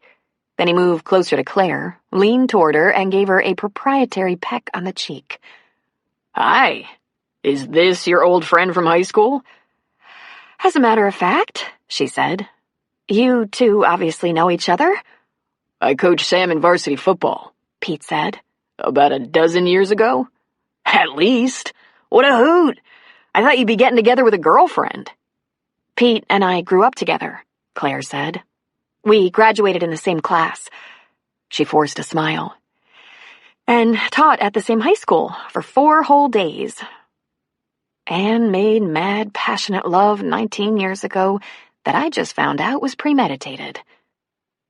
That kind of put us back on the same path, Pete explained. We were just talking about old times. What brings you out here? Oh, I saw Claire's car and wondered what she'd be doing here. So I stopped. His radio sputtered and he turned it down. I'm not one to pass up a golden opportunity. So, how are Vicky and the girls? Girls are great. Vicky and I have been divorced about 5 years now. Aw, man. I'm sorry to hear that, Pete. Jeez. It's okay. She's been remarried quite a while now. So, you seeing anyone special? Pete shrugged. I go out now and then. Pretty casual, I guess you'd say. Got someone you can call? Go out with me and Claire? Sam asked. He reached out and rubbed her arm.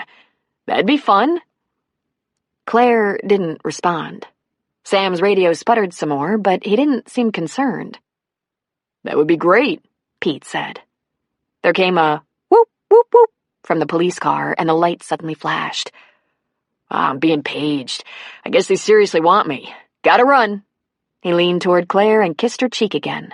As he backed away, he pointed a finger at Pete. Great seeing you, Pete. Pete nodded. Hands plunged in his pockets, he just watched Sam as he turned around and jogged back to his squad car.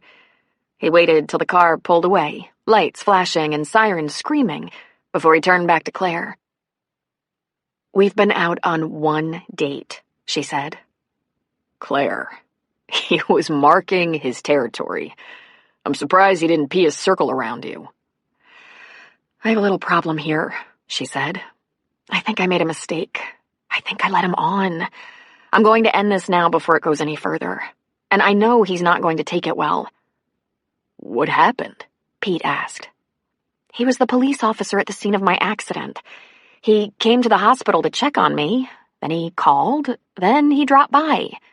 She took a deep breath. More recently, he started asking me out, let more and more of his feelings be known. But he always had a light touch. Just relax and enjoy yourself, he said. If it's right, great. And if it's not, we move on. She took a deep breath. Even as he said that, I knew it wasn't that simple. To tell the truth, it's the first time in a long time someone has paid attention to me. And it felt good. I wanted to think it could be casual. It can't. But you were considering it, he said. Well, who wouldn't? But I'm in no condition for that kind of relationship. I'm not even divorced yet.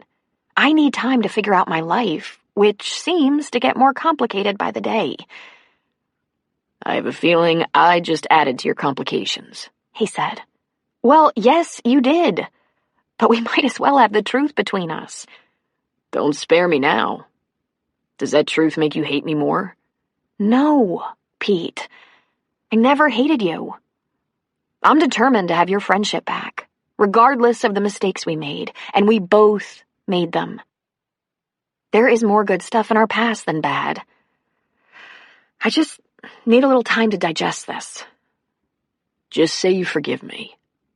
I think the one who has to forgive you is gone. He smiled a small smile. It's been a long time. I've made my peace with Mike. Chapter 9. Claire went home and got busy in the kitchen making Jason's favorite meal, homemade macaroni and cheese and chocolate cake.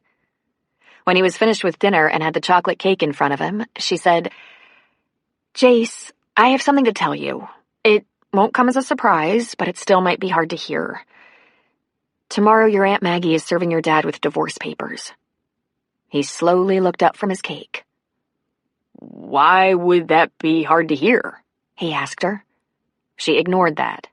Instead, she said, You know, an old friend of mine taught me a lesson I wish I'd learned years and years ago about how to remember the things that are really important.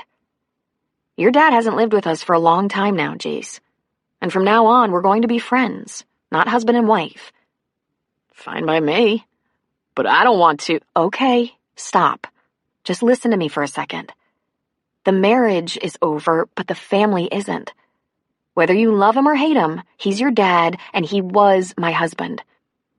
There were times he came through for me in such a huge way. I don't know what I would have done without him. When your grandma died, I was devastated, totally wrecked.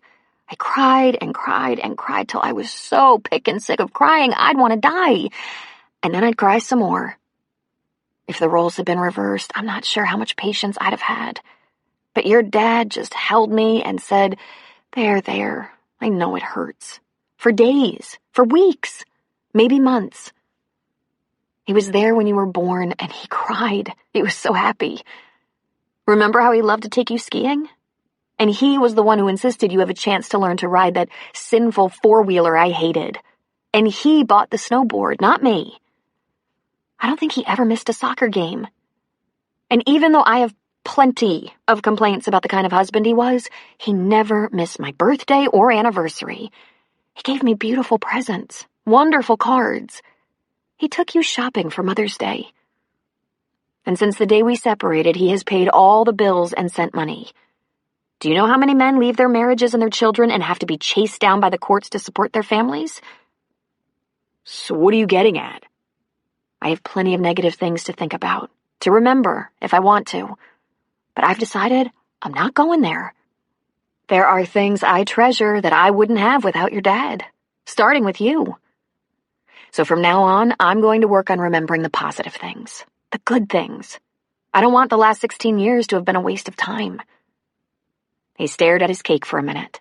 Then he said, Well, good luck. He picked up his plate and took it to his room. Well, that little speech wouldn't have worked on me 6 months ago either, she thought. It was 10:30, and she was in bed with a book when she heard Jason's bedroom door open. He tapped gently at her half-open door, and she waved him in. He stood at the foot of her bed, and she could see that his eyes were red-rimmed from crying. She wished he hadn't cried alone, but boys his age are so stoic, so isolated. He used to dress up like Santa, he said. Like I couldn't tell who it was. He did, she said. Come here, she invited, patting the bed beside her. He was already taller than she was, but he sat on the bed beside her. Then up came his long legs as he curled up on the bed, his back to her. His head on her pillow, his shoulders shook just slightly as he cried.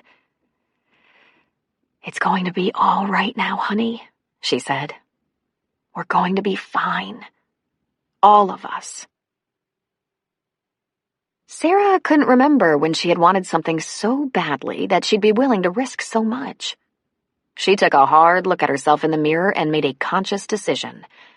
She was going to make changes. Major changes. She couldn't expect any man to look at her the way she was. Her natural beauty, and there was some, was buried beneath this veneer of neglect she had adopted. It had not been as deliberate as it appeared. It had been born out of her complete absorption in her work. That and her need to change that tawdry, cheap persona her poor mother had so despised. Claire and Maggie used to try to coax her back into beauty and style. "How about a better haircut?" one would say. Or highlights. Blonde streaks would light up your face.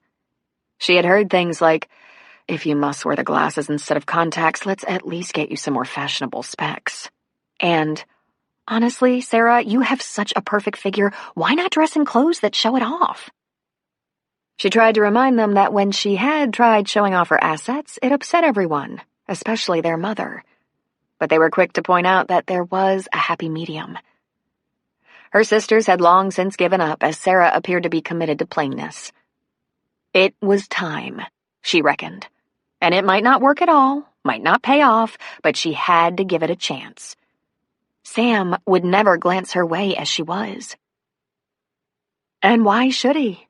More than beauty was required, of course, but looking as if you just don't give a damn was no way to get a man's attention. Every time she thought about him, she trembled. This was what Claire was talking about. Tossing and turning, feeling your pulse race, your cheeks suddenly brightening from the sheer heat of a fantasy.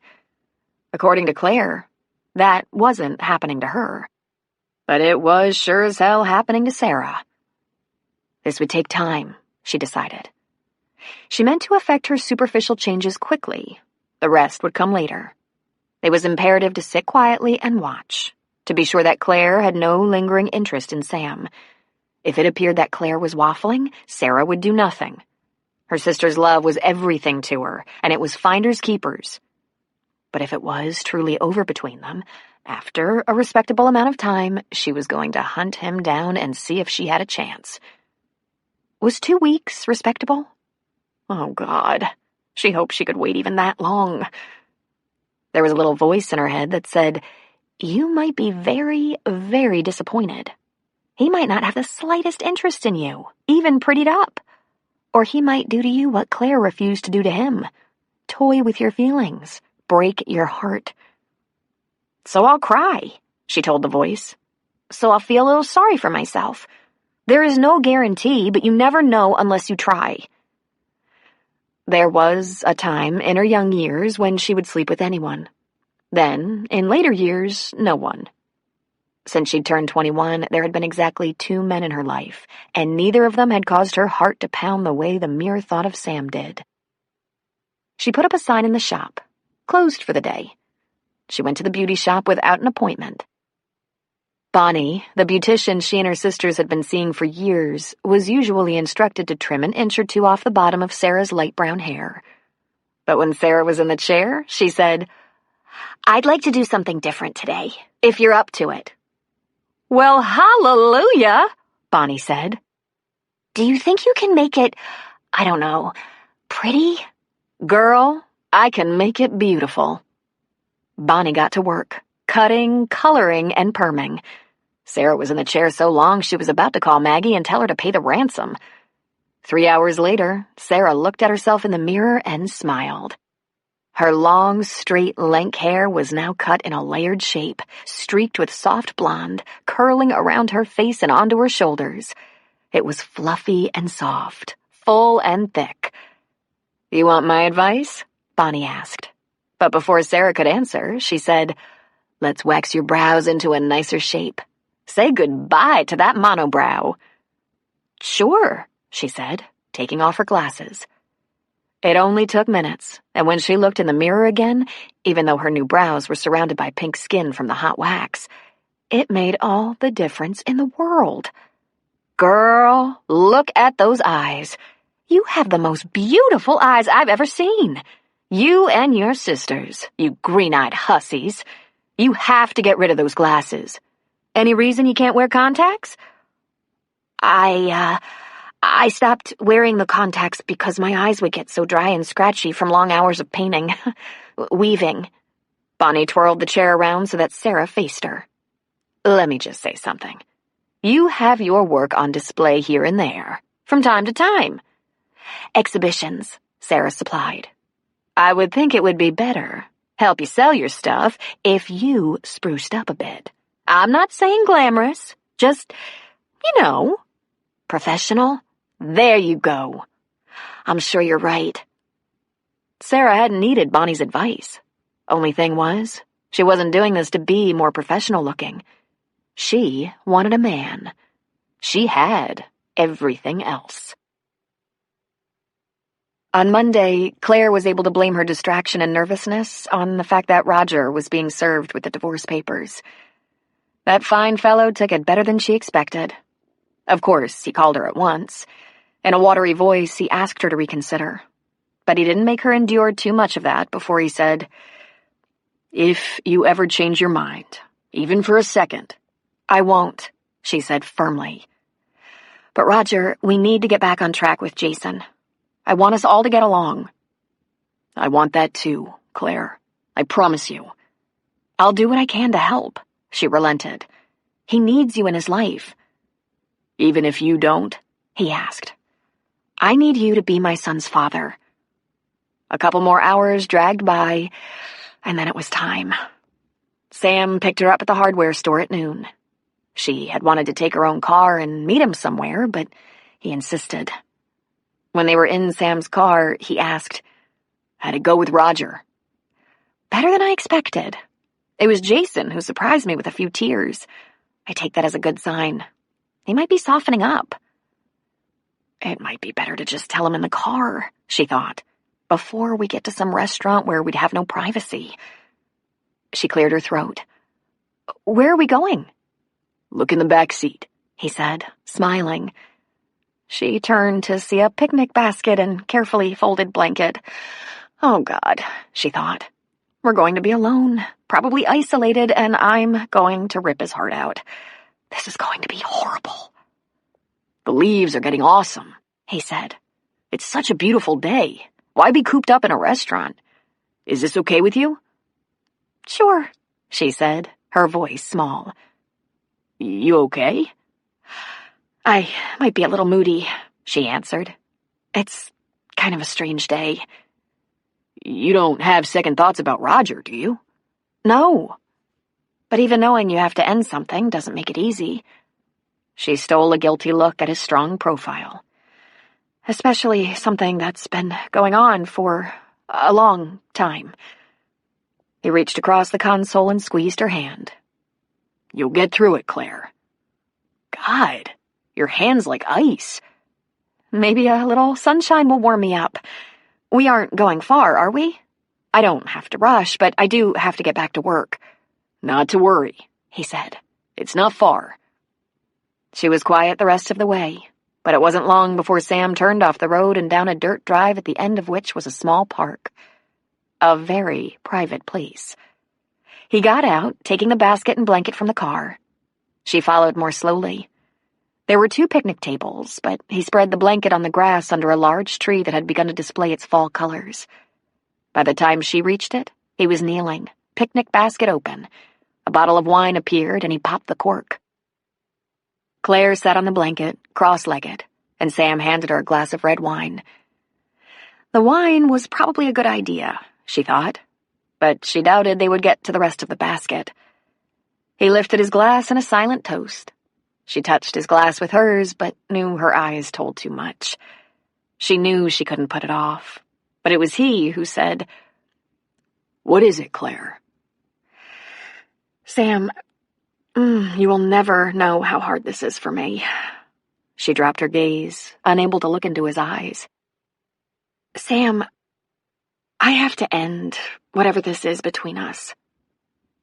A moment of silence drew out. He took a sip from his glass. "What brought this on?" "There's no way I can make this easy. You're great, and you've been wonderful to me. I'm very fond of you." But my feelings for you are just not as strong as yours are for me, and I think it would be best if we let this go now, before it gets more complicated." He stared at her, his lips parted slightly. Then he smiled a small smile. "That's not what your body says." "I know. That's why I'm stopping it here and now. My feelings just don't match." She shrugged. "I'm sorry. It was never my intention to lead you on." "Okay," he said, shaking it off. "I admit I was moving a little fast. You're right. We'll slow way down. I'm not going to pressure you. I've got all the time in the—" "No, Sam, you weren't moving fast. You've been extremely patient, and it's been months. It's just not growing for me. I don't have—" She cleared her throat. "I just don't have it." "Claire, I don't care," he said. "I haven't asked you for anything. I haven't asked you to make me promises. I know better than that." "You have to listen to me. I'm not asking you to slow down. I'm saying we're going to end this here and now before it drags out any longer. What started as a friendship has clearly grown more serious for you, but it hasn't for me. I don't want this to get any more involved, only to have it end bitterly." Sam reached out a hand, touching her knee. "Claire," he said softly, earnestly, "you responded to me. When I put my hands on you, you come alive." She shook her head sadly, laughing without humor.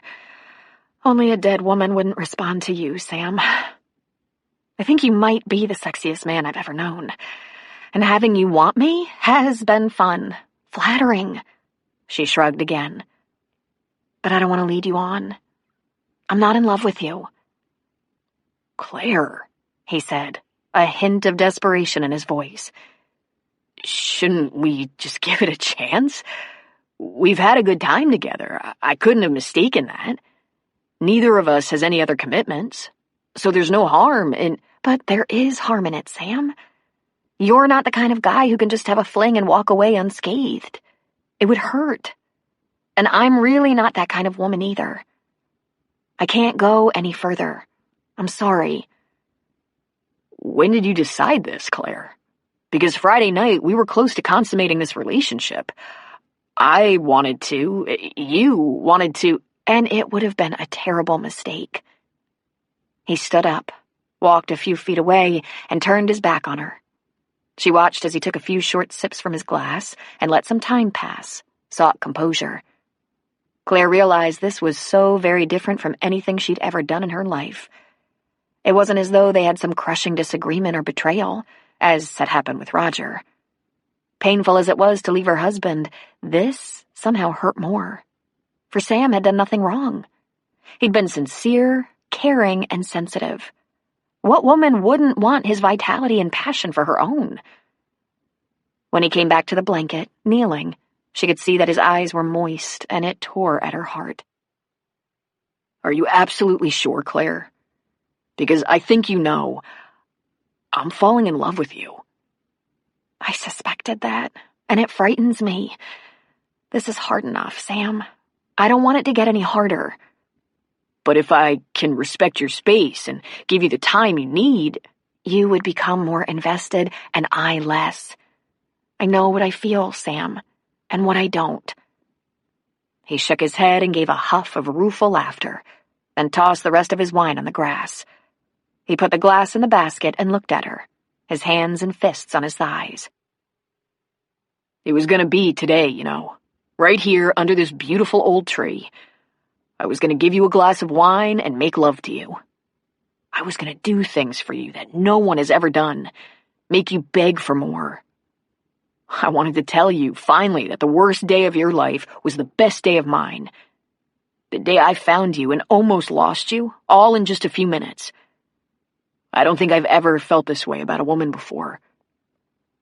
She felt the tears on her cheeks and wiped them away. "You are entitled to so much more, Sam. A younger woman, for one thing. Someone who's as passionate as you are. A woman who could add to your family if you wanted that. I don't need that, he protested. You've had that cheating husband all those years, and I would have given you love you could trust. One that would be true. I never doubted that. But you know I have to share that desire for it to work. He swallowed, glanced away, looked back at her. Tell me one thing, and please don't lie to me. Is it Pete? Pete Rayburn? What? She said, confused. There was something going on yesterday when I found you with him at the park. I could sense it. Oh, she said, letting out her breath. Yes, there was something going on. We were talking about old times, just as he said. One of the old times was his brother's death. Mike was Pete's older brother. We shared a devastating loss. I didn't know. Of course not. It never occurred to me to mention it, but then I didn't know you two knew each other. Sam stared at the ground. I never meant to hurt you, Sam. You must believe that. He raised his eyes. I never meant to fall in love with you. Some things, it seems, are beyond our control. He stood. We better get out of here. I don't think there's going to be a picnic. He held out his hand to help her to her feet. Will you be all right? She asked. I'll live, he said, giving her a wan smile. Kiss me, Claire. Kiss me goodbye. I don't think that's such a good... It's all I'm asking. When I think about this day, I want to remember one nice thing. He pulled her into his arms and covered her mouth with his. At that moment, she knew she had done absolutely the right thing. She felt his lips, as skilled and passionate as ever. She felt that familiar temptation, but nothing else. Then she felt his tears on her cheeks, and her heart was ripped to pieces. He pulled away and ducked his head so that she wouldn't see.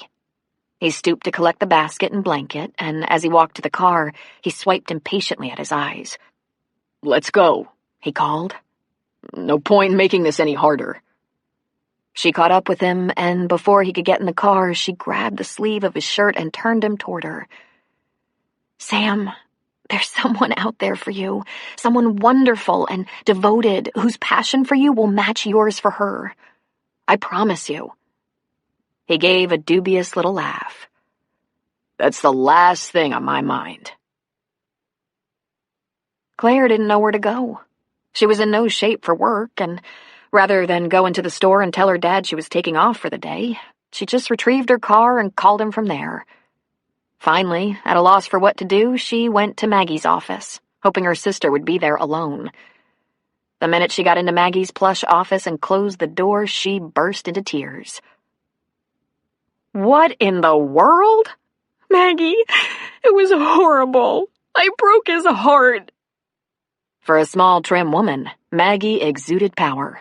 It was probably a lawyer thing. She was a rock and seemed fearless. Stop crying, she demanded. But that only made Claire cry harder. Maggie tossed the box of tissues at her and said, Stop crying and tell me what happened. He took me on a picnic in a deserted little park. He had big ideas of what would happen on that blanket, and instead, I told him that I couldn't see him anymore, that I just don't have those kind of feelings for him.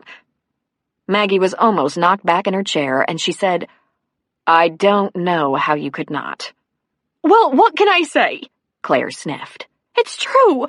I responded to him. I had plenty of lust. I just didn't have love in my heart. Hell, I responded to him. I don't think that proves anything. He was planning to tell me that the day he met me was the best day of his life. And you couldn't just... You didn't have to make a commitment to him, did you? Maggie shook her head. Women, couldn't you have enjoyed him for a time, while you're getting back on your emotional feet? And then, after using him for a while, tell him to hit the road? Oh, Maggie. All right, Maggie relented. It was a kind thing you did for him, Claire. He's 29. He has lots of time for meaningful relationships. I should have been kinder faster, she said, and blew her nose heartily. Maggie got out of her chair and walked around to Claire, leaning a hip on the desk. One of her least favorite things was weeping women. She, herself, never cried. She couldn't remember the last time.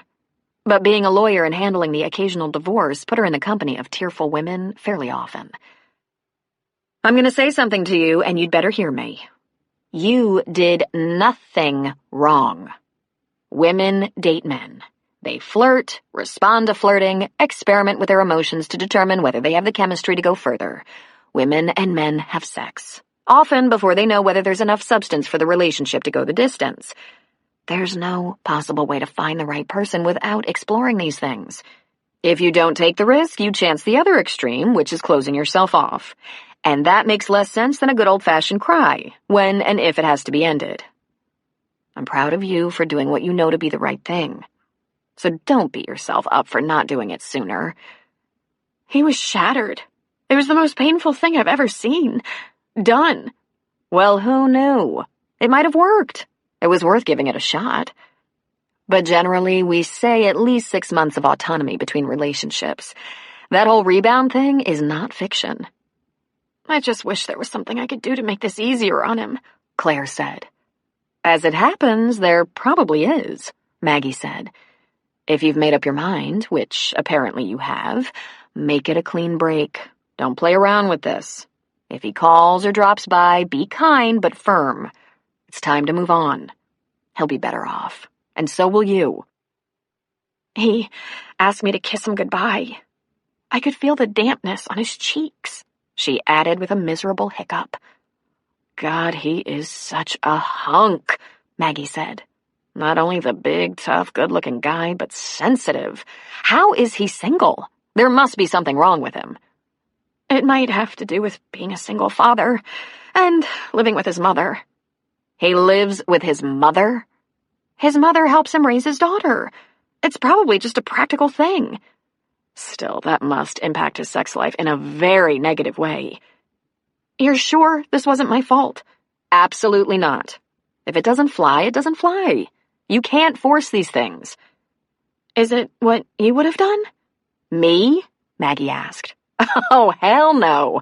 I would have had tons of meaningless sex.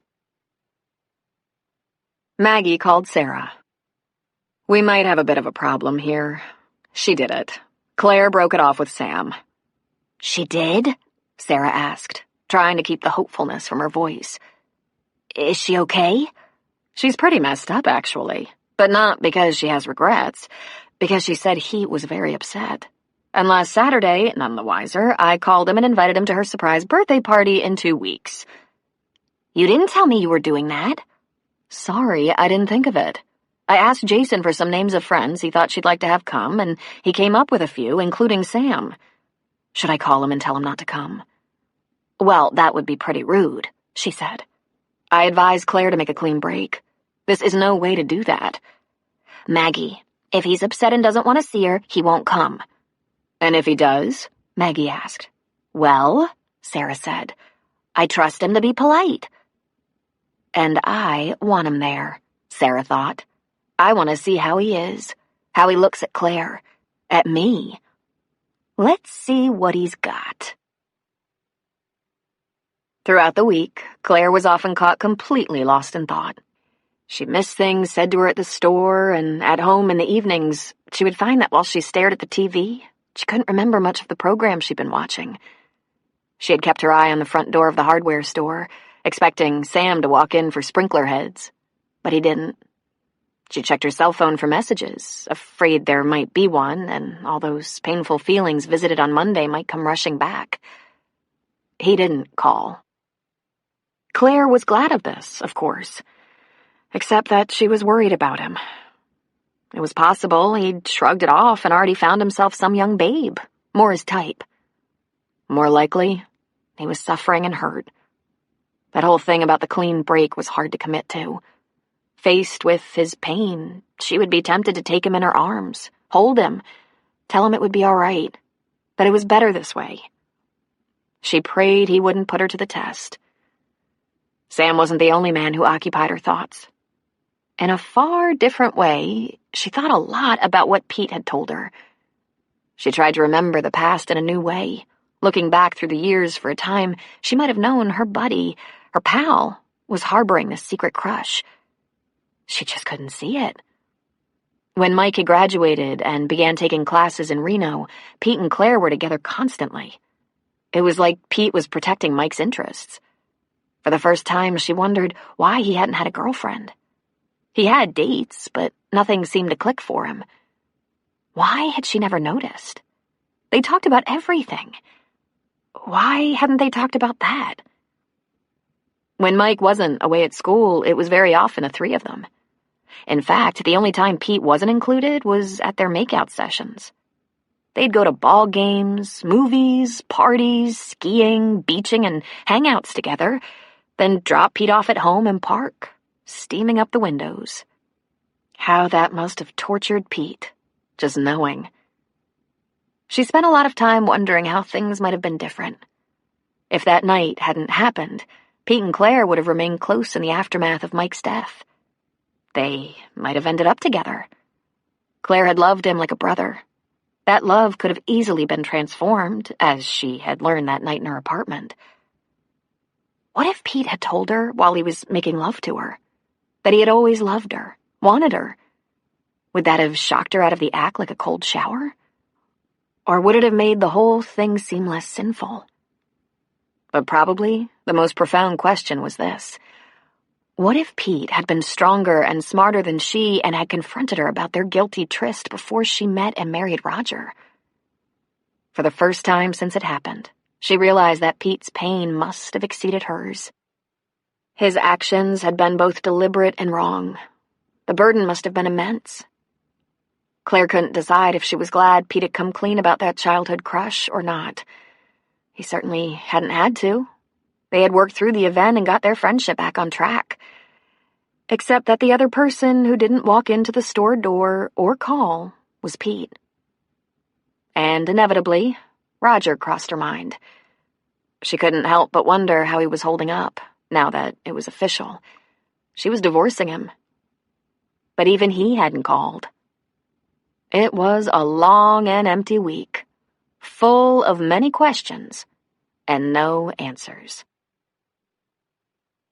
Friday morning, when Claire entered the hardware store, she found George at the back counter wearing a very troubled frown. "Something's going on with your sister, and I want you to find out what it is," he said. Maggie? "No, Sarah. She's changing. At first I didn't notice. I don't notice things like that." Things like what? "Like hair and clothes. Everything is changing." What? I just saw her on Sunday. Nothing was different. "It is now," he said. And then he went back to his office, brooding. Claire got a sickening feeling in the pit of her stomach. She would never forget Sarah's transformation. When they buried their mother, Sarah had cried the hardest. But then she seemed to almost sink out of sight. She couldn't get out of bed, barely ate. When Dottie came on board, she forced the girl up, shoved her into the shower, nearly spoon-fed her. But her morose mood was a terrible thing. Maggie and Claire were not in the best shape to be objective, for their grief was terrible as well, and they had small children who needed them. Ironically, it was Roger who came to the fore. "She's sick, Claire. We have to get her to a doctor. This isn't just normal grief. She needs help, and fast." Indeed, that was confirmed immediately, and Sarah was hospitalized. It was very fortunate for her that medication eased the darkness quickly, and she was only in the hospital for 2 weeks. But change was not over for their family. While Sarah got great comfort from her counselor and her new hobbies of painting and weaving, she stopped caring about her appearance. It would have been obvious it was some sort of defiance if it hadn't been so gradual. And she slowly replaced her clothing. She chose the plain and dull clothes that hid rather than accentuated her figure, and she stopped wearing makeup altogether. Next, the contacts disappeared and the old glasses came out. Her hair, which she used to spend countless hours grooming and teasing into a high, hussy mound, was left thin and flat. There was a time you wouldn't know what hair color Sarah would show up with. Black, red, white blonde, or some combination. Her natural color, which was not a particularly fetching kind of dirty blonde, became her new preference. It was as though she wanted to become invisible. She would spend hours and hours in front of an easel or at her loom and could barely be coaxed away. But then she decided to go back to school, and relief flooded the McCarthy family. From that point on, this new Sarah was what they were going to have. "I only wish I had made a few sensible changes before Mama died," she said when her sisters voiced their worry over the way she looked. "Mama wouldn't want you to stop paying attention to your appearance completely," they assured her. To which Sarah said, "I bet she'd prefer this look to the previous one." And she'd go back to her painting or weaving or art studies. Well, if those were the only two choices, they'd rather have Sarah at least doing something productive, as long as she was healthy, which her doctor assured them she was. All that loose and wild behavior has a heavy price. A far heavier price than looking plain. Claire didn't waste any time in getting over to Sarah's art shop. Sheer dread accompanied her. She just couldn't imagine what image Sarah would present next. Had she gone to sackcloth and ashes? Was she sick again? When she opened the door and the little bell tinkled, a young woman she barely recognized came out of the studio in the back. Claire gasped and took a step backward. "Sarah?" Sarah just smiled, giving her head a little tilt. "Hiya," she said. Her hair was highlighted and shaped in a bouncy cut that framed her face and curled at her shoulders. Her eyes were an almost mystical green. And she was wearing slimming jeans with a crisp white blouse tucked in and unbuttoned to almost, but not quite, her cleavage. On her feet, boots. Stylish boots with slim high heels. "Sarah!" Claire gasped. "Oh, God! What do you think?" "What do I think? I think you scared 10 years off Dad's life." "Well, that's certainly not what I intended." Claire came closer. "What in the world happened to you? Have you been hypnotized or something?" "No," she laughed. "It's actually your doing, Claire." "Me? I haven't said a word." "You did something much more significant. When I saw you last Friday night at the restaurant, you looked incredible. Unbelievable. I mean, you always look great, but you usually look great in your jeans. I don't know where I've been, but I haven't paid much attention to how striking you are all dressed up. That dress? I've had that dress for 3 years. Okay. It was a combination of things. That dress, which, by the way, is very sexy, but in a very elegant and chic way. Your boobs weren't hanging out or anything, and you had that good-looking man drooling. And it got me thinking. Here is my big sister, not even divorced yet, having a life." "Oh, Sarah," she said, feeling the threat of tears come to her eyes. "Please tell me this is totally sane. You're not, like, going through some manic thing? God, I hate that you all think I'm crazy. I had a very bad time when Mom died, but I got help and I've been happy since then. I know it seems boring to you, my pieces, my little shop, but this is my world. I just decided I'm going to expand that world. I can sculpt and weave in clothes I don't look so homely in." Claire walked to her sister and touched her pretty hair. "You know what would be so nice, Claire? If, when I met you and Maggie for a glass of wine, a waiter hit on me." "Honey," it came to me when I saw you last week. Life can be bigger than this. It can be beautiful and fun. I think I've been hiding, just afraid to take a chance. Afraid that if I emerge, I'll be out of control again." "Well, promise me you won't take too many chances." "I'm 33, Claire." "You'll always be my little sister." "But I'm not made of glass. Have you any idea how taxing an exhibition is? How stressful trying to land a big sale that will keep me in business? I'm not a baby. I'm strong." Claire smiled at Sarah. "I guess I just don't give you enough credit." "This is good," she said, relenting. "Maggie is going to die." "Well, I just hope she dies of happiness and doesn't freak out." Chapter 10. For Claire's 40th birthday, Sarah and Maggie took her to a day spa where the three sisters indulged in massages, facials, manicures, pedicures, and had their hair done. They brought along nice clothes to change into for dinner later. Sarah had a new dress for the occasion, a sleek dark green knit that hugged her curves and lit up her eyes. When she put it on, she was so beautiful that Claire almost wept. "The best birthday present I could possibly have is you back, Sarah. I've never seen you more stunning." "I've always been like a hangnail on the middle toe, standing between you two," Sarah said. "Does this make you happy?" Claire asked her. "This gorgeous new you?" "I'm kind of amazed it didn't occur to me sooner. How good it might feel." "Maybe tonight's the night," she said. "Maybe a waiter will hit on me or something." "Well, not so fast," Maggie said, holding out her cell phone toward Claire. "Your phone must be turned off. It's Jason. He locked himself out of the house." "Well, how in the world?" she said. She spoke to him for a moment and handed the phone back to Maggie. "I'm sorry, but can we swing by the house and let him in on our way to the restaurant? He says he can't find Grandpa." "Not a problem," they assured her. And so they went. When they got to Claire's neighborhood, there were cars parked up and down the street. "Someone's having a party," she observed. Her house was dark, and Jason was standing outside, shuffling his feet back and forth, shivering in the cold. "Sorry, Mom," he said. "You lose another house key?" she asked him.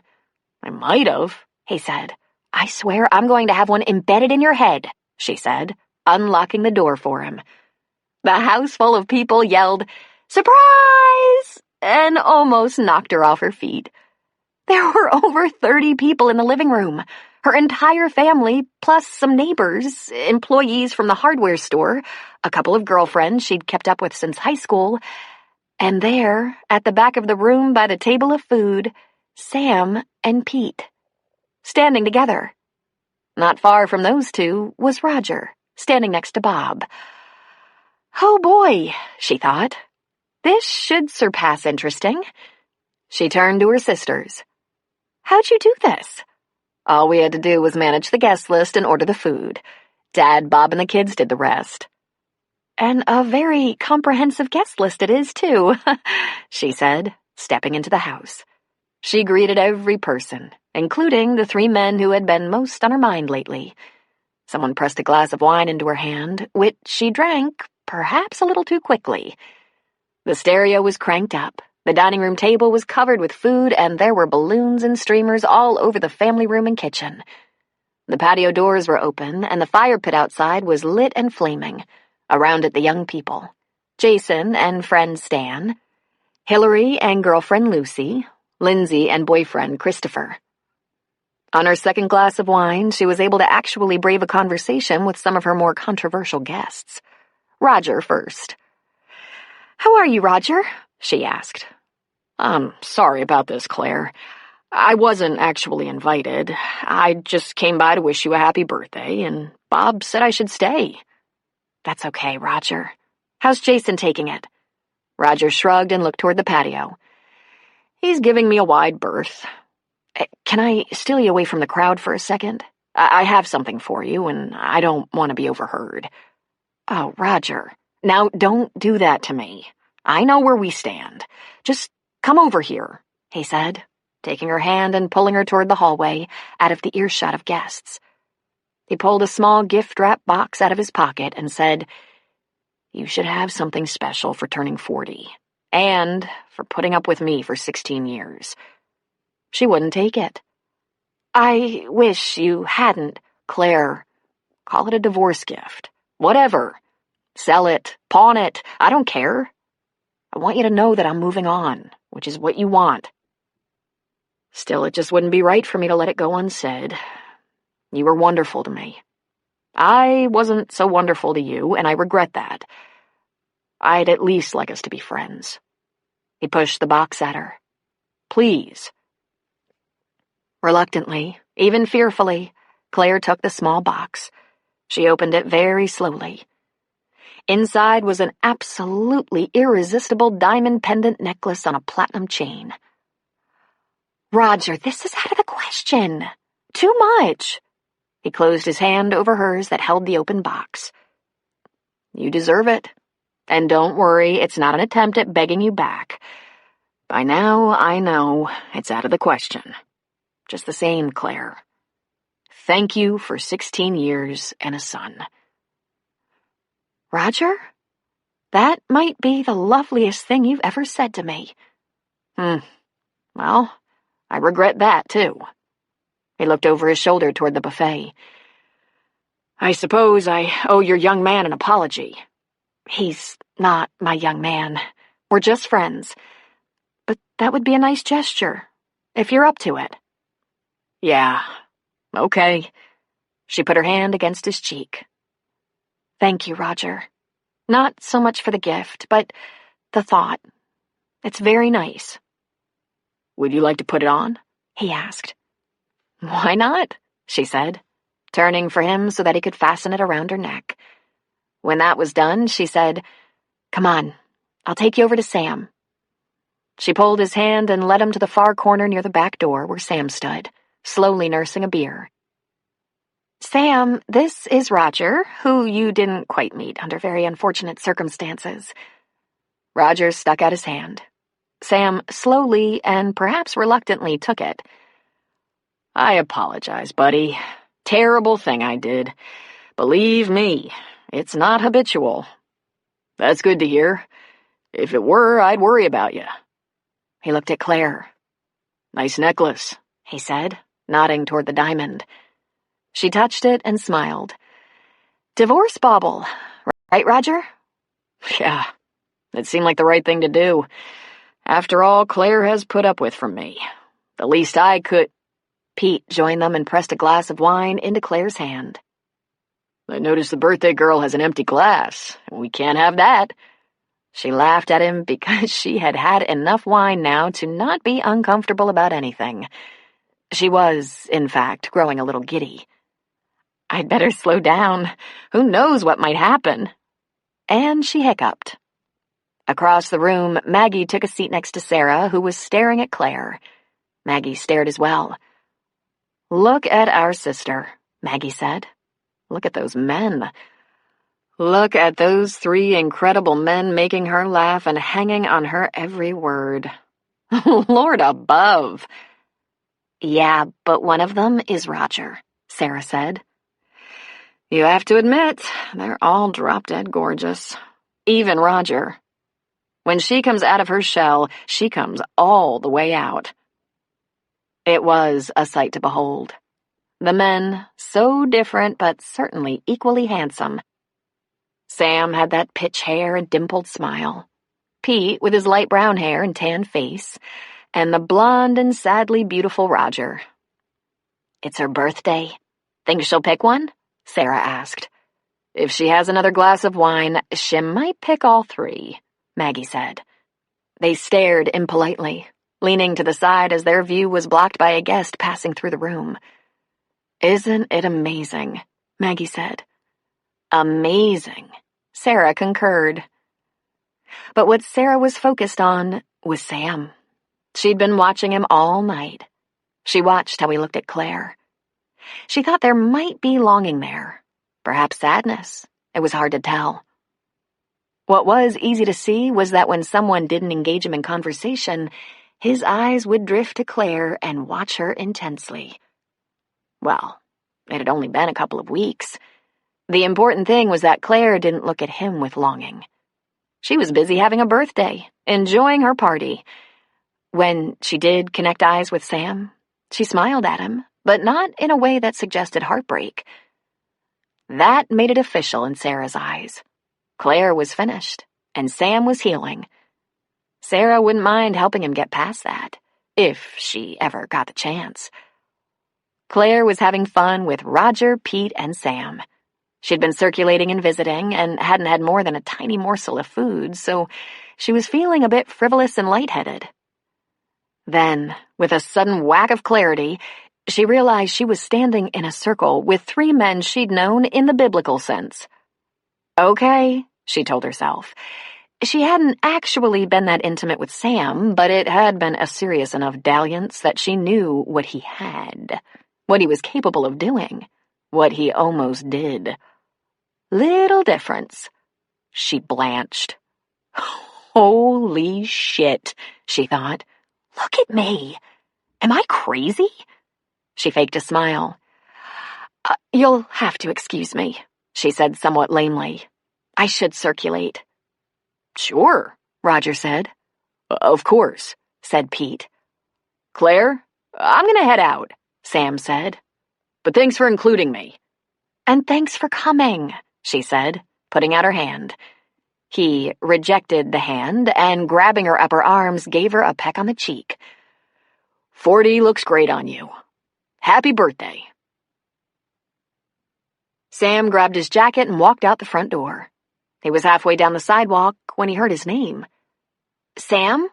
He turned to see Sarah coming toward him. She hugged herself in the cold. Hey, he said.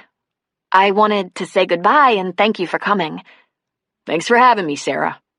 I hope you had a good time. Claire told me that you and she, that you're not dating anymore.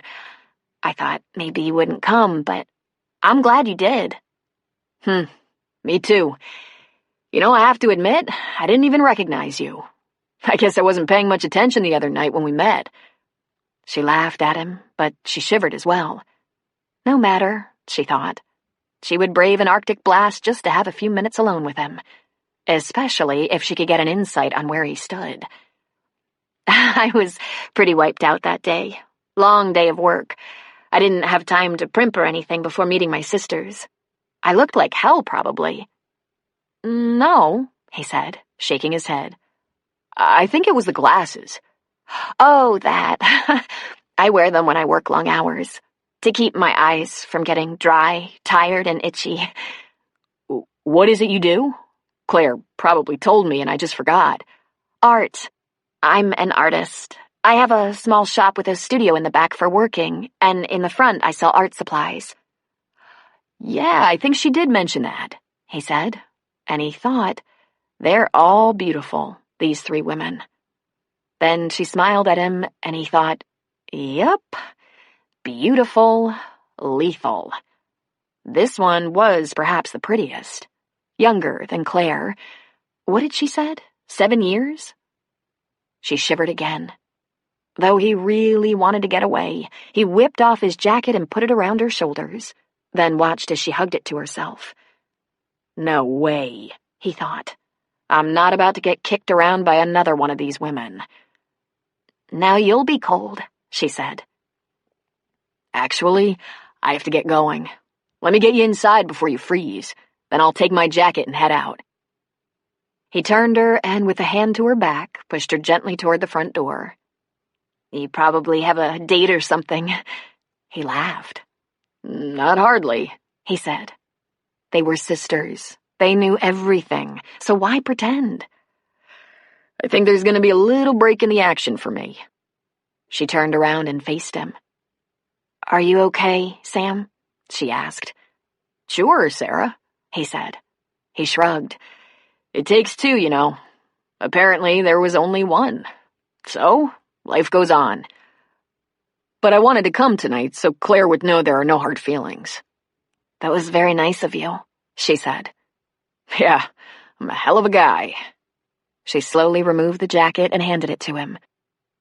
Thanks again, she said. See you around. And she went in the house. Sam went to his car, got in, and drove. He didn't have the slightest idea why things didn't work out with him and women. He tried to be a gentleman, the kind of man a woman would want to be out with. It had always been important to him to put a woman's needs above his own. He hadn't had any complaints in that department. As a date, as a lover, he thought he was passably good. Yet here he was, 29 and still unattached. When he found someone he thought he could make a life with, for some reason it just didn't stick. He kept hearing that boring old line, you could have anyone. Being good-looking was no free pass. Okay, there hadn't been that many. Most of the women who let him know they were attracted to him were much younger, and it was he who couldn't get that interested. Cops tend to attract these giddy girls. It was the uniform. A couple of times since Molly's mom, he had been in love, or thought he was in love. There was only one long-term relationship, 2 years, and the end of that had been so hard on Molly that he didn't take dates home anymore. Molly had gotten attached, and when Roxanne had said she was through, it hurt Molly as much as it hurt him. It's just that he had thought with Claire it might be different. She was mature, steady, and obviously needed a man in her life she could trust. Someone she could depend on. Someone who could give her all the pleasure she'd been living without for so long. But it had just been too soon. After Roger. God, what a piece of work he was. Sam was going to swear off dating. Enough with the women. Claire's departure had hurt so much it had brought tears to his eyes. And that was something that Sam, the big and tough, could hardly bear to think about. So fine. He was good without a woman. His life was full, and he was mostly happy. He had his daughter, whom he adored, and a good home life. He loved his work. Ski season was almost upon them, and he got almost as much pleasure from skiing as from policing. So, okay, he thought. It's very clear that Claire is done. There was nothing there, and he wasn't even going to test her feelings once more. Bite me once, shame on you. Bite me twice, I'm fine on my own, he said to himself. And he said it to himself over and over. By 11, people began leaving the party. Maggie and Sarah were cleaning up, and most of the teenagers had found better things to do than hang out with the folks. Pete saw that Claire was outside by the fire pit, alone. She was sipping on a glass of wine. He went to her. Well, you certainly had a big birthday, he said. She raised her eyes to him and smiled a slightly lopsided smile. She touched the pendant. How many women do you suppose get divorce gifts? She asked him. And her words were slightly slurred. He laughed at her. Get enough to drink? He asked her. Well, what do you expect? Here I was, celebrating my big day with 3 men I've been intimate and almost intimate with. For a while there, I was worried there might not be enough wine at this party to get me through it. Pete could do that math. So, Sam hadn't scored. He considered that a plus. Less messy that way, if she had had to end it. Less fallout. She put a hand on his chest. Better be careful, Pete. You know what happens when I get a little too much wine in me. I feel pretty safe, he said. At least while your sisters are still in the kitchen. She swayed against him slightly. He put an arm around her waist and, holding her steady, pulled a lawn chair closer to the fire. Here, birthday girl, he said. You'd better sit down. "'Kay," she said. He pulled a chair alongside and sat down beside her. She leaned against him, and he put an arm around her. Claire, I think you're drunk. There is no think about it, she said, snuggling closer. I guess my sister called Sam and invited him before she knew I had to, you know. God, that was the awfulest day. He seems to be holding up all right, Pete said. He's young. He'll bounce back. She turned her head and looked up at him. How'd you get your invite? Jason, I think. Maggie said she asked Jason for some ideas. That's my guess. Ah, she said, snuggling back against his arm. I'm glad of that. Really, if they'd asked me, you would have been the only one I'd have said. Certainly not Roger, Pete chuckled. Course, she said, touching the diamond. He gives very nice divorce gifts. I'm thinking of divorcing him again. I doubt it would work twice. You never know. Roger's a lame brain with a lot of money. She looked up at him. Know what Maggie said? She said, that better not have come out of the settlement. It felt so good to hold her. I just wish she'd stop talking. Did you get me a present, Pete? She asked him. He'd been standing right there when she opened the card that held the tickets. Yes, he said. Tickets to the Billy Joel concert in San Francisco. That's right, she slurred. Are you taking me to that? You have 2 tickets, he laughed. You can take anyone you like. Well, I think it should be you. Whatever you want, Claire, he said, pulling her a little closer. Pete, tell me one of those stories from when we were kids. You know. He said. I remember the time during Christmas break one year. I think it was the year after graduation. Yeah, we were about 19, you and me. Mike was 21. I remember that because he was legal. A bunch of us went skiing. We rented a cabin so we could spend the night. We went to Utah, remember? Couldn't just go to Grandpa's place in Tahoe, too close to the parents. They might pop in. I think there were 10 of us. We packed up food, booze, skis. Mike bought the beer. Lots of beer. She said. We had a little cabin that had 1 bedroom, but that didn't matter. We had sleeping bags. We spread them out on the living room floor, in front of the fire. After skiing all day and drinking beer all night, we just lay on the floor in front of the fire. Claire's wine glass tipped from her hand, and Pete caught it. She had fallen asleep. Or passed out. He put the glass on the ground. I wonder if I should worry about the fact that when I tell you these stories, you fall asleep. She snored softly. There must be something about me.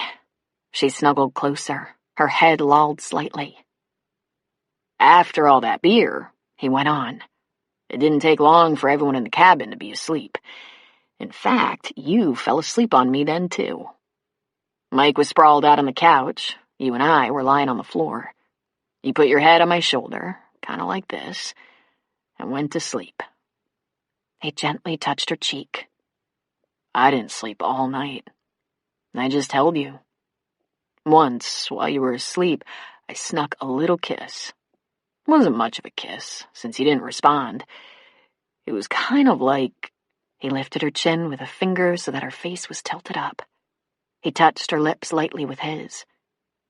Like that. I could have... No, I couldn't. I wouldn't take advantage of you. Especially with Big Mike right there. Never mind Big Mike. I treasured you. He bent his head and put a soft kiss on her forehead. Ah, Claire, he said. What are we gonna do? After a few minutes, he carefully disengaged himself and, putting his hands under her arms, lifted her to a standing position. She was limp as a noodle. Come on, Claire. I think you've had enough. She asked, eyes still closed. He put his arm under her knees, the other behind her back, and lifted her easily in his arms. He went into the house and saw that Maggie and Sarah were just about done in the kitchen. They turned to look at him, mouths open slightly in surprise. Where would you like me to put the birthday girl? There was a roaring inside Claire's head. She opened one pink eye and saw her sister Sarah, dressed in one of Claire's nightgowns, using the blow-dryer to style her hair. The blow-dryer must be broken. It sounded like a jet engine. Claire picked up the TV remote from her bedside table and threw it at Sarah, hitting her in the butt with it. Sarah turned off the blow-dryer and turned around. "Morning," she said. "What are you doing here?" Claire whispered. Sarah put down the dryer and went to sit on the side of Claire's bed. "Someone had to stay and make sure you were all right. There might have been a little titch of alcohol poisoning last night." Claire groaned. "Did I have a good time?" "You tell me. You passed out on Pete Rayburn." She sat up suddenly, and a pain shot through her head. Head down, her face canopied by her hair, she rubbed her temples. "Oh, God, please tell me you just made that up to punish me."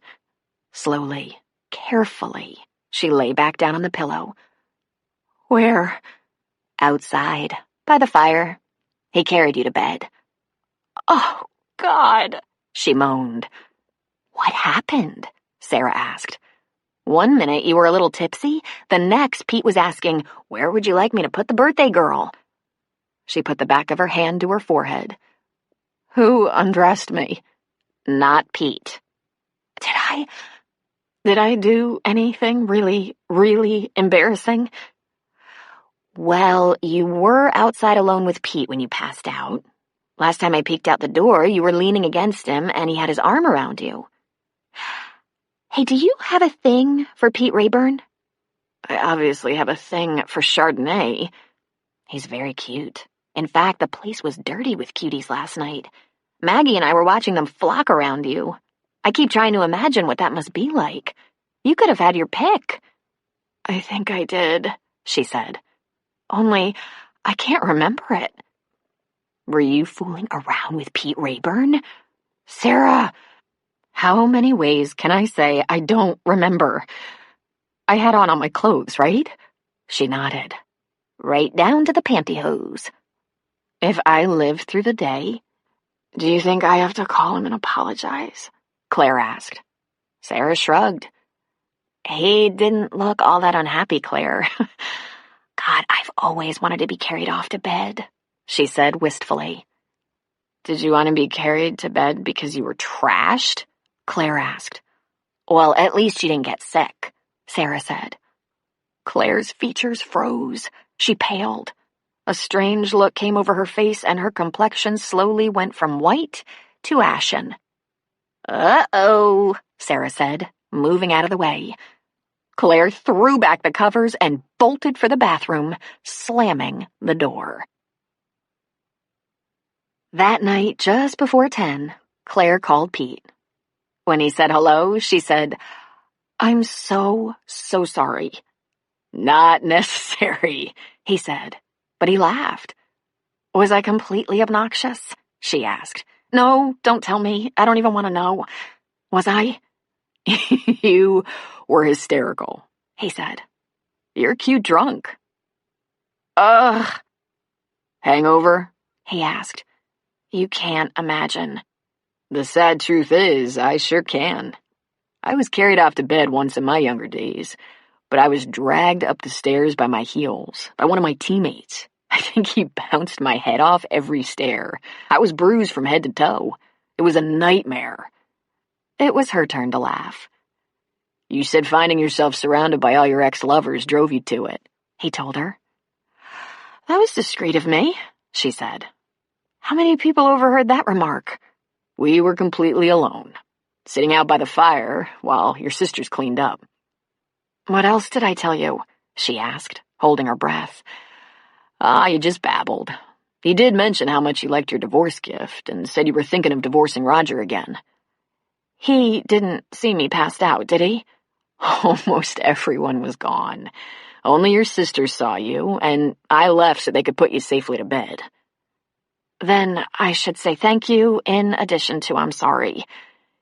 You keep falling asleep on me. Do you think I should take that personally? I think it means I feel safe, she said. And once the words were out, she realized they were true. I'll take that as a compliment, he answered. And say goodnight before it happens again. Claire got the old house, and at a bargain even Maggie admitted was superb. She asked George if she could go on a part-time schedule at the store so she could remodel the house, and to that end, she took George over there to see it. Claire had to push the warped front door with all her might to get it open. They entered a foyer just left of a large living room, littered with debris. To the left of the foyer was a wide-open staircase with a banister that was literally falling down. The dingy old wallpaper was peeling off the wall, and the baseboards were scraped, dented, broken, and horrible-looking. Walking straight ahead brought them to a small kitchen with no appliances, an old, yellowed linoleum that was cracked and peeling. A swinging door on the far right wall of the kitchen took them to the dining room, almost as large as the living room.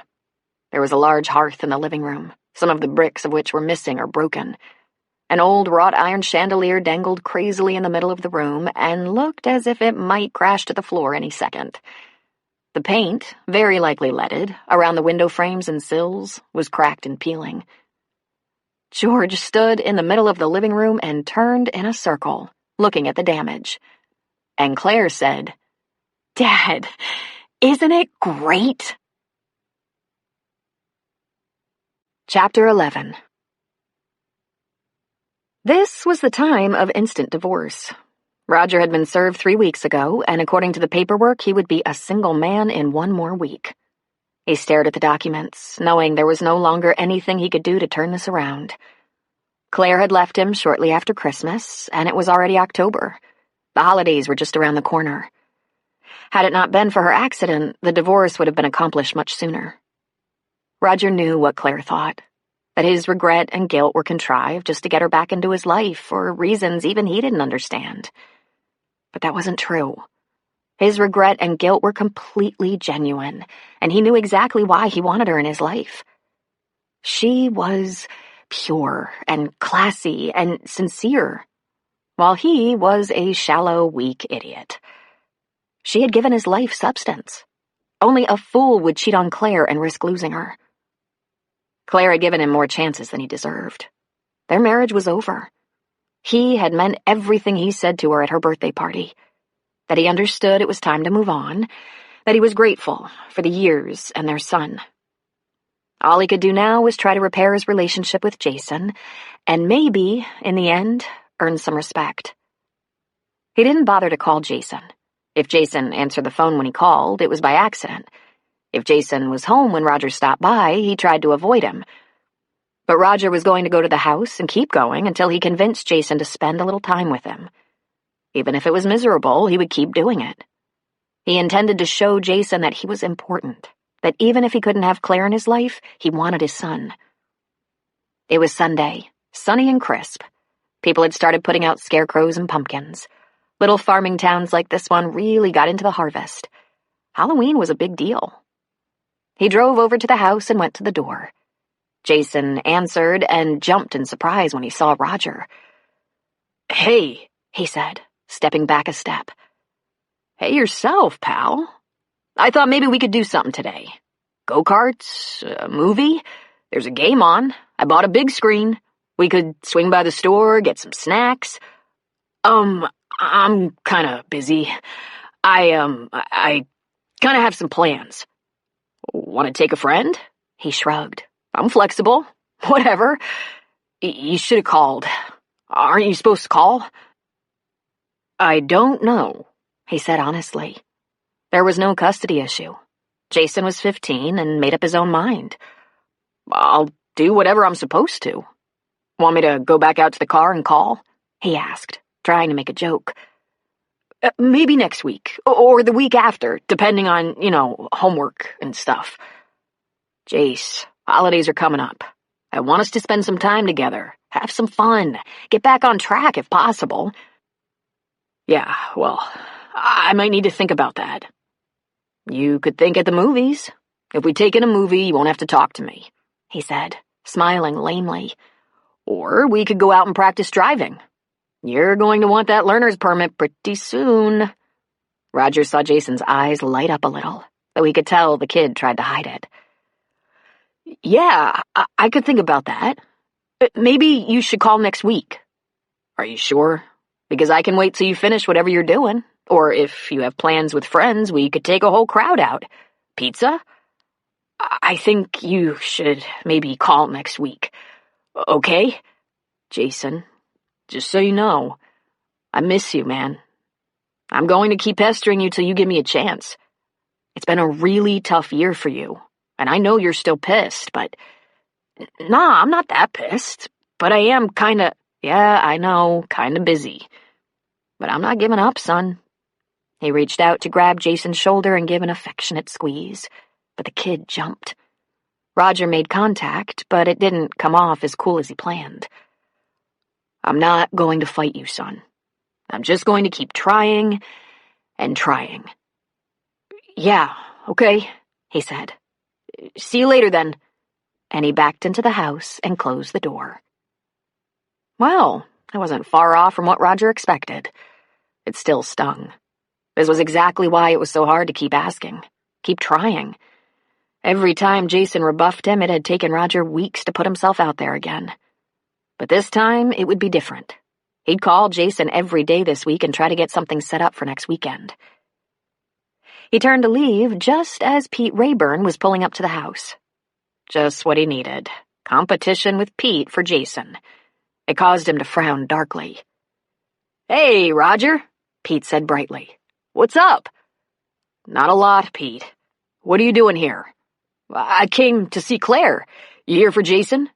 He let out a breath. "I tried, but he's... He shrugged. "Ah." Pete thought a minute. "Hey, I know. Come here." He turned and walked back to his car, opened the trunk. He took out a football and tossed it in the air. "Let's throw the ball around." "What for?" "Trust me, I have a little experience with this." "With what?" Roger asked. "Divorced father of 2, he said, and then he grinned. "Believe me, if you think boys are tough, you ought to try a couple of pissy little girls." "Yeah? Whoa," was all Pete said.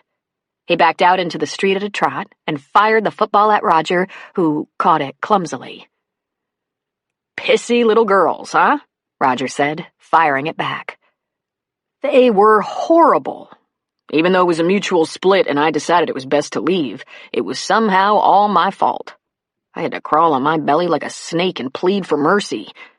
He shot the football back at Roger, who caught it better this time, and laughed. "How long did it take?" Roger asked. "I don't know, months, maybe a year. They still have their dark moods." Pete caught the ball. "I've always had a hard time understanding girls. The boys, I get. Go out for a long one," he told Roger, and Roger complied. "You're having a good season," Roger yelled. "Winning everything." "Yeah," he said, and then to Roger's adequate catch, "Good one." Roger came a little closer. He wasn't about to try a long pass and look stupid. After all, Pete did this every day. "So," he said, "you and Claire?"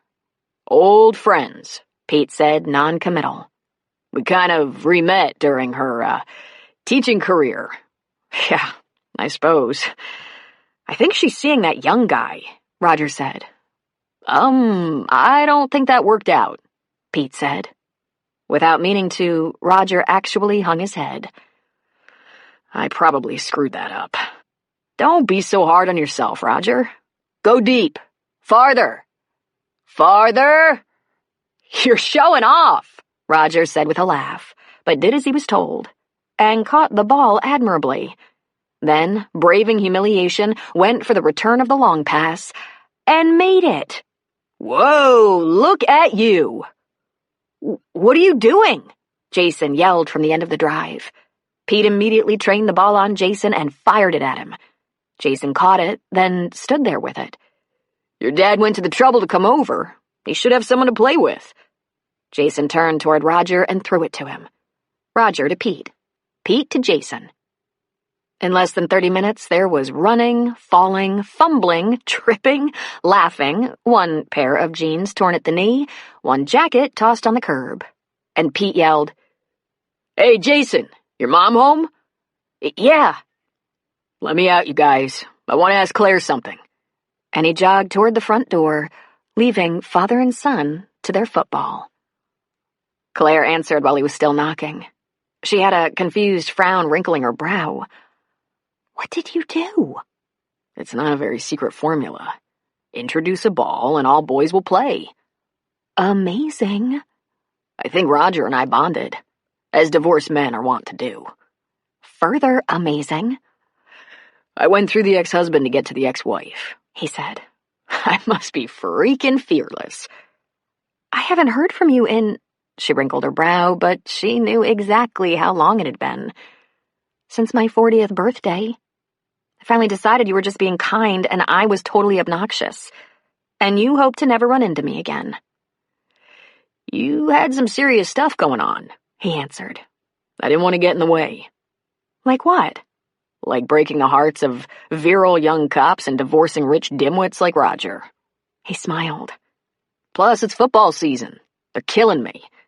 "What are you doing here?" she asked. "I thought it would be okay to get in the way now." Grin. "I want to take you someplace. If you can get away." "Where?" "Secret." "What do you think?" Before she could answer, the front door opened. Jason stuck his head in and said, Mom, I'm going with Dad to get some dipping strips. That okay? Sure. Take house keys. I'm going out with Pete for a little while. How long, Pete?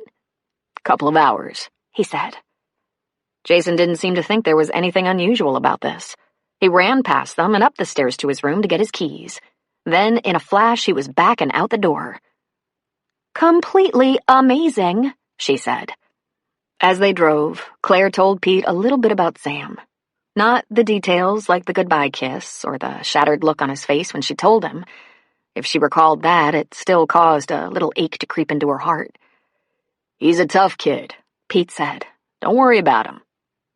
Did you know he has a daughter? She asked. Yeah, I know. He was really young. He's still really young, she said. She looked at Pete's profile as he drove. It didn't seem as though he had changed so much in 20 years. Suddenly, she could picture him in the way he was that night in her college apartment. The details came flooding back. That first tentative touch, the way he cautiously leaned toward her and gently touched her lips, as if anxious to see if she would respond or slap him. That light kiss, barely there. The way his arms slipped around her waist, hesitatingly. How his breath caught when she invited a deeper kiss. Oh, she remembered it now. He had moved so slowly, so carefully. She could even remember the taste of his mouth. Chianti and desire. And yes, his hand trembled slightly as it crept to her breast, giving her every opportunity to stop him, to push him away. But she had put her hand over his and pressed it down harder, and he made a sound of such longing it shook her, stirred her. She should have known then what she knew now. He had adored her. He wanted her fearfully. Had he been making a conquest, even one born of wine and darkness, he would have taken her acquiescence and swooped down on her. He would have taken her quickly before she could change her mind. But he had not. Instead, he was gentle, giving her the time to be sure, time to respond. Until she begged him to be less gentle. What she also remembered, it had been good. Hey, Pete said, stealing a look at her. You okay? She shook herself. She'd been staring at him open-mouthed. Oh, sorry, she said. You haven't changed that much. Can you believe we're 40? He laughed and said, Me first. Where are we going? She asked again. We're almost there. Haven't you figured it out yet? Does it have anything to do with football? There could possibly be some football involved, yes, he said. Thanks for doing that with Roger and Jason. Brilliant. They need each other. Jason just doesn't realize how much yet. Are we almost there? She asked. Almost. Suddenly, she recognized a street they turned down. She held her breath without meaning to. Pete pulled up in front of his parents' house, and she slowly let out her breath. She looked across at Pete. Is this okay? He asked. Are you up to it? The house looked the same as it had 20 years ago. Brown with yellow shutters and trim.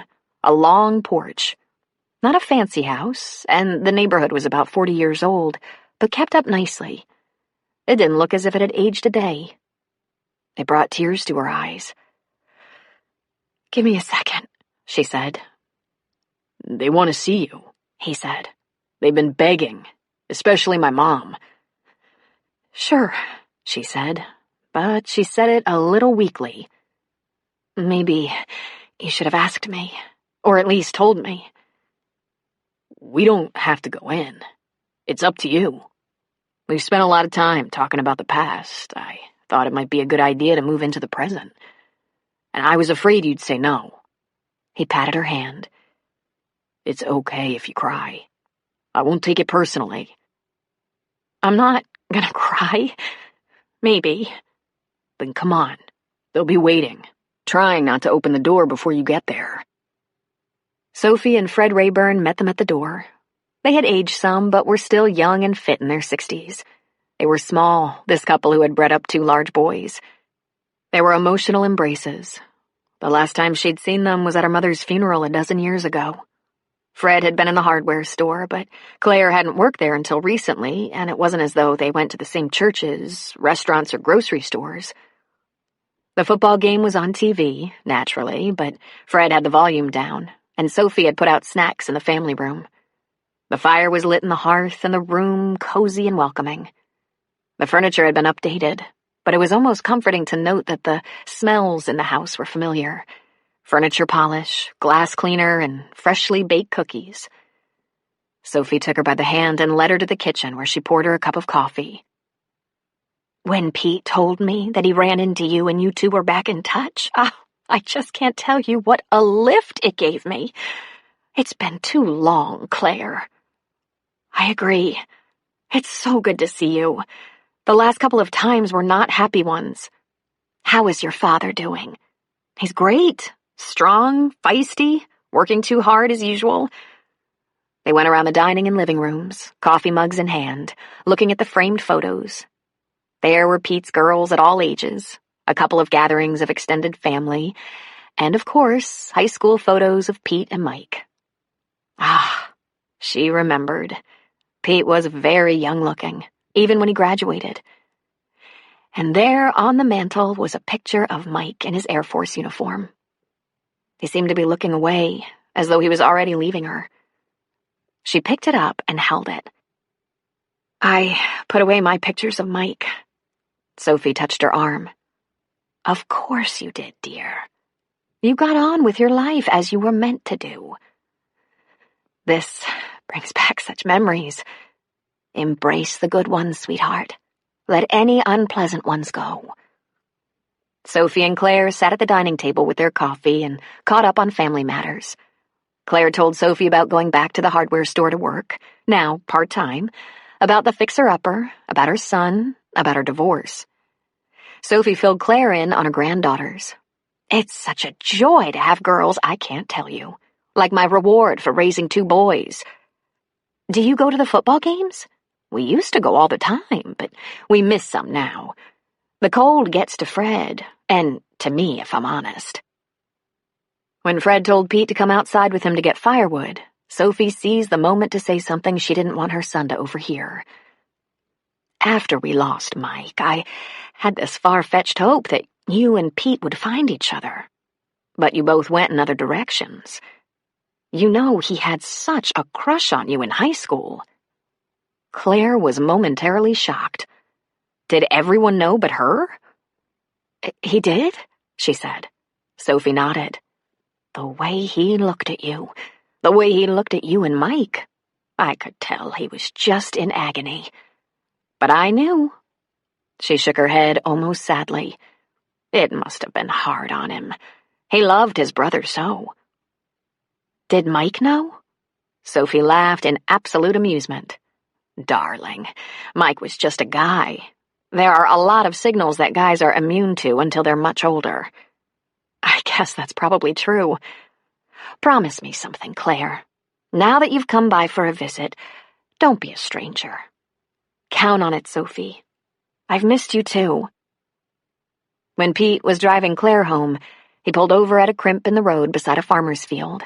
He killed the engine, took her hand and held it, and asked, How are you doing?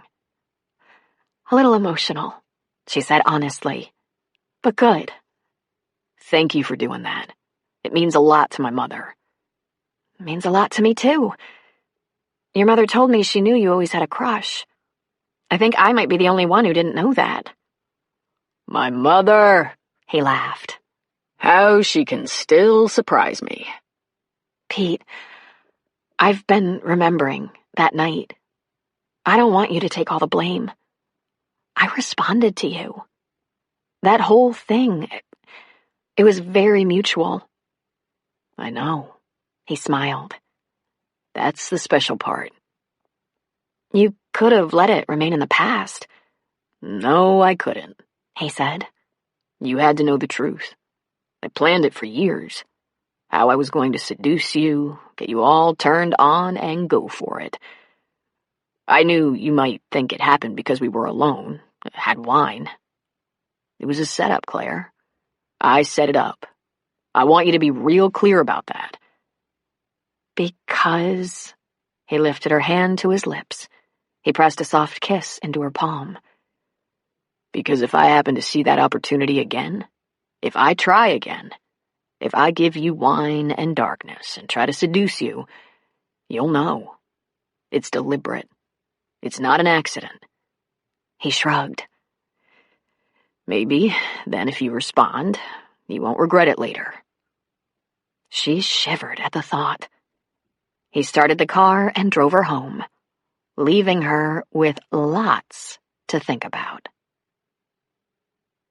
The end of October came with a shock of cold and a high school homecoming. Over the years, Claire had managed not to pay too much attention to the way the town was charged with excitement during homecoming. And she realized now that was partly due to the fact she would not allow herself to remember all the joy during that time of her life. But having a son in high school invited her back. She hadn't been to a homecoming celebration since right after her high school graduation. But this year's was like a family reunion. With Jason and his cousin Lindsay in their sophomore years, not only did Claire attend the festivities, so did George, Maggie, and Bob and Sarah. There were banners all over town. The teenagers in Breckenridge so wired with excitement, it was exhausting just to watch them. And Claire had an added reason to be interested in all of this. A secret no one knew. A secret she had barely admitted to herself. She had a thing for the football coach. The festivities started out with the crowning of the king and queen. Then there was a huge bonfire on the school grounds the night before the game. On game day, the high school students held a parade featuring their royalty, floats they constructed themselves, a marching band, dance team, pom-pom girls, the riding club, and some representation of virtually every student organization. The parade and floats wound up at the football field for a trip around the track. Thousands of people swarmed the grounds and bleachers. Buses were lined up in the parking lots, emptied of their fans who accompanied the opposing team from out of town.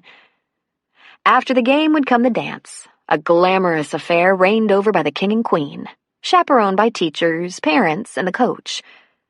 When Claire arrived for the game with Sarah and George, she immediately scanned the field for a sign of Pete. But the team wasn't out yet. Their opponents were from Fallon, a bunch of big farm boys who were reputed to be ruthless killers. But the Centennial boys had been winning all season, and there wasn't anything small or timid about them. Claire stopped her dad before they went into the bleachers. "Why don't Sarah and I wait here to see if Maggie and Bob are coming? You can go ahead and see if they're already here or save room." "Perfect," he said, going on without her. "I'll get us something from the concession stand," Sarah said. "Want anything?" "Coke, please," Claire asked. Claire watched Sarah as she walked away, her blonde hair bouncing on her shoulders. She must be going broke on the new clothes, but she looked so darling in her fitted slacks, sweater, scarf, and boots. She kept her makeup light and tasteful, and admitted that she had been shocking her customers with her new look. Whatever this was about, Claire and Maggie were very grateful. The opposing team ran onto the field, and the bleachers opposite where Claire stood exploded into cheers, while behind her she heard boos and hisses. "Claire?"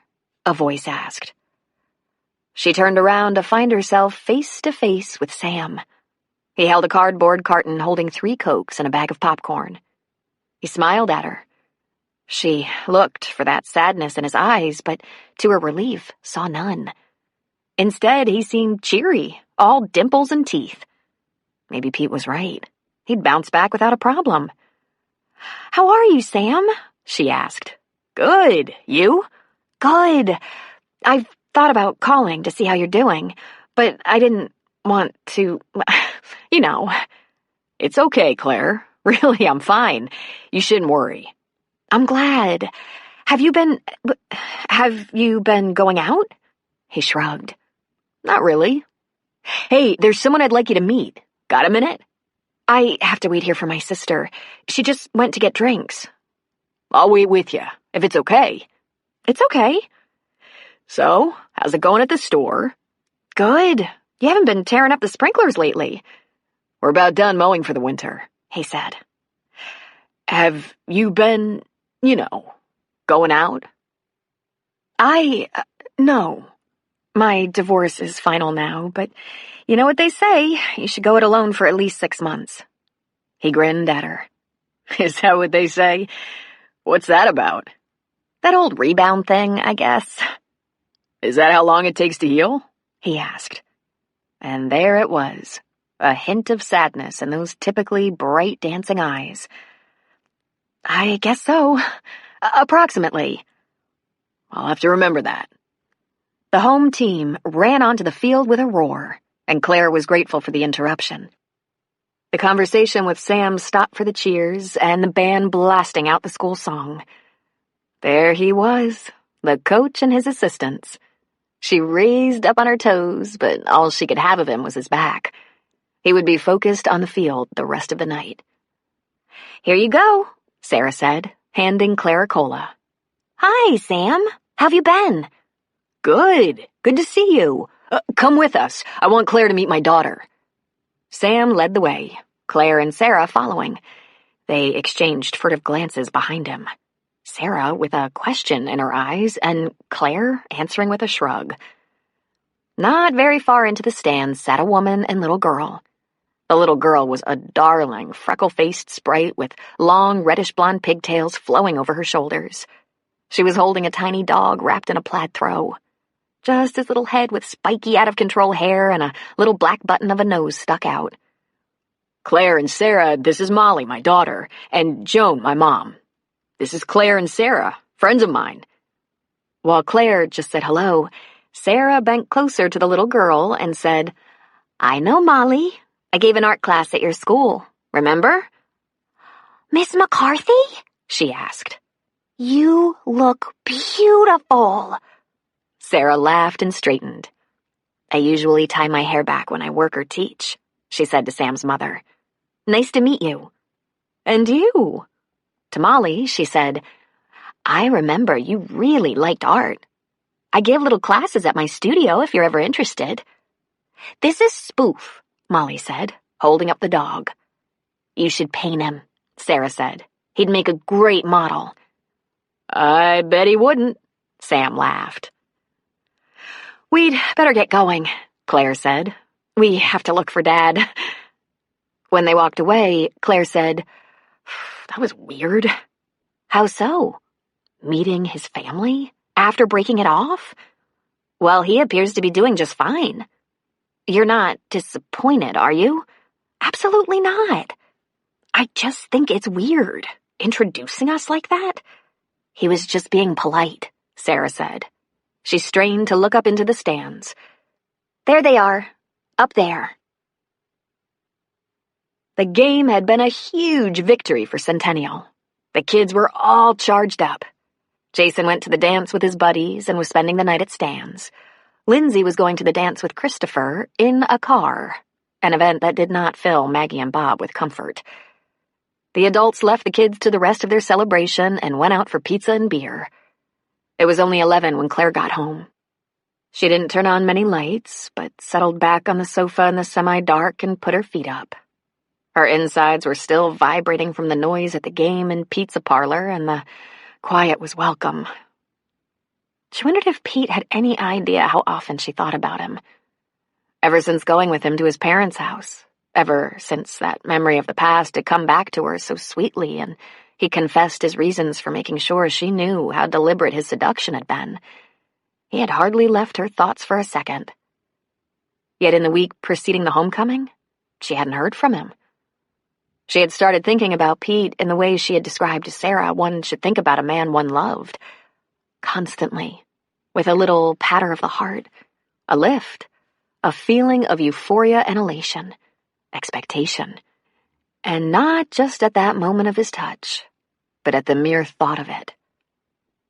She decided to leave him a message, telling him that the game was great and congratulate him. But he answered the phone, startling her and putting her off guard. "Pete, you're home." "Just barely walked in the door. I got a reprieve from the dance since I put in such a long damn day." "I was just gonna leave you a message congratulating you." "Would you like me to hang up and you can leave a message? I'll hear it right away." "No," she laughed. "Good game. Congratulations." "I saw you there. I was glad you came. I haven't been to a homecoming in years, but with Jason in high school, Most important, it was a fun game, he said. Football season is almost over. When it is, how would you like to go out? Dinner or something? I'd love that. I'd take you out this weekend, but I have the girls. What are you doing? I'm going to work on my old house. It's going to be more than a renovation. It's going to be a huge remodel. I'm going to start by cleaning up. I'll have the heating and plumbing repaired first, so I can work in the house this winter, but I already had a chimney sweep pronounce the fireplace safe, so I can use that right away. Then, in spring, I'll work on the outside. You're amazing, Claire. Wish I could do that kind of stuff. You do other stuff, she said. You do wonderful football stuff. You do something to me, she thought. George would have loved to help Claire in the old house on Saturday, but he had to run the store as usual. She was just as happy about that. She didn't want her dad to overdo it. He wasn't a young guy anymore, after all. Claire lit a fire in the hearth on Saturday morning to warm as much of the downstairs as possible. Then she started on the upstairs, sweeping up trash and finding the occasional dangling torn sheet of wallpaper irresistible. She'd grab it and tear, adding that to the other debris. She'd filled a couple of trash bags when there was a banging at the front door. She ran downstairs and peeked out the diamond-shaped window to see Pete. She tugged on the warped door until it opened. He smiled at her and lifted a broom. "Pete, what are you doing here?" My plans with the girls got canceled. Some kind of birthday thing for their stepdad's side of the family. He grinned.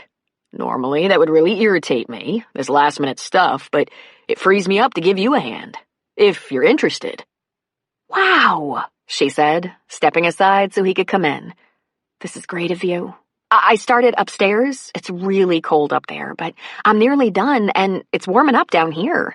Come on," she said. She took him by the hand and led him up the stairs where she had a nice big pile of debris in one of the bedrooms, and in the hall, a box of giant trash bags. Pete took heavy work gloves out of his pocket and said, "Looks like you can sweep and I can haul. We might be done in time for lunch somewhere." He bent to the task of scooping trash into a bag, and Claire found herself just standing there, watching his back and arms as he did this chore. Though she couldn't see his muscles work, he wore his heavy jacket, but she could imagine them. When he stood and hefted the heavy bag over one shoulder, he asked, "Where are we putting this stuff?"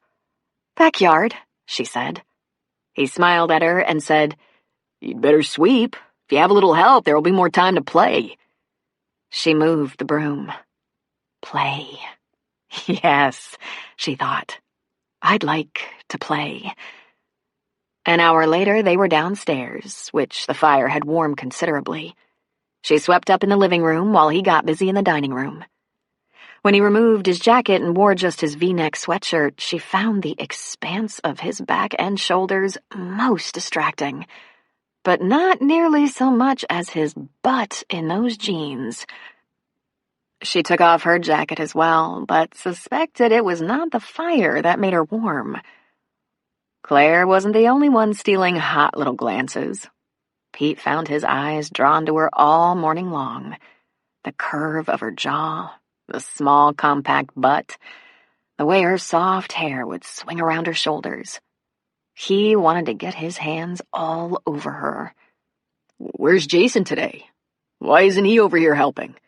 Pete asked. "He's with his dad.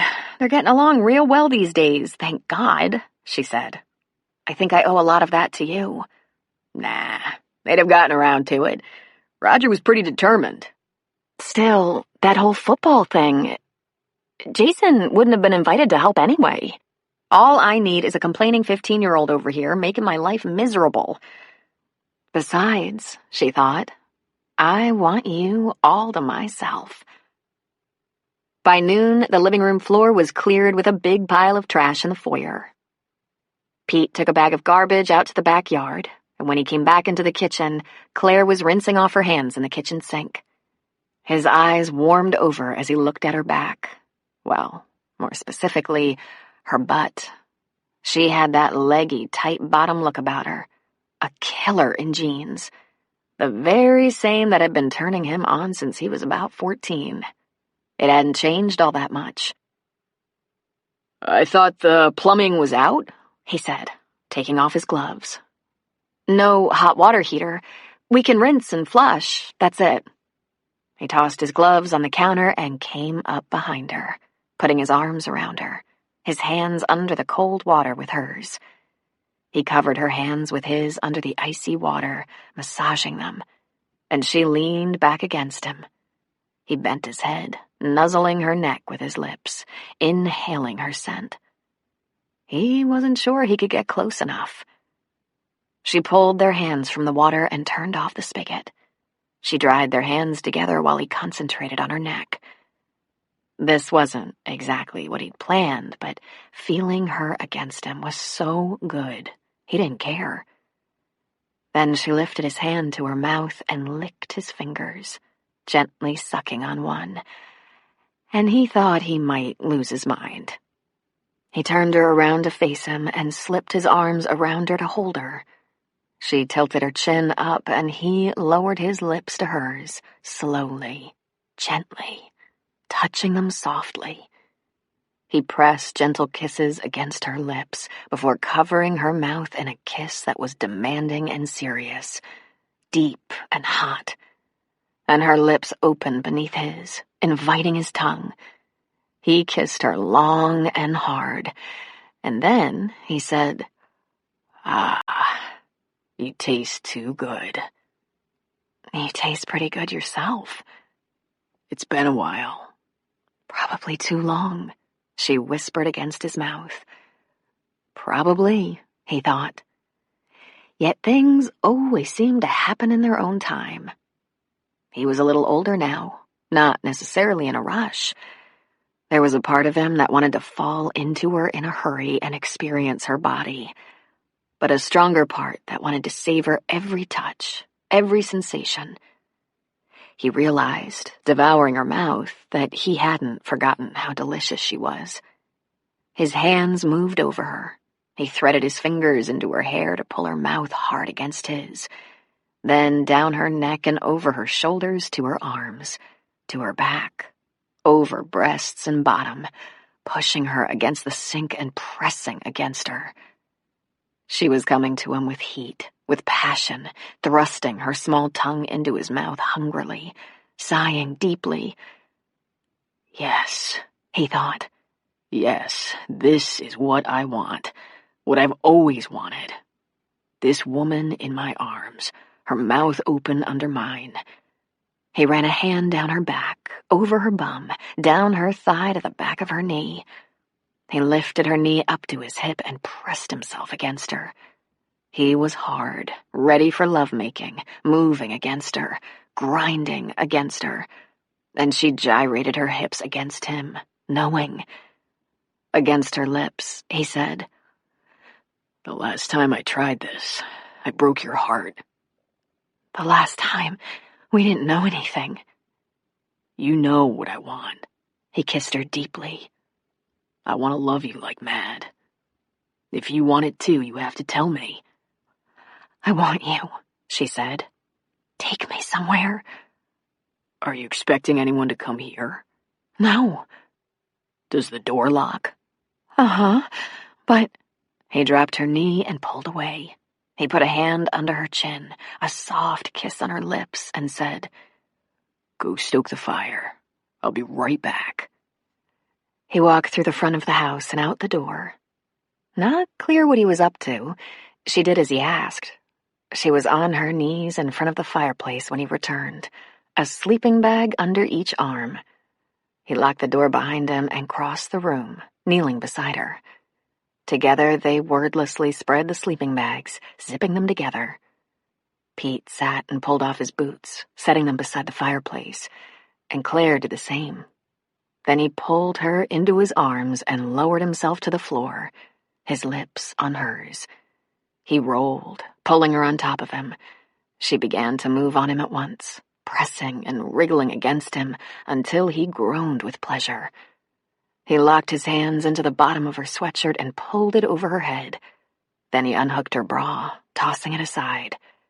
He cupped her breasts and ran his thumbs over her nipples, bringing them to life until his attention turned them into hard little pebbles. He rolled with her onto their sides so he could get rid of his shirt, then pulled her against him, feeling her breasts brand his flesh. "Oh, Claire," he said. "God, you feel good." "You have no idea how good I feel," she whispered. She sighed deeply, moaned with longing. She moved her hips against his erection and nearly whimpered. He reached for the snap of her jeans, opening them. Running his hands down her hips, he slid them down and helped her out of them. Next went the thong, cast away. The second they were gone, she was straining eagerly against him again, and with his hands on her bum, he pulled her to him, holding her there. Then he slid a hand between their bodies and down, over her flat belly, slipping into that place that was dark and wet. He put a hand on her, probing with his fingers. She was as hot as a pistol. He hadn't even had the luxury of getting her worked up. She was ready and hungry, needy, all riled up and about to explode. "Whew, Claire, I better take care of you right away," he murmured. "Oh, you better." "I had a vasectomy years ago, but I brought condoms." "You've been planning this," she whispered against his lips. "For years, Claire. Years. But I was going to invite you home, to my house, to a bed." "I never would have made it," she said. "Now hurry up." He rolled her onto her back, and kneeling between her legs, he got rid of his jeans. He put himself against her, right where he would enter. With her small bum in his hands, he pressed himself slowly into her, sighing deep in his chest as he felt her hot, tight body surround him, as he felt her pull him in. He'd been waiting to feel this, waiting forever, and it felt every bit as wonderful as he imagined, remembered. "Pete," she whispered. "Oh, Pete, I'm not gonna last a minute." He brushed the hair back from her brow. He moved within her, stroking deep and long and slow. "Let it go, baby. I've got you." He moved some more, smiling as he heard her purrs and murmurs, her sighs, his name on her lips. She wasn't a quiet one, this woman. These sounds were music to his ears. She had more passion inside her than she might realize, something he had always known. She was writhing beneath him, reaching. "Let it go, baby," he whispered. He could feel her quivering everywhere and knew she was so close, so ready. "Ah, Claire, almost there," he whispered, pressing himself into her, rocking with her. He wanted to bring this to her, this magic made between a man and woman, and he wanted to be there, inside, when it happened. He held her bottom against him and pressed himself deep. She froze, gripping his shoulders, clenched around him, and the spasms came, so tight and hard it almost knocked him out. She was amazing. Her orgasm was phenomenal, and he felt it all over him, wild and wonderful.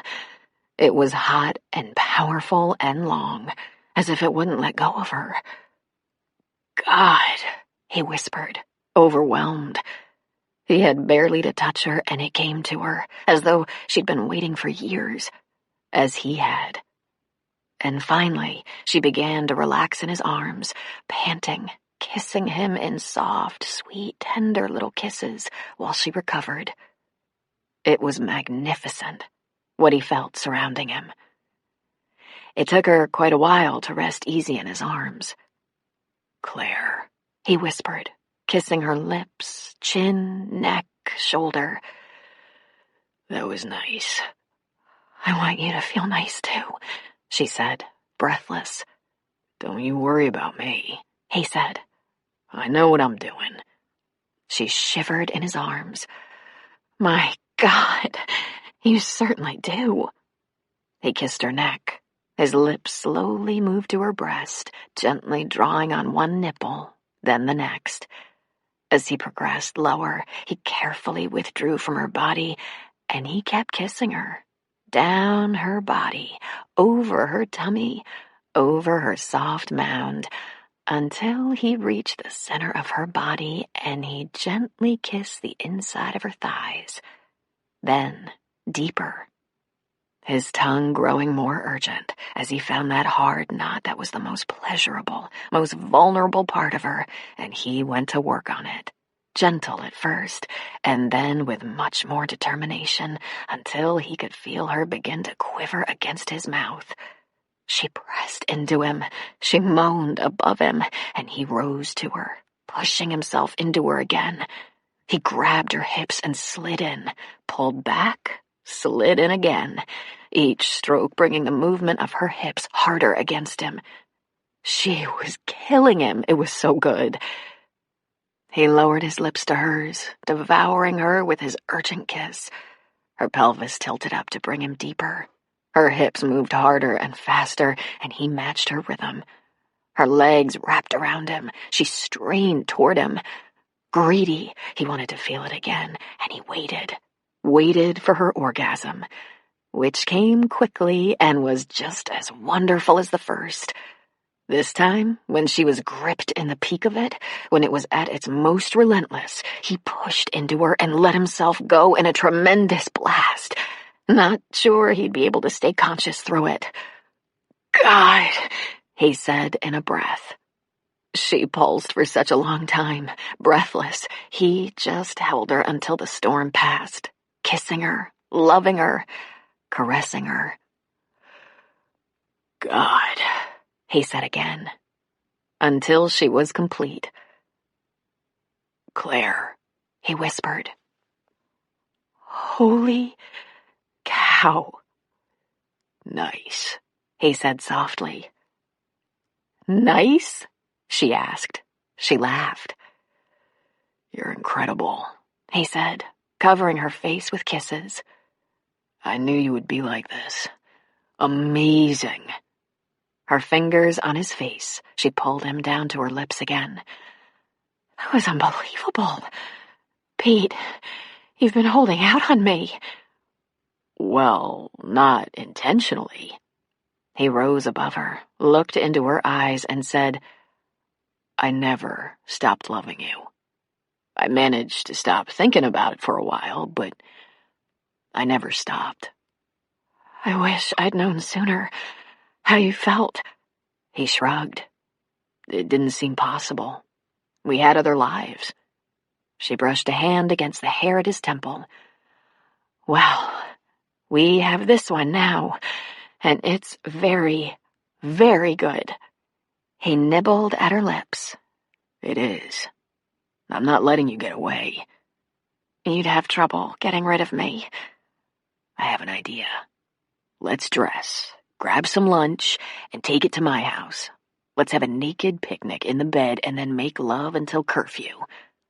Curfew? She laughed. Jason's with his dad till tomorrow night. Oh, God, he said weakly. He started kissing her again, and before even minutes had passed, his lips were on her neck, her breasts, her belly. Her hands slid down to him, closed over him, bringing a deep, lusty moan. He heard her softly laugh. I have a feeling I'm not going to get lunch for a while. Not for a while, he answered. So? She whispered. This is deliberate? Not anymore, he said, seeking and finding her again. Now, it's beyond my control. Chapter 12. The leaves completed their change of color, setting the hillsides of the Sierra on fire. Then they fell, leaving the branches bare before Halloween. The clouds of winter came in November, drenching Breckenridge in rain, but covering the mountains in a fresh blanket of snow. Locals and tourists alike flocked to the slopes, and for the first time in years, Sarah had a renewed excitement about skiing because of a certain part-time ski patrol. She had done a lot of skiing as a kid, but later, when she was so into her art and operating her shop, had taken only the rare trip to the mountains with her sisters and their kids. It took no time for Sarah to sharpen her skills. After a couple of days, she was mastering the expert slope she had visited as a young woman.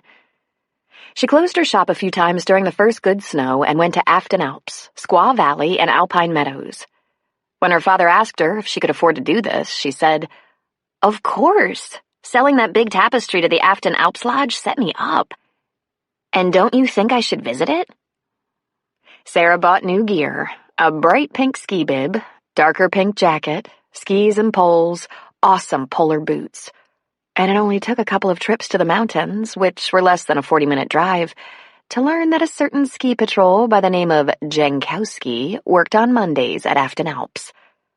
Well, Monday was an excellent day to close the store. She posted her new hours on the door and waxed her skis. Ski patrols roamed the slopes, looking for spills and problems, driving around on their snowmobiles, dragging toboggans to ferry injured skiers, marking the restricted areas and posting signs where avalanche was a danger. Every time she saw a red jacket with a white cross on the sleeve, she looked to see if she recognized the face. She skied all day without seeing him. And then, on what was to be her last run of the day, she spied him at the top of the expert hill. Oh, he was so beautiful. She made her way toward him and yelled, "Sam! Hey, Sam!" He turned and squinted in her direction. "It's me, Sarah," she said, popping up her goggles and laughing. He pulled off his goggles and smiled at her. "What's up, Sarah?" "I heard you did some patrol. Busy day?" "Nah, everyone's behaving. We just have to keep the bad boys under control. And bad girls," he added with a grin that almost brought her to her knees. "Sounds like a perfect job for you." "You up here alone?" he asked, looking around. Was he looking for Claire? She wondered. "Yes, I decided to take a mental health day. This is going to be my last run." "Big mountain for a little girl." "Who are you calling a little girl, big shot? I was raised on this little hill." "That's so," he said, grinning again. Sarah thought she could die a happy woman if she could just look into those blue eyes as she went. It was true she'd been raised on this mountain. They'd done plenty of skiing as kids, but she was clearly the best in the family. Jason was going to pass her soon, on his snowboard, with Lindsay a close second behind him.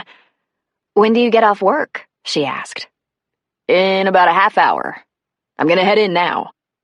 "Have a drink with me," she dared, though she was quaking inside.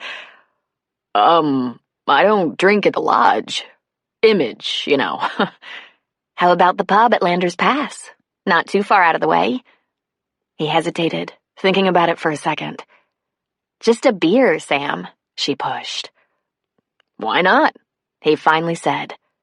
She got an impish gleam in her eye, snapped her goggles into place, and said, "If you can catch me." She pushed off and headed down the difficult slope at a rate of speed that frightened even her. He was right on her heels, keeping up with her effortlessly. When she came upon the moguls, she jumped, landing soft as a feather.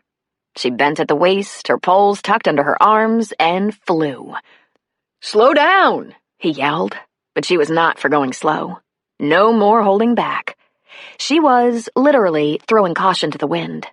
She shifted her weight right, then left, then right again, traversing the steep slope, carving turns in the soft powder. She could hear him jumping each mogul behind her, and it was exhilarating. It took them a few minutes to get down, and when he pulled up beside her, she was laughing. "You're good," Sam said. "You were showing off." "I was," she chuckled. "I wanted to see what you had." "No," he said, the smile huge. "You wanted me to see what you had. You could be a little more careful." "Why? I had a ski patrol on my tail. I felt safe as a kitten." "Should I meet you there?" "I have to change out. You'll beat me." "Take your time. I'm sure the fire is warm and cozy." "See you in a while," he said, and she watched him as he made his way to the patrol station. Sarah's heart was high as she drove down the pass to the pub. He didn't appear to be dying of a broken heart. It was good that he was going to follow her in a few minutes. She'd use that extra time to fluff her hair and make sure her makeup was perfect. Concerns that hadn't even occurred to her a couple of months ago. It would also give her time to slow the hammering of her heart and appear composed, though she was far from it. By the time Sam arrived, she was sitting by the fire in the pub, nursing a glass of white wine. Sarah reminded herself not to sigh in longing just at the mere sight of him. It completely escaped her how Claire could give him up. Sarah had not been this moved by a man in her life. Now, if the angels were on her side, the snow would fall, the pass would close, and they'd be stranded for the night. He pulled off his gloves, stuffed them in the pockets of his jacket, and hung it on a peg inside the door. There weren't many people in the bar, and she had secured a cozy private spot near the fire. "This is a good idea," he said. "Thanks. I like this place. Do you come here very often?" "Only once in a blue moon. I'm usually in a rush to get home and relieve my mom of Molly. But I called, and she said to take my time." "When do you work at Afton Alps?" "Mondays. Then I try to take Molly skiing on Saturdays or Sundays. Saturday, Sunday, Monday are my days off from the department."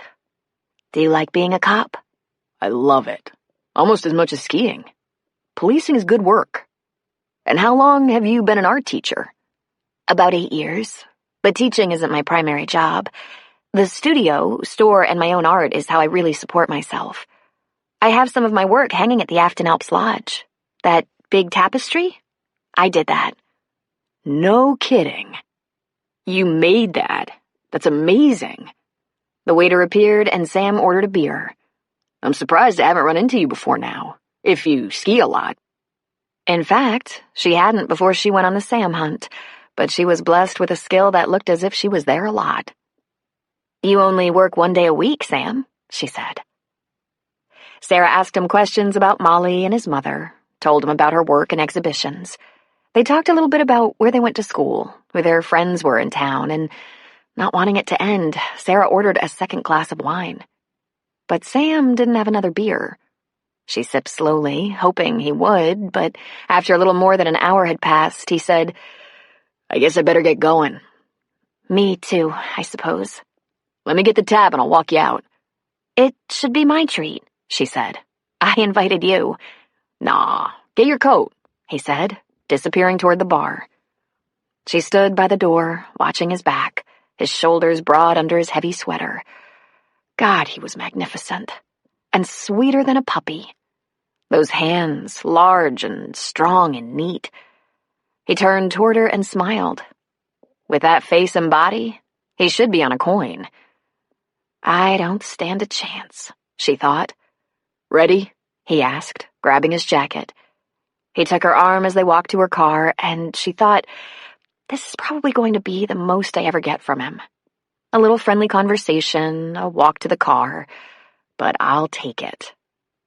"Thank you," she said, "and thank you for not asking about Claire." He shrugged. "I assume she's fine?" "Great."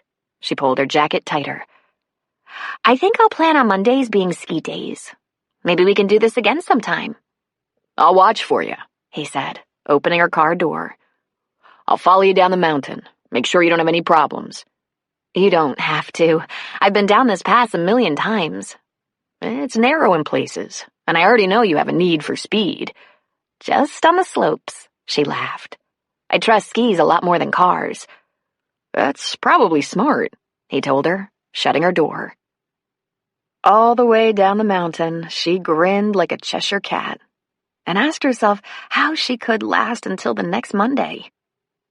The next 2 Mondays were like heaven at Afton Alps. Sarah managed to find him during the day, let him know that she was there, even ski with him a bit and ride the lift up with him a few times. She longed for a phone call during the week. But it appeared those Mondays of skiing with a beer afterward were all the time he had for her. She tried not to be discouraged, but it was hard. She wanted to ask him if he was seeing anyone, but fear of the answer kept her silent. She cautioned herself not to pursue him too dramatically. There was an expression that sometimes crossed his features that told her he could be frightened away easily. There was definite caution in his eyes. Besides, Sarah was still a little shy with him. Her renewed style had helped her gain some confidence, but not so much that she could summon the courage to throw herself at him, which she thought was a good thing.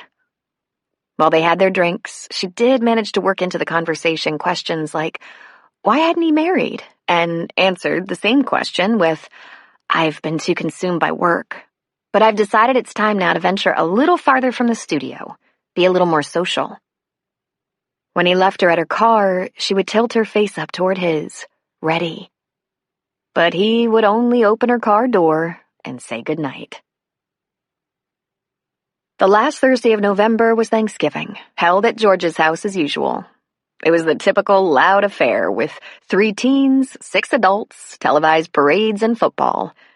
When dinner was done and the sisters were cleaning up, Maggie said to Claire and Sarah, "Something's going on with you two." "What?" they asked in unison. "Oh, now that was almost guilty. Someone's having sex." Both displayed heightened color on their cheeks. "Oh!" Maggie exclaimed. "You dogs." "I'm not," Sarah insisted, and she thought, damn it. But Claire looked away. "Claire," Maggie said. She looked back and in a whisper said, "I haven't told Jason yet, or anyone, for that matter. Can you keep it quiet until I do?" "Of course. What are you hiding?" "I've been seeing Pete Rayburn." Dead silence answered her. Maggie finally asked, "How long has this been going on?" "Well, hard to say. We reconnected last August when I took that teaching job. We got together for coffee, had a few conversations, and it just sort of grew from there. Out of friendship. It came into full-bloom homecoming weekend." Maggie leaned closer. "Are you sleeping with him?" she asked in a whisper. Claire smiled devilishly. "There's hardly any sleep involved." Is it... Maggie couldn't make herself form the question. "It's unbelievable," Claire said with an involuntary shiver. This news caused the sisters to squeal. Sarah couldn't have been more relieved. This meant that Claire had moved on and had no lingering feelings for Sam. But Sarah wasn't talking. She didn't want to jinx it. Her mind was made up. She wasn't going to tell about Sam until he professed his undying love for her. And at the rate they were going, that could be a while. She just hoped and prayed it would occur to him to kiss her before the spring thaw. So far, there had been only the touch of his hand on her arm as he walked her to her car. Another Monday of skiing came and went. Then, a couple of days later, early in December, Sam came into the shop, and she beamed with pleasure when she saw him. It was the first time he'd made any contact with her besides those Mondays. He was on duty, and she almost fainted at the sight of him in that dark blue uniform. "Oh, Sam, look at you," she said. "Are you propositioned every time you try to give a woman a parking ticket?" He favored her with a wide smile. "That's against the law, Sarah." "That wasn't an answer, Sam," she said. He ducked his head a little, as if shy. "I wonder if you could help me out. I'm shopping for Molly's Christmas, and I heard you say she liked art. Maybe you could pick out something I could give her? A painting set, markers, I don't know." "I know exactly what to do. I can make up a kit for her, the right kind of paints and brushes, charcoals and paper, stuff that matches her skill level." "Will it take long? I have to get back," he said, glancing out the door toward the squad car. "You can come back for it later, or tomorrow. How much do you want to spend?" 50? Is that enough?" "That's great. When do you get off work?" Not until 10. Maybe I can swing by before then, if there's a break in the Breckenridge action." The twinkling of an idea made her smile. "You don't have to. I'll be here till after 10. Come after work, if you can." "I thought you closed at 6. "I do. I go home, have dinner with Dad, and come back here in the evenings. Sometimes I teach a class when the shop is closed. Sometimes I just enjoy working without the interruption of customers.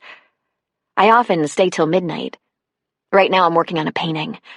I'll make you up something special. It'll be ready for you tonight."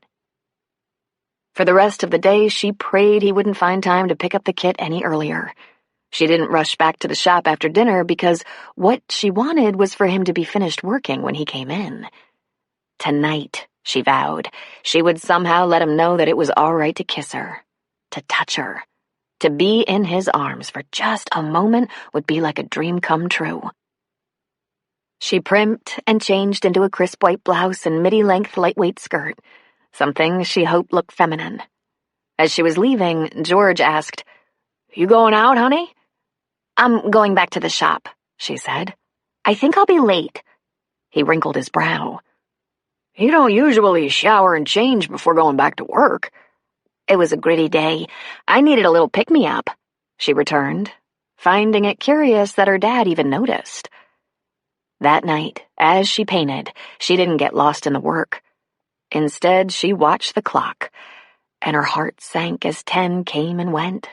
Then 10:30. At 11, she assumed, in complete disappointment, that he had probably gone home and planned to pick up his daughter's present the next day. Maybe he just isn't interested in me in a romantic way, she thought. It hadn't been hard to coax him into a friendship, but he gave no indication he wanted to go any further. Just as hope had all but vanished, there was a knock at the shop door. She came out of the studio and saw him standing there, wearing civilian clothes. "I didn't know if you'd still be here," he said. "We had a little fender bender right at 10. Tied me up a while." "You're fine. Come in. I think you'll like it." She bolted the door behind him, and he followed her to the back room. There on the counter, amidst a lot of supplies, was a green metal box that she had painted some sweet little flowers on earlier in the day. She opened it for him and gave him a little inventory.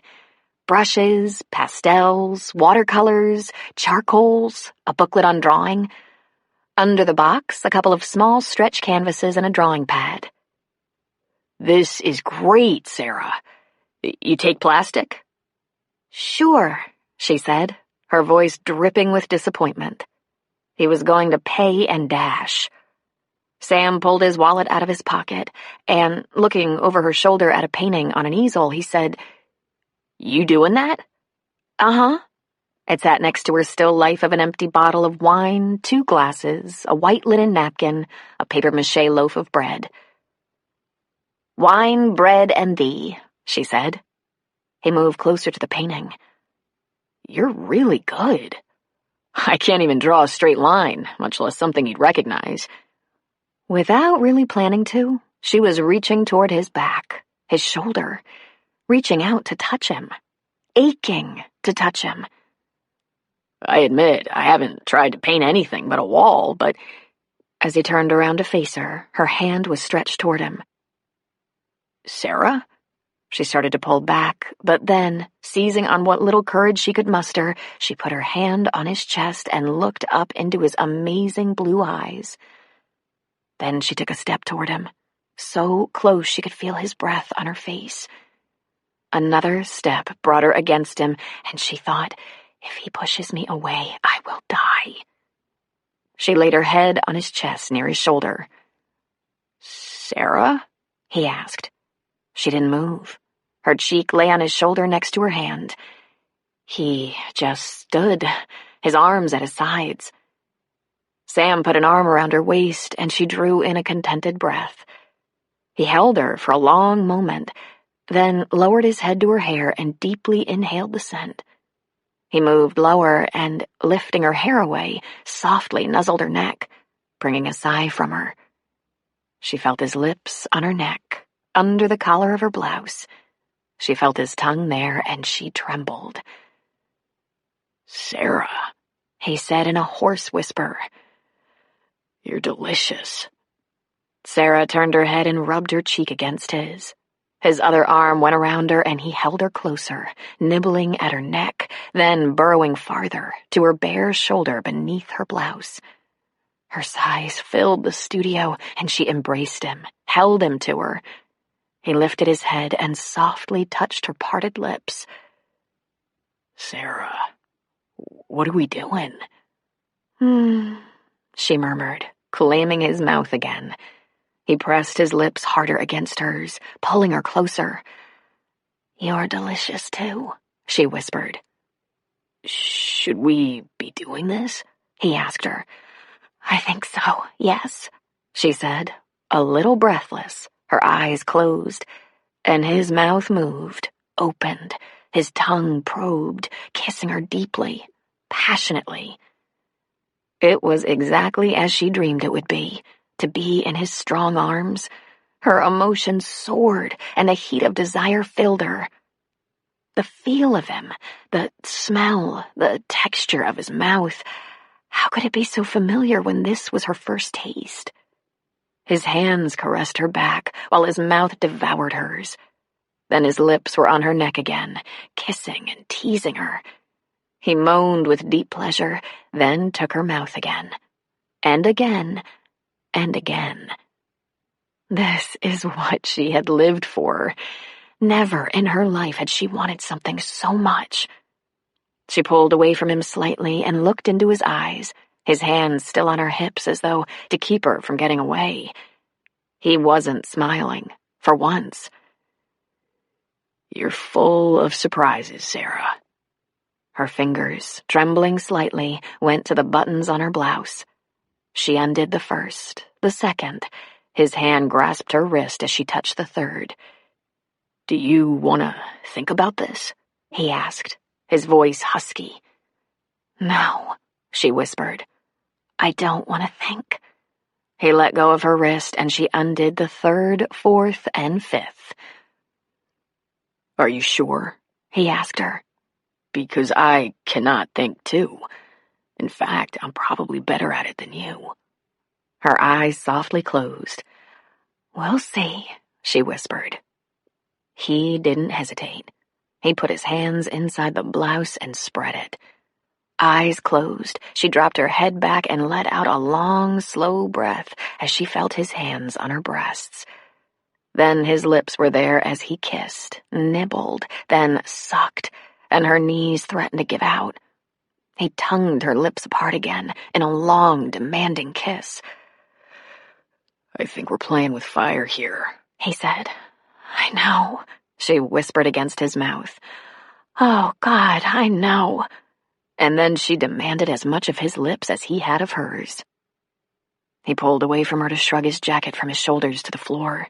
He ripped his sweater off over his head and held her again. He turned with her in his arms and flipped the light switch so that the large overhead light was out and the room was lit by only the soft glow of the nightlight under the supply cupboard. He pushed the blouse from her shoulders, letting it drop, and crushed her against his bare chest, both of his hands on her buttocks so that she could feel his desire, too, had risen. Then he began to crunch her skirt into little fistfuls of fabric in his hand until he had raised it, and beneath he found the warm flesh of her thigh. He explored her, finding nothing more than a thong to get in his way. "God," he whispered. He pushed it down easily, and it rested around her ankles, so she stepped out of it. Then she dared put her hand over his erection, and he groaned against her open mouth, pushing against her hand. They stood, rocking, fondling, their mouths locked together in a hot, wet kiss that seemed to go on forever. He dug his hands into her hair, pulling her face hard against his, then under the skirt again, caressing her soft bum and lower, to her delicate insides. Pleasure shot through her as he touched her there.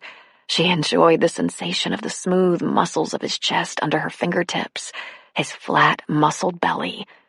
His breathing was labored and excited as she struggled with the snap on his jeans and finally, getting inside, slipped her hand down, closing it around him in a firm caress that caused his breath to catch in his throat. He answered by grinding closer to her as he kissed her. Sam embraced her again, looking down into her eyes. He lifted her onto the work table and stood between her spread knees. He lifted her skirt to her thighs, rubbing them. Pulling her to the edge of the table, he kissed her again. "I can still stop, Sarah," he whispered against her lips. "If you stop, I will die." "Someone should put out this fire," he said. "Oh, Sam, please." "Are we okay here? Safe?" "Yes." She ran her fingers through the hair at his temples, drew him back to her lips. He freed himself from his pants and slowly, neatly, pulled her onto him. She gasped as he filled her. With his hands under her bottom, he lifted her so that he held her off the table, her legs wrapped around his waist. Kissing her deeply, he lifted her up and down gently. She held his shoulders, feeling the tension of his muscles at work, and rocked with him. Her pleasure was rising and rising until she thought she would scream, and then it exploded inside her, showering her with the greatest bliss she had ever known. In her ecstasy, she bit down on his lip, startling a small noise out of him. While she was gripped in orgasm, she heard him whisper, "Oh, God." Spent, she began to go limp, but he said, "Hold me, Sarah, tightly." He thrust once, twice, and then exploded inside her. He gently rested her back on the table, but continued to hold her tenderly as his kisses began to come softer, sweeter. She wouldn't let him go, but returned his kisses for a long while, and then he gently slipped out of her. "My God, Sarah," he said. "Did you know that was going to happen?" She shook her head, smiling. "But I'm glad it did." He touched her hair. "You're really something." "You did all the work. I've never experienced anything like that in my life." She laid her head on his shoulder and he held her, quiet and close, until she shivered. Sam fastened his trousers and reached to the floor for her blouse. He held it for her to slip into, and then he slowly buttoned it. "I'll need a minute," she said. He helped her off the table and into her shoes. Sarah went into the little bathroom in her studio to freshen up. She heard him rustling around in the studio. "He'll go now," she found herself thinking. Then she heard the soft sound of music, the slow melodies of late-night radio. When she opened the door, she found he was still bare-chested. He held a hand out to her, pulled her into his arms, and danced with her, taking tiny steps in the small space. Nothing could have prepared her for this. She knew he would be an extraordinary lover, but she hadn't counted on him being so romantic. As she held him, moved with him, kissed him to the strains of soft jazz, it wasn't long before his kisses became deeper, more demanding. His hand went again to her breast, but this time he managed the buttons. His mouth on her was sheer heaven.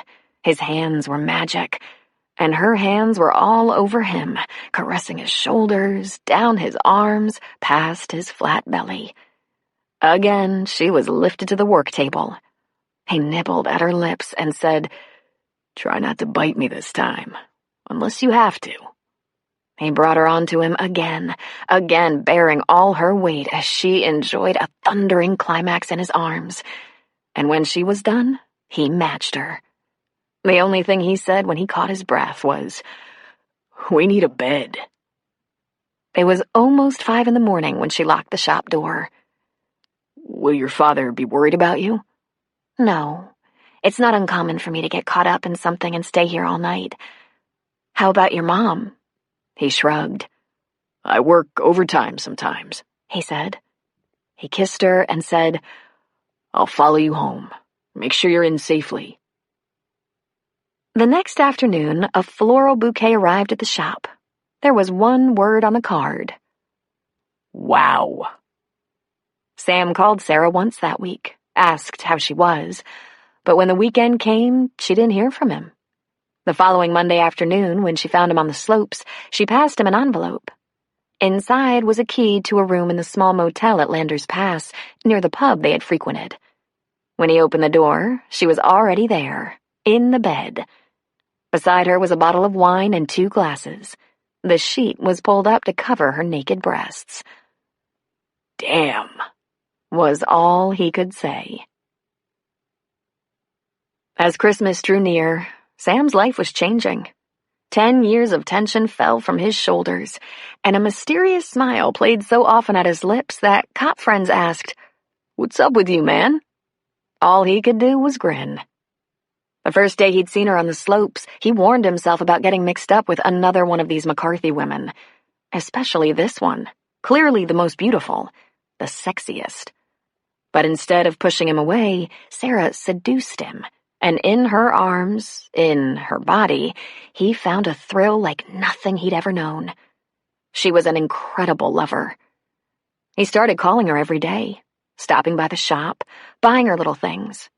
He found a green cashmere sweater that just lit up her eyes, and lit up his eyes when he took it off her. He found some cloisonne combs for her pretty hair. He took her to dinner in Lake Tahoe, and halfway through the meal, slid a room key across the table to her. They didn't finish dinner. When he had her in his arms, he felt like the world's greatest lover. She melted to him like hot butter, and he found that hardly any effort was required to bring her to climax after shattering climax. The sound of her purrs and sighs, the sound of his name as she reached her pinnacle again and again, causing him to answer with a deep, lusty laugh. It filled him with some kind of male pride to work her body so well. And brother, did she have a way with his body. It caused him to shiver involuntarily in the middle of the day. He wasn't sure he'd ever been with a woman so passionate. He'd never had so much sex in his life. He thought he'd been cursed with an overactive libido until Sarah. Hers was a definite match. As he held her in the aftermath, looking down into those bewitching green eyes, he said, "You like sex, don't you, baby?" And she laughed. "Is that funny?" "Sam, I haven't had sex in years." "Huh?" he said, stunned. "In the last 12 years, I've had 2 boyfriends. One for 5 years, one for 5 weeks, and neither of them could hold a candle to you." She touched his face. "I haven't been with a man in ages." Whew! I had no idea what I was saving up for. "I'll be damned," he said. "You're practically untouched." "Not anymore," she said. Monday nights they stayed over at Landers Pass, but there were other times. There were rooms available in Breckenridge, and he frequently found himself at that art shop for some groping and kissing, and sometimes more. That little table in the back room was getting a workout. While he was in bed with her one night, looking down at her, smoothing her hair back from her face, he asked, "Have you told your sisters about us?" The question clearly took her by surprise. "No," she finally said. "Why?" "I thought you 3 told each other everything." "Not everything," she said. "Why haven't you told them about us?" "I don't know," she answered. "Maybe I just want you all to myself. Why are you asking me?" "Well, I'm not trying to keep you a secret, but I have something to tell you," Sam said. "To explain. It's about my daughter. She's just a kid, you know. Molly doesn't have a mother in the picture, and she'd like one. That's why I can't—" He struggled, so he stopped talking and just kissed her. Then he said, "I can't let her get attached to you until... I can't have her get all hopeful and then it doesn't work out between us. Do you understand?" She nodded, but the look on her face told him he had just frightened her. He smiled into her eyes. "We've only been together a few weeks, Sarah, and I don't have any reason to think it won't be a lot longer. But once, some years ago, the first serious relationship I had after Molly came along, something went wrong. I'm still not sure what happened. Roxanne and I were together a couple of years, and then she decided it wasn't what she wanted. Molly was crushed. I think she took it harder than I did." "Oh, the poor little thing," Sarah said. She touched his face with her hand. Finally, she said, "You're going to wait for 2 years?" she asked. He laughed and kissed her, bit at her lip playfully. "That's not why I'm telling you this now. I have to spend Christmas with my family. If it weren't for Molly, or if she were quite a bit older, I'd invite you to join us. I would have already brought you home to meet the family, but she's so young. I have to be so careful with her feelings, her expectations. She's tender-hearted." "It's okay, Sam. I'll meet them soon enough. I've already met them, actually. Remember? Homecoming? I mean, as more than a friend. You know. That made her smile. I know. But I want to see you. I want to be with you. If I get us a place, will you meet me? Christmas night? After all the family stuff is over? Yes, Sam. Will you spend the night? The whole night, she said. Pete went to Claire's house just 2 days before Christmas. She let him into the house and into her embrace. She gave him a little kiss, nothing passionate. Jason was just down the hall. Are you sure you want to do this? She asked him. I'm sure, he said. Is he home? Right in the family room. Nervous? A wreck. Wish me luck. Good luck, Coach, she said. As he headed for the family room, she gave him a swat on the butt. Pete found Jason half sitting, half lying on the couch. The boy had awfully long legs, he found himself thinking. Huge feet. Hey, bud, he said. Jason straightened up. Coach? Got a minute? Yeah, sure, he said. What's up? Pete sat on the love seat that made an L with the couch. I want to ask you something. Permission, as a matter of fact. He cleared his throat. I wonder if it would be all right with you if I date your mother. That really put a rod in the kid's spine. Huh? Your mother, Jason. I'd like to date your mother, but only if it's okay by you. Why are you asking me? Well, because it's just you and your mom here. And then it's you and your dad over there, he said, gesturing with his chin toward another place, another home. I don't want to disrupt your family life, you know? Jason got a goofy grin on his face. What if I say no? He asked. Oh, he's going to torture me, Pete thought, and enjoy every second of it. I was counting on you saying yes, was all the answer he could think of. Yeah, I don't care, he said. Man, that's too weird, having some guy want to date your mom. Thanks, bud. How come you never dated her before? Simple. She was never available before. He stood up and put out his hand. Thanks, man. I'll let you get back to your show there. Pete left the family room most gratefully. He met a grinning Claire in the foyer. So? She asked. Whew, he said, pulling her into his arms. He really made me sweat. I wondered how I was going to get around it if he said no. He kissed her. Then he kissed her again. Then he wrapped his arms around her and really gave it to her. Hey, Jason said. They broke apart and looked at him. I said you could date. I didn't say nothing about that. But he had a stupid grin on his face. You date your way, Pete said. I'll date mine. Chapter 13. The first 2 hours of Sam's shift was like a mini crime wave, in the nastiest wet weather they'd had in a while. He worked swings, 2 p.m. till 10, and he'd already helped recover a stolen car, stopped a fight in the Target parking lot, and booked a man who'd been knocking his wife around. Sometimes he thought that rain made people do things. As he drove through Breckenridge, he looked up at the mountains. Snow, a soft, fresh blanket. It made him think about Sarah. The last really good snowfall had been 2 weeks ago at Christmas.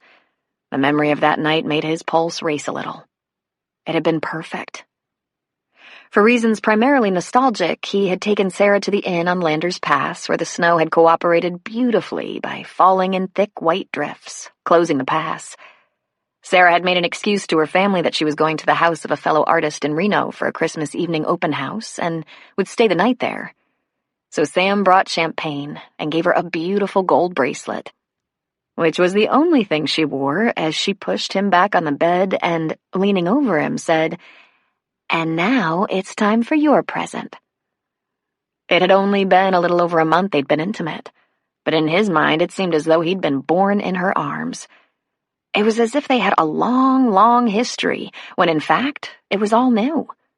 And he loved that she was getting bolder with him, a little aggressive from time to time. When she made some lusty move on him, it would cause him to laugh in loud surprised delight and let her have whatever she wanted. He looked at his watch. Almost 5. The winter sun would be setting soon. He pulled into the grocery to get a drink and some flowers for Sarah. He was standing at the checkout with bottled water and a bouquet wrapped in cellophane. Peeling a few dollars out of his clip, he glanced up into the security mirror. "Oh, Jesus," he thought. There were a couple of teenage boys loitering near the liquor department. They were fidgety and goosey. They were about to commit a smash and grab for a 6-pack. Sam said to the cashier, "Keep this here. I'll be right back." The boys had obviously entered the store ahead of Sam. Had they seen the squad car out front, they would have crossed this particular store off their list. He went around a store display of canned goods, staying out of sight. He circled around to the back of the liquor aisle, coming up behind them. His timing was perfect. Just as one of the boys grabbed a 6-pack, he grabbed the collar of the other. Boy number 1 dropped the 6-pack and fled the store, while he shook boy number 2 as he would a bad puppy. "What are you doing, boy?" he demanded. He turned the kid around and came face to face with the startled expression of Jason Wilson. "Oh, brother," he said. "Hey, please, I didn't do anything," Jason pleaded. "I'm not buying that," Sam said. The store manager was upon them at once. "What's going on?" he asked. "Just a close call," Sam said. "There's your beer. The thief got away, and his accomplice here is going to come with me." "Aw, Sam," Jason whined. "Come on, man." "I'm gonna let go of your shirt, Jason, and if you run, I'll be waiting at your house for you when you get home. I'm not chasing you in this rain, but I will get you. You copy?" "Yeah," he said in total disgust. "Yeah, I copy." Sam kept a hand on Jason's elbow as he went to the cashier to retrieve his water and flowers. Then he took the boy to the car, but he put him in the passenger seat rather than the back. The flowers he threw in the back. "So," he said to Jason, "gonna have a little after-school party?" "We just wanted a beer," Jason sulked. "Drink a lot of beer, do you?" "No, we don't." "I have a choice here," Sam said. "I could just take you to the station for petty theft, or I could take you home." "I think I'd rather go to jail," he said. "It's gonna be prison one way or another." "Let me ask you something, Jason. Why didn't you boys just pilfer a little beer from the icebox at home? Why'd you decide to steal some from a store, which, by the way, is a misdemeanor?" "Because Stan's old man doesn't drink beer, and my mom drinks so little she'd know if some was missing." "There you go," he said. He put the squad car in gear. "Where is Mama today? The store? Home?" "Can I just go to my grandpa's?" he asked. "Nope." Jason sighed and got smaller in the seat. "She's at the old house. She's fixing up." "Address?" "I don't know." Sam gave him a little swat in the arm. "Jefferson Avenue, 14-something. That old house? He thought. He keyed his radio. "Control, DP-35. I'm out at 1450 Jefferson Avenue, returning a juvenile to his mother." "DP-35, copy." As they rode, Sam said, "You might want to go ahead and think about what you're going to tell her, since I'll be right there eavesdropping. Start with the truth." "You're killing me, man." "No, Snookums," he grinned, and he hoped he grinned meanly. "I'm taking you to the woman who's going to kill you." By the time they pulled up to the old house, Jason was so small in the seat next to Sam he was all but disappearing. "Come on, pal," Sam said. "Let's get this over with. You'll feel better." "I doubt that," Jason said, getting out of the car. "Look," Sam said, "it's not like your mom has it that easy. You might try cutting her some slack. At least keep your skinny ass out of trouble, huh? What do you know about it?" "I lost my dad when I was just a kid, younger than you. My mom did it alone. It's hard. At least you have a dad around." "Yeah," he said, hands plunged into his pockets, walking toward the house, head down.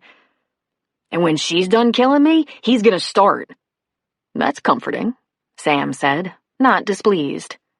This was not what Sam would consider a serious crime, not compared to what he dealt with daily, but it was a golden opportunity for the parents to get control right here, right now. Jason pushed open the front door. "Ma?" he called. She was working in the living room, but apparently hadn't seen Sam pull up to the house. She had a ball cap on, a sweatshirt and jeans, and wore heavy work gloves. In her hand, she held a crowbar. Lying around the floor were pieces of baseboard that she'd pried off the wall. A fire blazed in the hearth. "Jason?" she said, confused. Sam stepped into the house behind him. "Sam?" she said, even further confused. "Ma, I'm in a little trouble." "What?" she asked, shaking her head. Sam just stood back by the door, his thumbs hooked into his gun belt. There was a part of him that wanted to laugh at this kid's predicament, but he wasn't about to crack a smile. He kept his expression stony, drawing his brows together. "Hey, Mom, could you lose the crowbar? Makes me a little nervous. When I tell you what I did, you might, snap." She took 2 steps closer to her son. She did not put down the crowbar, and she was wearing an expression that Sam had never seen on her face. Whoa, that was the mother look if ever there was one. Very scary to be 15 right now. "Me and Stan, we were going to pinch a 6-pack of beer, but Sam caught us." "What?" she said again. "Why would you do a stupid thing like that?" Jason took a breath.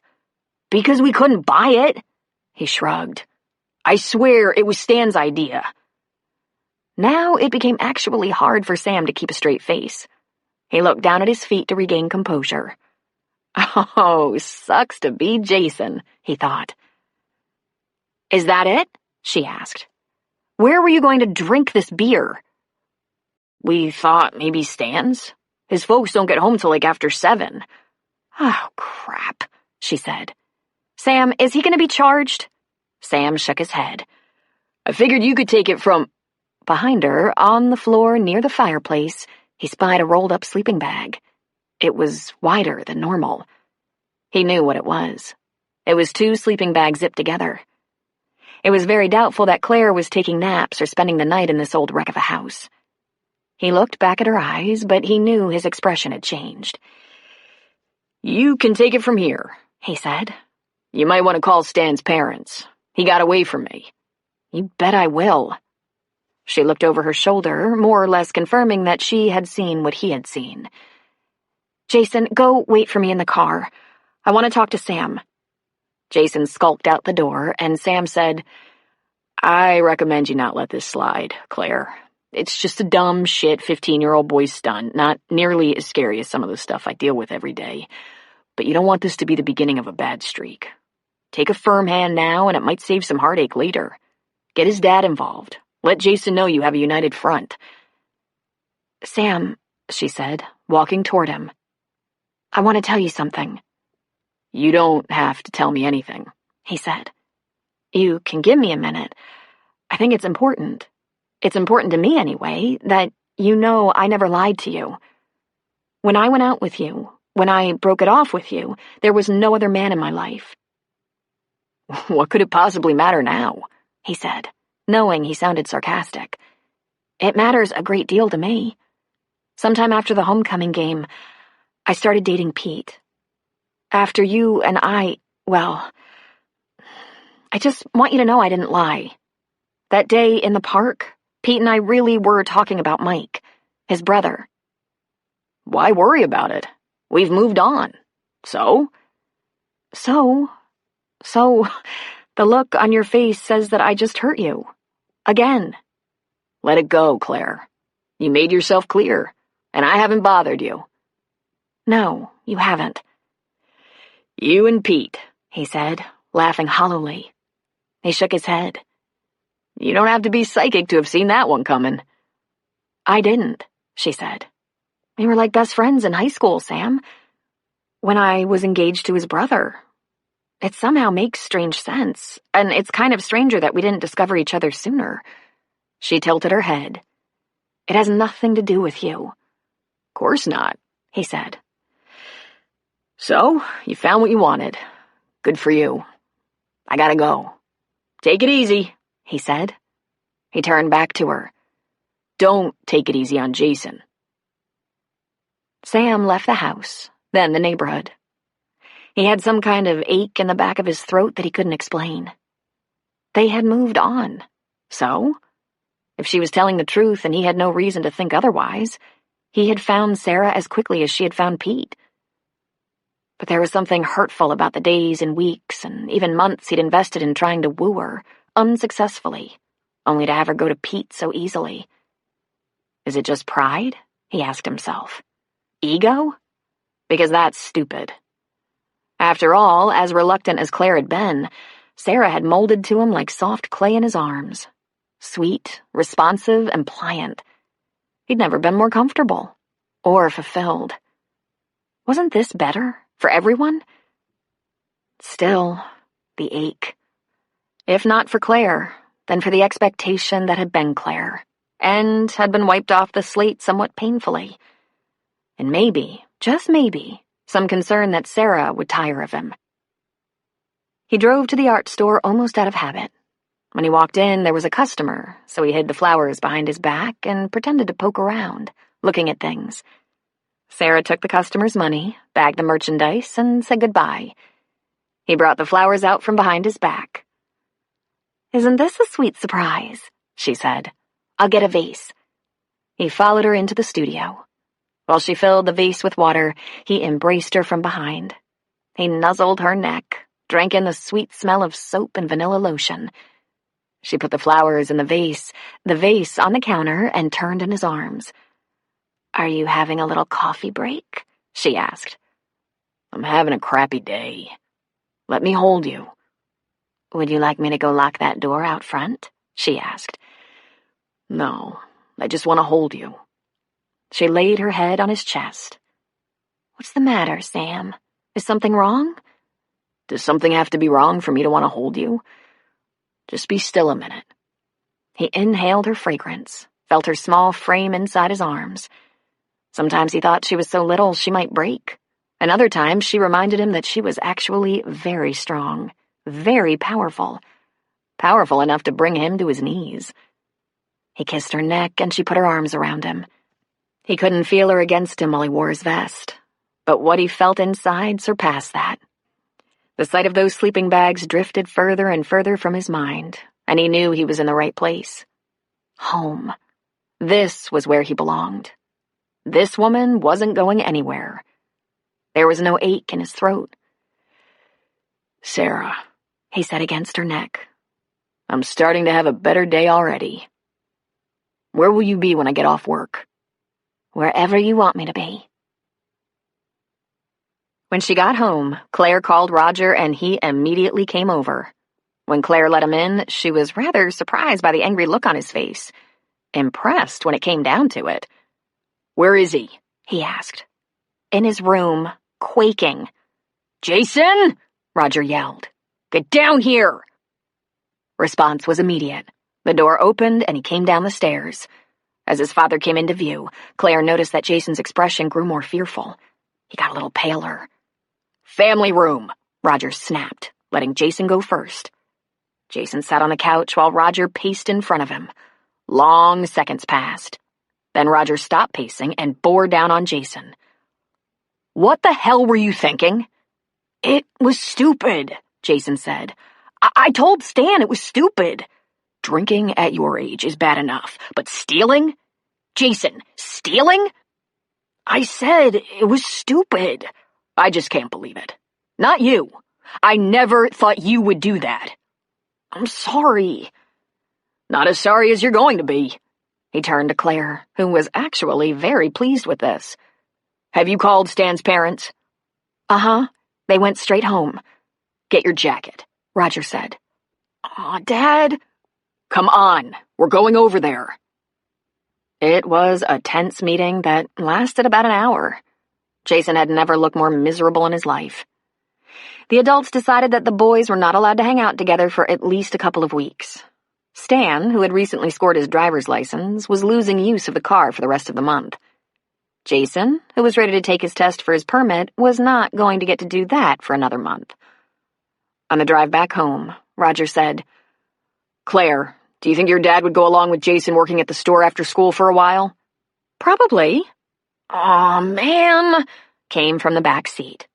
"You obviously can't be trusted to stay out of trouble after school, so I want you to go to your grandpa's store until your mom is either done at that old house or done at the store, for at least the rest of the month. Then we'll reevaluate." When they got home, Jason headed straight for the stairs. He was halfway up when Roger said, "Jason?" He turned around and looked at his dad. "Jason, I'm disappointed. I trusted you to at least never break the law. I hope you learned something from this. I hope you're going to turn out better than that." "Yes, sir," he said meekly. Roger nodded. Jason fled. Claire put a hand on Roger's arm. "Thank you. You handled that very well. I couldn't have managed as well without you." "Well, you probably could have," he said. "but I'm glad you called. I want to be in his life, in the good times and the rugged." He took a deep breath. "I'm exhausted." She smiled. "How about a beer?" Having a grounded 15-year-old and a boyfriend who kept his daughters almost every weekend would have had a definite negative impact on Claire's love life, if it weren't for Roger. God bless him. He was serious about mending his fences with Jason and wanted to spend more quality time with him, especially since the shoplifting episode. "I just can't stop blaming myself for that," he said. "I was absent too long." Tempting as it was to let Roger wallow in guilt, she knew it was pretty likely not his fault. Jason was a good kid and had a very close and supportive family, and he'd begun to patch things up with his dad before getting in trouble. She'd had many long talks with Pete about it, and Pete was something of an expert on teenage boys. So she said, "Lighten up, Roger. Boys his age do lame-brain stuff like that. They also drive too fast, skip school, and get into trouble with girls. Let's just try to stay on top of it. He's basically a real good kid. And with both of us paying attention, letting him know his parents aren't going to let him get away with anything, we might be lucky." But she convinced Roger that he should spend a couple of evenings during the week with Jason. Having a grounded teenager at home was such a ball and chain. She was afraid to leave the house in the evenings. Afraid he might plot something, maybe slip out, get himself in trouble again. So Roger agreed to pick him up after work at around 6 a couple of weeknights, take him out for a bite, and back to his place to do homework. Home by 10, in bed by 11. When that happened, Claire went to Pete's house. On this particular night, she had called to say she was on her way, then let herself in with her own key. She found him in his family room at the wet bar, mixing 2 drinks. The room was dimly lit, the fire ablaze in the hearth, and Pete was wearing only his slacks. No shoes, no shirt. She stopped as she entered the room and just filled her eyes with him. That broad chest, the nice, neat mat of hair, the flat belly and broad shoulders. She especially liked his strong forearms, big hands. He passed her a drink. She took a sip. He took a sip, and then they tasted it on each other's mouths. She ran her fingers through the hair at his temples. "You're getting a little gray here," she pointed out. "I can't see how it's possible. I feel like a teenager." "Why aren't you dressed? Getting a head start?" "I took a quick shower. How much time do we have?" 3 hours? 4? "I can keep you out of trouble for that long." He slipped an arm around her, and she looked up into his eyes. "A year ago, I was leaving my husband, leaving my house. I was lonely, kind of scared, and thoroughly pissed off. Now I have you, the deepest friendship I've ever known, not to mention the kind of love life I didn't think existed. I really believed it was too late for me to have this in my life." "It's just the beginning, Claire." "I've been meaning to tell you. When Sam brought Jason home to me after his little shoplifting adventure, he saw the sleeping bags. I don't think Jason noticed, but Sam did." Pete shrugged. "I felt like I had to explain to him that we came together after I ended things with him." "How'd he take it?" "He was a little snotty, but he said it didn't matter." Pete surprised her by laughing. He leaned down and put a soft kiss on her lips. "It's a good thing it was Sam you had to end it with. I don't think I'd have gone away quietly. I don't think I could have." I'm in love with you, she told him. I've been waiting for that, he said with a smile. And it feels just as good hearing it as I thought it would. He took the drink from her hand and put it, with his, back on the bar. He lifted her into his arms and said, I love you too. Let's get you out of these clothes so we can make love until curfew. Chapter 14. Claire and Sarah had entered the new year rosy with love and drunk on fabulous sex. No one knew Sarah's little secret, but if anyone had looked closely, they would have seen she had that same flush and glow that Claire was sporting. However, Maggie's perfect life began unraveling. The first thing to go terribly wrong was when 13-year-old Hillary's best friend Lucy was diagnosed with juvenile cancer. The prognosis for Lucy was very optimistic. The doctors gave her a 90% chance of a full recovery. But poor little Hillary was terrified and constantly plummeted into hysterical tears. She began to show real fear and signs of depression. As for Lucy, she was instantly admitted for chemotherapy, and by the second week of January had started losing her hair. This further upset Hillary, and keeping her spirits up was a constant challenge for Maggie. Hillary began to devote all her time to her best friend, studying her disease on the internet, obsessed with her treatment.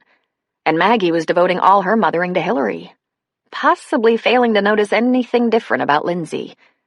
Then, when Maggie came home from work one evening, in the third week of January, Lindsay uttered those words mothers never like to hear. Mom, I have to talk to you. In my room, she said gravely. Oh, how Maggie hated this. She didn't even take off her coat. Her mind went wild on the way to Lindsay's room. She couldn't be flunking anything. The girl was a perpetual honors student, shattered by an A-. Was it a fight with a girlfriend? Had she skipped school? Shoplifted a belly ring? Got caught smoking? Or, please God, let her be breaking up with Christopher. I'm not a virgin anymore. Maggie actually grabbed her heart. You're 15. I know this, Lindsay said. Was it Christopher? She asked angrily. Well, of course it was Christopher. He's my boyfriend. Don't you dare yell at me, Maggie said. Because I'm practically a virgin again, she thought. Could you be pregnant? Did you use anything? We used a condom. Once. Once? You mean you've done it more than once? Maggie sat on the bed beside Lindsay. Well, Lindsay said. Yeah, more than once. How long has this been going on? Mom, she whined. Well, how long? It's been a couple of months. Since about October. October? Or September, she said in a quieter voice. But I always got my period, and most of the time he'd remember to, pull out. Oh, God. Are you late now? I might be a day or two late, she said. That's why she's telling me, Maggie thought. This could have been worked out much more neatly if she'd mentioned she needed birth control before she and that boy had started messing around, as they'd discussed ad nauseum. She glared at her daughter, her beautiful, brilliant, 15-year-old daughter who was about to plunge herself into disaster via the vagina. I should never have let you out after dark. She stood up. I'll take tomorrow morning off. We're going straight to the doctor. I'd take you now if the office wasn't closed. And in the meantime, pray. Pray very, very hard. She stomped toward the door. Mom? Maggie turned back toward her. Lindsay finally had a contrite look on her face, tears in her eyes. Do you have to tell Dad? Maggie wanted to be understanding and helpful. Girls Lindsay's age had raging hormones, and those of boys Christopher's age raged even hotter. But this pissed her off to her very core. They had talked this to death. She told her daughters that there was no excuse for getting into this kind of trouble. If they were afraid to ask for birth control, they should insist on condoms. They talked about STDs, and she stressed that condoms should always be used anyway, even if there was other birth control in place. During these discussions, Hillary said, "Ew," and Lindsay looked completely bored. She wanted to be sympathetic, but she just wasn't there yet. Of course I have to tell Dad, she said.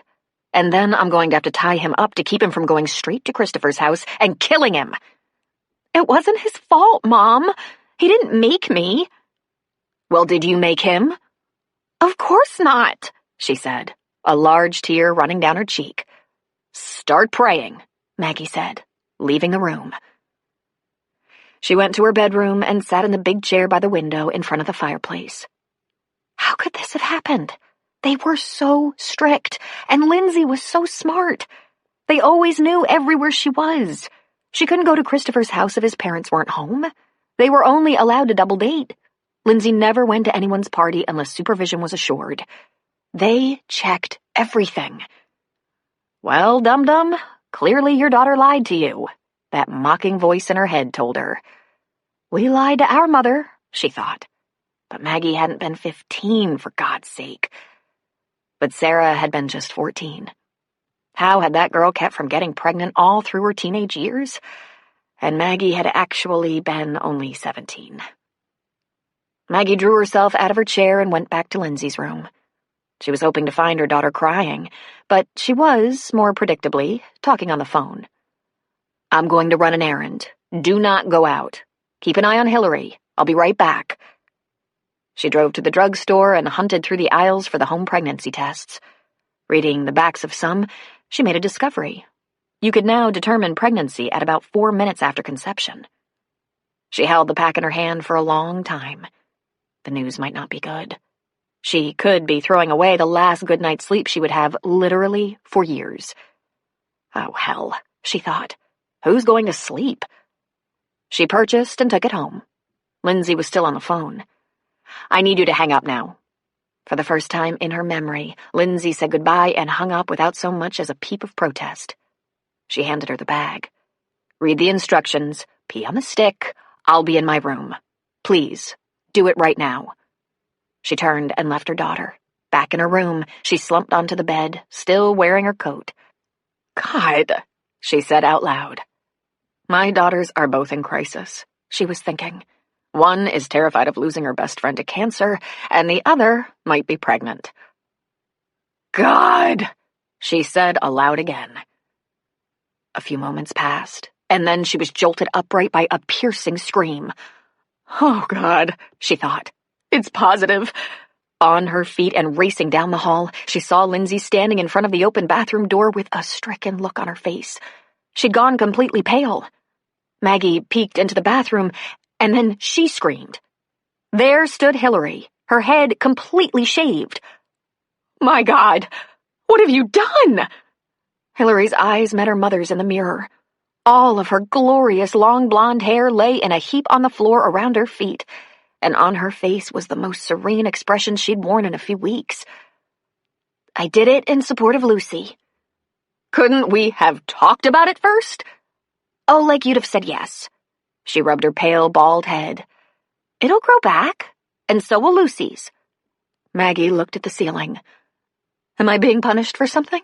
She asked the higher power beyond her roof. Okay, get out of the bathroom right now. Your sister has peeing to do. You are a serious whack job, Lindsay said to Hillary. And you're a butthole, the little bald one said, brushing past her older sister. They're going to come after me with a net, Maggie muttered to herself as she went to her room. She threw herself face down on the bed, still wearing her coat. She beat the mattress with her fists for a little while. Where the hell was Bob? Carson City. Legislature was in session. That'll teach me to come home early. I should have found somewhere to hang out until I wasn't the only adult in the house. What am I going to do if this child is pregnant? She thinks she's in love with this big lunkhead Christopher, who apparently is walking around with all his brains in his dick. Don't worry about that, she told herself. He'll run like his ass is on fire. But what about Lindsay? Girls her age, even incredibly smart girls, have all these romantic illusions about having a baby. Oh, God, Lindsay had been talking about medical school. There was a good chance she'd be valedictorian. She'd been in accelerated classes since she was 7. Mom? Maggie was lying in the shape of a crucifix, feet hanging off the bed, arms stretched out wide. She lifted only her head. Lindsay was smiling. It's okay, Mom. 1 line, not 2. When was the last time you had sex? Maggie asked from her tortured position. Lindsay shrugged. A week or so, I guess. Well, I hope we're all right. I'll take you in the morning. It's probably okay, Mom. Lindsay sat in the chair facing her mother. Maggie lowered her head. I'm sorry, Mom. It's just that, I really love him. I can't talk about that right now, Maggie said, not looking at her daughter. Now, do we have to tell Dad? I mean, it's okay. And this is a girl's thing, huh? Maggie lifted her head and glared at Lindsay. Jeez, you're acting so weird, Lindsay said. Go to your room. Study something.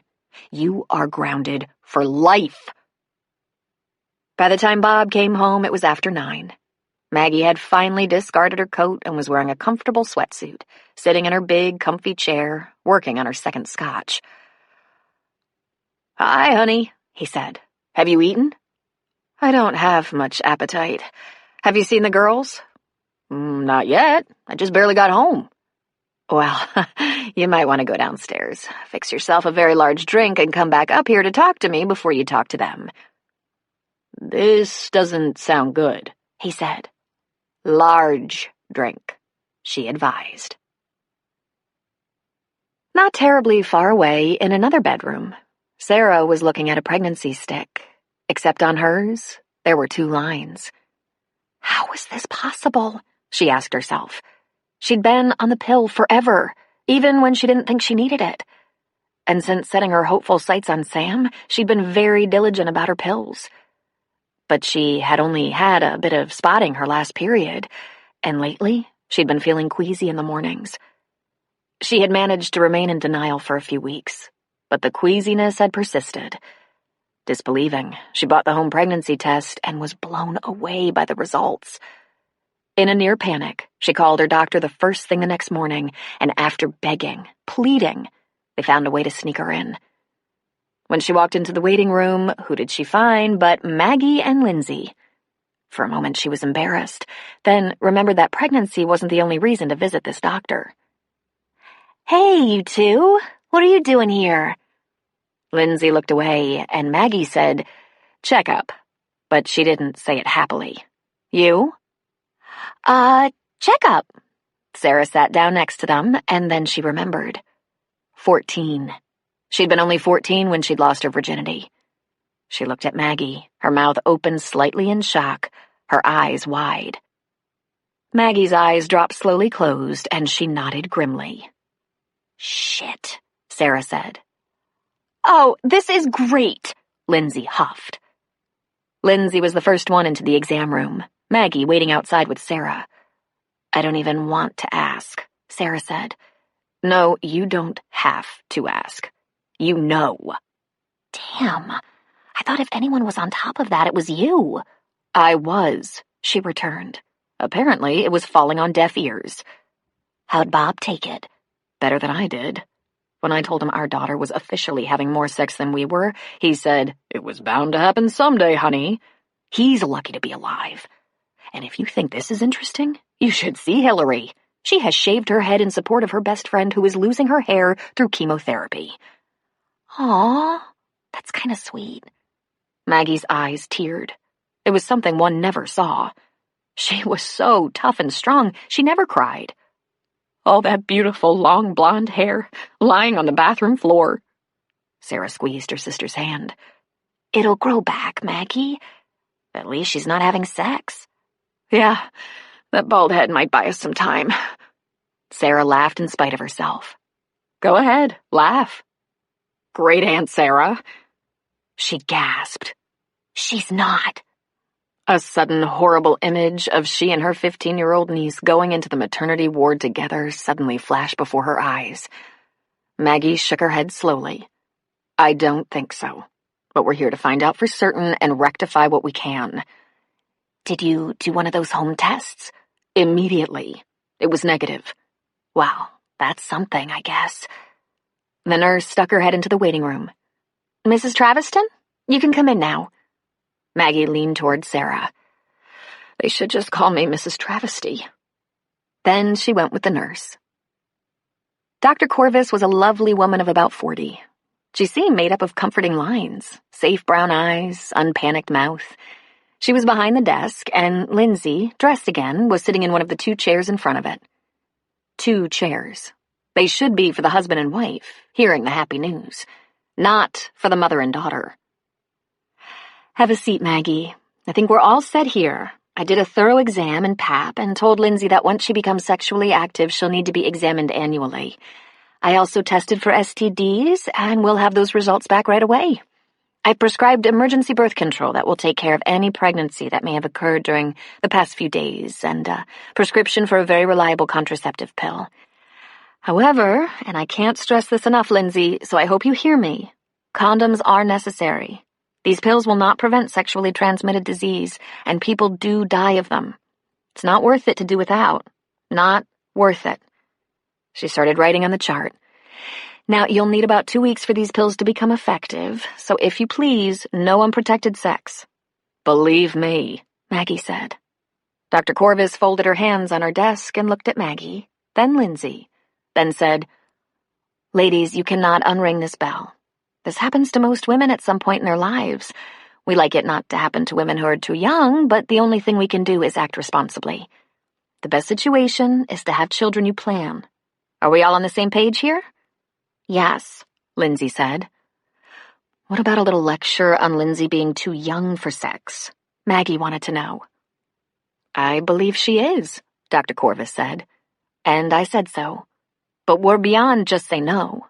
We're right up against do not skip a pill. And thankfully, Lindsay appears to be completely healthy." The doctor stood up.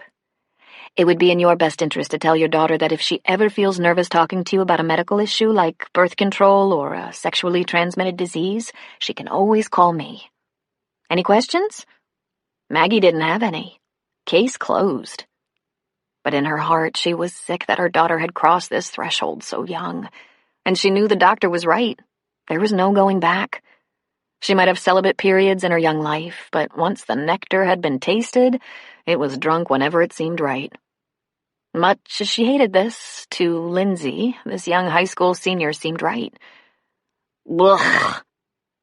"Lindsay, give me a second with Dr. Corvus, please." "Don't plot behind my back," she said sternly, and left. "What's up, Maggie?" "God," she said, rubbing her forehead. "I don't know how to do this." "Something I should know about Lindsay?" "No, something you should know about me. Bob and I haven't... It's been... I don't know if it's me. I don't know. How old are you?" 43, and coming into my prime, they say." "And Bob?" 46. 46. Dr. Corvus chuckled. "Get him to the doctor, Maggie. He needs a physical, and if there is a problem, it's probably easier to fix than you realize." "I don't know," she said, shaking her head. "It isn't that he can't, it's that he just isn't in the mood. He works so hard, gets too tired. Oh, bull. Men can do it in their sleep. Make a doctor's appointment." Sarah sat on the exam table, whimpery, though she wished to be strong. "How can this happen?" she asked the doctor. 99.9% effective, Sarah. It's extremely rare. Why couldn't the 0.1% be some nice married lady? You have many choices, but let's talk about that later. For now, let's do an ultrasound. Lie back down, dry your tears. It's not the end of the world. She revved up the machine, punched a few buttons, and gelled up the probe. Dr. Corvus inserted the wand slowly and carefully. The machine bleeped in harmony. "Sarah, turn your head. Look," she said softly, almost reverently. "There he is. This little mass here has a beating heart." She saw this little tadpole moving around inside of her and gasped. "It's a boy?" "We can't tell yet, but what I can tell is that you're actually about 6 weeks. 6 weeks and change. At 3 months, you'll see arms and legs." Sarah, in awe of the squirmy little creature, did the math in her head. Dear God, she probably got pregnant that first time. She hoped that meant something, like it was kismet or something. My God, she said, reaching a hand out toward the monitor. We'll print out a copy of what you see on the screen. Everything seems perfect, Sarah. The doctor looked at a chart. How does August 25th sound? Like 1,000,000 years from now. You won't believe how fast it will come around. Right now, I'm a little more worried about the next couple of days. For once, time played on Sarah's team. Sam worked overtime on Saturday, so she only saw him briefly when he stopped by the shop. There was only a little kissing in the back room. Sunday, he took Molly to the slopes. Monday was ski day, after which they would meet at the inn. All afternoon, as Sam patrolled and Sarah skied, he was randy and playful. He'd sneak up on her and whack her on the butt, grab her and pull her behind a tree and plant a deep kiss on her, treat her to that dimpled grin, and the twinkle in his eyes said that, as usual, he couldn't wait. Couldn't get enough. Oh boy, did she hate to throw a wet blanket on this party. Sam didn't seem to notice that she was somewhat preoccupied. But then, probably all the blood had drained from his brain to keep that powerhouse between his legs serviceable. They rode the lift together, and he licked her ear and said, I am dying for you. Oh, well, stop it. You're no good to me dead. When she got to the inn, she didn't wait in her usual inviting lack of attire. She was fully clothed. When Sam entered, he seemed not to notice. He rushed to her, grabbed her, lifted her up into his arms, whirled her around, and devoured her with kisses that were hot and strong. He fell with her onto the bed and asked, Want me to undress you with my teeth? We have to talk, she said. He froze.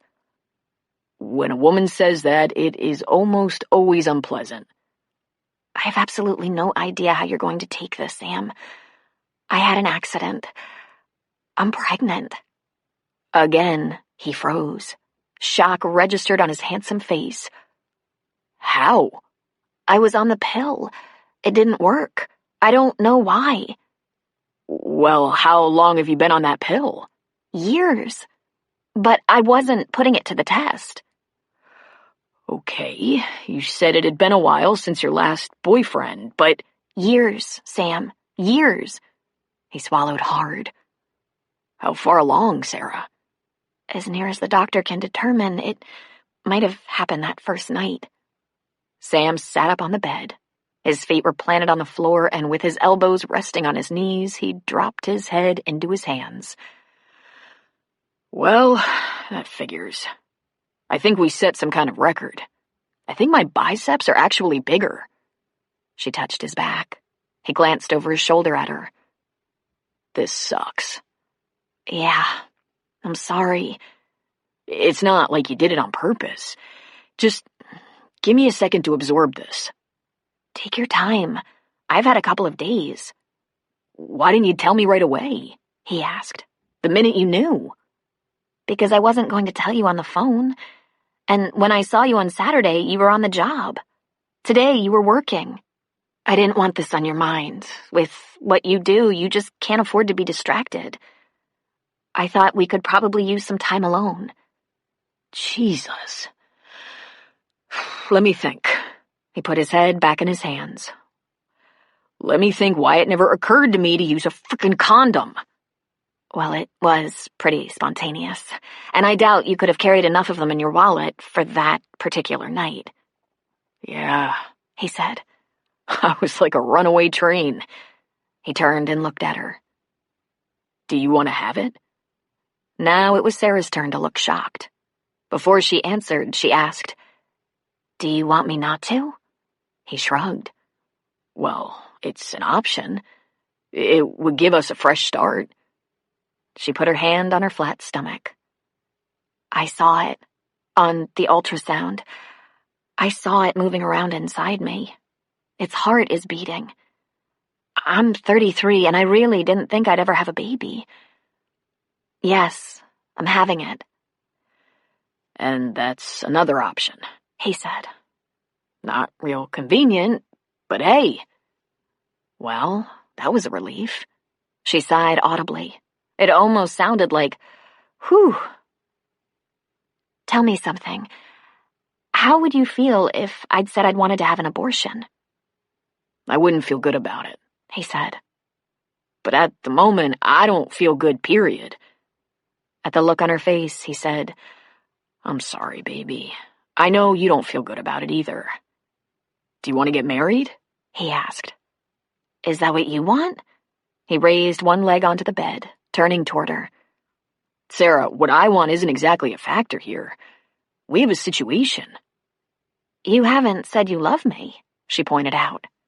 He smiled and touched her hair. I will love you every night until you beg me to stop. She sat up. That goes without saying. You're insatiable.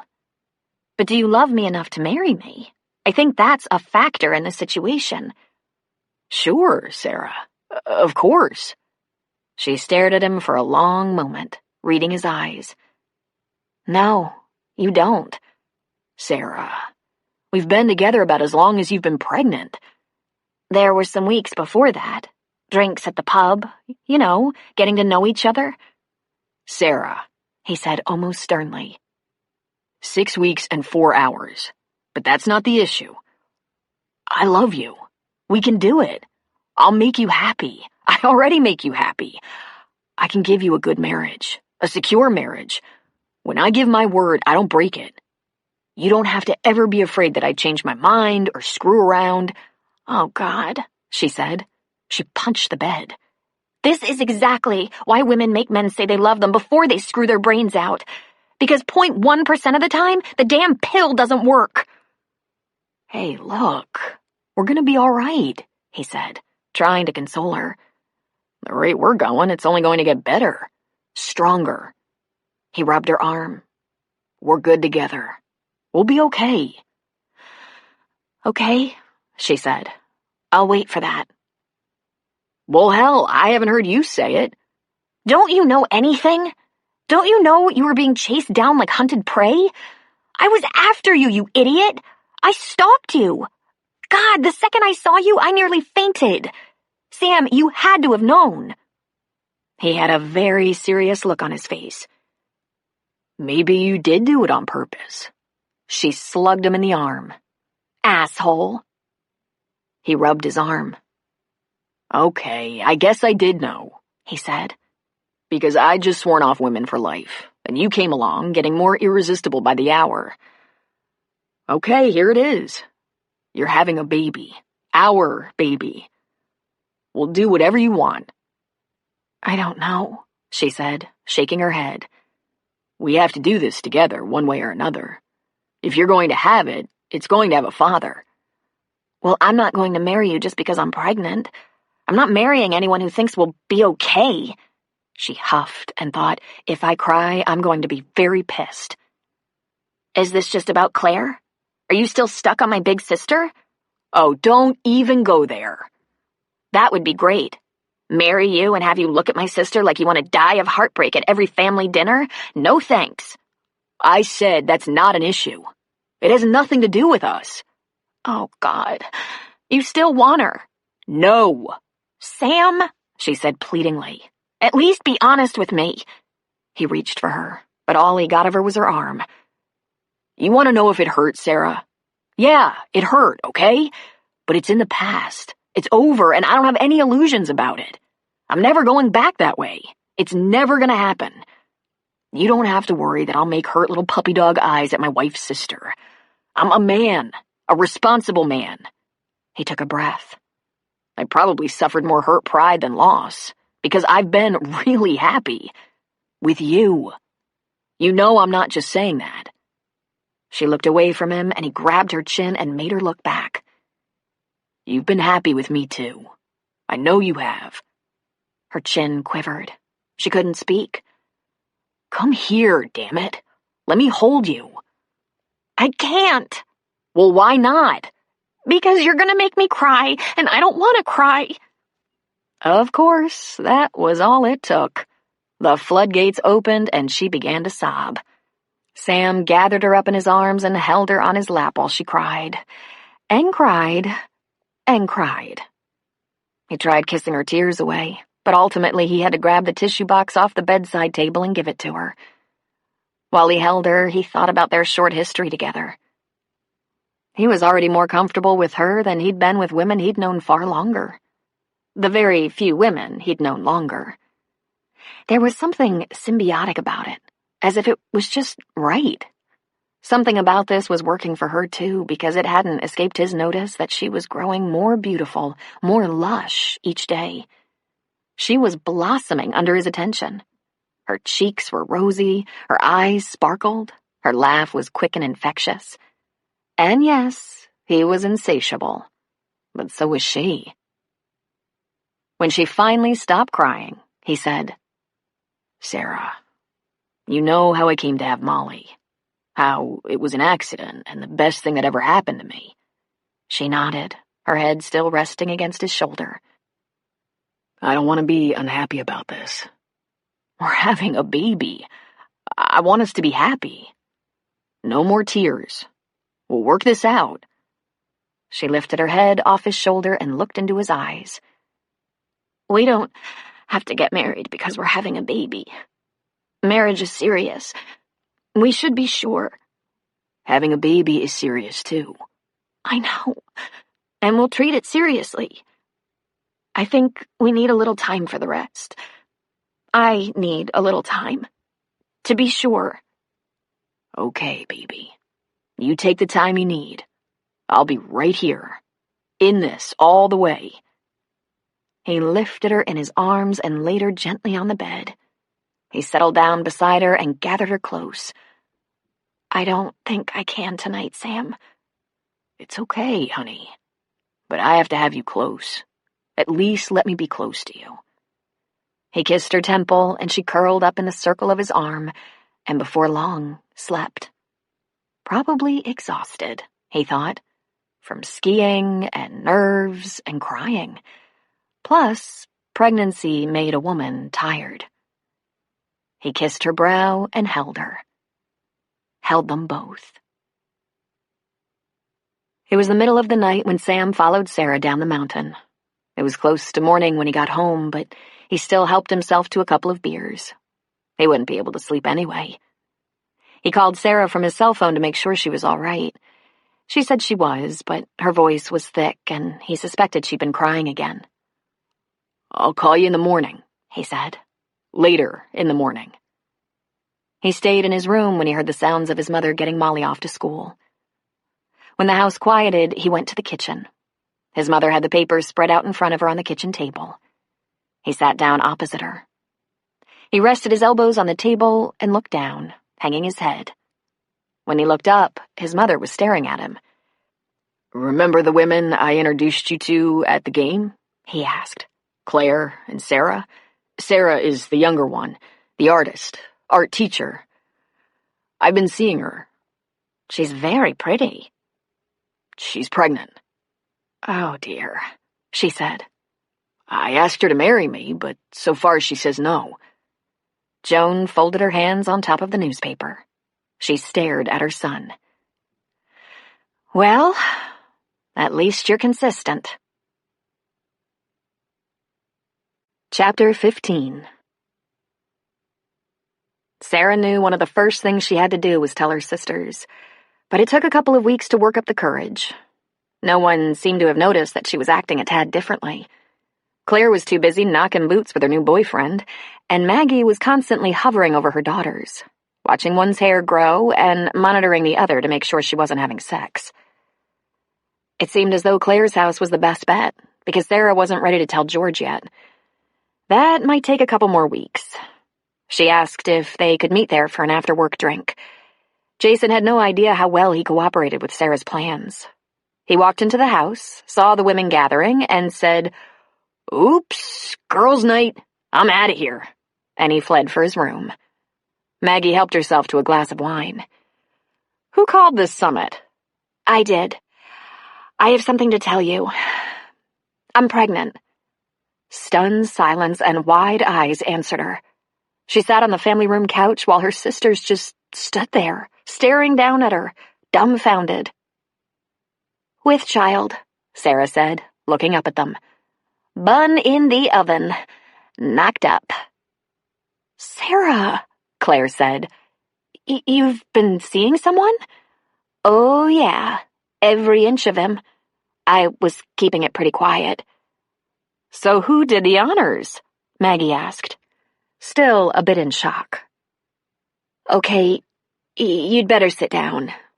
When they did, she said, It was Sam. Sam Jankowski. Another vacuum of silence. Then Claire shot suddenly to her feet and said, That son of a bitch! He did my little sister! I'm gonna kill him! Well, there are a couple of things you should know before you kill him, Sarah said. I went after him. I stalked him. I chased him like a crazed and wanton maniac. That night I saw him with you at the restaurant, my heart about burst out of my chest. Love at first sight. Then when you said you had no interest in dating him any longer, I thought, oh my God, he's on the loose. She shrugged. I couldn't risk someone else getting him. Your makeover, Maggie said. Uh-huh. Seeing Claire and Sam like that, all that lust just emanating from them, I thought what I'd give to have some of those feelings in my life, especially with a guy like Sam. I took a hard, painful look in the mirror. I didn't stand a chance the way I used to be. Hell, even I couldn't stand to see myself like that. So I fluffed up and went looking for him. I found out he's a ski patrol at Afton Alps every Monday. She smiled.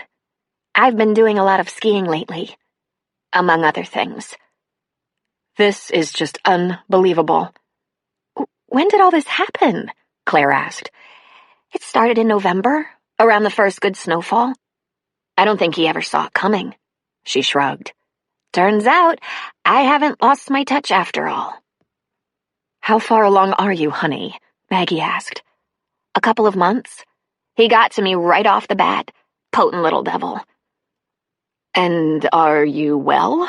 Feeling okay? She asked. So far, baby seems to be perfect. Have you told him? Claire asked. Yeah, he said, that sucks. The son of a bitch, I'm gonna kill him! And you're having the baby? Maggie, always all business, wanted to know. Uh-huh. You know, I never thought I'd have a child. If you had asked me 6 months ago what the rest of my life looked like, I would have said just more of the same. Art, the store, dinner at Dad's on Sunday. Now I have this whole new life in front of me. She touched her stomach. Inside of me. Do you love him? Maggie asked. I love him so much it makes my head swim. And he's so good to me. Treats me like, God, I don't know, like I'm precious, royal, so considerate of my feelings, romantic even. He asked me if I wanted to have the baby, and when I said yes, he said, okay, we'll get married. There's just one hitch. He doesn't love me. He told you that? Claire demanded. No, not exactly. He said he loved me, but he didn't say it real convincingly. I asked him if he loved me enough to marry me, and he said, sure, of course. Sure? Not, I love you so much I'll die if you don't marry me, but sure. So I had to press the issue, and he hemmed and hawed and came up with some lame brain comment like he was positive it would grow, given time. Oh, see? He has to die. You said no, Maggie said. It was not a question. I said no. Well, specifically what I said was that I thought we should take the time to be sure, because no matter what he might say, I just don't think he's there yet. I admit it, I'm scared. I don't want to marry someone just because I'm pregnant. What if it's a mistake? What if I look into his eyes in 5 years and see misery and regret? She swallowed. I think I could be happy with Sam. Right now, he makes me happier than I've ever been in my life. But I don't know. Am I crazy? You don't have to marry anyone, Sarah. You have a very supportive family. Have you seen him since you told him? Or did the bastard cut and run? Claire asked. Claire, you know better than anyone he's not a bastard. He's an angel. His problem is he's a lousy liar. And no, he didn't run. He checks on me every day, several times a day. He calls, stops by the shop, wants to know how I'm feeling, whether I've told the family. He offered to come with me to tell you. In fact, she stopped and tried to collect herself as tears threatened. He took me to dinner in Tahoe Saturday night, and When we were finishing dinner, he slid a hotel room key across the table, and I thought, what the hell? I can't get pregnant. And he was... She had to close her eyes and purse her lips together to try to keep control. She swallowed convulsively. That night he had been so wonderful, so tender. Their lovemaking, usually so tempestuous, adventurous, wild, was slow and careful and sweet. He kept kissing her belly and other places. He usually made her body scream, but that night he'd made it sing. It sang many choruses, as it turned out. When it was over, he said to her, "Sarah, I'm going to take care of you whether you like it or not." He was so gentle, so tender and careful. And then she lost it. The tears descended on her and she fell into a full-blown cry, burying her face in her hands. Maggie and Claire bolted out of their seats and rushed to her, arms around her, holding her and comforting her. "God, I'm sure doing a lot of that lately," Sarah finally said. "I bet this gets old after about 9 months." "When are you going to tell Dad?" Claire wanted to know. Sarah shuddered. "Do you think he's going to be totally ashamed of me?" "Honey, he loves you. He knows you're not a bad person. These things happen to people. It's a lot more convenient when they happen to married people, or at least people who are sure they're mutually in love. It looks like I could be a single mom. Anyone have any pointers?" "Pointer number 1. You could choose an easier job, like neurosurgery." "Well," Maggie said, going back to her chair, "it's official. Everyone is having sex but me. And I'm the only one who's married." George McCarthy was nodding off in front of the TV when Sarah went to him. "Dad?" He popped awake. "What, honey?" "I have to talk to you about something, if you're not too asleep." He grunted and straightened in the chair. "Wasn't sleeping," he said. "It's okay. What's on your mind?" "This is pretty tough. I'm afraid you're going to be very disappointed in me. It's about that cop, the one who kept coming into the hardware store when he had a crush on Claire. Sam." "I know who Sam is, but she said—" "Claire stopped seeing him quite a while ago. In fact, she only had one real date with him. And after she stopped seeing him, I started. Well, a couple of months after." "That a problem?" he asked. "Because I don't know what kind of problems you girls have." "It's not a problem for us, Dad. Thing is," she cleared her throat, "you know all those art projects and exhibitions I wanted to see that were taking so much time? So many late nights? Staying out of town? They weren't art projects or exhibitions."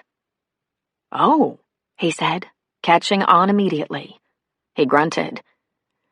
"You live with your old man. Not a lot of privacy in that." "I'm pregnant," she said, and instantly the tears sprang to her eyes, and she thought, "Oh, hell, this is getting ridiculous. I'm a fountain." His eyes widened and his mouth turned down into a frown. "Is he going to be responsible?" "He has offered to marry me," she said. "But I don't think I want to marry him." "What about the baby?" George asked. "I want the baby," she said through tears. He looked at her for a long, hard minute. Then he said, "Come here, Ducky." He used to call her that when she was a little girl. Ducky. She went to him, kneeling on the floor beside his chair, laying her head on his shoulder. He put his arms around her. "I'm a little old-fashioned," he said. "I think when you're having a family, you should be husband and wife. But I don't want you to be with any man you don't want to be with." She could tell him all about it, about how Sam could act as if he loved her, could touch her as if she was the most loved woman alive. But when it came down to it, she wasn't convinced he felt as deeply about her as she felt about him. But why complicate things any further? This was all messy enough. "Children are to be loved," George said. "I love my girls. I love their kids." He lifted her chin. "I'll love this one, no matter what." "I'm sorry, Daddy." "We never apologize for new life." It's our sweet compensation for losing the ones we love. Jason had served his time and was getting along better with his dad. Maybe there was truth to that business about kids wanting limits. So Roger, pleased with his son, had called and asked Jason if he wanted to go skiing on the weekend. And Jason, probably suffering from a bad case of cabin fever after being grounded, leaped on it. He also asked if Mom could go. Sure she can, if she wants to, but don't be too surprised if she doesn't. But Pete was busy with his girls. It was Sunday, and she had nothing better to do. To be safe, so that Roger wouldn't get the far-fetched idea she wanted to spend time with him, she called Sarah and asked if she was still cleared to ski. The doctor says for a few more weeks and to try to take it easy. But you know, if I hurt anything out there, which I don't plan to, it's not going to be a uterus. Problem is, Claire said, they want to go to Afton Alps. I can't go to Afton Alps, Claire, Sarah said. I'm certainly not avoiding Sam. He hardly lets me out of his sight. I'd just rather not run into him when he's skiing with his daughter. He hasn't sprung me on her yet, and I don't want to get involved with his family until a few things are settled. Let's go to Squaw Valley. Claire, Sarah, and Jason were excused from Sunday dinner at George's, and up the mountain they went, with Roger. Roger was pretty good on a pair of skis. Claire was a little better, but she was playing it safe because of her pelvis injury. Wouldn't want a repeat of that. It was Sarah who could cut it up. So Jason, who fancied himself an extreme snowboarder, hooked himself up with her and wanted to do the big runs. He was wedging it down the advanced black diamond slopes with speed and ease. She could still stay ahead of him. She regretted that it took Sam in her life to rediscover this sport. Out there on the slopes with the wind in her face and speed under her skis, she felt alive, exhilarated, and not worried about what was going to become of her. They took on the advanced slopes, then moved to the expert hills. Let's go over there, where it's new powder, Jason begged. No way, Buster. Red flags. It's restricted. It's no big deal, Jason said. Come on, Aunt Sarah, don't be a wimp. You can handle it. She grabbed the front of his jacket. Listen, bub, that's no game. The red flags, the warning signs, there's no ski patrol over there.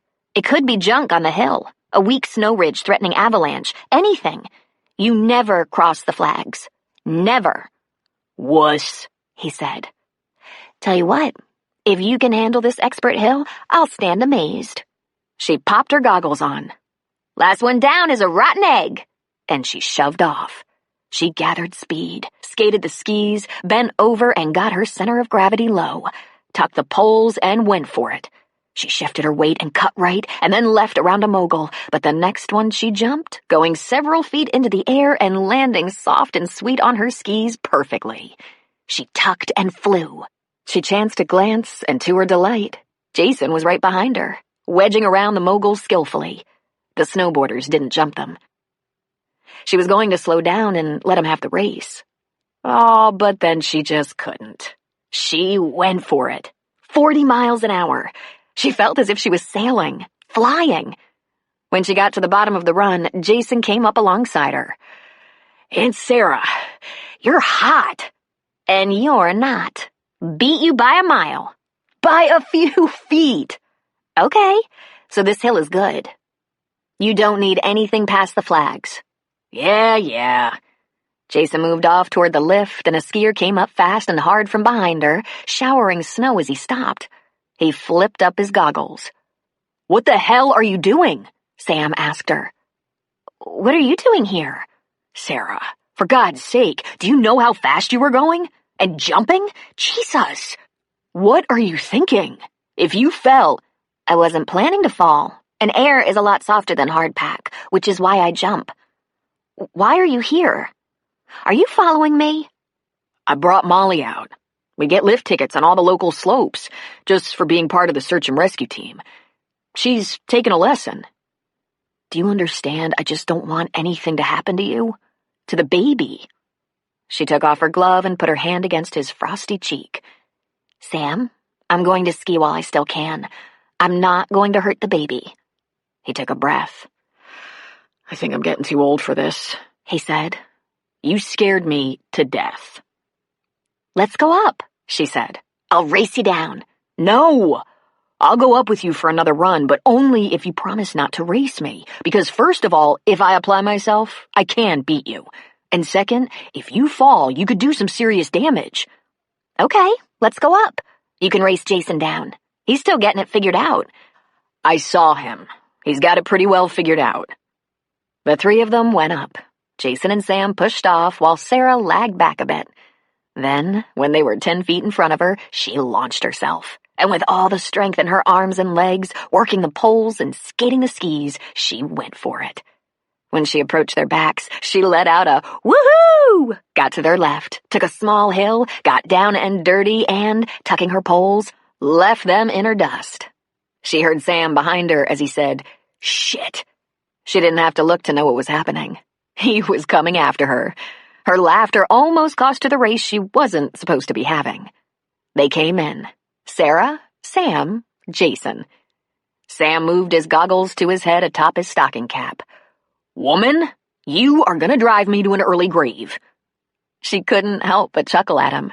She made the L sign with her thumb and index finger on her forehead for loser. Sam, at a loss for words, grabbed her and kissed her. Kissed her hard and long. "Whoa," Jason said. "Aunt Sarah, what is going on here?" They broke apart, and Sarah said, "Just compensating the loser, kiddo." On Tuesday afternoon, Sam went into work and dressed out for duty. When he was on his way to briefing, his sergeant snagged him and said, "There's a lawyer here to see you." "What case?" he asked. "I don't know. I put her in interrogation. You can catch up on the briefing from one of the other officers." It never occurred to Sam that anything was wrong. The officers went to court regularly to testify on their arrests and therefore had lots of traffic with attorneys.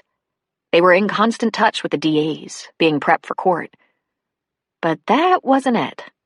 He opened the door to interrogation, and there sat Maggie, prim and proper in her lawyer suit. Seeing her there, so sternly serious, so attractive, what came to mind was George. How had he done it? Raised these beautiful, hard-headed daughters and kept his sanity? He entered and closed the door. "Well, I guess the family knows." "The family knows," she said. "Be glad I insisted on talking to you alone. Claire basically wants to kill you." "Please tell Claire that my death right now would be a disadvantage to her sister. Much as Sarah resists me, she's going to need my help." "Sit down, Sam. There are a few things you don't know about my little sister." As he sat, he touched his lower lip. He could still almost feel the spot where Sarah bit him as she came to a crashing climax in his arms.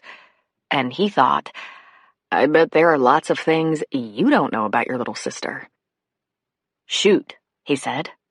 Maggie's lips curved. "You shouldn't say that to the older sister of a woman you just made pregnant. What you should say is, don't shoot."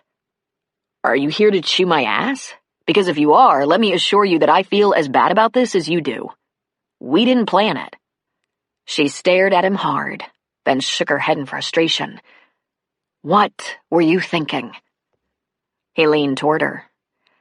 "Maggie, obviously I wasn't thinking about anything I can share with you." "Well, that much is obvious. Okay, I came here to tell you that Sarah is more complicated and vulnerable than you realize. Fragile. You'd better watch yourself. I'm doing everything I can to support Sarah. I won't abandon her. Has she told you about her nervous breakdown?" "Ah, I can see by the look on your face that she hasn't. Our mother died of cancer, quite suddenly, when Sarah was only 21. Prior to that, Sarah and Mom were locked in a pretty fierce contest of wills.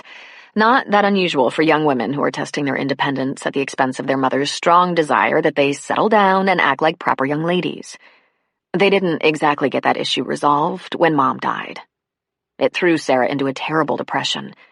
She had to be hospitalized. This was hard for Sam to grasp. Sarah didn't seem to be vulnerable, other than the recent occurrence of pregnancy tears. Sure, she had been shy with him at first, but that hadn't been a weakness in his eyes. And she'd become bolder, more self-assured.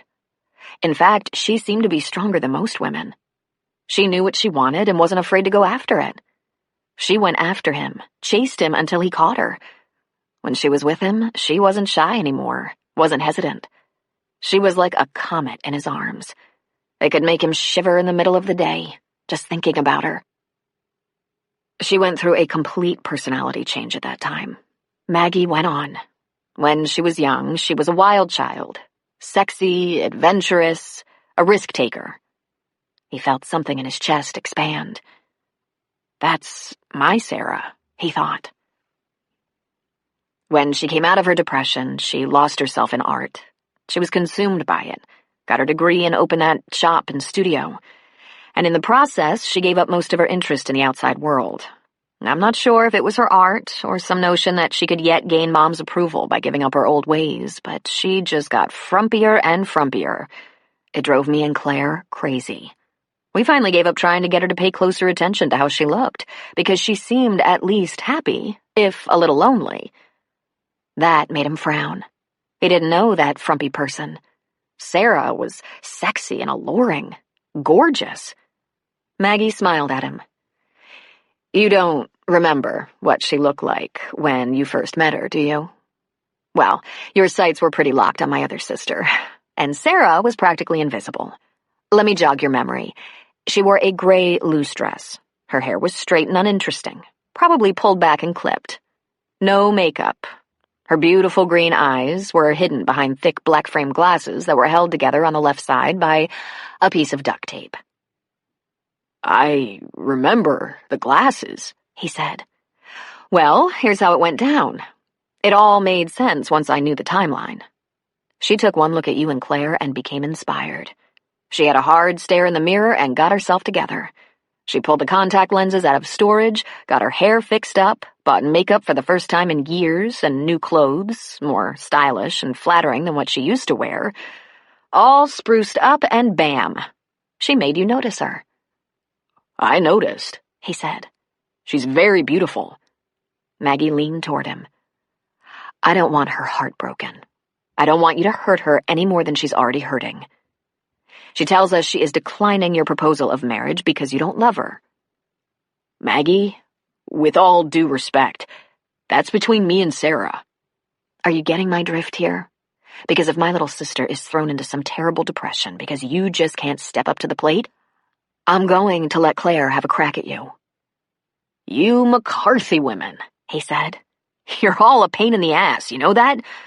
I'm doing everything I can to step up to the plate here. Somehow that's not entirely convincing. Well, you're not the one I have to convince, he said. He stood up. That all? One more thing, Sam.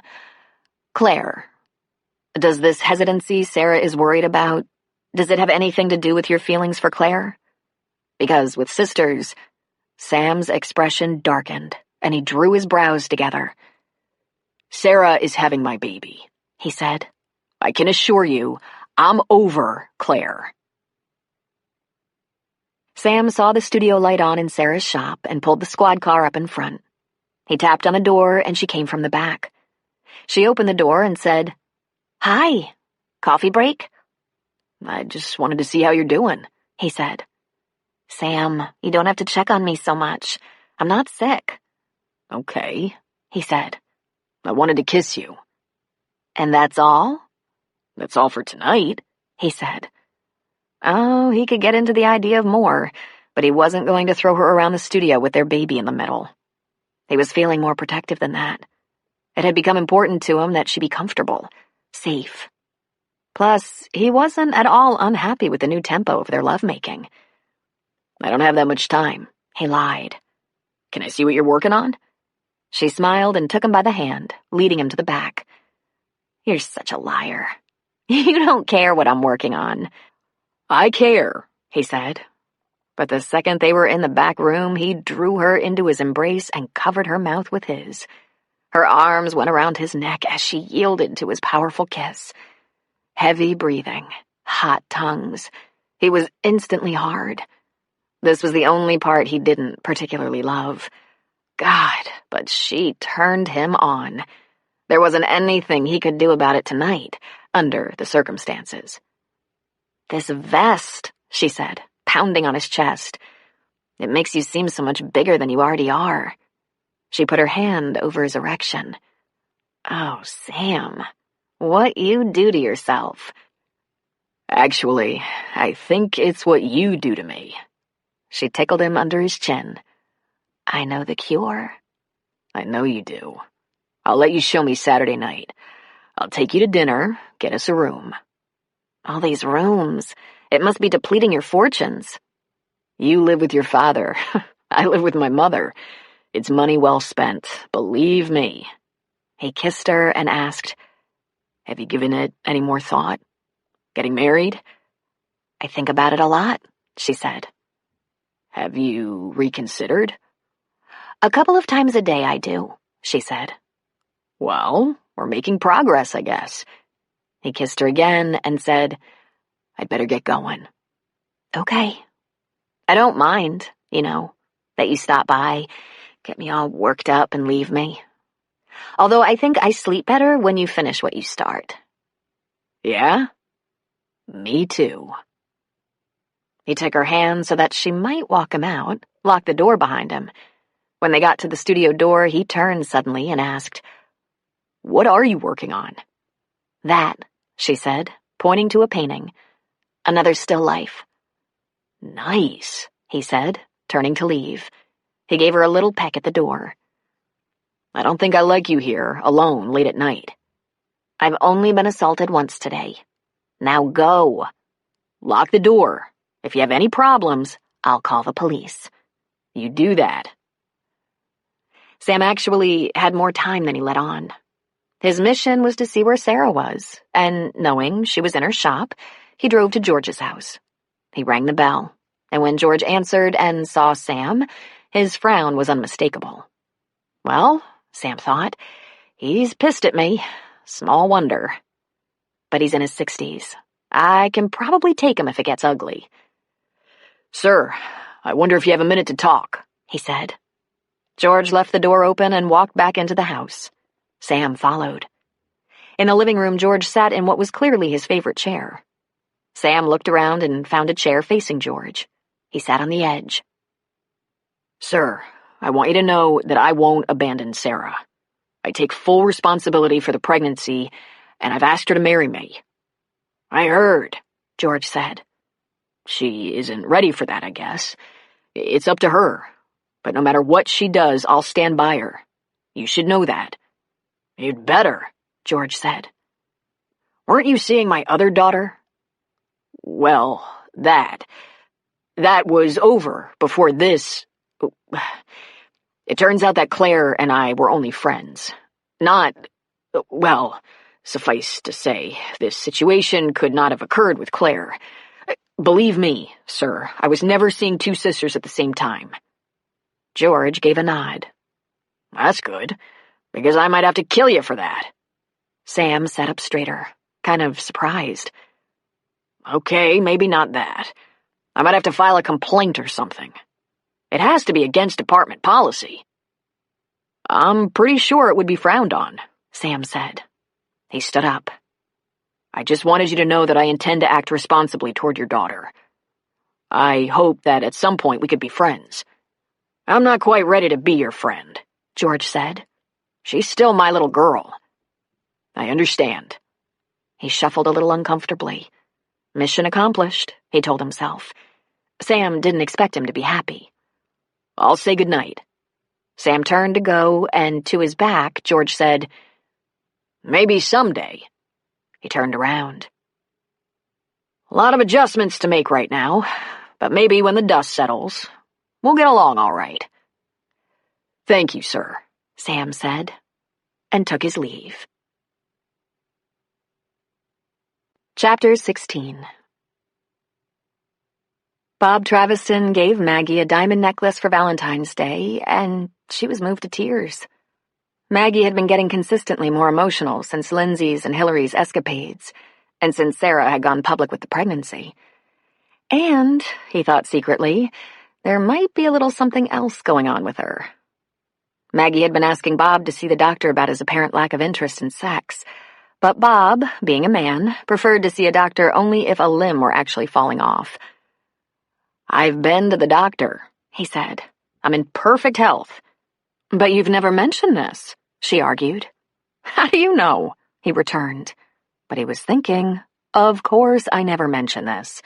Besides, it wasn't as though he didn't have erections. Well, in reality, he rarely had them anymore, and they were usually those early morning events that went away pretty quick.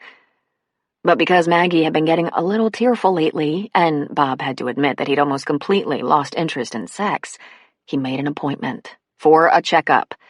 The prospect of telling the doctor he wasn't getting it up anymore surpassed daunting.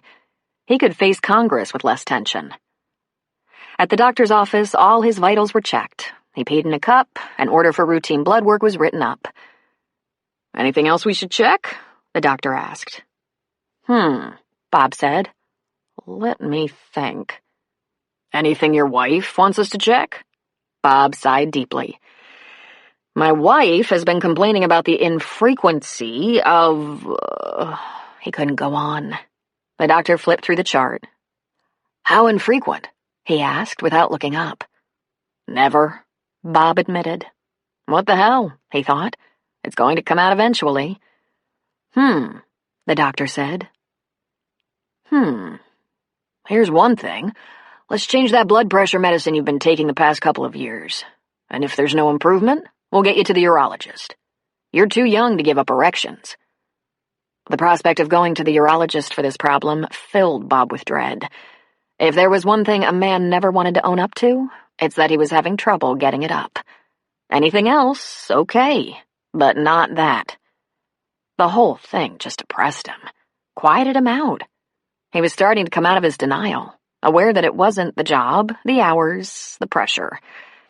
That perhaps accounted for his blood pressure being elevated, but not the rest.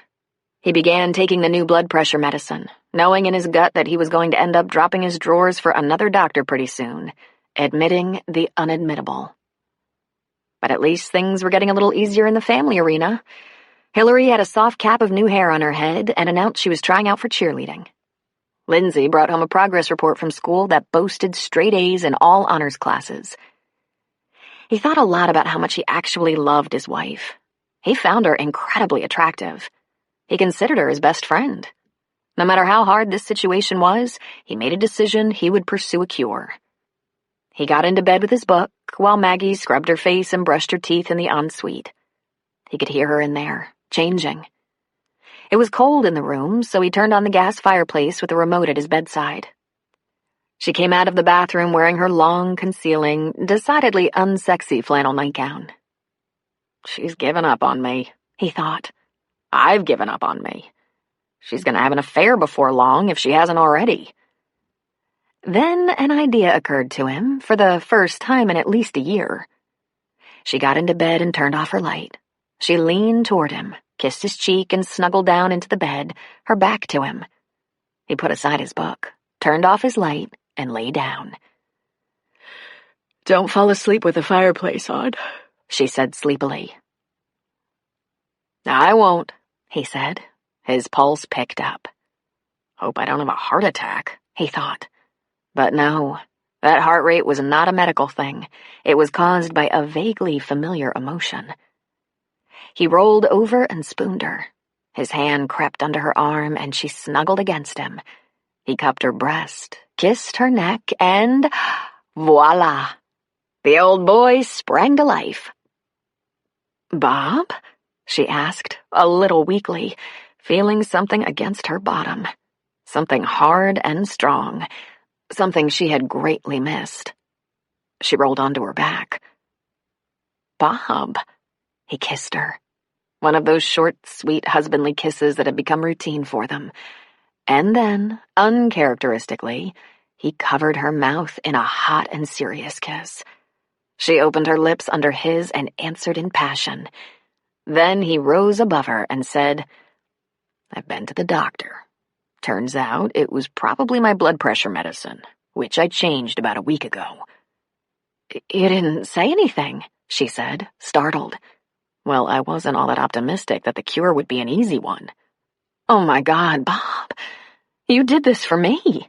He kissed her again. "I did this for us," he said, lifting that boring old granny gown and snaking his hand underneath. I think we need to spend more time together, he said. Late February arrived, and Pete was invited to Sunday dinner at George's. Aunt Claire has a boyfriend, Hillary said in awe. It is too totally weird, seeing your mother kiss the football coach, Jason said, and Pete reached out and palmed his head, giving it a rough shake, making him laugh.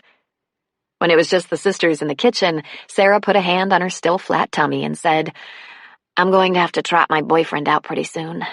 I should probably spring him on the kids before I start the show. Which is just around the corner, Claire pointed out. Did you know he came over here one evening and talked to Dad? When did that happen? Maggie asked, picking up plates. A few weeks ago, right after I told Dad about the baby. He wanted to be sure Dad knew he wasn't running for his life, I guess. How'd it go? Well, there weren't any punches thrown, Sarah said. Are you still skiing every Monday? Claire asked. Because I'm not sure that's such a great idea. Sam worries about that too. I'm just about done skiing. I like the sound of that. That he's concerned. He's a little overprotective, she said. Was it solicitude and courtesy? Sam just being responsible? Claire wondered. I suppose I could go a little easier.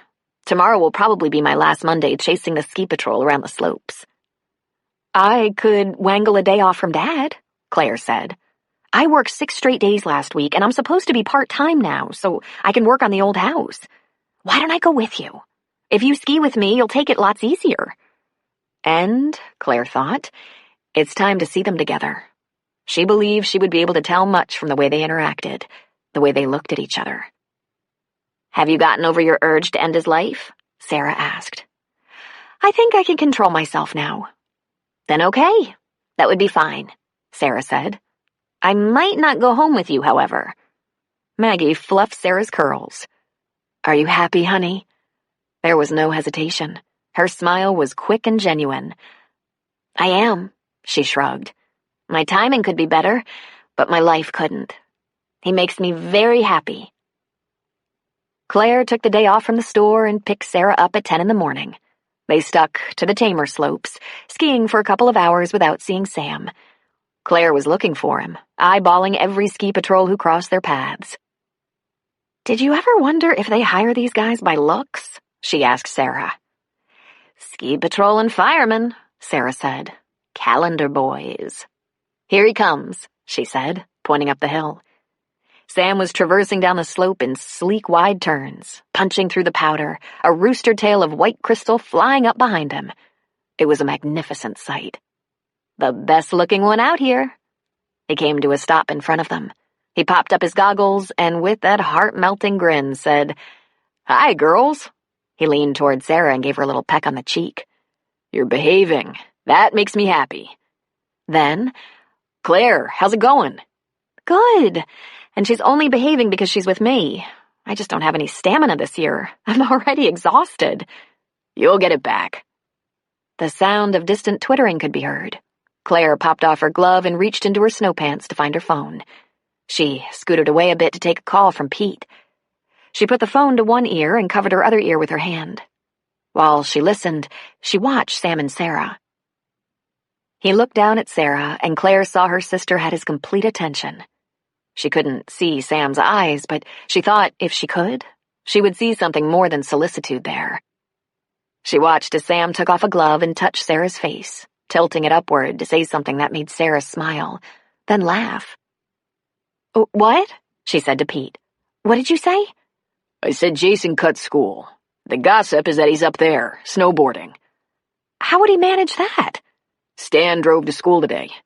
Did you tell him you were going up there with Sarah?" "No. Since we haven't said anything to the kids about Sarah and Sam, he wouldn't know they're up here on Mondays. And I haven't seen him." "Well, if he saw you, he probably ran for his life." "Oh, he's in so much trouble," she said.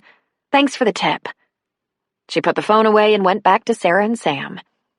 "My confidential informant at Centennial tells me Jason skipped school and is rumored to be up here snowboarding."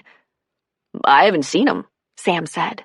"They groom the hills on Tuesday, so Monday's a pretty light day. Not that many people out there." "He'd be bored on these hills," Claire said. That little brat, Sarah said. Bet I know where he is. Rest a minute, Claire. I'll be right back.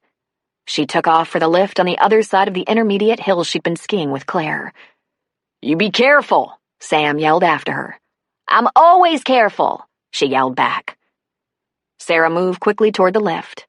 Jason would have headed for the harder, longer slopes, probably the expert runs or snowboard park. And Sam would have spent much of the day around them too. So if Sam hadn't seen Jason, there were only two possibilities. Either Jason saw one of them, Sam, Sarah, or Claire, and left before getting caught, or went into the restricted areas to stay out of sight.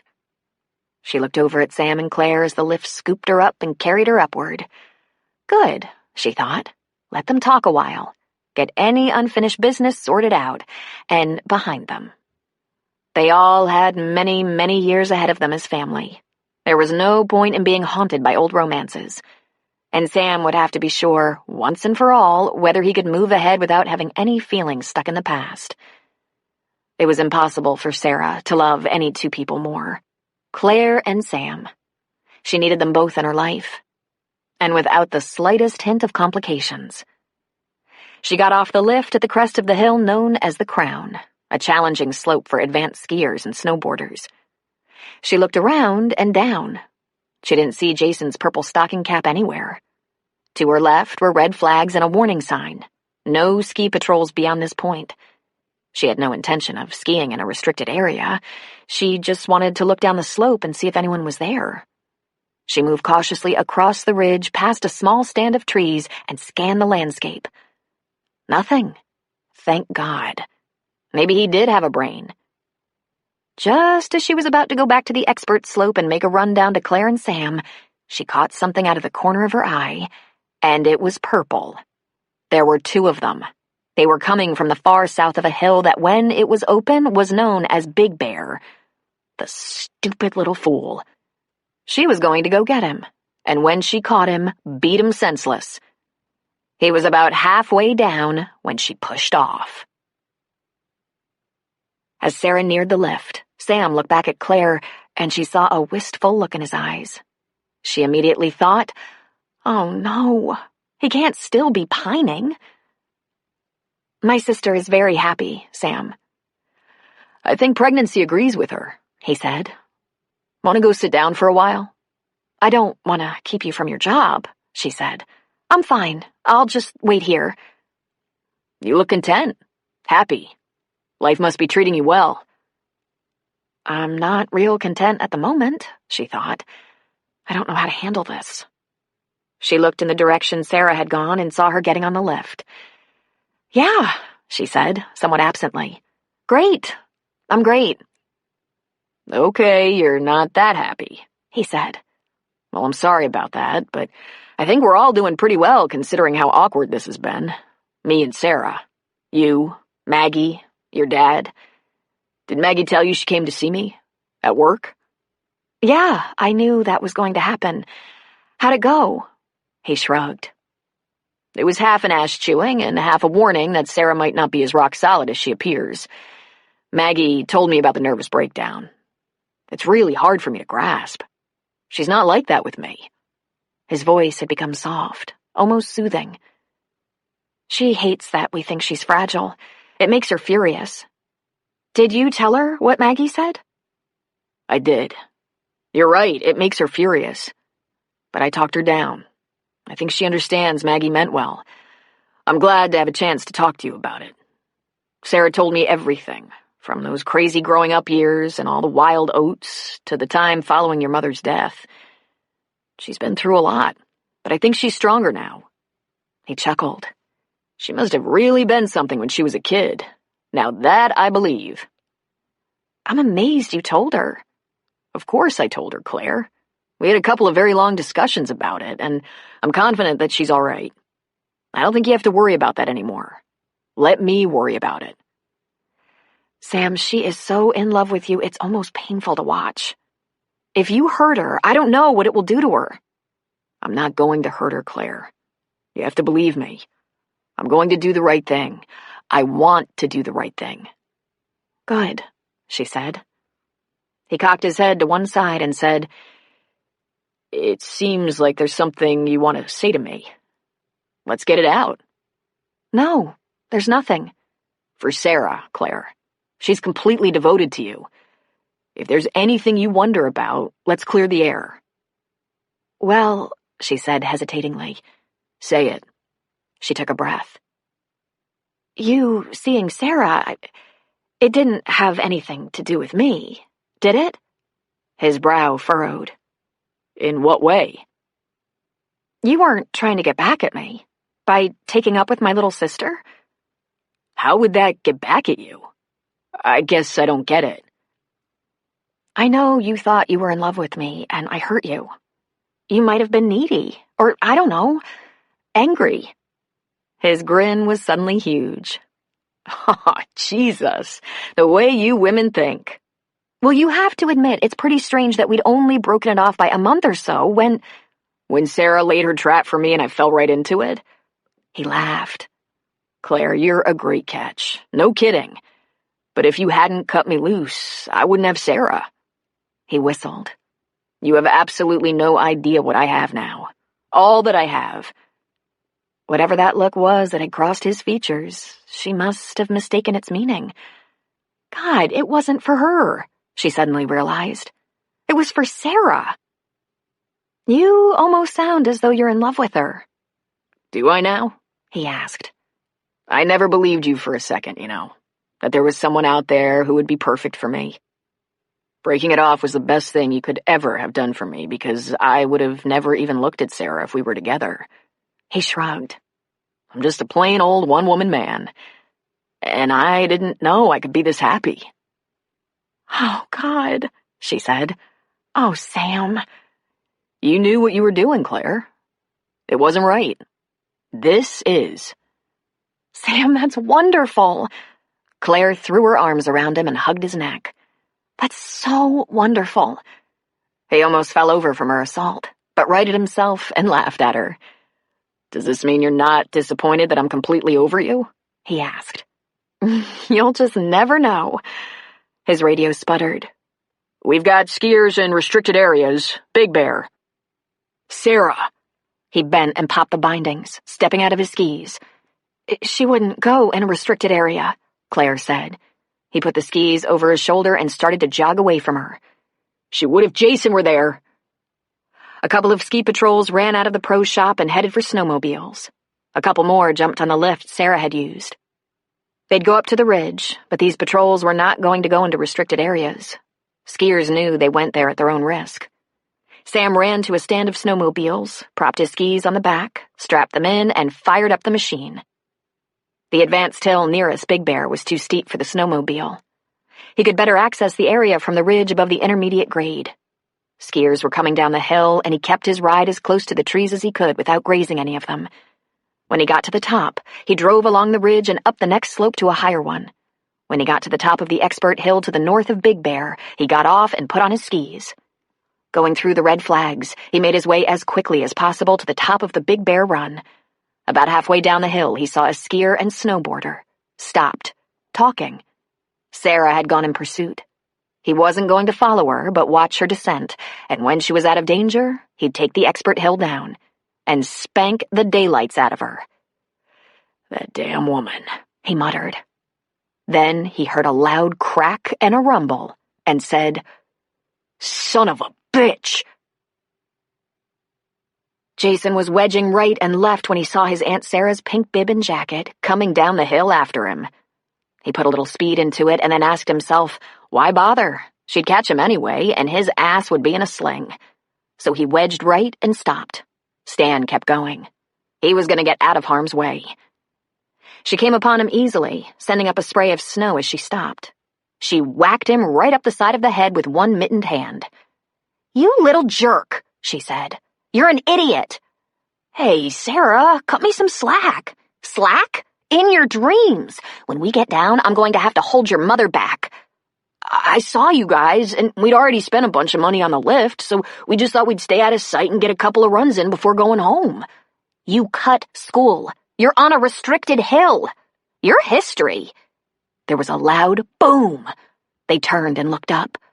A heavy shelf of snow had broken off the ridge and hit the hill above and just barely to the right of them. If they stayed where they were, it was going to bury them. "Go, go, go!" she yelled, though she could barely be heard against the thundering noise of the avalanche.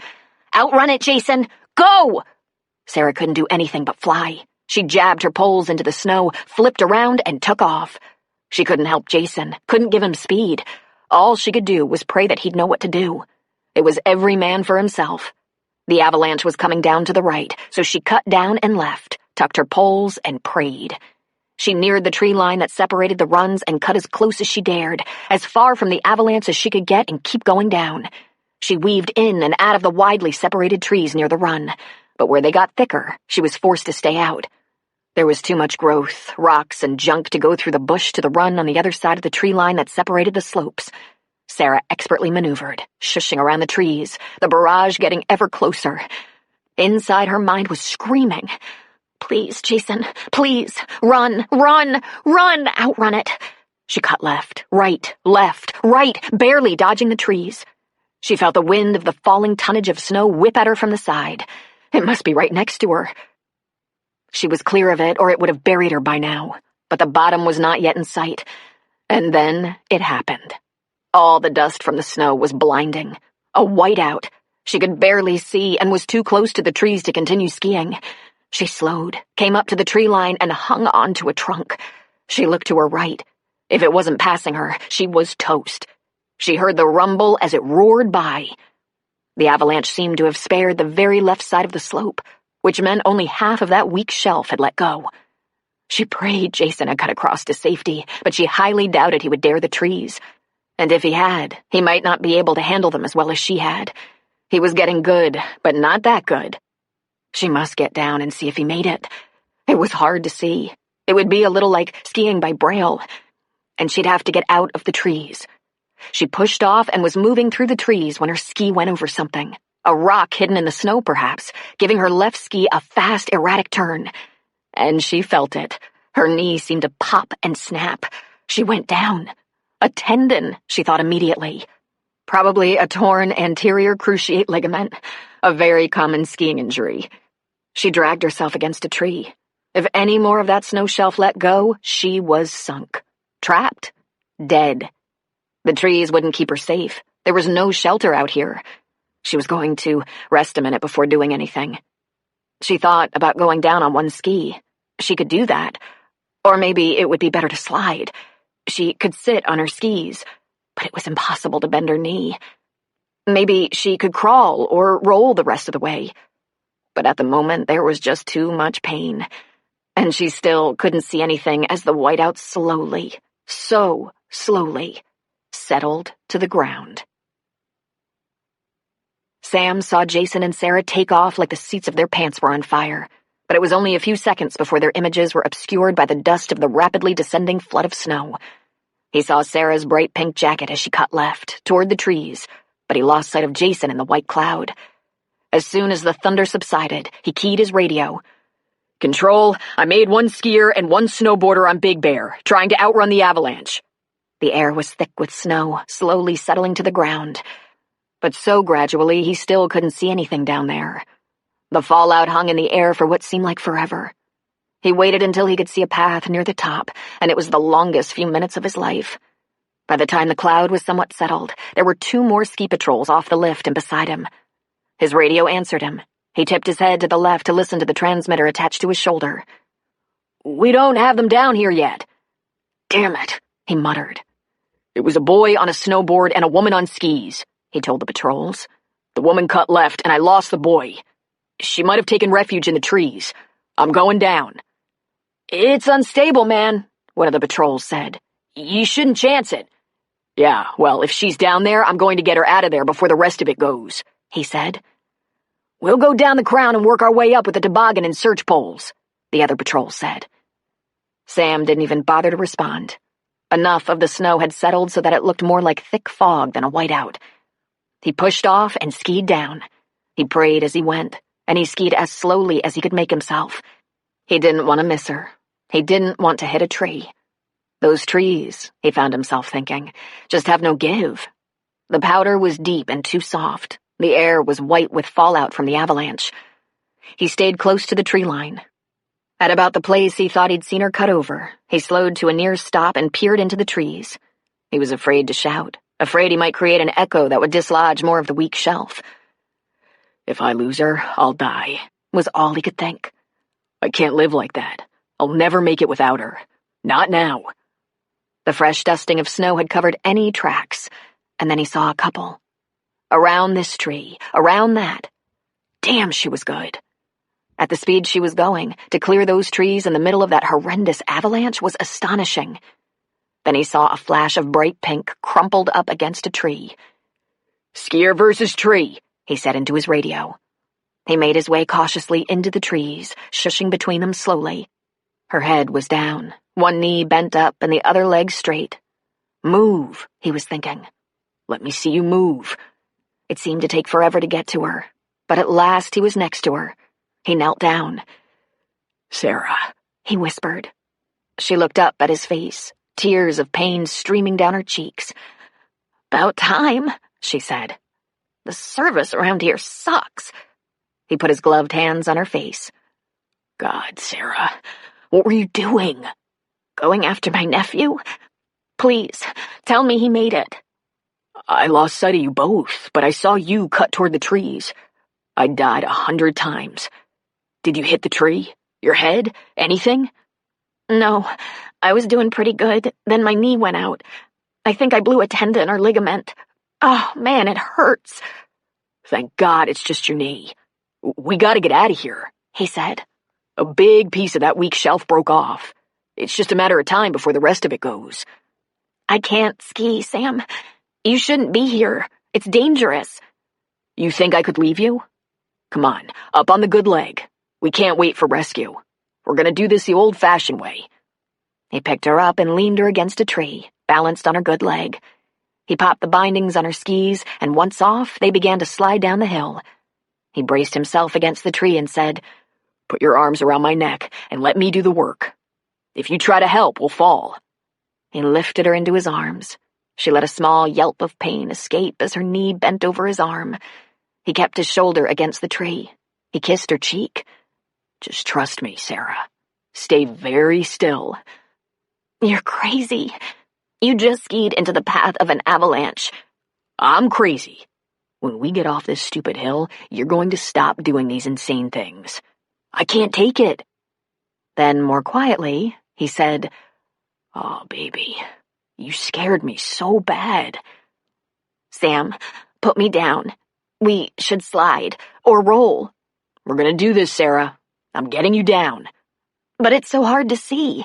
"Then don't look. I know this hill," he said. "You just hang on and try not to move. Try not to throw me off balance." She buried her face in his jacket. There wasn't a wind, and the air began to slowly clear. He pushed off the tree carefully, putting him out on the run. Heavier now with his burden and without the use of his poles, the soft snow nearly covered his skis, and their progress down the hill was agonizingly slow. "I don't know what you were thinking," he said. "Don't you know how much I love you?" She kept her face buried against his chest. He nearly lost his balance once, but Sarah, trusting him, remained perfectly still as he straightened again. "I know you need time to figure this out, but damn it, I can't live without you. It's too late for me to change course now. I need you. I've never—" He stopped talking as he wobbled slightly. "Halfway, honey. Stay still. That's my girl." She tightened her arms around his neck. "I never thought I'd have anything like this in my life," he said.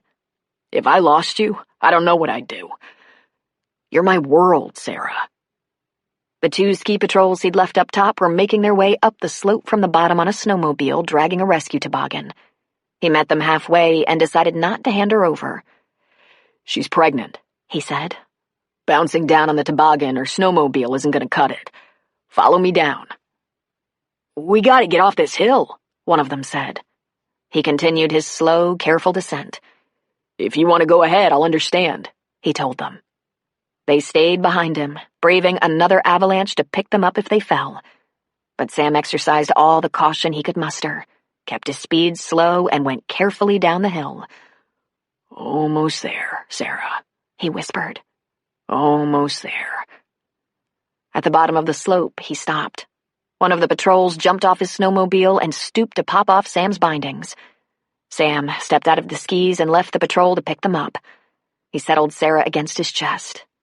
Carrying her now on terra firma, he walked as quickly as he could away from the offending hill. The snowmobiles carrying the other patrols whizzed by, one with Sam's skis balanced over his shoulder. "I can't believe you're doing this," she said to him. "And why can't you?" he asked. "You're the best thing that's ever happened to me. I couldn't do anything else." Sam saw that the area had been evacuated and the skiers were all down, gathered around the lodge. An ambulance stood waiting, its red lights a strobe on the white hills. At the front of the crowd, he made out Jason and Stan with Claire. "They made it down, honey. They're fine." He headed for the lodge as quickly as he could. "Thank God," she said in a breath. She looked up at his face and said, "We're safe now, Sam. Put me down. I'm too heavy." "I'm not putting you down." He kissed her forehead as he walked. "God, I was scared to death." He glanced at her tear-stained face. "Is the pain terrible?" he asked her. "I don't have any pain." She touched his frosty cheek. "I love you too. I can't live without you either." He hugged her tighter. "Then why do you make me beg?" he asked. "I like the sight of a good man groveling," she said through her tears. "Well, then you must be ecstatic. I'm completely desperate for you. All I want is to lie beside you every night for the rest of my life. Sarah, I love you so much." She put her hand against his cheek and just drank in his beautiful face. But Sam didn't hesitate. He didn't waste any time looking dreamily into her eyes. He made fast tracks toward the lodge. There was a loud crack, a boom, and Sam turned back toward the dangerous slope to see the rest of the weak snow shelf let go and fall with explosive force to the hill below, its weight and girth crashing into the trees where only a few minutes before Sarah had heard the words that made her life seem complete. The voices of the skiers gathered in front of the lodge rose as one in awe of the avalanche's power. Sarah grabbed the front of Sam's jacket and gave it a hard yank to get his attention. She kissed him, long and deep. Then she said, "Okay then, marry me, right away. I want to do it now, before you change your mind." "I'm never gonna change my mind, baby," he said. "Never." Epilogue. November. Football games have a special significance when you're in love with the coach. Plus, Claire considered homecoming to be a kind of anniversary, even though it didn't fall on the same day as the year before when her love affair with Pete had come into full bloom. And what a year. So full and lush. Many things had fallen neatly into place. Roger proved himself to be a dedicated parent, something he was better at now than during their marriage. Sam and Sarah brought into the family a son, Casey. Jason traded Stan for a young lady, Beth, who seemed to have a more positive impact on his manners, his grades, his appearance. But for Claire, the highlight of the past year was learning about Pete all over again. He gave so much of himself, worked so hard, was so completely dedicated. He was greatly loved in the town, in the school, and not just during football season. The students and other teachers depended on him. The community took pride in him. Rather than being boastful, he was humble.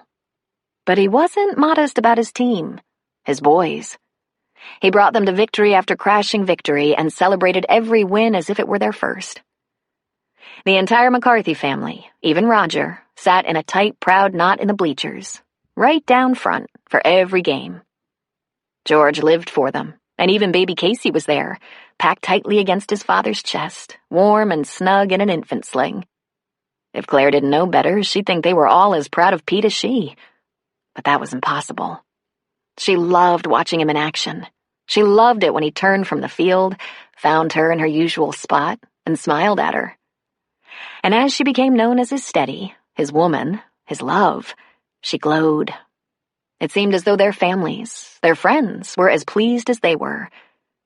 Watching the town light up at homecoming held new excitement for her man was at center stage.